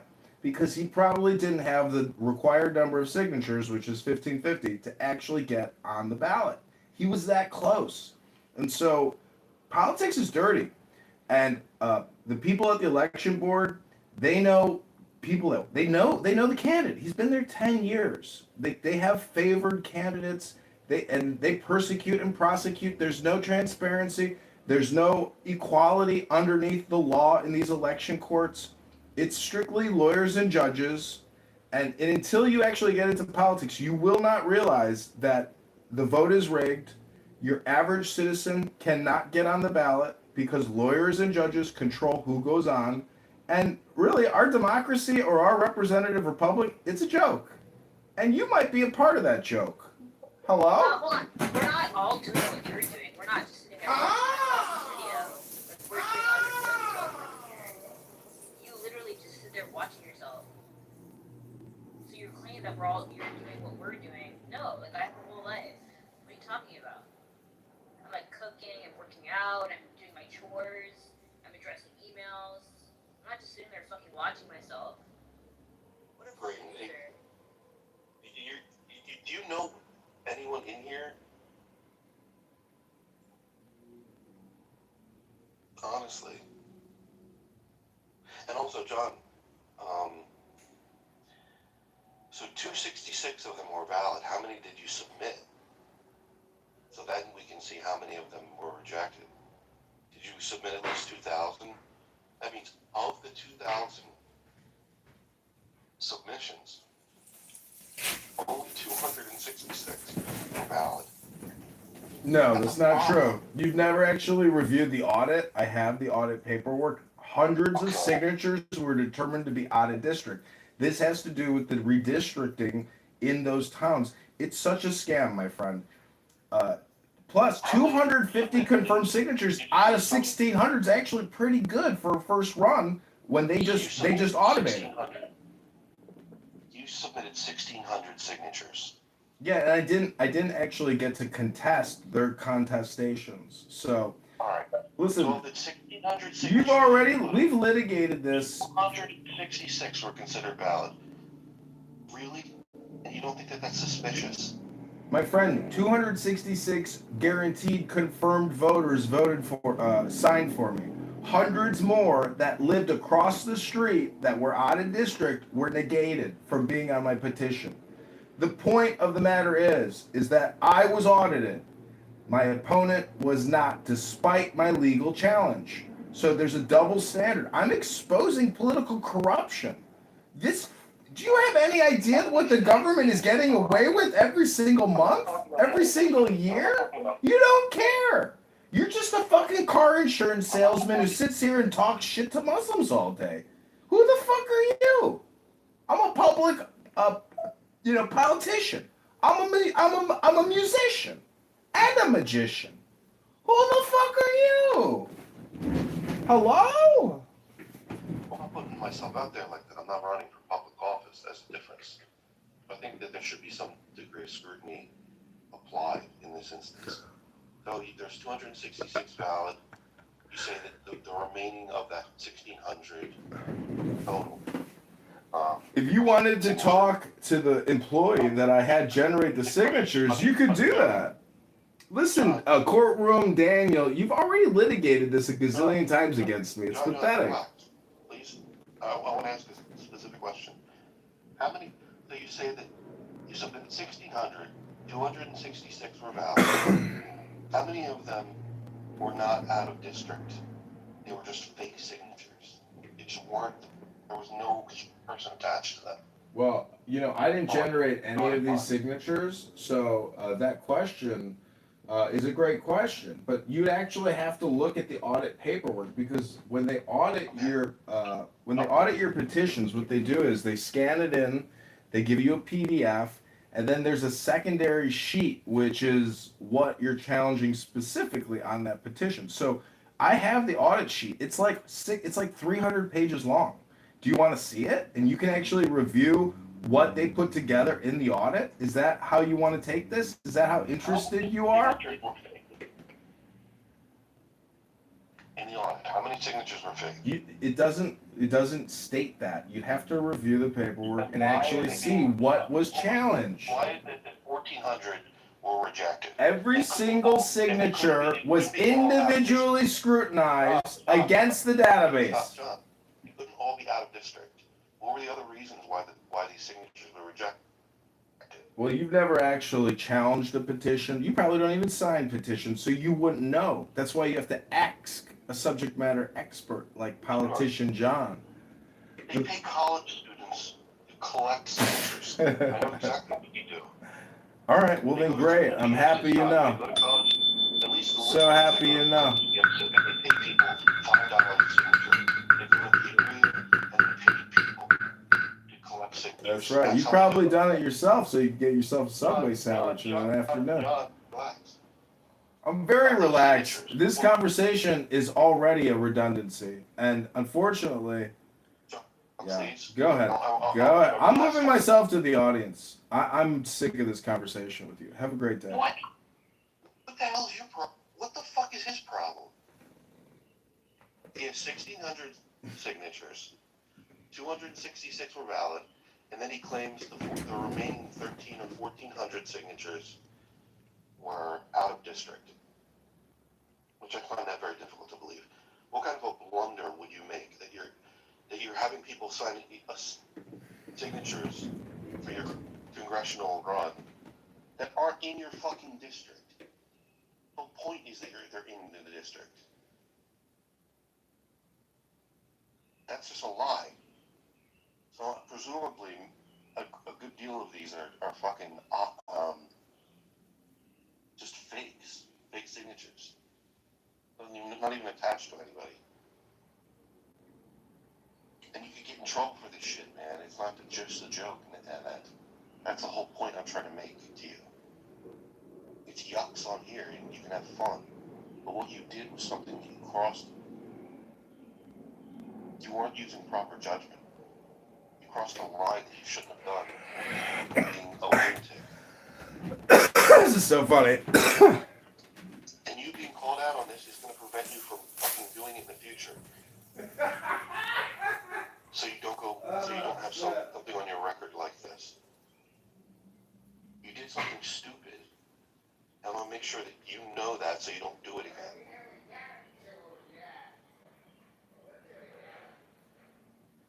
It's not just a joke, dude. What you did wasn't just a joke anymore. Like, you fucked up.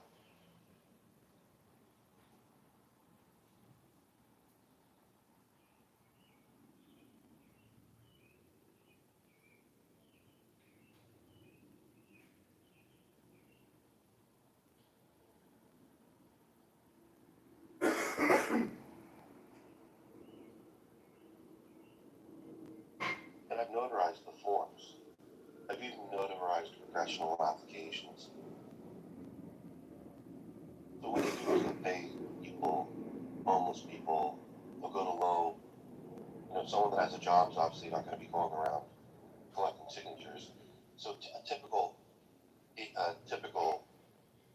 petition will have like 10 or 15 signatures on it.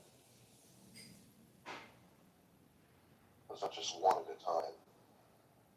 And they pay these people, I think it's $5 for each signature that they get. And of course, these people go and because they want the money and don't want to do the work of getting signatures, they just write in there fake names and shit. You can even see it. That the signature is the same handwriting on the same petition.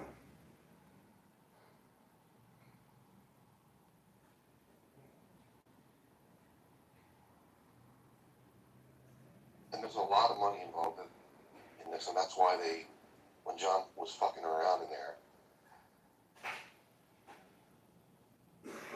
that's why they actually took action against him. Because it cost them a ton of money to get these signatures.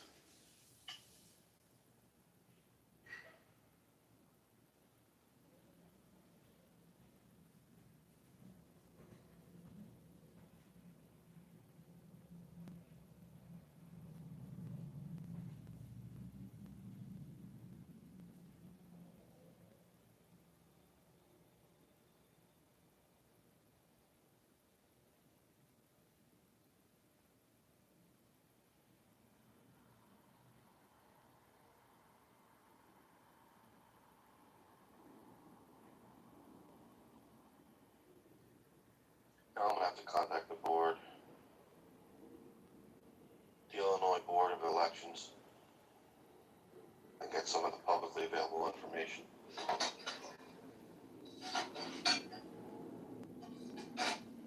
Let me see if I can find any.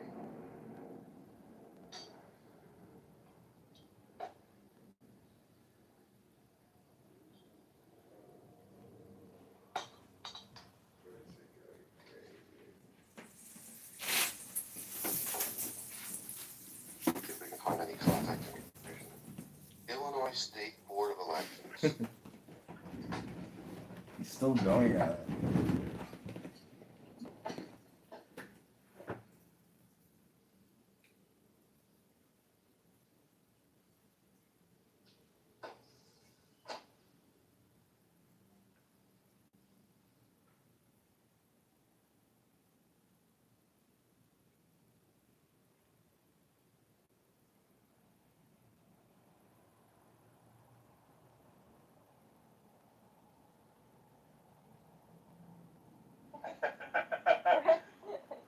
I'm just in here testing club deck.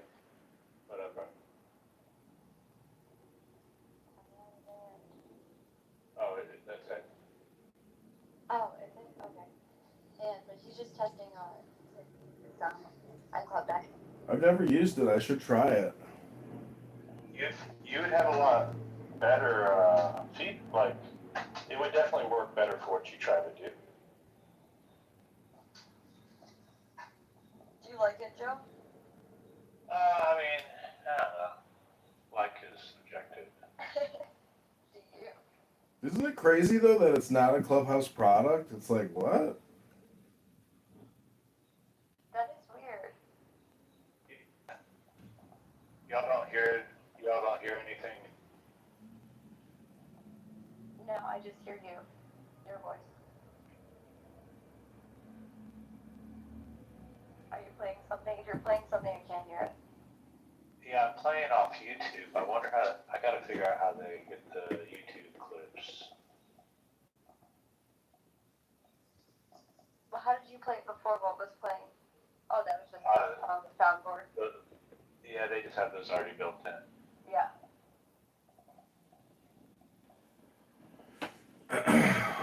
Oh. There's a lot of features. You've used Club Deck before, right? No. Really?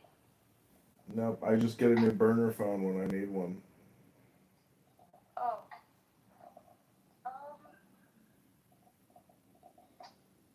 Gosh, I only used it like a few times for my laptop. Let me ask AI.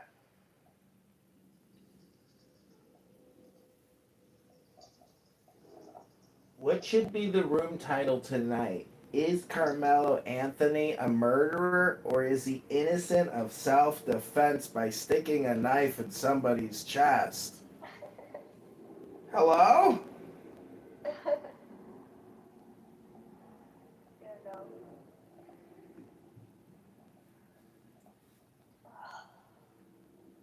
Did you get a new job, or are you still looking for a job, Ann? Yeah, I'm still looking. Damn, you'll be ready to retire by the time you start working. What'd you say? You'll be ready to retire by the time you start working. Shut up.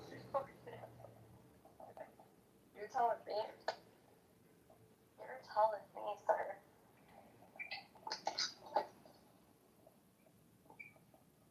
Why don't you just come on Clubhouse and do tarot cards or psychic readings or natal charts?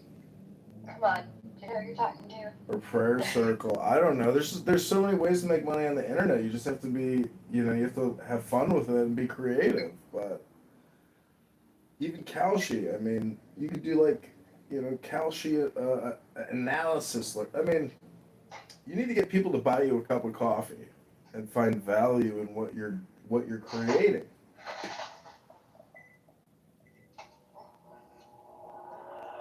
Yeah, people. Do you know how much money people make on TikTok? I mean, on all platforms. Like, you could be a fucking Facebook publisher. There's just people out there that are really good with aggregating content. Yeah. But there's so much competition. I mean, the thing is, like, if you want to get into the mortgage industry or financial services, like, fuck, like, You should have an Instagram about it at least, to show you're interested in it, because there's industry news, there's like state organizations, like there's in Illinois, there's the Illinois State Bankers Association, and they have a periodical, you know, so it's like you should be creating content about your industry.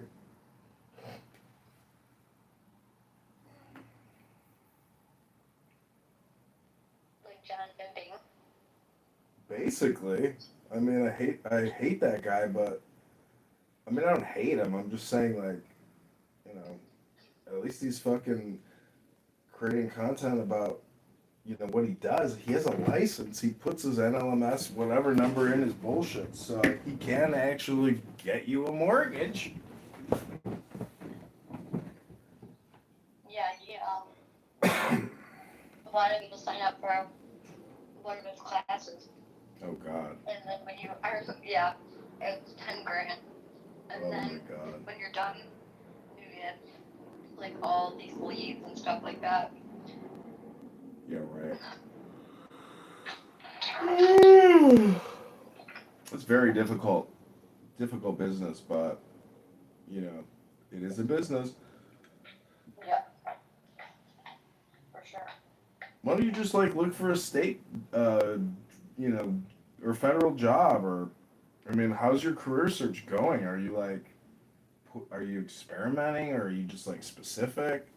No, I'm like, I essentially have like gotten to the point where, I've been applying for like everything now because I'm not like too good for any job now.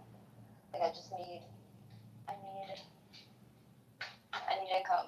Do you have a casino by your house? What? Is like there? 30 minutes? Well, that's doable. Why don't you look at their website and look at a dealer position, and you could deal blackjack, I know. be a cocktail waitress, or just deal cards. I mean, I've applied to waitress there like many times at like all three of the casinos, and I never got a call, and I have experience. Like I did bartend for like 10 years. And then, we'll try to follow them because they post the days when they do interviews, and then they'll send you to their like casino operations school, and they'll actually like teach you how to be a dealer. yeah, my dad, he worked at Chrysler, but then he did like, he got his like dealer certifications because when he was retired, he wanted to like just deal, blackjack or whatever. And it's only like a 2-week course. Well, you could also. What about the post office?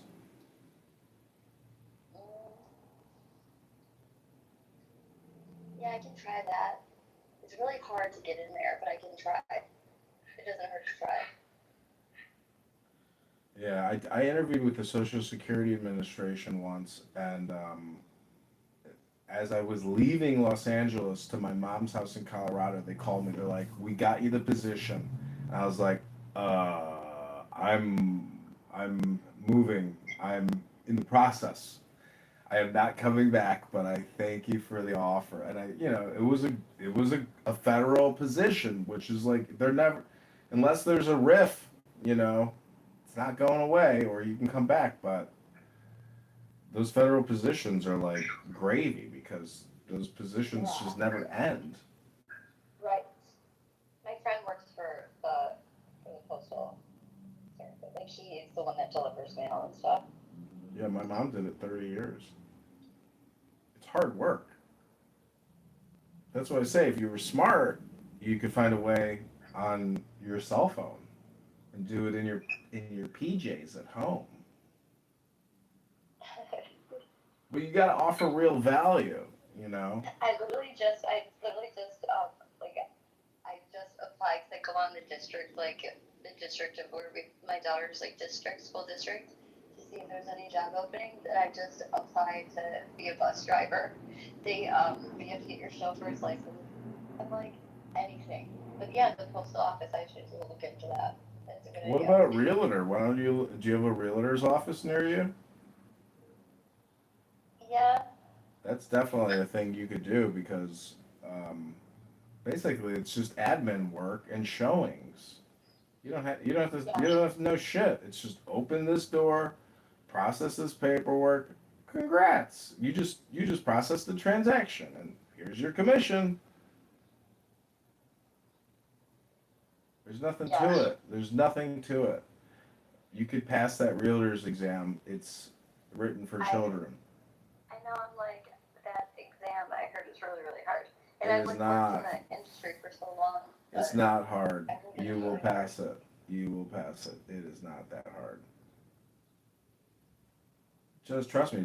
The questions are like common sense questions. You could pass that test. But that's if you want to work in a realtor's office. You know. Your love life and your job is like geographic proximity. So Yeah. look in your immediate area and look. Maybe you could. There's just so many options. But anyways, good luck. Don't retire before you start working. I appreciate that. And I got to restart my computer for what I just installed. Okay. So then I'll come back and test again.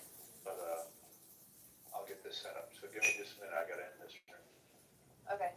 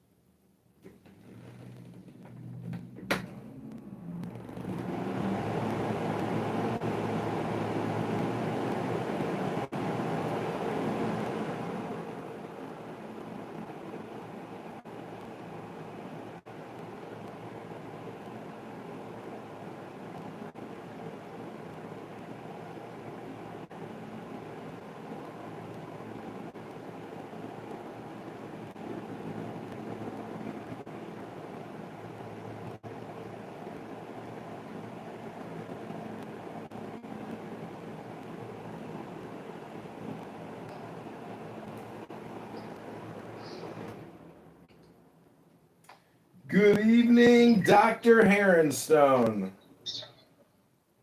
Heron will do. Is it Heron or Heron? Are we going to start playing games? Well, I got one question for you, and only one question. Okay, let's hear it. Is your This is going to be good. is your title a projection? Well, of course, we've all been like, yeah, I'm in rehab. We're all brain damaged language monkeys. The only question is whether you're in rehab or not. Well, there's that saying, those who know do not know, those who say do not know, those who know do not say. So it's like everything is a projection.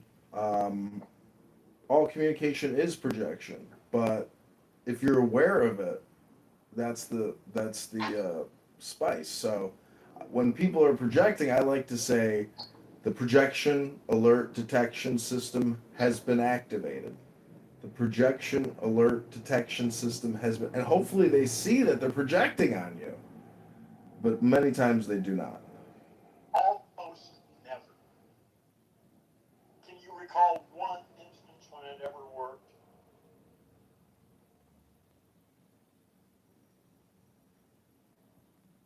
Yeah, I mean, I guess with myself, but not with other people. Yeah. Yeah, it does work with yourself. It works great with yourself. It's just so obvious, though. I mean, that's why Alan Watts and other books, they say a sage never criticizes anyone, because if a sage is going around pretending to be a sage and he starts ad hominem other people and criticizing people. Well, that just won't work. You can't be a sage. It's not about criticizing people, but you sure as hell can criticize their behavior. Yes and no. I mean, Ayn Rand and objective ethics would say yes, make moral pronouncements, but a sage flying in the sky isn't going to bother criticizing this or that. That's the point. Well, who cares about a sage flying in the sky? Well, Fuck. I mean, you know, Alan Watts and D.T. Suzuki, they say enlightenment is just like ordinary life, except 2 inches off the ground. And so, well, you got these retards that say they're doing yogic flying. And maybe they're right. Maybe they really are. Well, the thing is, see, I just don't understand why you spend so much of your energy and intellectual stuff on issues like this. Who cares? Why It's not issues like this. It all has to do with your room title. Because what you're doing is, it seems to me like you're unaware of what you're even doing. Is that what it seems like to you? Yeah, it seems to me like you're projecting that your own brain is fucked up onto other people. And you're unaware of that. Is that projection about your projection or my projection? I'm sorry, I missed that. Say it again. Is that my projection about your projection or my projection about my projection? You know, I don't really care. You figure that out.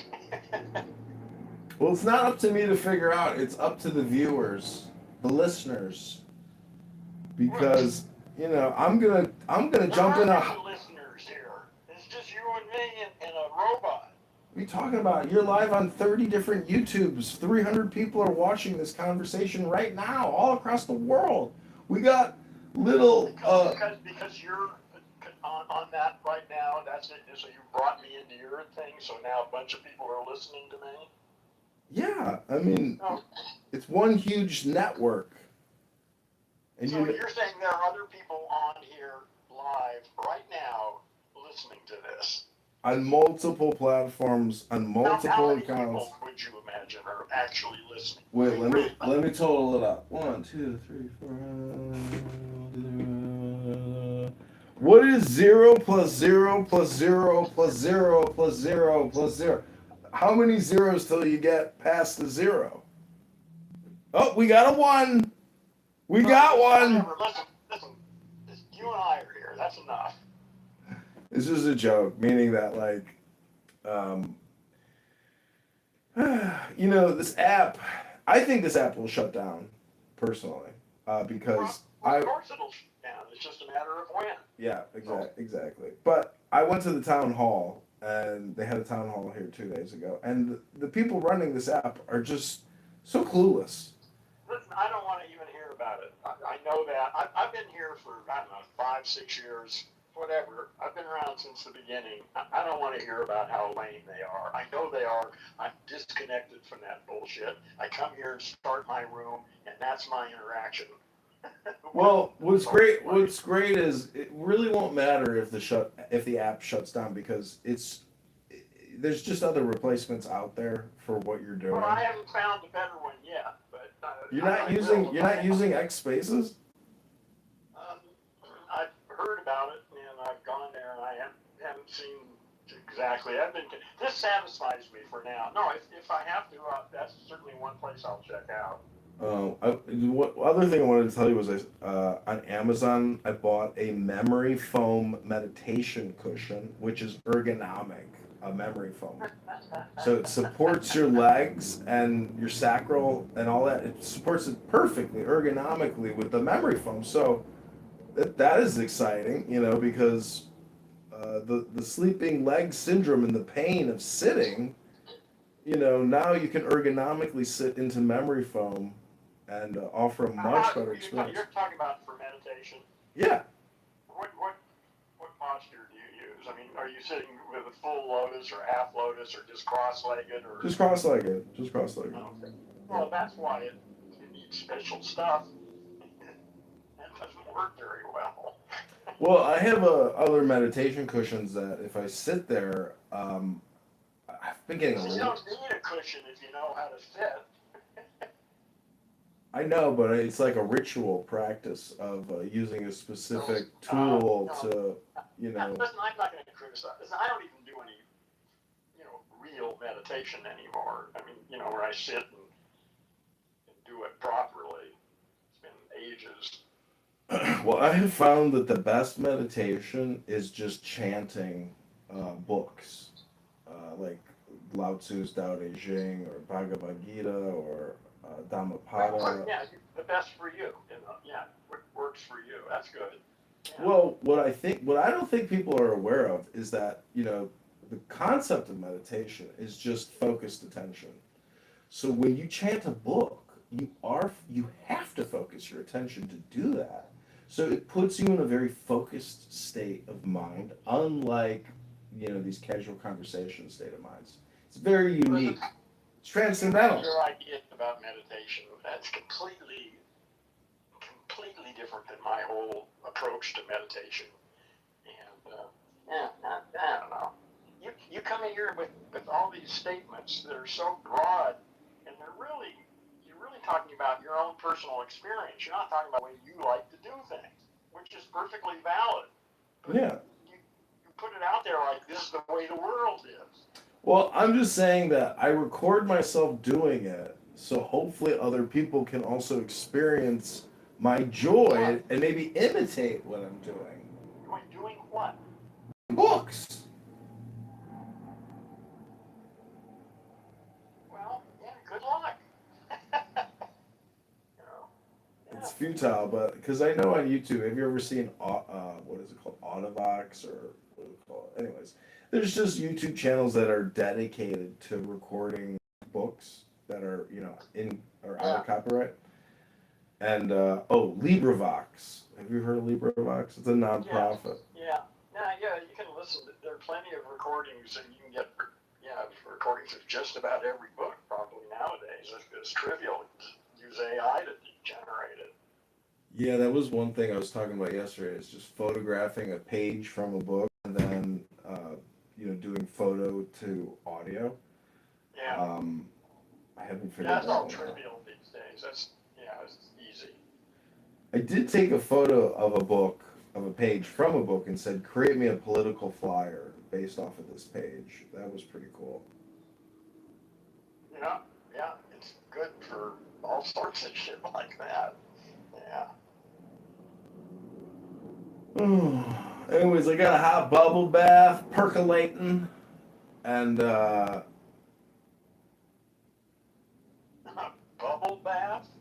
yeah, bubble bath, a bubble bath. I was listening to Alan Watts yesterday, and God, he was saying something so remarkable and just so seems like he's here right now, giving the analysis of the situation accurately back then.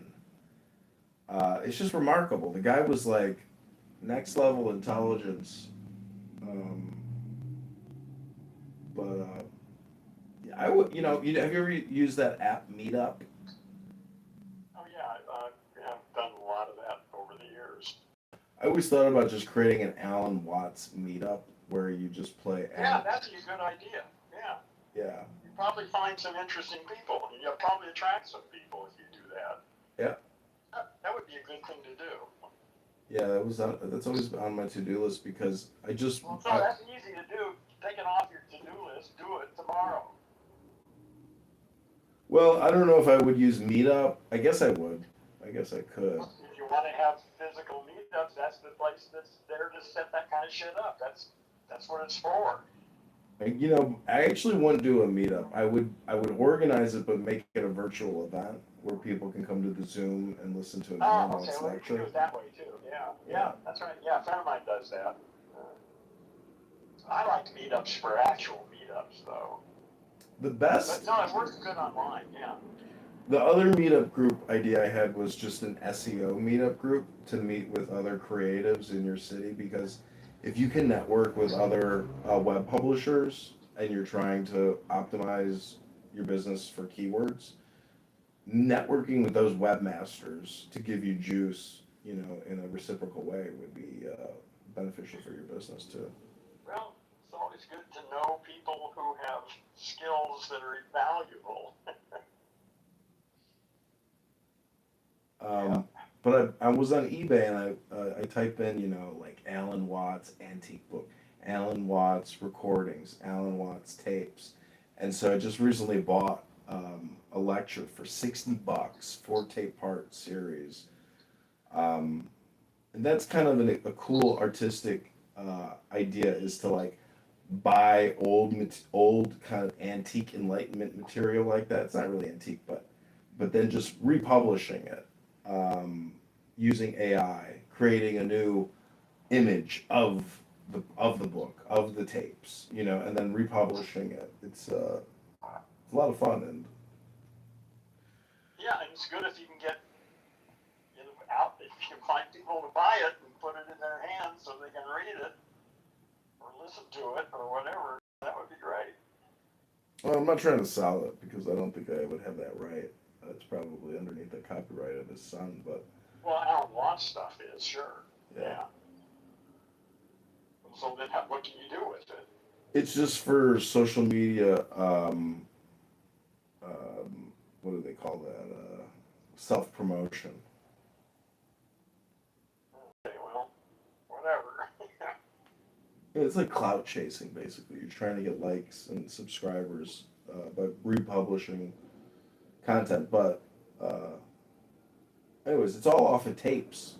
Like I'm going on eBay and I'm buying tape collections, like actual cassette tapes of classical music, classic rock, jazz, and then And then you're doing what with these things? You're actually going out and buying this stuff? yeah, I'm buying Putting it. in your garage or something? No, just storing it in my house. What do you intend to do with it? To clone it, to rebrand it, to republish it.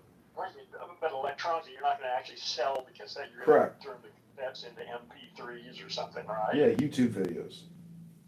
Well, okay. Okay. These are video cassettes, you mean, or what? Audio cassette tapes. Okay, yeah. So they're MP3s or whatever you want to make out of them. So yeah. Mm-hmm. Yeah, it's just the publishing business to try to make money, hopefully within the, terms of service and guidelines and not violate copyright law. Because YouTube lets you publish stuff up to 15 seconds or up to 1 minute of copyrighted material. You have 59 seconds. So you can monetize copyrighted material, but only up to 59 seconds. Really? Okay, so 1 minute you can use anything as long. What if you have like different? Is that just for one clip? But what if you had 10 1-minute segments and they were published? Yeah, it works. Anything over 60 seconds is a violation, and they automatically But delete if it. you have multiple things under 60 seconds, you can do that. Correct. Okay. Yeah. Well, that's good news. That's a challenge. What can you do with 1 minute of copyrighted material? It's not a challenge because the average attention span is 0.03 seconds. Well, nobody gives a shit about the average attention span. They're not worth talking to. Fuck them. No, it's not about talking to them. It's really called, I have a book on film and picture theory. And so I've published over 100,000 videos on YouTube. And so the game is, how do I create content that the algorithm and thus users are hypnotized by and don't click away? And then the algorithm keeps showing it more and more because it's looking at the data and saying, okay, this is engaging content. So really it's just the theory of how to create engagement. Well, I'm more interested in how to wake people up. But it's the same. That's helpful, that's for sure. It's just that most people don't have enough attention that it's worth getting it. Well, like, Jordan Gruber on here, he owns enlightenment.com. There's nothing on that website. And why waste it? Like, read the Dhammapada by the Buddha and just publish that. Like, at least give people something. Well, tell him that. He's too busy talking about his lower back pain. So write him a message. I told him the other day, I was like, part of your problem is that you're talking too much. Going back to. I bet that went over real well. Well, no, he agreed. I said the solution is to just read a book for 15 minutes on this stupid app and stop engaging with people. Because it's basically they're hypnotizing you, and then your emotional response system is being activated by the conversation, and it gives you more inflammation. You have to try to control your environment to control your body, and what you're listening to is it actually has medical ramifications in your biological central nervous system. So you are your own worst enemy if you are suffering with pain. But coming here and engaging in vigorous political debate with people that you know you don't like talking about this shit. You like talking more about what's interesting or what's enlightening or anything to do with maybe those types of topics, so to speak, linguistics, language, communication. But this app is ideologically polarized, and it causes people, in my opinion, to be neurotic, psychotic. They wouldn't subject themselves to this bullshit here if they weren't neurotic to begin with. Yeah, but I think it just Any normal amplifies. person would get in most of these rooms, and in 5 seconds they'd realize it's a madhouse, and they'd leave. Anyone who stays in one of those rooms is either staying because they want to study the people there, or they're just as crazy as the other assholes.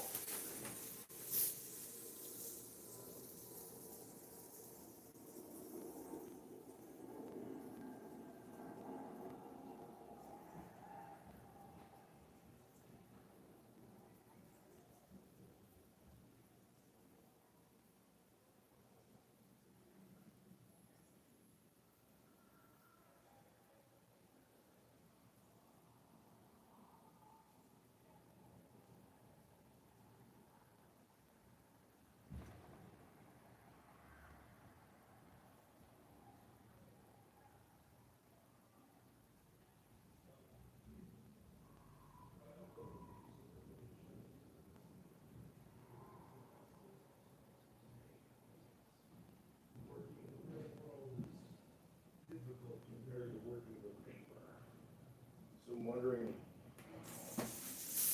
what businesses have you found to be rewarding and not taxing on, activity? I'm not interested in business. I don't give a shit about business. Like that, yeah.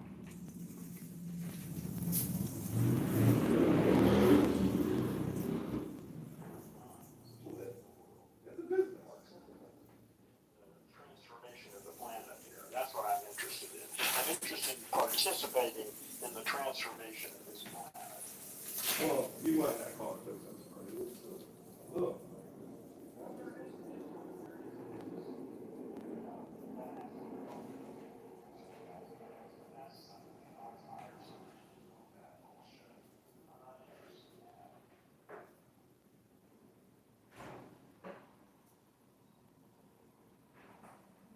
have this one book called Actors of Chanting, and it's all in Sanskrit and in English, but it's talking about the guru being the highest form of enlightenment, and how the guru, abolishes and banishes this God and that, this and that, but it's trying to emphasize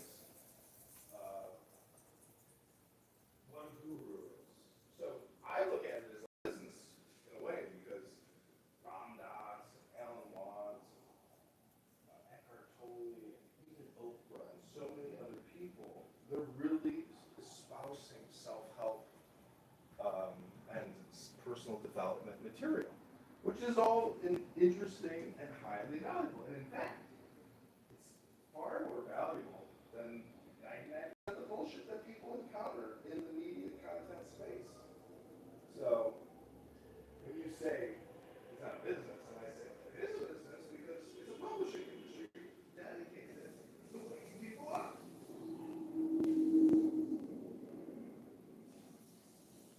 But the question is, how do you go about, how do you get people to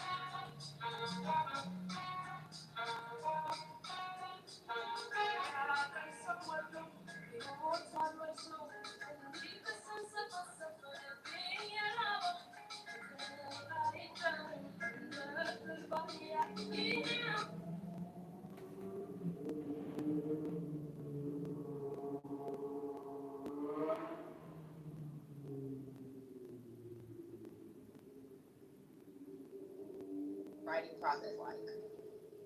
Well, if I'm not mistaken, he said last time they were on a panel, and this was an actual conversation. Oh, okay. I didn't hear him when he came in here before. I wasn't here. Okay, I'm sorry. I was there. Nice. So they had, much like Dahida, when he did his famous speech at the Johns Hopkins conference in, I believe it was 73 or 76 in signature event context, very important. I said that much like Dahida, they published proceedings from the conference. That's wonderful. That was wonderful. I have a question from like the analogy of the book. If someone has a great quality of taste but can only afford McDonald's, what do you do then? Oh, that's a good question, Miss Lisa. Well, I mean, I'm not the only Book club.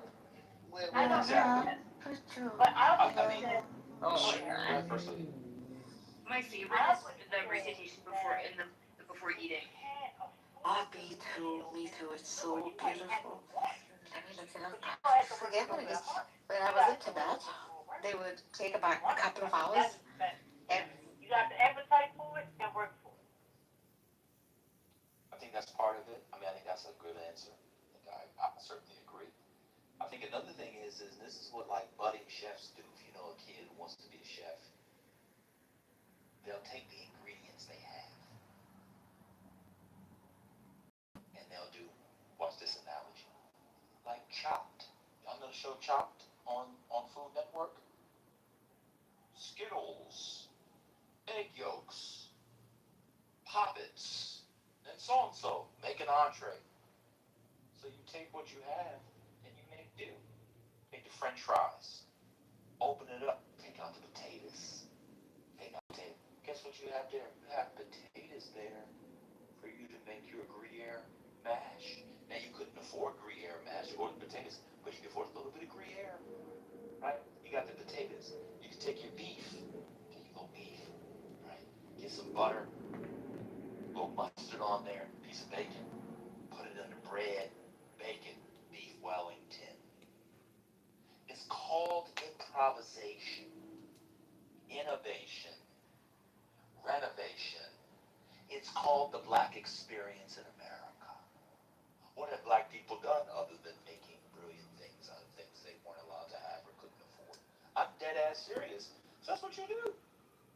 And that's what many people do with their partners. Look at Rhombus's wife. I'm sure she didn't want to have a 50-year-old man who didn't clean up after himself. But she found a way to make do. I'm sure she didn't want to have a 50-year-old man who has a dog with children, but he doesn't take care of the dog. But she found a way to make do. I'm sure she didn't want to have a man who sits out in the garage with the car running. But she found a way to make do.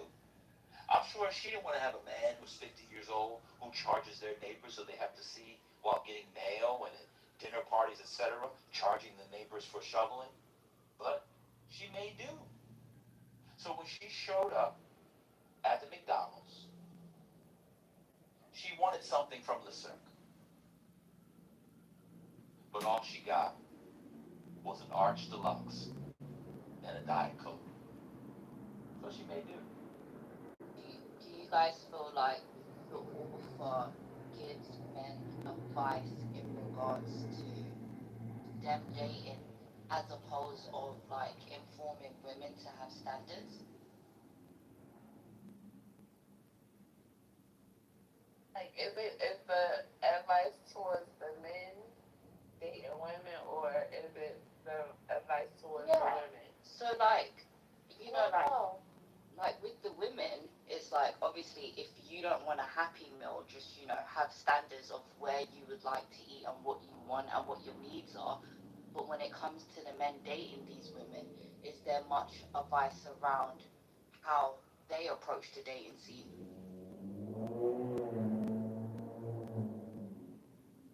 I feel like I feel like this is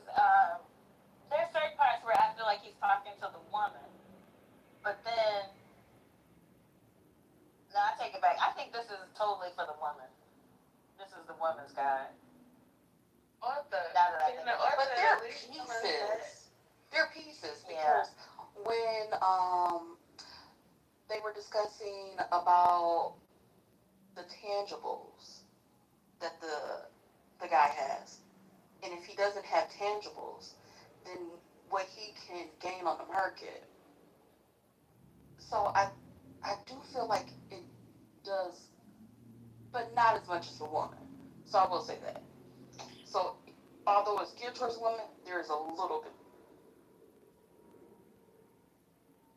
I would say, I would imagine that, I mean, I'm not a man, but I imagine that a man would be able to glean a lot from this book about dating because it's also pinpointing the type of woman that he's dealing with. So if he knows that this woman is not setting any standards, he gonna be doing what he call the flop. He gonna be doing that flop. The Silas Berry flop. Yeah, he gonna be doing that flop. But if he sets the bar high, he understands that he is dealing with someone who is serious and takes and is taking their engagement and the dating serious, and that will give him a sense of the type of woman he's choosing. But then wouldn't that be contradicting in the sense of a man could have the quality but not have the finances to match at that point? But then as a woman, the book informing you to have standards, you could overlook someone's quality because they just don't have the money to give you. Well, what does the money have to do with it? That was only one part. The money is not the central part. And in fact, he started off by saying, and correct me, Johnny, if I'm misreading this or just listening to you, but I thought there was one part where he talks about, you know, someone may be in need, and said that the man's finances may not be at the place. Like I'm not sure. I'm not understanding why we're focused on the. But what about the menu though? Because the menu highlights finances in terms of its analogy. Not all the way. That was one part of it. That wasn't the central part. Am I misunderstanding? I thought that the analogy, even of the restaurants, McDonald's and Ruth's Chris, was not to say about necessarily the money part, but the quality of the meal. You're not gonna get a filet mignon, medium rare, from McDonald's.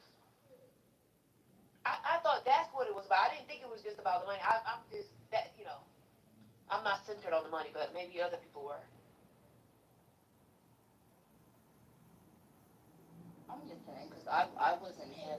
I wasn't listening at the very start, so I've come into it during the menu and the interface. Can we go back to that part, Johnny, if you don't mind?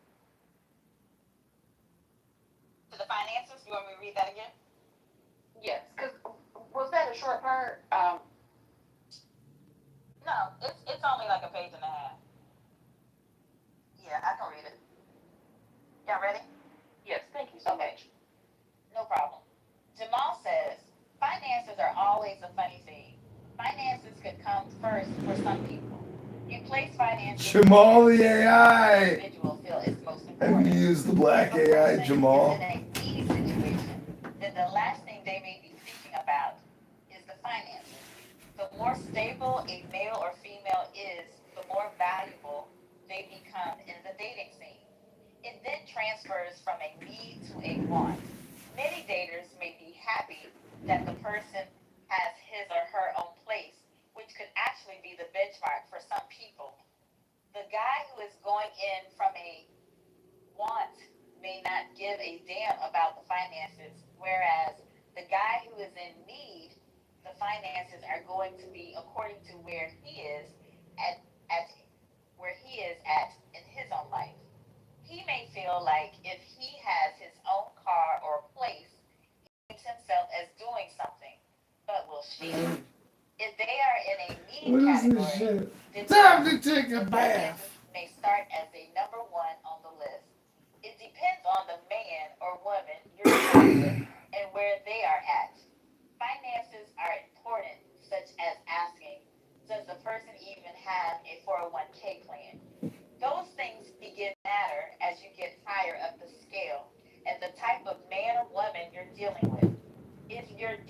a man that wants that co-partner or someone on his same level, then those guys may still consider finance low on the menu.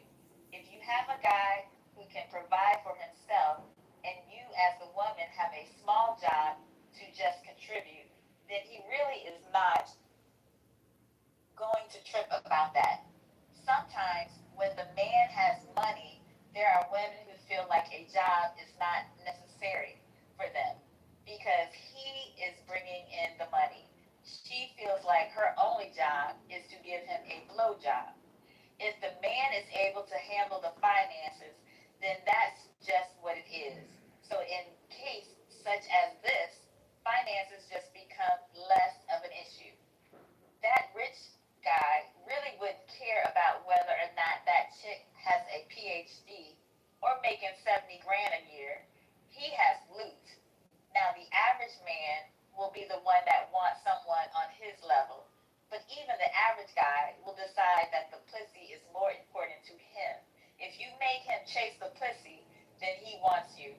If he wants you and he is an engineer, then ladies, your financial situation really doesn't matter as much. That's it. So what I gathered is financial stability in a relationship is transactional. Am I wrong in understanding that? It might say that. I don't know. This is the hardest for me to get because I'm not a woman. And notwithstanding my food stamps and being unemployed and a slave, I don't really think about it for various reasons. But I think I disagree. Was that Jamal or Asia at the end? Janice, who were you reading at the end, Jamal or Asia? About the finances? About the rich guy. Yeah, that's Jamal. Yeah, so this I think this is wrong actually. So I actually think this is not to be political, right? Or actually fuck it. So in the current times that we live in, statistics have highlighted that when we look at predominantly black women tend to be the breadwinners in their household. So if a man isn't earning as much, and like in the book it said that, whether she had her accolades or a PhD, it doesn't matter if the guy had money. But if the guy didn't have money and she had money, would he be offering dick on a plane every night? And he would be. okay, two things. One, I'm slightly uncomfortable with you saying dick and pussy in that accent. I'm just gonna be honest with you. It makes me very uncomfortable, and I'm gonna ask you to refrain from using those words in that accent. Don't worry, man. I'm about to be in the middle of a sentence right now. Oh, no. I literally just threw my phone across the room. This is insane. Lisa is red and this thread is crazy. This is insane. Speak my game. Oh my god. Hold on. I don't know. What I was trying to think. I'm really gonna think about this because even though I think she's here, Kimberly Foster used to talk about this. I think she is in here.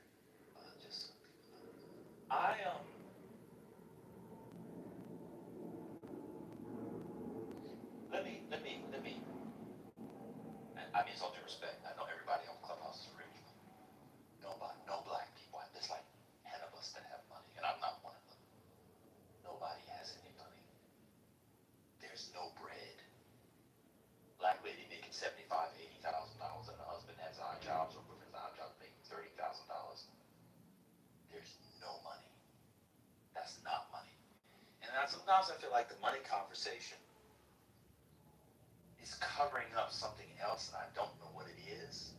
I was watching clips from a show called Tonight's Conversation, and I don't know if you all know that's a group of people who go around giving dating and marriage advice, even though none of them are dating.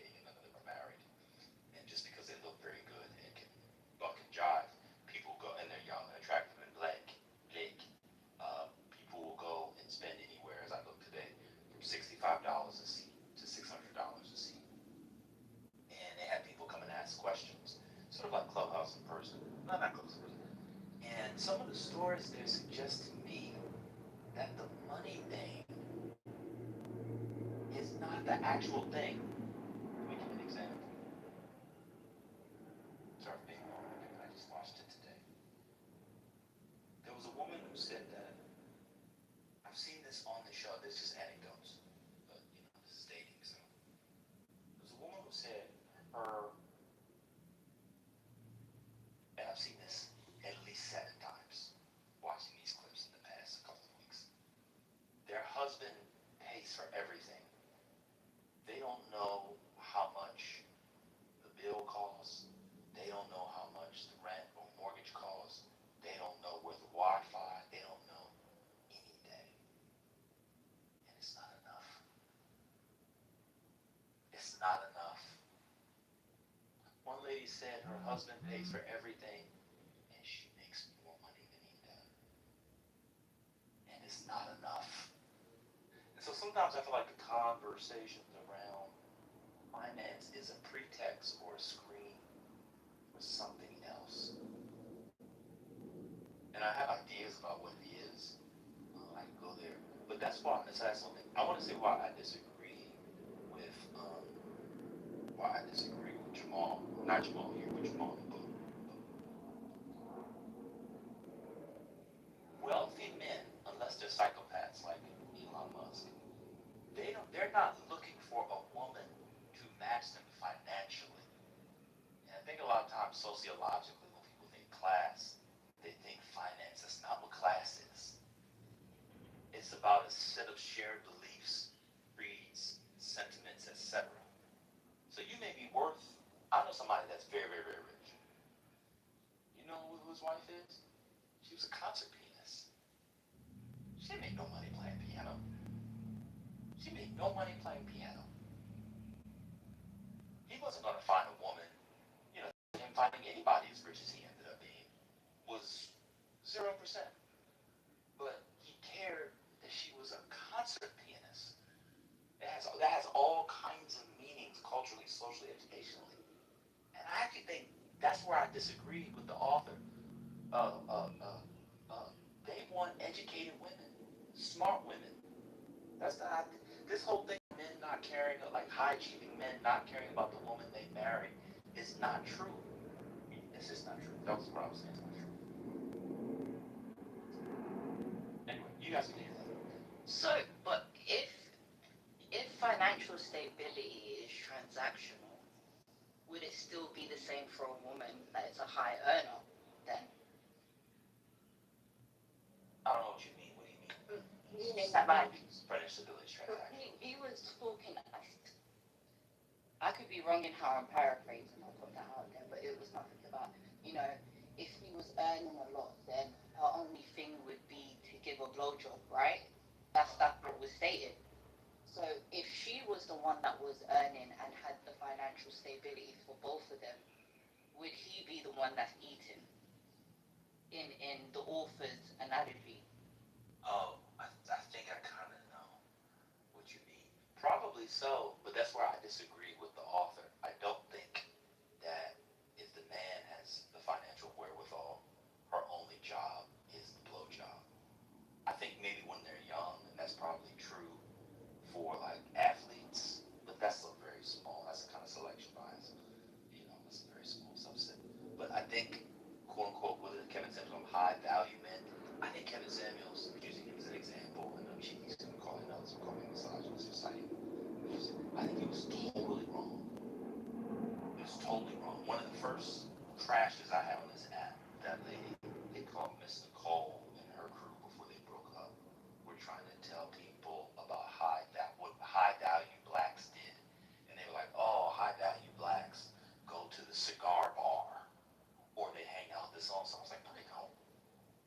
They don't hang out the high value blacks don't hang out no fucking cigar bar. Are you insane? Then I started mentioning places on the Outer Banks. I mentioned places in the Hamptons. I mentioned places that she hadn't heard of any of them. And so I think when people project, especially blacks, when they project, I say, what schools did they go to? What organizations did they go to? She had no idea. It's because they project on, because their idea of a rich person or a high value person is like an athlete or an actor. Those guys are birds. They're dumb, respectfully. Not all of them, but they're generally dumb birds. They want ass. They want racially ambiguous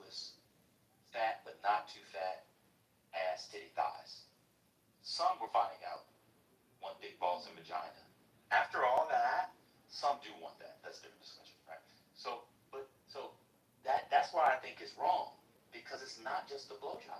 Imagine being a 15-year-old, imagine being a 43-year-old man, and you want a woman to raise your children, and all she can do is give sloppy top. Well, you know that's not the case, because where do most high-value men and black and otherwise meet their spouses? In graduate school, in college, in residency. One of my brothers met his wife, they got several kids now. Met her in residency. So they're fucking her in the weight room. They got they got married a year and a half later. They was smashing on breaks in between rounds. Can I get another round? You thought they was singing about round in the hospital. He was rounding off in the motherfucking break room. They got kids. So that's people just don't understand. And well, guess what he did? So, well, a respected surgeon. She's an anesthesiologist, and they make millions of dollars, and the kids are this, and they're what. He was cracking it in from here to kingdom come. Took another round, just like Fat Joe and Breezy said. So that's where I disagree with the author on it. I like the book, but I disagree with the author. It's not just giving a blowjob, and that's the whole transactional thing. I'm talking a lot, then I'll end here. I also will say that I think working class women want respect and calm from the chaos of the world. If the man makes a little bit less, if the man makes a little bit more, I think it's true for working class Negroes as well. I think all this discourse around finances and you can get K Dusty in here. Well, actually, the man makes $53,000 a year and the woman makes $51,000 a year, so he actually makes more. So he's the. I think all that is online stuff for the birds. I've talked way too much. I am now at this point avoiding the work I'm trying to do, which is not an expert work. It's slave work. Do we feel like the author had a target audience in mind when writing it? Yeah, niggas.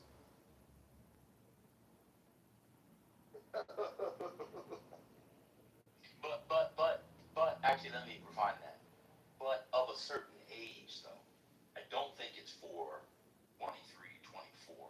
I think it's for early 30s through 50. I think that's the main demographic. Like older single men that are online dating still. Yeah. Or maybe for the first time. Yeah. That's what I think. I think yeah, that's what I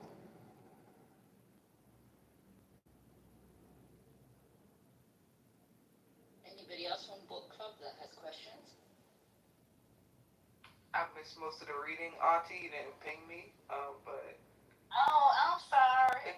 It didn't sound like this had anything on chapter. I mean, you know, but I missed we the read math, the four so. categories. You did miss the math. We did do the categories, but I think what was one of the most appealing parts of tonight's reading was his analogy in the love menu section. We got to the love menu section, and he good examples of how women should value themselves and compare it to the different types of restaurants and whether you're an appetizer, an entree, a dessert. So I can really appreciate that. I'm sorry you missed it. Ironically enough, I think my favorite section was the love score part. Even though, you know, the silly moment of it being 40, I do think that having the categories that you value, being able to rate how you value them and evaluate how you value them, and then in looking at a potential partner, especially for a long-term partnership, being able to evaluate where they sit with that and see if there's alignment there, I think that is very important. So that was a very nice section.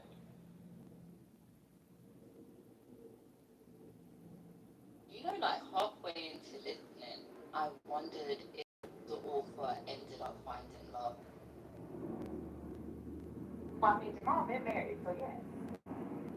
Before the book or after the book?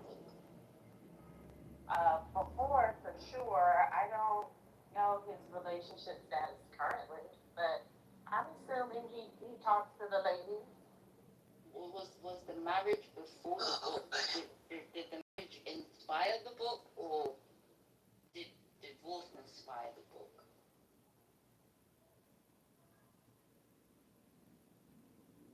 That's a good question. Do you know? Can I please come off mute? I love the discussion is fat. Man, you don't know how. I've never had this experience with the book. It was published 2018, and I've never had a group read the book like this. And it is very insightful in a lot of ways on how the ladies have taken it. It is for women. It's for black women. And Ben, you have been right on point with a lot of things that you've said. I think that the love number for me, the personal grading system, and that's why I was saying it, that you really have to be honest with yourself, because you're really assessing self first. So you know if you're just a 25, and then because of it being 40, the 40 really doesn't matter, because if you're a 25 or a 30 or whatever you are, you're not going to be all 10s, or you're not being honest with yourself. But whatever your number works out to be, you want to find somebody that goes out to about that number. We're not all 40s across the board. I think I was like a 25 or 27. I don't know. So it wasn't 10 straight across the board. And then when you evaluate yourself, then it's a fun time for you, or you can do it secretly. Evaluate your partner, because your potential partner you want them to be kind of equal. That's where you're getting to the equally yoked part of it, because you're using the actual formula to figure out if you're equally yoked. Somebody said something about spirituality. The spirituality, there again, it's all based on you. And then when you give it to your potential partner, see where they rank and the importance of it for themselves. And then you start to line it up that way. That works. I've ever heard a group assess it, and it really makes me feel really good. I'm so happy that you all are enjoying it the way that you are, because it was written. We've been doing it for about a week or so. It's nice. I've enjoyed it. Spinoza put a thing in the chat. It'd be interesting if you and Miss Asia. Is she still living, Miss Asia? She is living. I was thinking about calling her.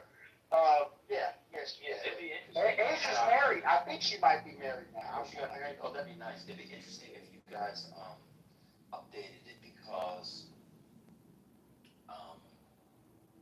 post-pandemic, post-manosphere, a lot of it feels ancient, but because it feels ancient, but watch this, because it feels ancient, it feels new. So it'd be kind of nice. It feels real. Yeah, well, definitely, because the manosphere stuff is so not real. But it's nice, isn't that post-Steve Harvey Hayes, pre-COVID? It's nice. I just think that a lot of the day, whether it's the manosphere stuff, that tonight's conversation, and everything else, I think a lot of it is anywhere from a rad cultural moment to something that has fueled people in the Negro division of the CIA and enlightenment. Because I swear, because when I watched this tonight's conversation, I watched one tonight where a woman got up and said she was a young woman, and she was maybe 20. I said married. Oh my God, it was like 1995. I was back in Baltimore. She got married, and she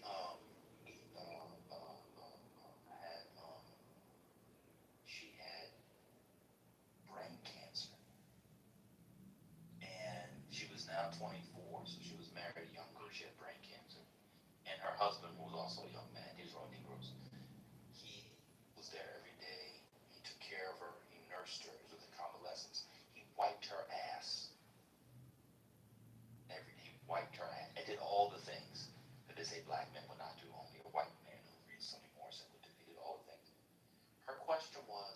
when was he going to plan more romantic dates so she could feel like he thought she was valuable?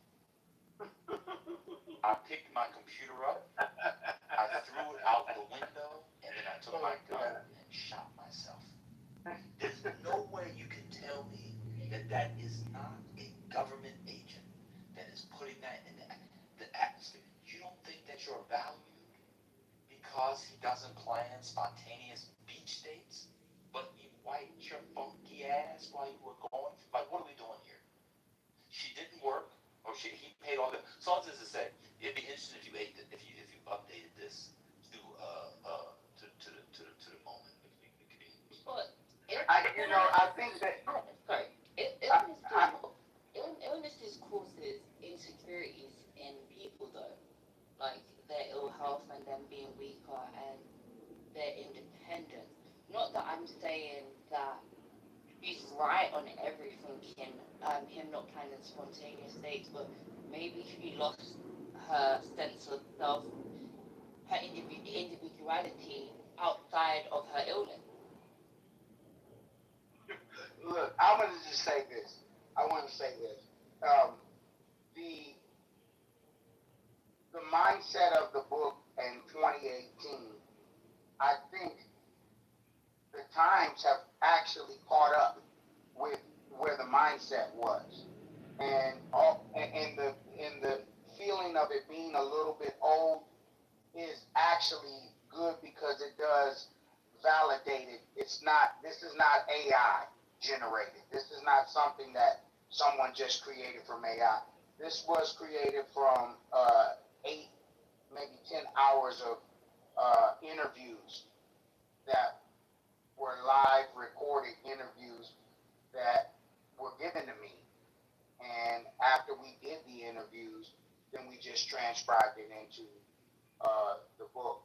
And so, like I said, I think that it's something for Black women, and I think that Black women can get a lot out of it. And I hear Black women discussing it and getting something out of it because it was for them. If you look at that book cover, the book cover says a lot too, and I had that put together the way that I did because I saw that in my mind.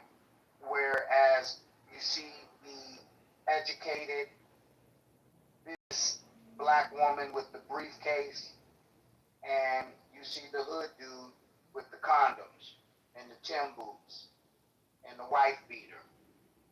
And so, yes, and so if you look at the cover of the book, I'm saying a lot with that cover. I'm telling you, this was for professional Black women, and it was written with Black women in mind. And so to see you guys really kind of feel what I was putting out there, it just really makes me feel good. And I just thank you guys. I'm so humbled by it. Can I ask you a question? Yes. Was the book inspired prior to you being married or post divorcee? I was divorced. This book came to me. I have, like I said, my experience is I've been a millionaire.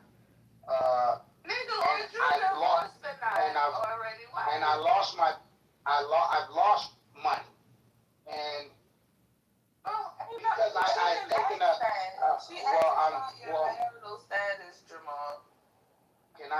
can I have the right to explain where all this came from? Yeah, we're talking to the author, Brooklyn, not Jamal. Yeah. Okay. Thank you, Brooklyn, and I love you.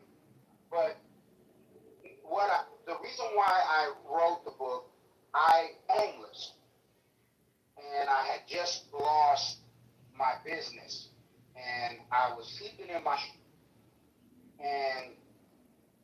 I started to get on the internet, and I said to myself, I said, I gotta find a woman because I'm in a tight spot. So I was in that need. I was the dude in that need position that I talk about in the book. And so as I started to talk to women online, I started to come to my mind. I was like, man, I gotta write a book. These women don't. And then I just had a list of things that I've seen a lot of women responding in a real negative way with online. And so when I met Asia, uh, me and her, she was talking about stuff that she was having problems with because she was making, Asia's a PhD, so she was making a lot of money, and she didn't have nobody that she could go out of the country with, nobody she could travel. She had her own list of things that she wasn't happy with the dating. And I said, we should write a book. And so that came from that. So I was single when I wrote this book, and I was homeless You were divorced? when I wrote this book. Were you I was divorced? I was divorced. I've had 2 wives, and I was divorced. This didn't come from a result of being divorced. This came from a result of me losing a lot of money, and I was in a desperate place in my life, and I was blessed with the idea to do this. And when it came to me, it just came to me, and 9 months later, after I met her, we were with this book, and we worked, and we worked, and we got it done, and it was just something that, I just manifested into my life. And so once I manifested it, I've got other stuff working as far as this book is concerned, and that's why I can't share it all with you right now. But the driving, all that is based around this book. I've been driving this truck for 2 years. I haven't been home, and my house is still where it's at. My car, I haven't even driven my car or nothing. I'm just it's all there, and I'm just paying my bills and stacking my money and working on what I'm doing next with this book. And I'm really excited to share it with you guys. But I'm not, I'm not there yet. About 12 weeks, and I'll be done, and I'll reveal the next piece to the book. And it's all based around Black women. And so, it's just a really exciting experience. But it had nothing to do with me being married at all. Would you This was say just. it's Oh. a sorry, your mama, go for it, because I No, know you it's okay. Go ahead. No, I'll go after you. Please go.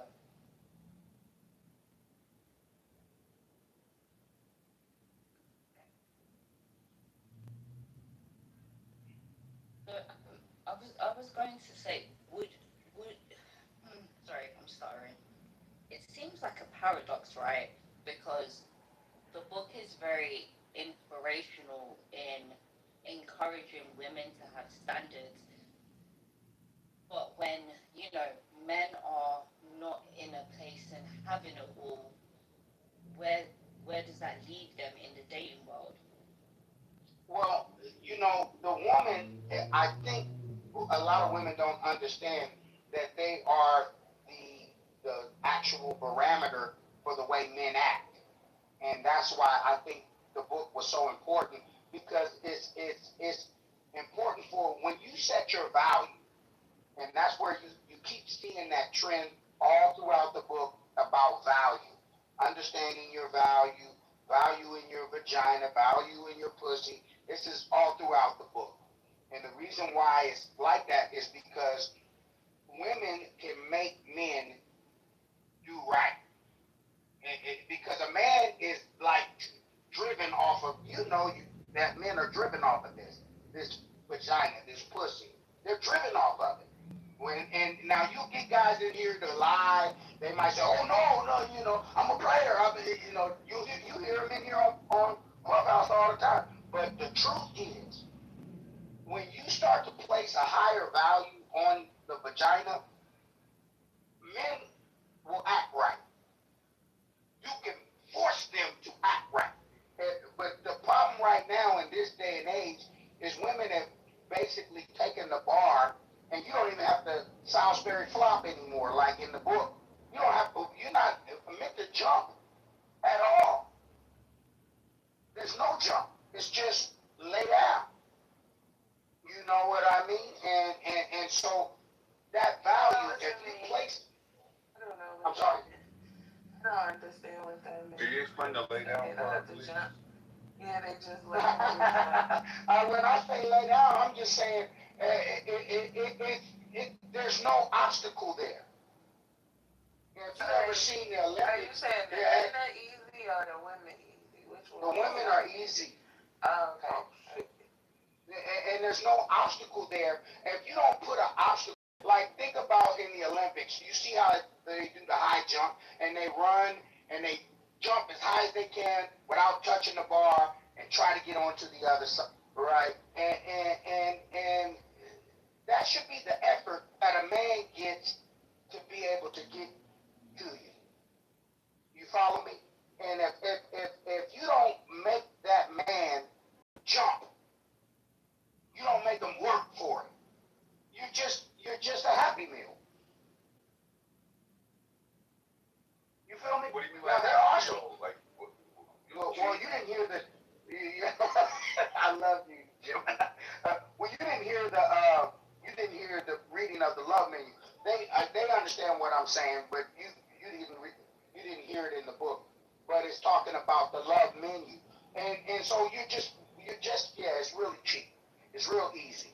You can you might just be a entree. I mean not an entree, but a appetizer. You follow me? And so you want to see yourself on the menu as a full course meal, right? That's where you ideally want to. And you just don't get a full course meal for McDonald's. You follow me? But don't people have 3 full course meals or multiple full course meals a day? I mean, that's not where this analogy is. You didn't hear it. So I don't. Okay, yeah, I'm late to class. You're right, bro. You're late because you're kind of not on it. But yeah, that's the point of what I'm saying to the women is that there is a value inherent, and when you move like men shape the hell up, and they shape up that because think about the 20s. Men was wearing suits, 3-piece suits. Why do you think men were dressed like that? And why do you think they had those Daffy Duck shoes and those 3-piece suits that they would wear every day with a top hat? They weren't doing that because they wanted to look like that. That was what the women required. That's what your great-great-grandmother required. He had to be clean. He had to be sharp. His shoes had to be shined. He had to come at a woman at a certain level to even get anywhere. She held up a standard. It was a high bar. He had to do it. If he didn't do it, then he couldn't get close to it. And that's the most important thing out of this book that I keep pushing. And as you guys read it, you see it. You see what I'm saying. I know you are because you said it. I said it a couple of times. Can I ask a question to your mom?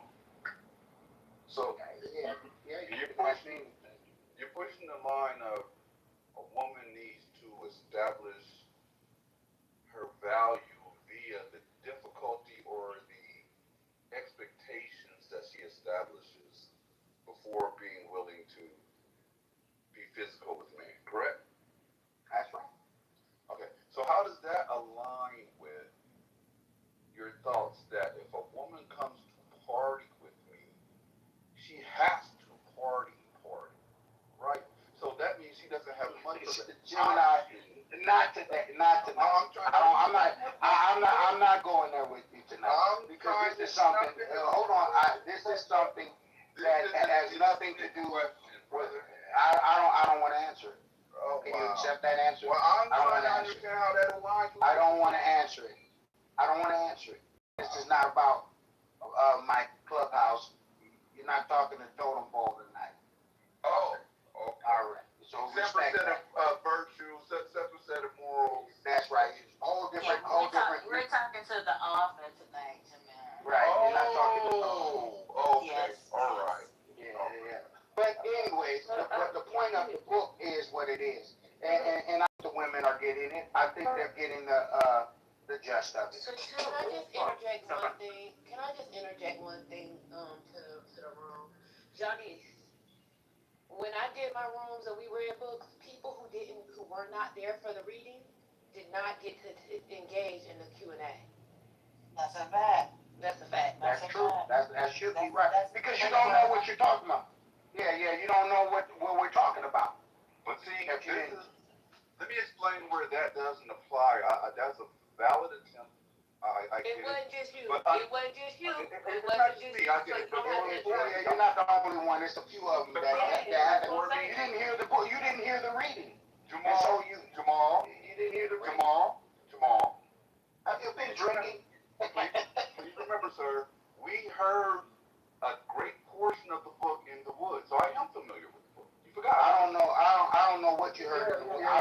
So I am familiar with the book. I wasn't present.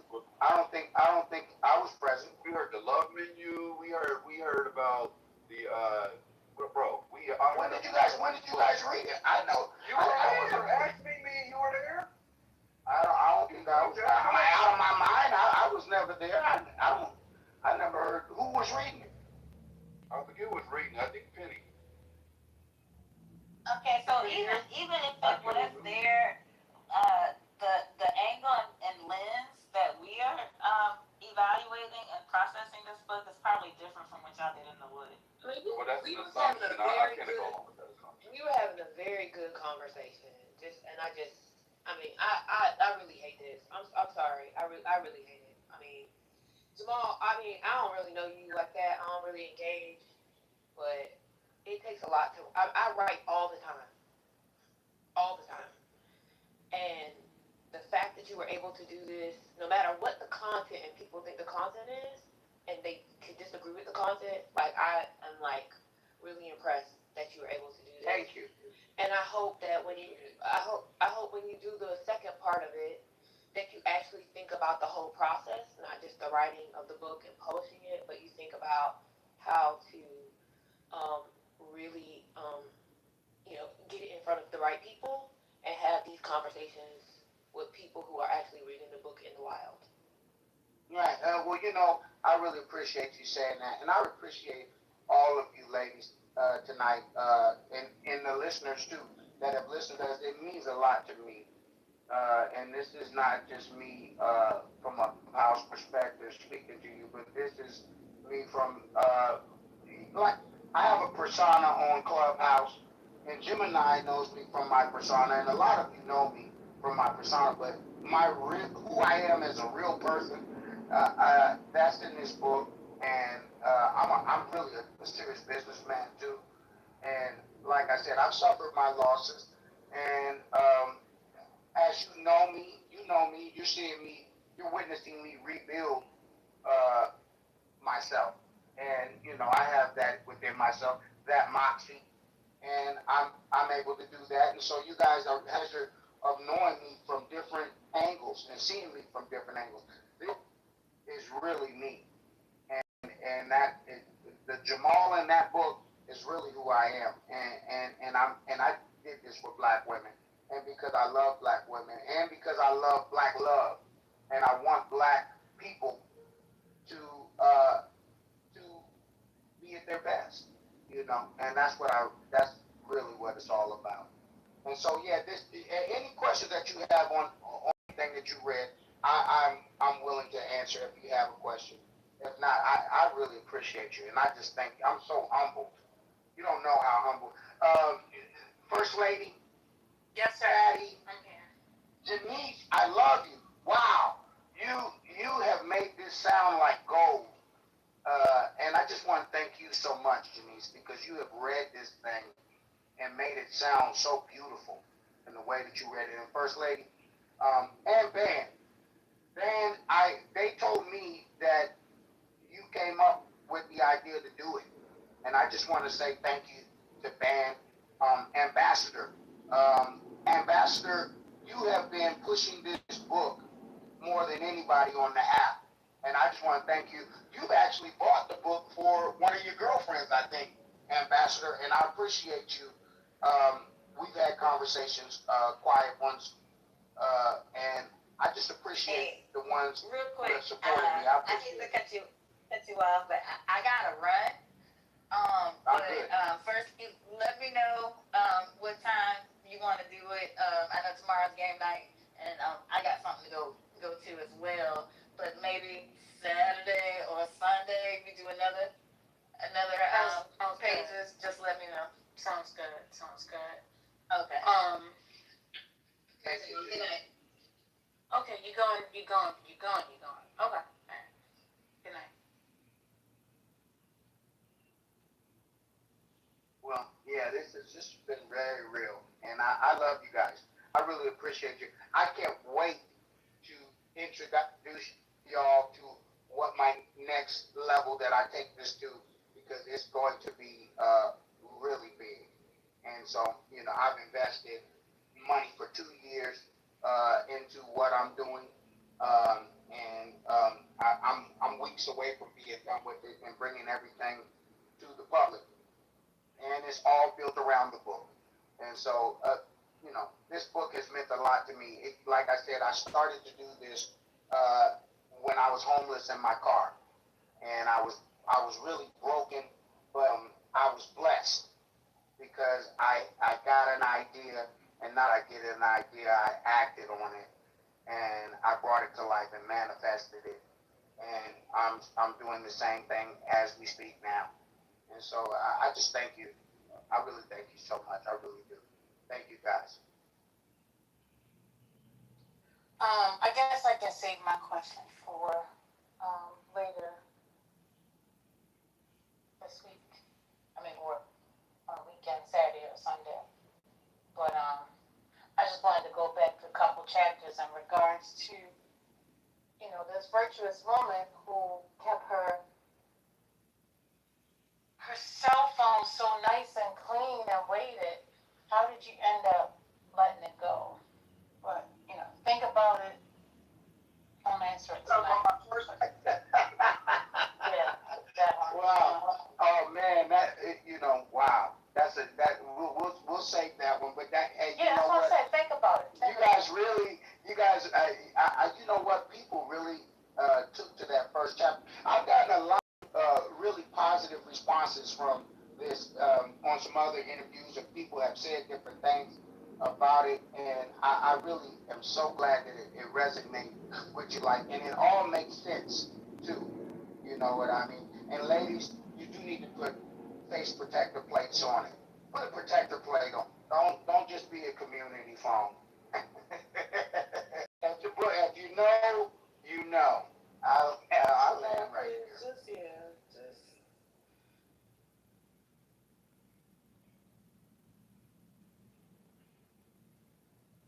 Per se, is a book club over? Yes, sir. Okay. So, and this follows up, but it comes up with the day. So, um, you know, it's 8:45 my time. So, really think something is afoot with this dating stuff because I watch these videos and I see Manosphere and I see the Blackistan people, what are those people called? The divestors. Something, it feels coordinated somewhere. And I can't believe a person said she didn't feel valued because her husband didn't do spontaneous dates when he nursed her back from brain cancer and wiped her shitty ass constantly. I can't believe that it's not coordinated. When somebody makes more money than her husband, she doesn't pay a bill. I can't believe it's not coordinated when a woman says she's wondering if her husband still loves her because her boyfriend certainly does. I watched all of this just today. People should watch that show, tonight's conversation. People should watch that show. I just can't believe it. Somebody at the CIA is paying for the extra tickets. I now believe that these movements are, in fact, part of some sort of coordinated effort with the weed stores, a kind of MK Ultra for the 21st century. You cannot tell me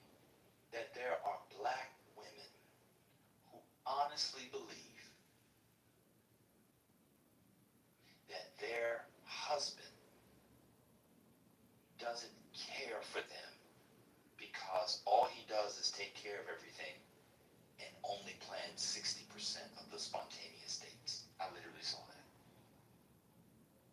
She was really concerned. She asked them, should she get a divorce? She asked them, should she get a divorce? Random niggas online who fucked 3 of the women at the show that night. Why are you asking them? Because he has a moist beard and a skull cap, and he's wearing loose pants, and he's light-skinned with thin-rimmed glasses? Why are you asking him? Nobody can tell me this stuff is not coordinated, because I think what they realized, not with the welfare and the home and the family thing, I think they realized that at this point, you can't use the law anymore like you used to be able to use it. You can't use lynching anymore like you used to be able to use it. You can't do any of that stuff. But what you can do is you can get the people to hate each other. There's a man here, not his name, but he's a half-breather. He hates black women for no reason. A Christian, but he blames women. I mean, how can you be a Christian and now blame the men of the community from a Christian lens? Doesn't it make any sense? You have another person who is a healthcare professional and constantly citing, was it HPV-1, not herpes simplex, but that black women have the highest herpes rate, but never deals with the physiology and biology of herpes transmission. What is getting in his mind? It's got to be the government. It's got to be the government first. That's what I think. When I go back and watch the old Donahues and the stuff from the 80s, they didn't talk like that. In versions of that, obviously the rhetoric, the diction will be different. They didn't talk like that. Something's got to be off. Everybody knows that it is much harder for a man to contract herpes through intercourse than it is for a woman. Who's spreading it around if it's not men? You think you're spreading herpes around from scissoring? Huh? Come on, man. Something is going on. I think it's the government. I really do. I know this sounds conspiratorial. Have you seen that show, First Lady? Tonight's Conversation? Have you seen that show? She might not be here. Cool. Have you guys seen that show? Tonight's Conversation? I have. It's Metaphor. Trip Fontaine, Kitty Rose, Cheyenne Bryan is on there sometimes. Yeah. You can't tell me that it is not the men, the U.S. government, the Russian government, or some government, or government adjacent entities that boost people like Cheyenne Bryan. Now all of a sudden we're supposed to care about Cheyenne Bryan with them plump titties and peanut butter skin? Oh, sorry, that's Joy Taylor. I apologize. All of a sudden she comes out of nowhere. All of a sudden her fight with Trump from 5 years ago is trending again. People think it's a coincidence. It's just an algorithm. And I should play some of these clips. The tickets for tonight's conversation, I said it before, they range. Anybody can interrupt me at this point. They range from $64 to $599.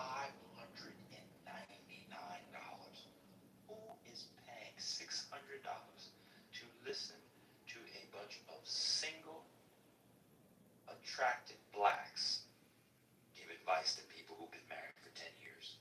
And the closest they got to marriage is when they stumbled upon a ceremony while they were trying to get to the bar at a hotel they were staying in. It is so funny to me that Ben is mentioning this and asking this question, because I remember when my aunt asked me about that program because there were tickets and she wanted to go and asked me if I wanted to go because she found that very tall young man with the glasses attractive and so smart. And she asked me if I wanted to go, and I said, oh no, madam. But that was before they had that big breakup where Keita was telling all their business and talking about how two of the panel dating each other, even though one of the panelists were married, and that was something. But to your point, the clips come across my feed, and every time I listen to the clips, it's just I don't really know how to describe it outside of I see why people like that content. It's not anything new, and I do not know who in their mind would spend $600 to sit in a cheap seat in an auditorium to listen to listener letters, shout out the read, for what? An hour, 2 hours? That's crazy. Yeah, I feel like the way it works, well, a couple things. People on the panel in the audience, let me say this. If you want to have sex and you want the person to be really attractive, you go there. I've never seen anybody in there not attractive. Like super duper attractive. They are all there, everybody. Like it is a real meat market. I'll give it that. But it seems to me that what happens is now instead of the CIA or FBI implanting people and carrying on the psyops, it's like they started and get it going, and Negroes and Negresses do the work. They're like, thanks, I got it from here. That's what it feels like. This all feels very intentional. And when you watch these clips, it just don't seem like real life. You're telling me there are women out there who are basing their value on spontaneous dates, and you just had brain cancer?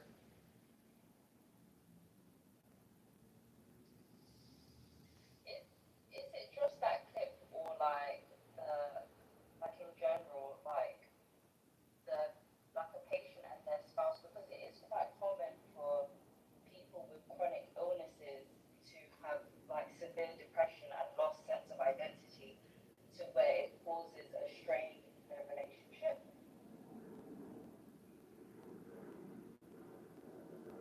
No, all the clips are crazy. Even the ones that involve men.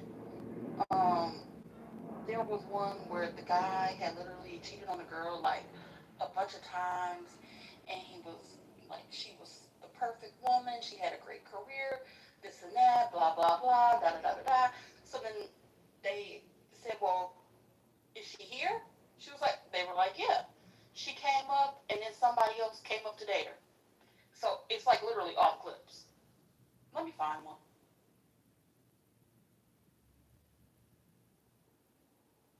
Sorry, I missed a lot of that. You would love to. You would love. Were you still talking about the show, TT? Yes. She was telling you another person. Oh, there was a guy who was cheating on the woman he was dating. She had a great career, made a lot of money, was faithful, and just kind of kept taking him back, taking him back, taking him back. Well, in the middle of all this, she ended up getting a date and leaving with a whole different relationship.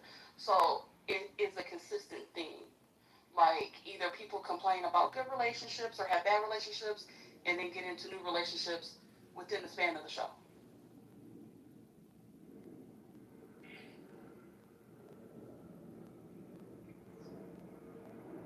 Maybe that's the point of the tickets being so like they going to people get together. Hey, we can't go to the club. You mean to tell me that our third spaces are now tonight's conversation and not the club? Brooklyn, if you had said that our third spaces were now the strip club, I would grimace. But you know what? Sometimes they have good wings. They might have all right pasta. They might have a drink special, the music hitting. Depending on what market you're in, you might hear like new music as it breaks before it gets national. But tonight's conversation, imagine that $600 being your VIP. Does that get you like a drink ticket or something? Yeah, I think Do you get a high touch? I think Or you get to meet the cast and take pictures and stuff as well? You do. I think that's what you do with the 6 Man, No, you know what? it really is like a meet and greet, and sometimes they have like multiple shows a day. Yeah. Like it's crazy. Okay, I found a clip of a woman who's Hold on, before you go to the clip, TT, real quick, just so you guys know, Lance Bass is now doing with that. You mean Goss? Lance Goss? Black actor? Lance Goss, sorry. He's now doing it with that. Next week, they'll be in Phoenix. They'll be in this weekend, they're in Fort Worth, and they'll be in Austin. I'm sorry. This week, they're in somehow they're in the West Coast. Phoenix, LA, Las Vegas next week. But I wanted to say, I went to the website, watched it. You can buy tickets with Afterpay. For interest-free installments. I don't think you'd have to be Horkheimer and Adorno to see what's going on here. Like, before you play the clip, like, the comments on these dating boards, core boards, Reddit boards, underneath also, are fake AI generated, Russian, whatever comments. And then people respond to them and they get worked up on them. So for a super VIP ticket, the VIP uncut experience, you get, I don't know, I just want to say it's free play because I pulled it up to you. You get ticket types comparison, okay. For the VIP uncut, front row seating, this is what you get for $600. A backstage meet and greet, a stage photo opportunity. You can take a photo on the stage. Priority group photo access for you and your group. Priority selfie. Priority merchandise access. Well, it's not to get the merchandise, you get priority merchandise. You get a swag bag and a concierge service to help you through to your seat and throughout your experience. That's what you get. All right, T. Okay. So, let me go back. When you have fell out of love with your husband for not providing and have fallen back in love with your ex, who is currently having a baby, but is willing to risk it all. I would be quick. Because you had the wrong podcast. I would absolutely hate to be your husband. That's just wild work to me. Like, you're willing to leave your husband for another that got a baby on the way. That's crazy work. No, let me correct it. That is not why I'm leaving my husband. What I left him for was because he was not able to provide for me. This was something that has been going on for a year and a half. Was he ever able to provide? That's a season. So yes, I married him because he was able to provide. He was there to secure. He was able to. Out of here. You said a year and a half. That's a season. You ain't even giving him a chance to overcome whatever he was going through. You supposed to help him through that. You know what I'm saying? How long? Okay, I understand that. Till death do you part. Till death do you part. Till death do you part. Okay. Okay. I think you would be doing him a huge service by leaving him. Because you're horrible to have even married him. Not as a person, I don't know you as a person, but to have even married somebody out of convenience and out of obligation because you probably just wanted to be married. I think you guys should both go your separate ways so that you can find people who love you and who you love. Let me just add this point. If you love someone based on conditions, when they do not meet those conditions, you are going to try to find a way out. If God loved us based on conditions, talk about it. You have to make a decision to love someone. You may have moments to where you fall out of love, but you gotta make that decision every day. We talking about, it may be some situational stuff. What if she go through menopause and then he just say, I don't love her no more, and I'm gonna deal with my ex and stuff like that? We'll be beating him down. So before people choose to get married, make sure that you are not a conditional lover because it is doomed to fail. That's the wrong foundation to create to begin with. My biggest concern is not necessarily her, but it's that ripple effect that relationship can make happen. Because if she decides to go back to the ex, she's affecting her husband. She's affecting her ex. She's affecting her ex's baby mom who's pregnant with this guy's kid, and she's affecting that child. So your poor decision making is going to affect 5 other lives. Okay, that was the end of the clip. It reminds me of Clubhouse so much. I think that's also part of the reason why I was never very interested in that shit on TikTok, because if you were on season 1 relationship rooms, even season 2, the hot era, season 2 of this app I think was by far one of the best seasons, best time by bar none. But if you were on, season 2 of this app with the relationship rooms, like, you've heard these conversations, you've heard the conviction and the Christ and the this and the that, like. In 2026, y'all all sound crazy. She sound crazy for offering that situation up, and y'all all sound crazy to entertain that shit. My God. Did you have another clip? Yes, I have one of the guys. Hold on, let me go back. We gotta keep eating. God bless. God bless.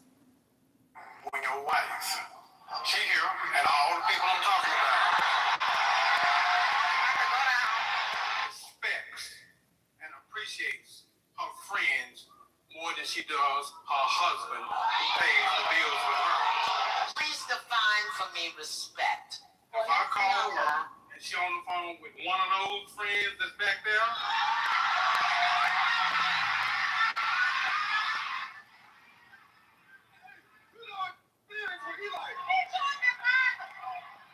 my point is, she don't respect my energy and effort to stay in our relationship, stay in our marriage, and stay with our children, stay with her. She respects their opinions, their thoughts, their...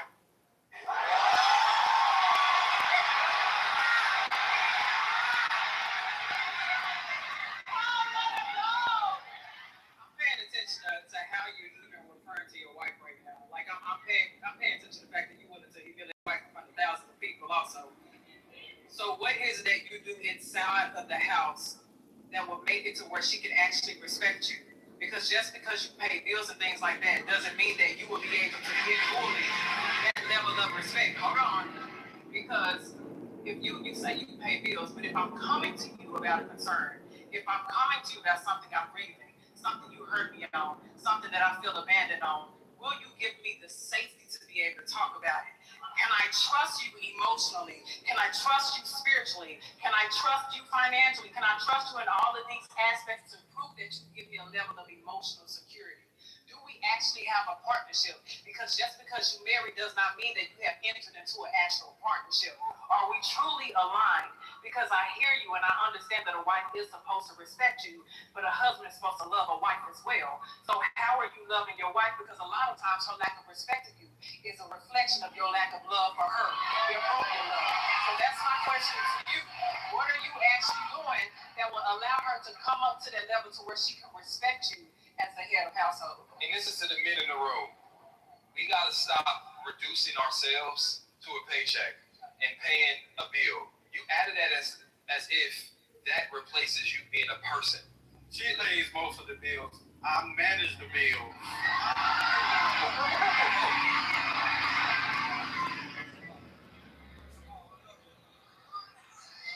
We gonna quit while we ahead, Mr. Paul. Can we talk after the show, Mr. Paul? All right, let's talk after the show. That was insane. That was literally insanity. I cannot. What?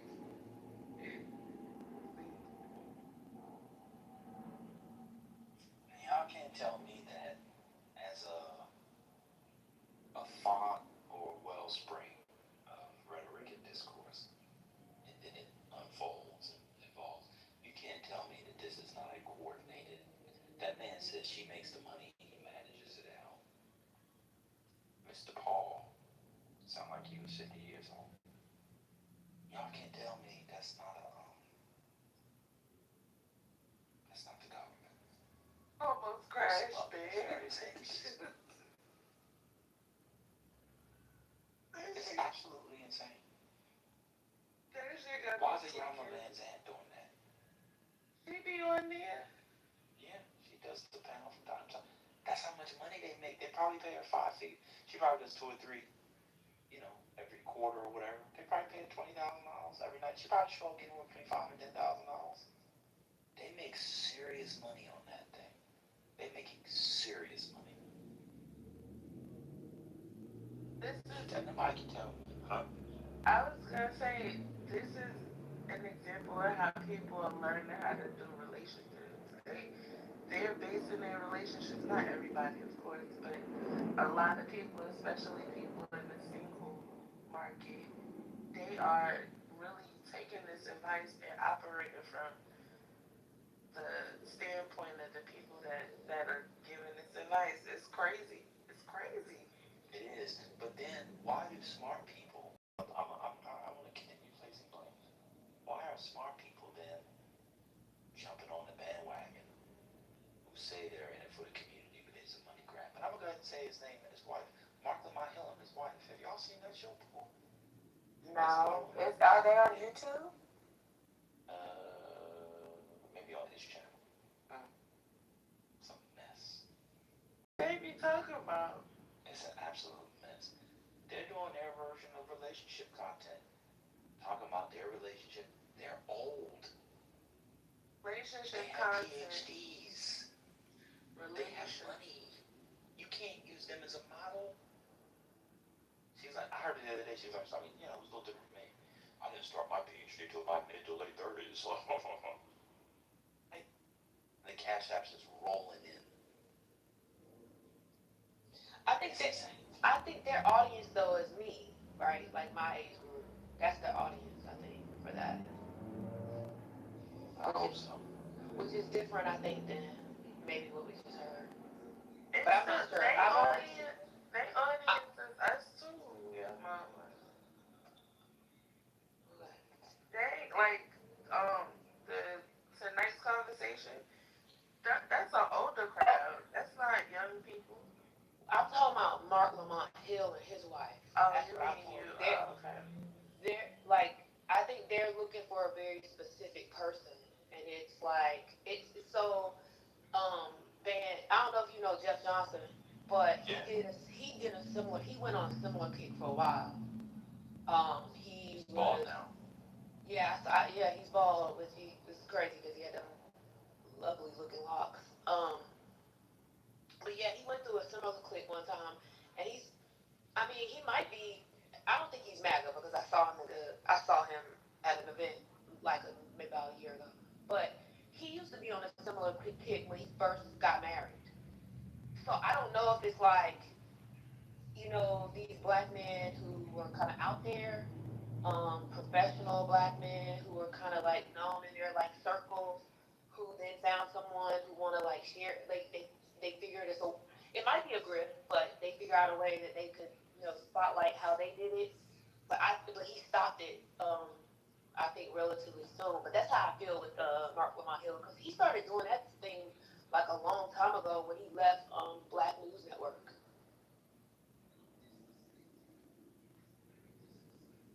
Seen the one with the wife. He did the new version with her. I forget her name. I forget when he started. Oh, I'm watching one now. This is tonight's conversation. She wants advice because her partner gets upset when she asks her baby daddy for help and not with the kids for her personally. This can't be real life. Relationship. What do I do? She said, what do I do? Hold on, I'll tell you what she said. She said, my partner gets upset.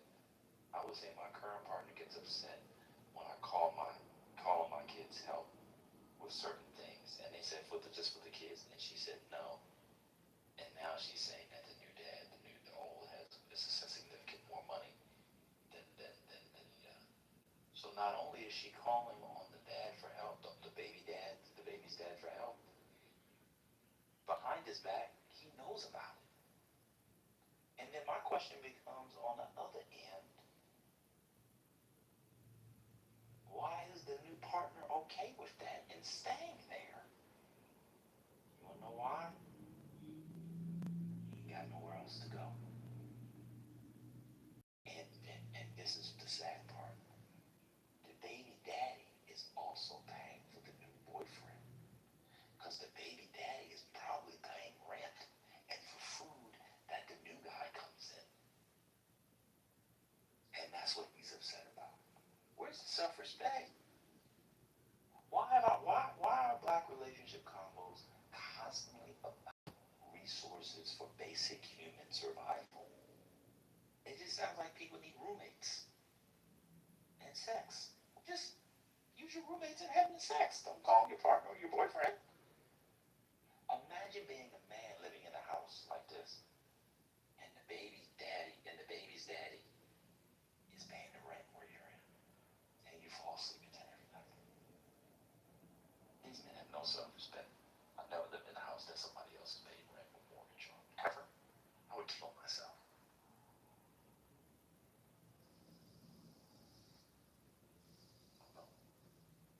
Hurricane message the other day. I'm gonna tell y'all a message on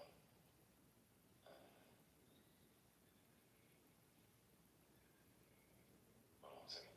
Oh, it's one of the blind black parents is The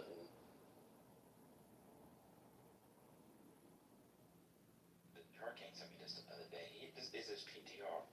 I don't know if he did. This is what he sent me the other day. This man. Oh, with the high waters. Yeah. He said he worked at a plant and he was a personal trainer.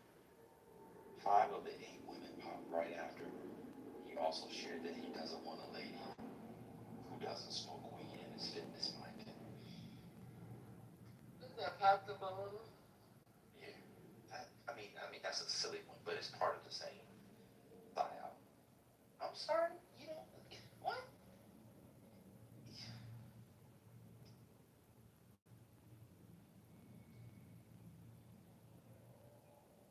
And then once it's set in motion, you just pass it down to the kids. And then we get grown ass men in here saying, well, I don't take care of my kids because I didn't see that growing up, so I don't know what to do. You don't know you're supposed to take care of your kids. You need to see a model of parenting to be a parent. I'll never understand that. You never seen a movie, read a book, you don't know what, or do the opposite. If you had bad parenting, you would know good parenting is the opposite of what your daddy and mommy did. I can talk about this shit forever. Like, this is real. Between this and the weed, I'm convinced it's government. But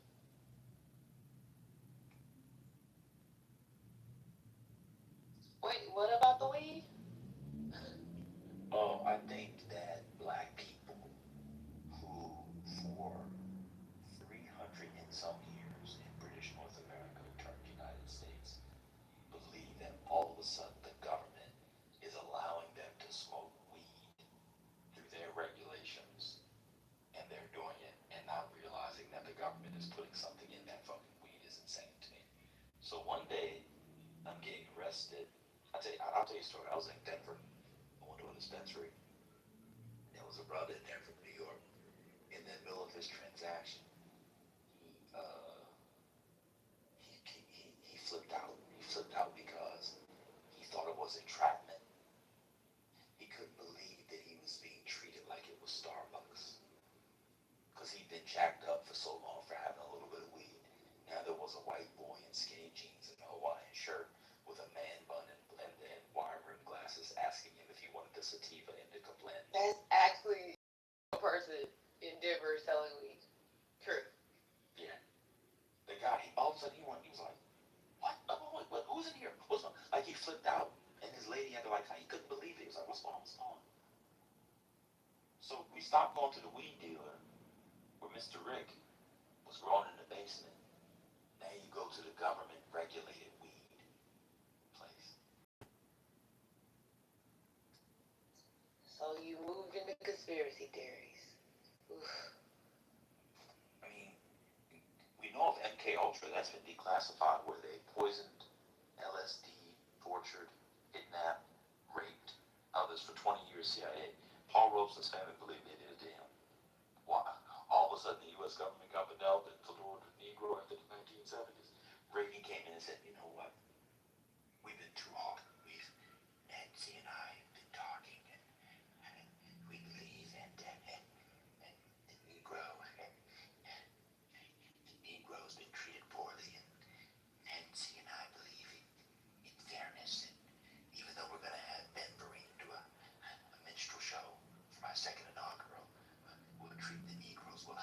That's right. He actually had them put crack in the communities.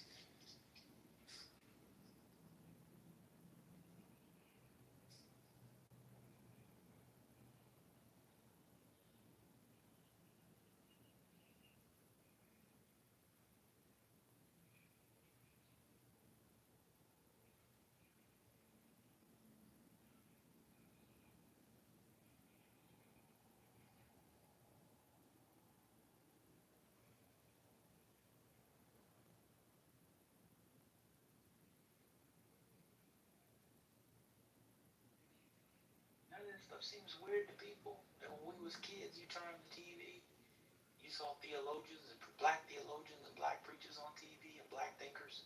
And now you turn on the TV and you see Carlos King interviewing Lisa Ray. Nobody thinks people think that's just normal. People think Carlos King is normal, loving all the love hands. Y'all think that's normal? Just the natural evolution and development of black entertainment, black popular culture.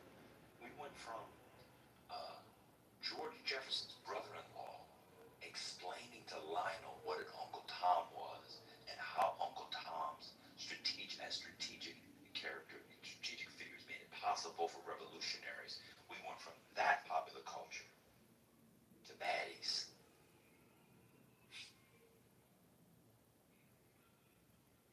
I don't seem peculiar to nobody. It seems like the natural evolution, the natural development of popular cultural productions. We went from James. And why does this all stem from Detroit? We went from James getting a trade, or Florida getting his job because they wanted to double up on affirmative action. Double up. We went from that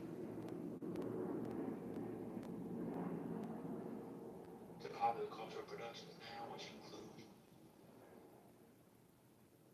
Rashida and Kurt, people in their mid-50s, on a reality show. Although he dressed like he's 22, but looked like he's ready to get Social Security. That seemed normal to people. I mean, I think it was a progression in how we got here.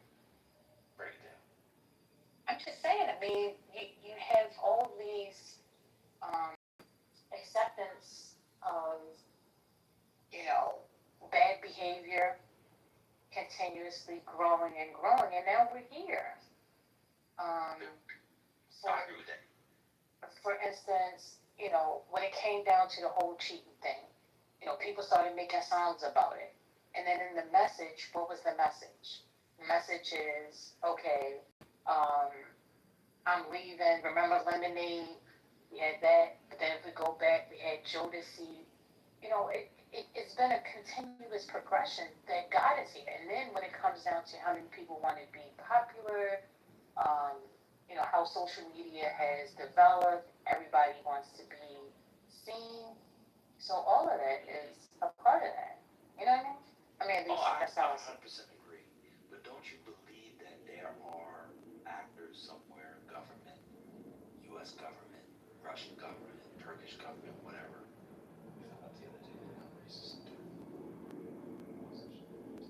wherever, that we found, that a lot of this stuff is being bankrolled somewhere as direct assaults on black unity, black community, black families, etc. Let me give you an example. It seems to me that Carlos King somewhere has a set of funders that he either knows about or doesn't know about, whose intent is to destroy black brains. Remember when we were growing up, the United Negro College Fund? They had that United Negro College Fund. It was a brain is a terrible thing. This is your brain. This is your brain on drugs. I replaced drugs and just put popular culture in it. Have you ever seen Zeus Network? Yeah. No, I have not. But I've heard that man is terrible. That man is terrible. He could allegedly be engaged himself personally in sex trafficking. Yeah, I heard that. Yeah, or I read it somewhere. Yeah. But just like with McDonald's, when they first came up with fast food, their vision wasn't what it is today. And a lot of times people get into this, you know, stardom business or whatever you want to call it, influencing, and like I don't know if you watched Tyra Banks, top model, little documentary kind of thing. Um, yeah. So what her vision was became what their vision was, and they kind of collaborated with control. I don't think what actually happened at the end was her thoughts in the beginning. So when you say that possibly, a Russian or whoever um, is behind it, absolutely, because they're the ones that's behind the scenes pulling the strings and saying what they want to produce or how they want to produce it. Carlos King is just the plug. Yeah. Mm-hmm. I mean, nobody thinks that this Cheyenne, nobody has thought, like, she just popped up on my thing. She looks like, in this picture right here that popped up, a Reese's peanut butter. What do you mean? She looks just like a Reese's peanut butter. Like you want to eat that thing? What's going on? Hello? Oh, I thought she was brown and light. I don't know. That's exactly what it is, and you want to eat it. If I had a peanut allergy, it looks so good, you want to have an EpiPen. Just deal with it. That's what it is. You can't tell me that there's not somebody, and it's not just the magic of the algorithm, that there's not somebody or somebody's doing the thing. Now, I'm not saying, I see what Mr. saying in the gym, Mr. said something. I'm not saying like it was better than it was. What I'm saying was there were more options. And what I'm saying was you had a bigger panoply, or even in the silly stuff, it was meaningful from time to time. People don't, I know I'm good at my thing, I hate to do it, but y'all I don't think that it's peculiar that Chandra Rhimes and Kenya Burris are the two most successful black TV makers of the last 25 years. What? Chandra Rhimes and Kenya Burris. Scandal and Blackish First Lady. So I only think that's because they, okay, good. Go ahead, your mama, come back off mute. No, I'm not on you. I think it's a reason why they are not, it's. Well, let's talk about it. No, I haven't thought deeply about it. Let's talk about it.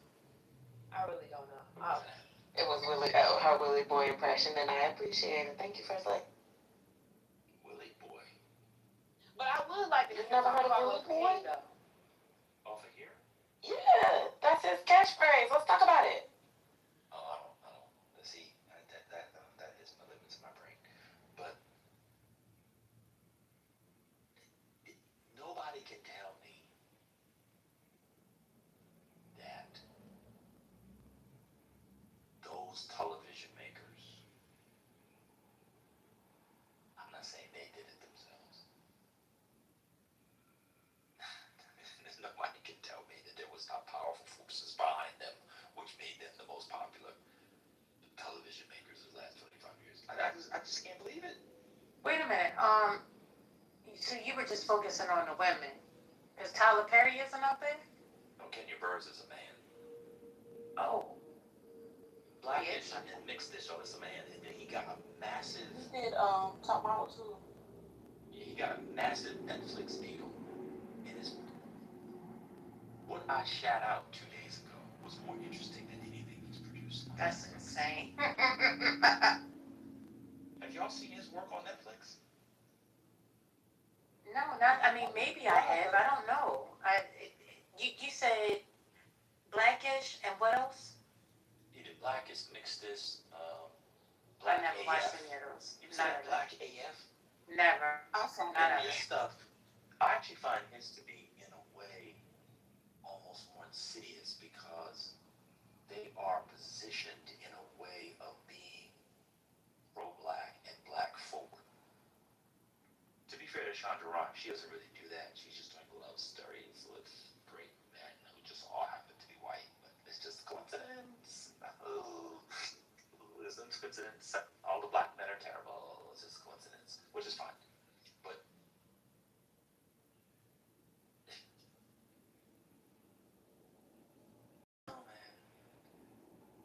it's a coincidence that the top talent is Kevin Hart, and now Kevin Hart is doing y'all are too woke, and I'm not black, but I'm rich shtick in the era of Donald Trump? That's just a coincidence. What? That's what he said in that. Seen his response to the responses to the roast? First lady for us. I don't remember him saying that in the clip. Oh no, he didn't say that. No. That's the tenor. That's the. He did That's say basically the argument he's making. Yeah. I get that. Yeah, you remember the part where he talked about this kind of not directly, but he kind of hinted at it at first. Yeah. Oh, what y'all don't want people to speak? Who says the people shouldn't be allowed to speak? What, he's been hanging out with Republicans now, conservatives? Kevin Hart's going to turn into the Bill Maher of Negroes? Well, the funny part was he said he went and handpicked the people, the racists. Yeah. Hey, boy. Hey, what's going on down there? Hey, come here, man. They about to lynch so-and-so. Don't worry about it, y'all. Y'all okay. I picked my lynchers. As long as I get to pick the people who's going to lynch me, it's okay. Oh, okay. Go ahead, Tom. So are you saying that Kevin is a sellout? I'm saying he's clearly some sort of plan from somebody. Now, when the weirdo guy said it on Club Shay Shay a couple of years ago, people thought he was hating. And here we are. He's like the Honorable Elijah Muhammad. Everything that Cat Williams said was going to come to pass has come to pass. He's just like the Honorable. Maybe you have to be a weird sounding 4'11" nigga to see the future. Because that's the same thing that happened with the Honorable Elijah Muhammad and the same thing that happened with Cat Williams. Kevin Hart was so gentle in his treatment of Cat Williams in that interview. Like, he wouldn't even rock the boat with him. Almost like he was scared of the prophet. Yeah.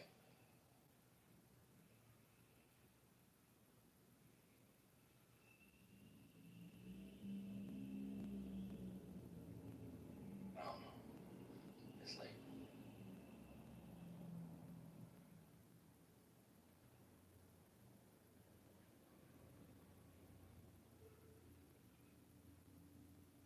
Wait, but It gave me something to think about.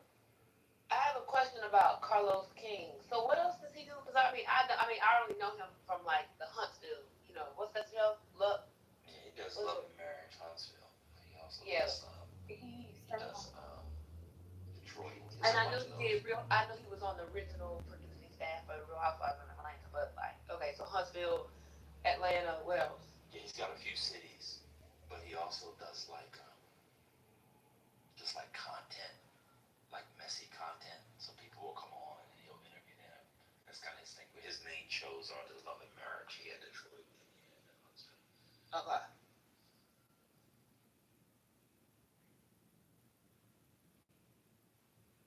He did Hollywood Divas too.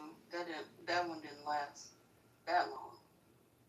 Oh, okay. I didn't know who did that. Who does the Zeus Network? Who did the Pastors of LA? Well, the Zeus Network is Libby. Yeah, but who produced that show? Do you know? The Pastors of LA. You know, with Noel Jones and the dude that had the Glock. It came back. What was his name? The one with the fro. Yeah. I know exactly who you're talking about too. Yeah, because they were doing the whole marriage thing. Because Noel Jones, they dragged him because he wasn't married. Remember? And what's his name? The singer. Start with a D. In the hair. Yeah, Dietrich Haddon. Yeah, remember they used to dog him and Noel and Bishop Jones because I don't know that man, so I don't know why I said Noel.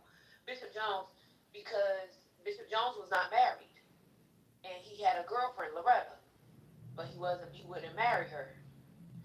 They dragged him for filth on the show, the little man with the afro, and then they did the same thing to Dietrich Haddon because he was like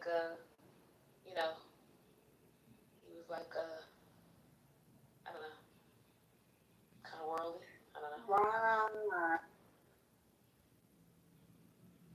name was Ron. Oh yeah, yeah. Anyway, that show was kind of crazy, and kind of like I don't know, the relationship stuff kind of fits that. You know what? Lemmy did that show. Oh, Libby did it? Lemmy did it, which makes sense because his dad is a bishop.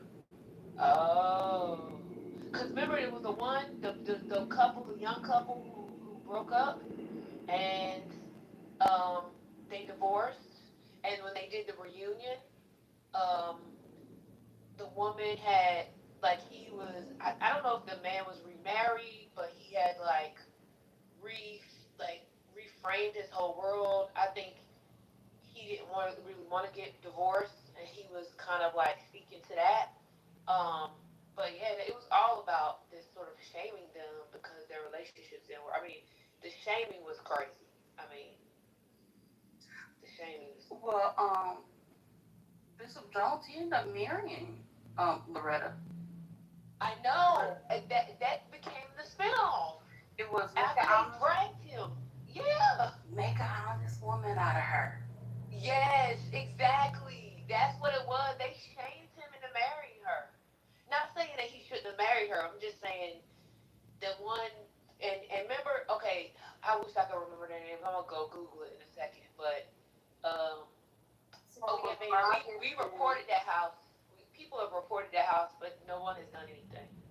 That other politically correct, and it keeps showing up. Anyway, the little guy with the afro, the short bishop, who was like a gang member or a drug dealer back in the day, and he came on a reunion with his gun, and he said that he would not fly in coach, and that if there was one seat left, that his wife would have to sit in coach so he could be in first class. I was like, what the? That's who they had on there. So maybe that's all. Maybe I was right about that dude from Zeus. What's his name? Lemuel? What's his name? Yeah. Lemmy? Yeah. Okay. They call him Lemmy Pepper. But Bam might be onto something because both Lemmy and Carlos Pink are from Detroit. They are? Yeah. Oh my god.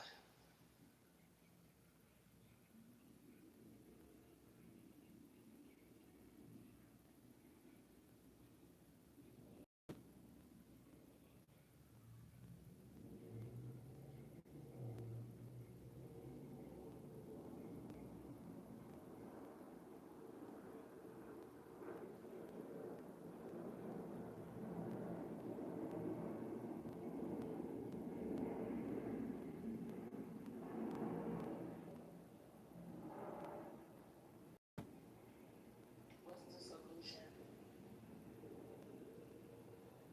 Hello?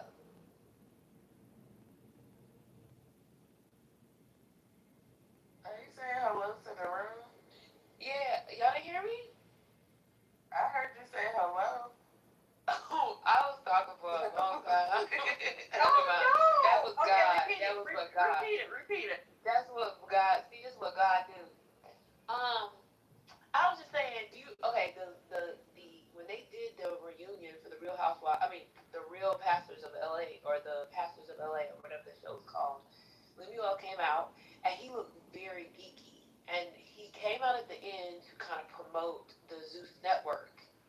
And now when you look at his pictures, he's very like I felt like at the time when he was doing that interview um at the reunion that he kind of had cross eyes a little bit. No offense to anybody who has cross eyes, but now if you look at his pictures, he's been like someone is fixing him up.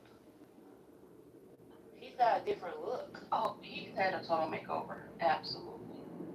A total makeover.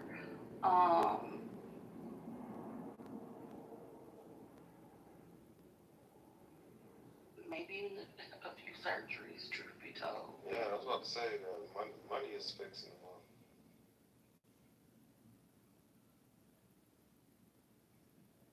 It's a damn shame. Y'all can see the whole reunion episode of what I'm online. Let me look up to see what that man's name was. Did they do that other church? Because it was another church reality show that came on for like a season, and they were out of Detroit. You know what I'm talking about, TC? It was like, I don't know the name of it. It was like about the church families and is it the murder? One of the girls is come from like the the church family that be singing with the singing sisters. You know what I'm saying? Oh, the Cheers. They had their own. Yeah, the shit. No, no, it wasn't with. No, because I remember this distinctly because I actually watched this reality show. The Oh, girl, her they said mother. Real Pastors of Detroit. They said that's what it was. Was that it? That might have been it. Cause I remember one of the girls she come from the family with the sisters sing together, but she was married to a nigga in jail. I remember that distinctly. That's what made me watch it. Okay, this was a series that was focused on. It's called Preachers. Sorry, Preachers of Detroit. Preachers of Detroit. And it's with Charles H. Ellis the third, Bishop Ellis. Y'all know him. That's where what's her name funeral was. Rosa Parks' funeral was at his church, I think. No, but it wasn't. It wasn't about the actual people, the actual like pastors. It was about the kids. Oh, Rita's funeral was there too. He had got caught. Oh, that's what I thought. Yeah. Because remember how he touched Ariana's breast in the church? But he just got caught up in a scandal not too long ago. Victor. Yes. Oh my God, girl. Oh, it was real bad, and he had to admit it. At first, people were like, "Oh no," they didn't believe it. But then when he admitted it, it was like, "Oh." Let me see what I can find on the internet. Mr. Rizzo, That's interesting. about that? Yeah, I see it. I see it. Inappropriate relationship. How old was she, TT? She was very young, and so 22. Mm-hmm. And so one of the things that she had posted was a video at his like birthday celebration where he invited her to come here. And like a lot of the times, like you have to pay for very expensive tickets to go to those things. So that's when it was like, oh, maybe there's some truth to what she's saying here. Oh, I remember. So when you Google it, right, it also talks about the Ariana Grande, or what's her name? Ariana Grande? What's her name? Grande? What is it? Yeah, Ariana Grande. Yeah, okay. So it's a picture of, it's an article in NBC News that I found, and the picture is of him holding her, and Bill Clinton is behind him with his mouth wide open. That was short. Oh my God, Ariana, They did. And he had her wrapped up like with his arm right around her breast, like you said. But yeah, it's true. The other story, I see it. Oh my God, I see it. TT. Yeah, and he actually, his uncle had some issues out of Chicago. Yeah, he had a lot going on. But Mr. Resilience, I actually went to high school with the music director. Um,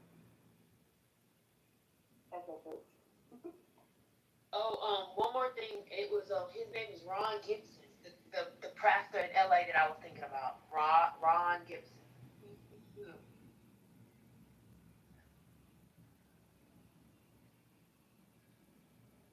but Kiki is the Kiki who Brooklyn. I thought you were talking about Kiki. That was one of Dorinda's daughters, who you were talking about. No, so I'm thinking because it was like the show, it was based around just the kids of the pastors and the gospel singers. And and it was like this one flamboyant boy that was somebody, one of the preacher's kids. He used to wear his hair like blonde and shit. He dressed real, you know, crazy or whatever. And then it was another girl who, her dad, they had like a tumultuous relationship. It was crazy, and all of this was playing out on the show. And then one of the, I distinctly remember that the specific girl that I'm talking about, she came from like a famous like gospel singing family with all the sisters. I don't know if this is the Clark sisters or something like that. I don't know. Yeah. So those are the Clark sisters. So Dorinda Clark Cole. So I thought right. So her daughter, one of her daughters, was married to a man that was in jail. And it was all on the show. Like he was in jail while she was on the show. She was like the outcast of the family, but she was living back with her mom. It was crazy. But I remember that show. It was good. It was good and juicy. But it was like one season.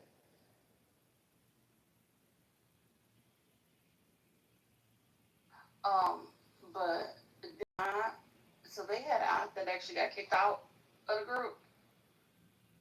She ain't got nothing on her. What, the daughter ain't got nothing on the No. aunt?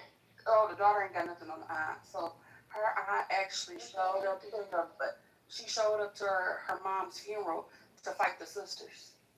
She showed up to fight Karen Clark Shear at the funeral. Mm-hmm. Yeah. I wonder who produced that show. Did Lemmy produce that show too? The Detroit people? Let me see.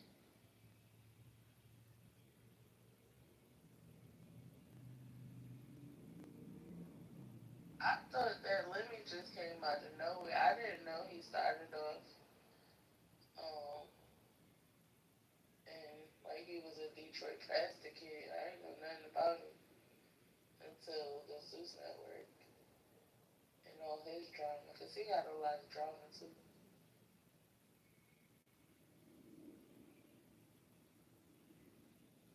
So they basically gave his dad like the title of Bishop of Israel. It really makes no sense. I don't understand it, but that's his dad's title. Bishop of Israel? Yes, but within Church of God in Christ. That's interesting. Well, Lisa, what did you learn tonight about through the book? Lisa wife, whichever one of y'all is on the phone. No one's birthday. Okay. What did you learn, Lisa wife? Spend that shit. Spend that shit. Spend that shit, right? That's what I'm saying. You know what? What is the word that you came up with, Lisa? You have been, Oh, it's that. huh? Such. Assess. Yeah. When I tell you, I literally threw my phone across the room. I went to go grab it. I flipped it, tumbled it upside down. It was gone. I had to go pick it up. I said, I can't believe that man just said that. I said that's like your thread that him and Ben got is good. It's the craziest thing in the world, but that's the funniest inside joke on Clubhouse right now. I swear it is.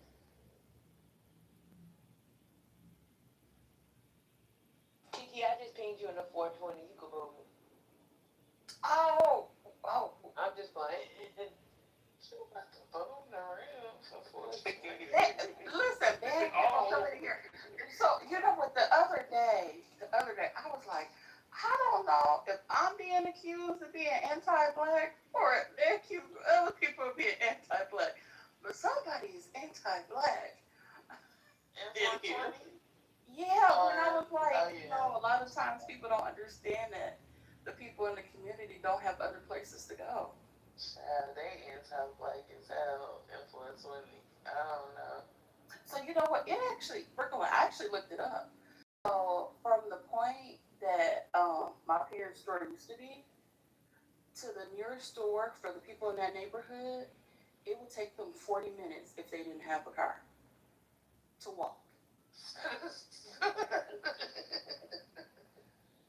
40 minutes. To a black owned store? No, just a store, period. Oh, fuck. But think about it. But think about it. If the bus is not running, then you have to wait. So it's a lot of parameters. It never makes sense, this argument about boycotting shit. It pisses me off every time I hear a nigga say it. I just really want to throw everything at the nigga that says it. Because what are we going to do? Starve to death? I think it works in some cases, but I don't villainize the people who can't participate because they don't have the resources or luxury to participate. Some people have the means, and then that's okay. You can go to another place. It's easy. But a person who's walking 40 minutes, 20 minutes one way, and then carrying goods with them, that's just unrealistic to me. And then sometimes, a lot of the times, it's little kids going to the store. So we're expecting the little kids to go get the stuff alone in these neighborhoods. Some places don't have sidewalks. Oh, definitely not sidewalks. Yeah. Especially not in them country ass big town. They ain't got no sidewalks.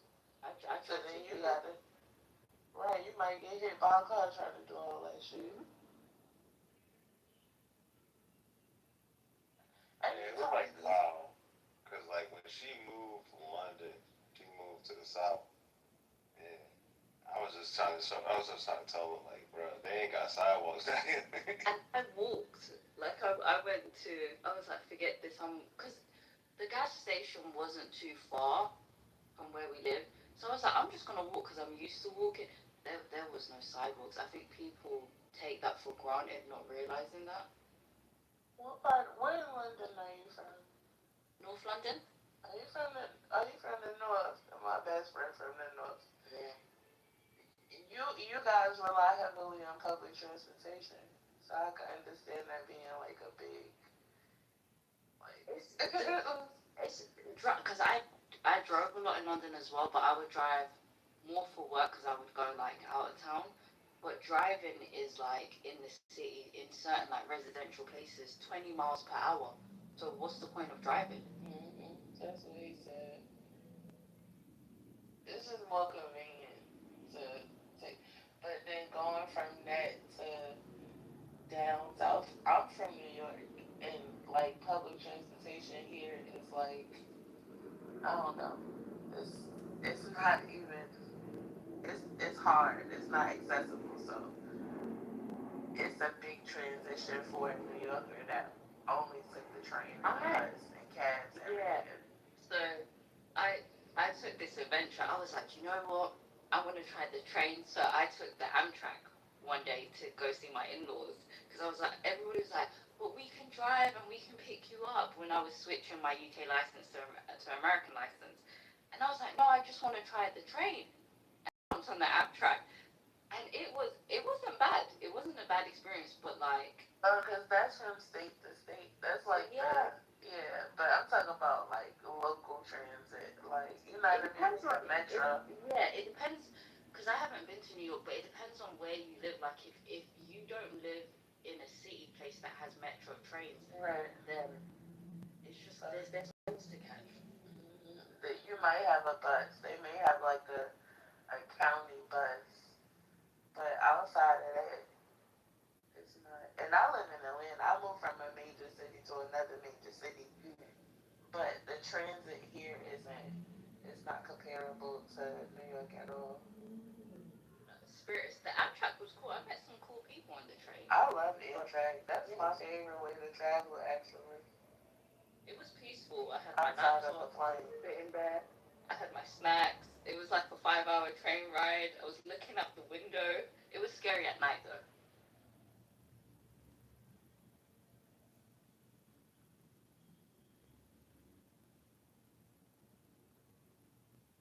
What did you take from the book, Brooklyn? Child, I was being nice because y'all was they were intellectualizing the book, but I didn't see the difference between the book of Jamal, the Jamal in the book, and the Jamal in Clubhouse. I didn't see the difference. Have you guys ever, like, Brooklyn, read Wahida Clark, like The Coldest Winter? Yeah. It reminded me of that. I was like, this It's reminds me not, of Wahida Clark. that shit was not the coldest winter worthy. That was more like a story. It was, but I get what you're saying. It was like one of them ghetto books, like a ghetto tale. But it's different because it's an advice book too. Like he's giving advice. So it's just terrible advice. That's just that. Listen, if that's how men think that women should operate, I don't think that we fuck. Well, we fucked anyway, but that's why we fuck because that's what they think we should do. But, like, Wahida Clark, like, The Coldest Winter, she, wasn't she kind of, like, going after people that had money? Like, doesn't, it had similar themes, whereas his was more of a self-help tale. It's just like, The coldest winter was about street life. Like it was about hustling and fucking with hustlers. Like I identified with that, but I can't identify with what the fuck Jamal was talking about. Like especially him telling us after all of that day, while he made the book, he was homeless and met a girl, and that shit that threw me off altogether. You giving all of this advice as a poor man, like, and your way to success was through a woman. That's crazy as fuck. But maybe it's me. You know, I'm still Jamal old school. Jamal has had many lives, many careers. Trucker, pundit, author, salon owner, weavologist.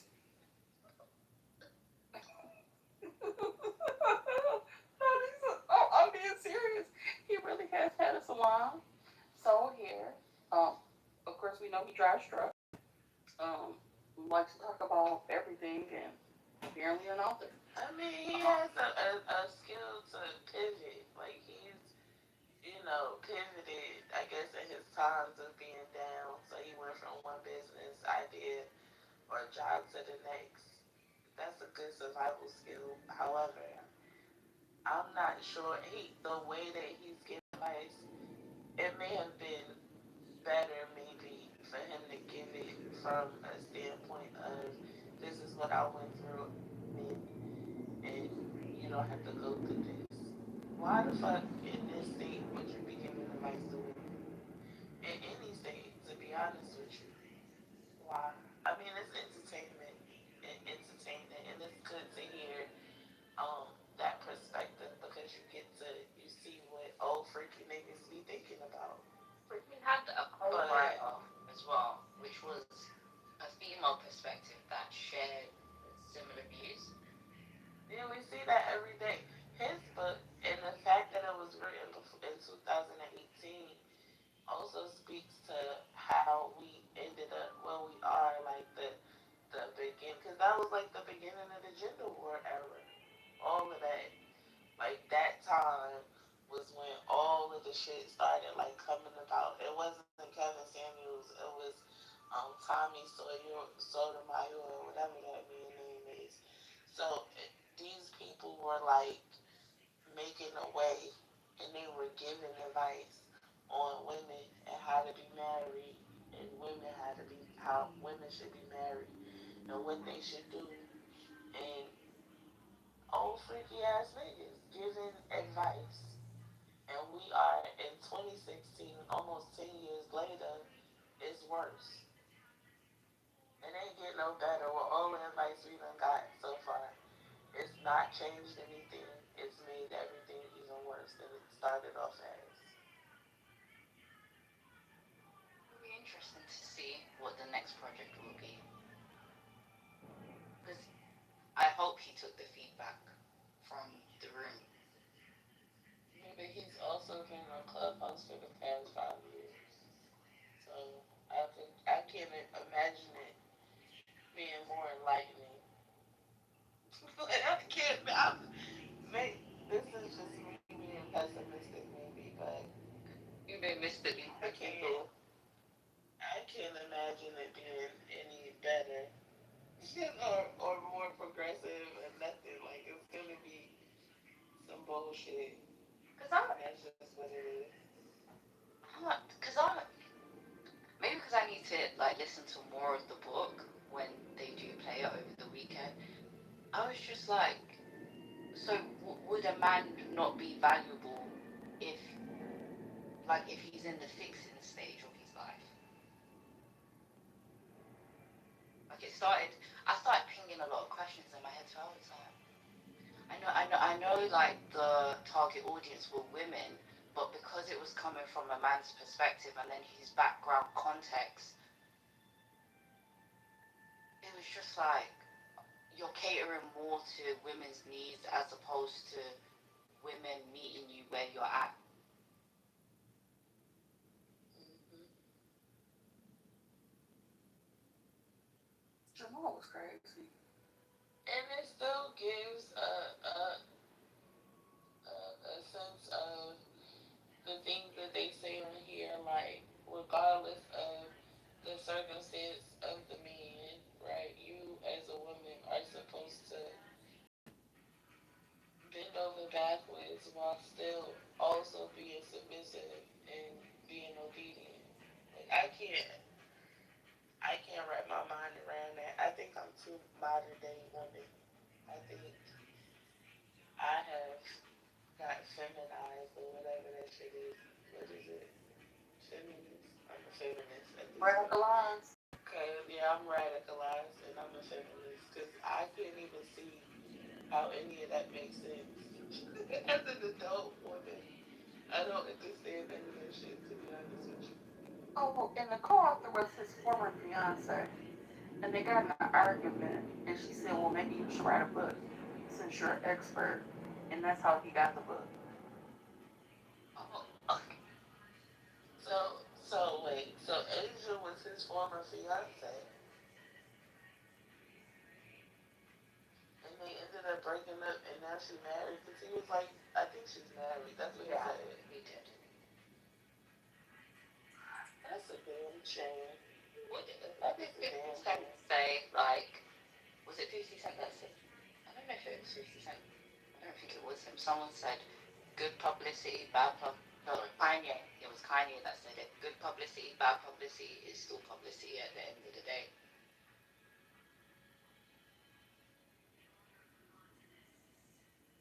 I do not think bending over backwards is being nice to men. I think bending over backwards is a woman going out working 8 hours a day, 8 to 12 hours a day, coming home, cooking, cleaning, and paying the bills, and the nigga managing the money. That's what the fuck I think bending over backwards is. And as we can see from what we've heard in this room tonight, that shit is happening. So miss me, please, and thank you. Big Nathan. Big thing.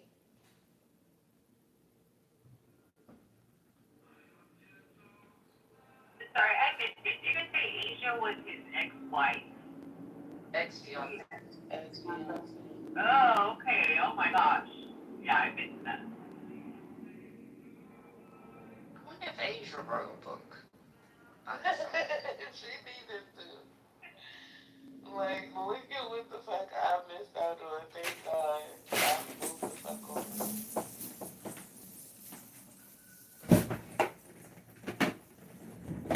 It's silly. Like, it's silly as fuck. And every day I come on this app, and most of the time I'm here and politically correct. But if you scroll through the hallways, and then y'all ever want to scroll through the hallways, relationships is from all of these people. They feel like I'll go because it's a case of I'm still on for arguing about this shit. Well, all of it is what I can do is relationships where it's thinking that it's like a form so a relationship is supposed to be like so yeah, I go over and I fucking start shit up and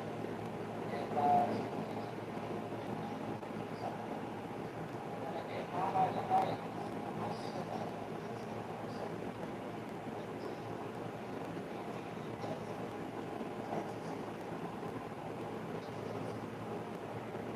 Imagine, right? Back in the days, people would be scared to get another person's name tattooed on them. I think that like right it's like no, like that's like good. Now you married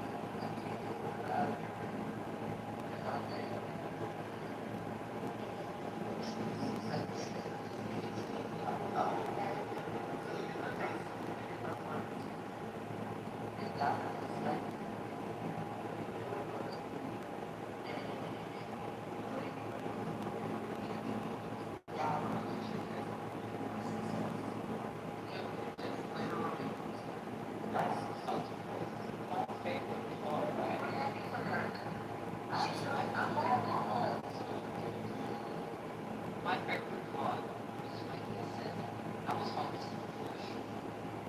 No, not homeless from the trees, but homeless from the car, homeless.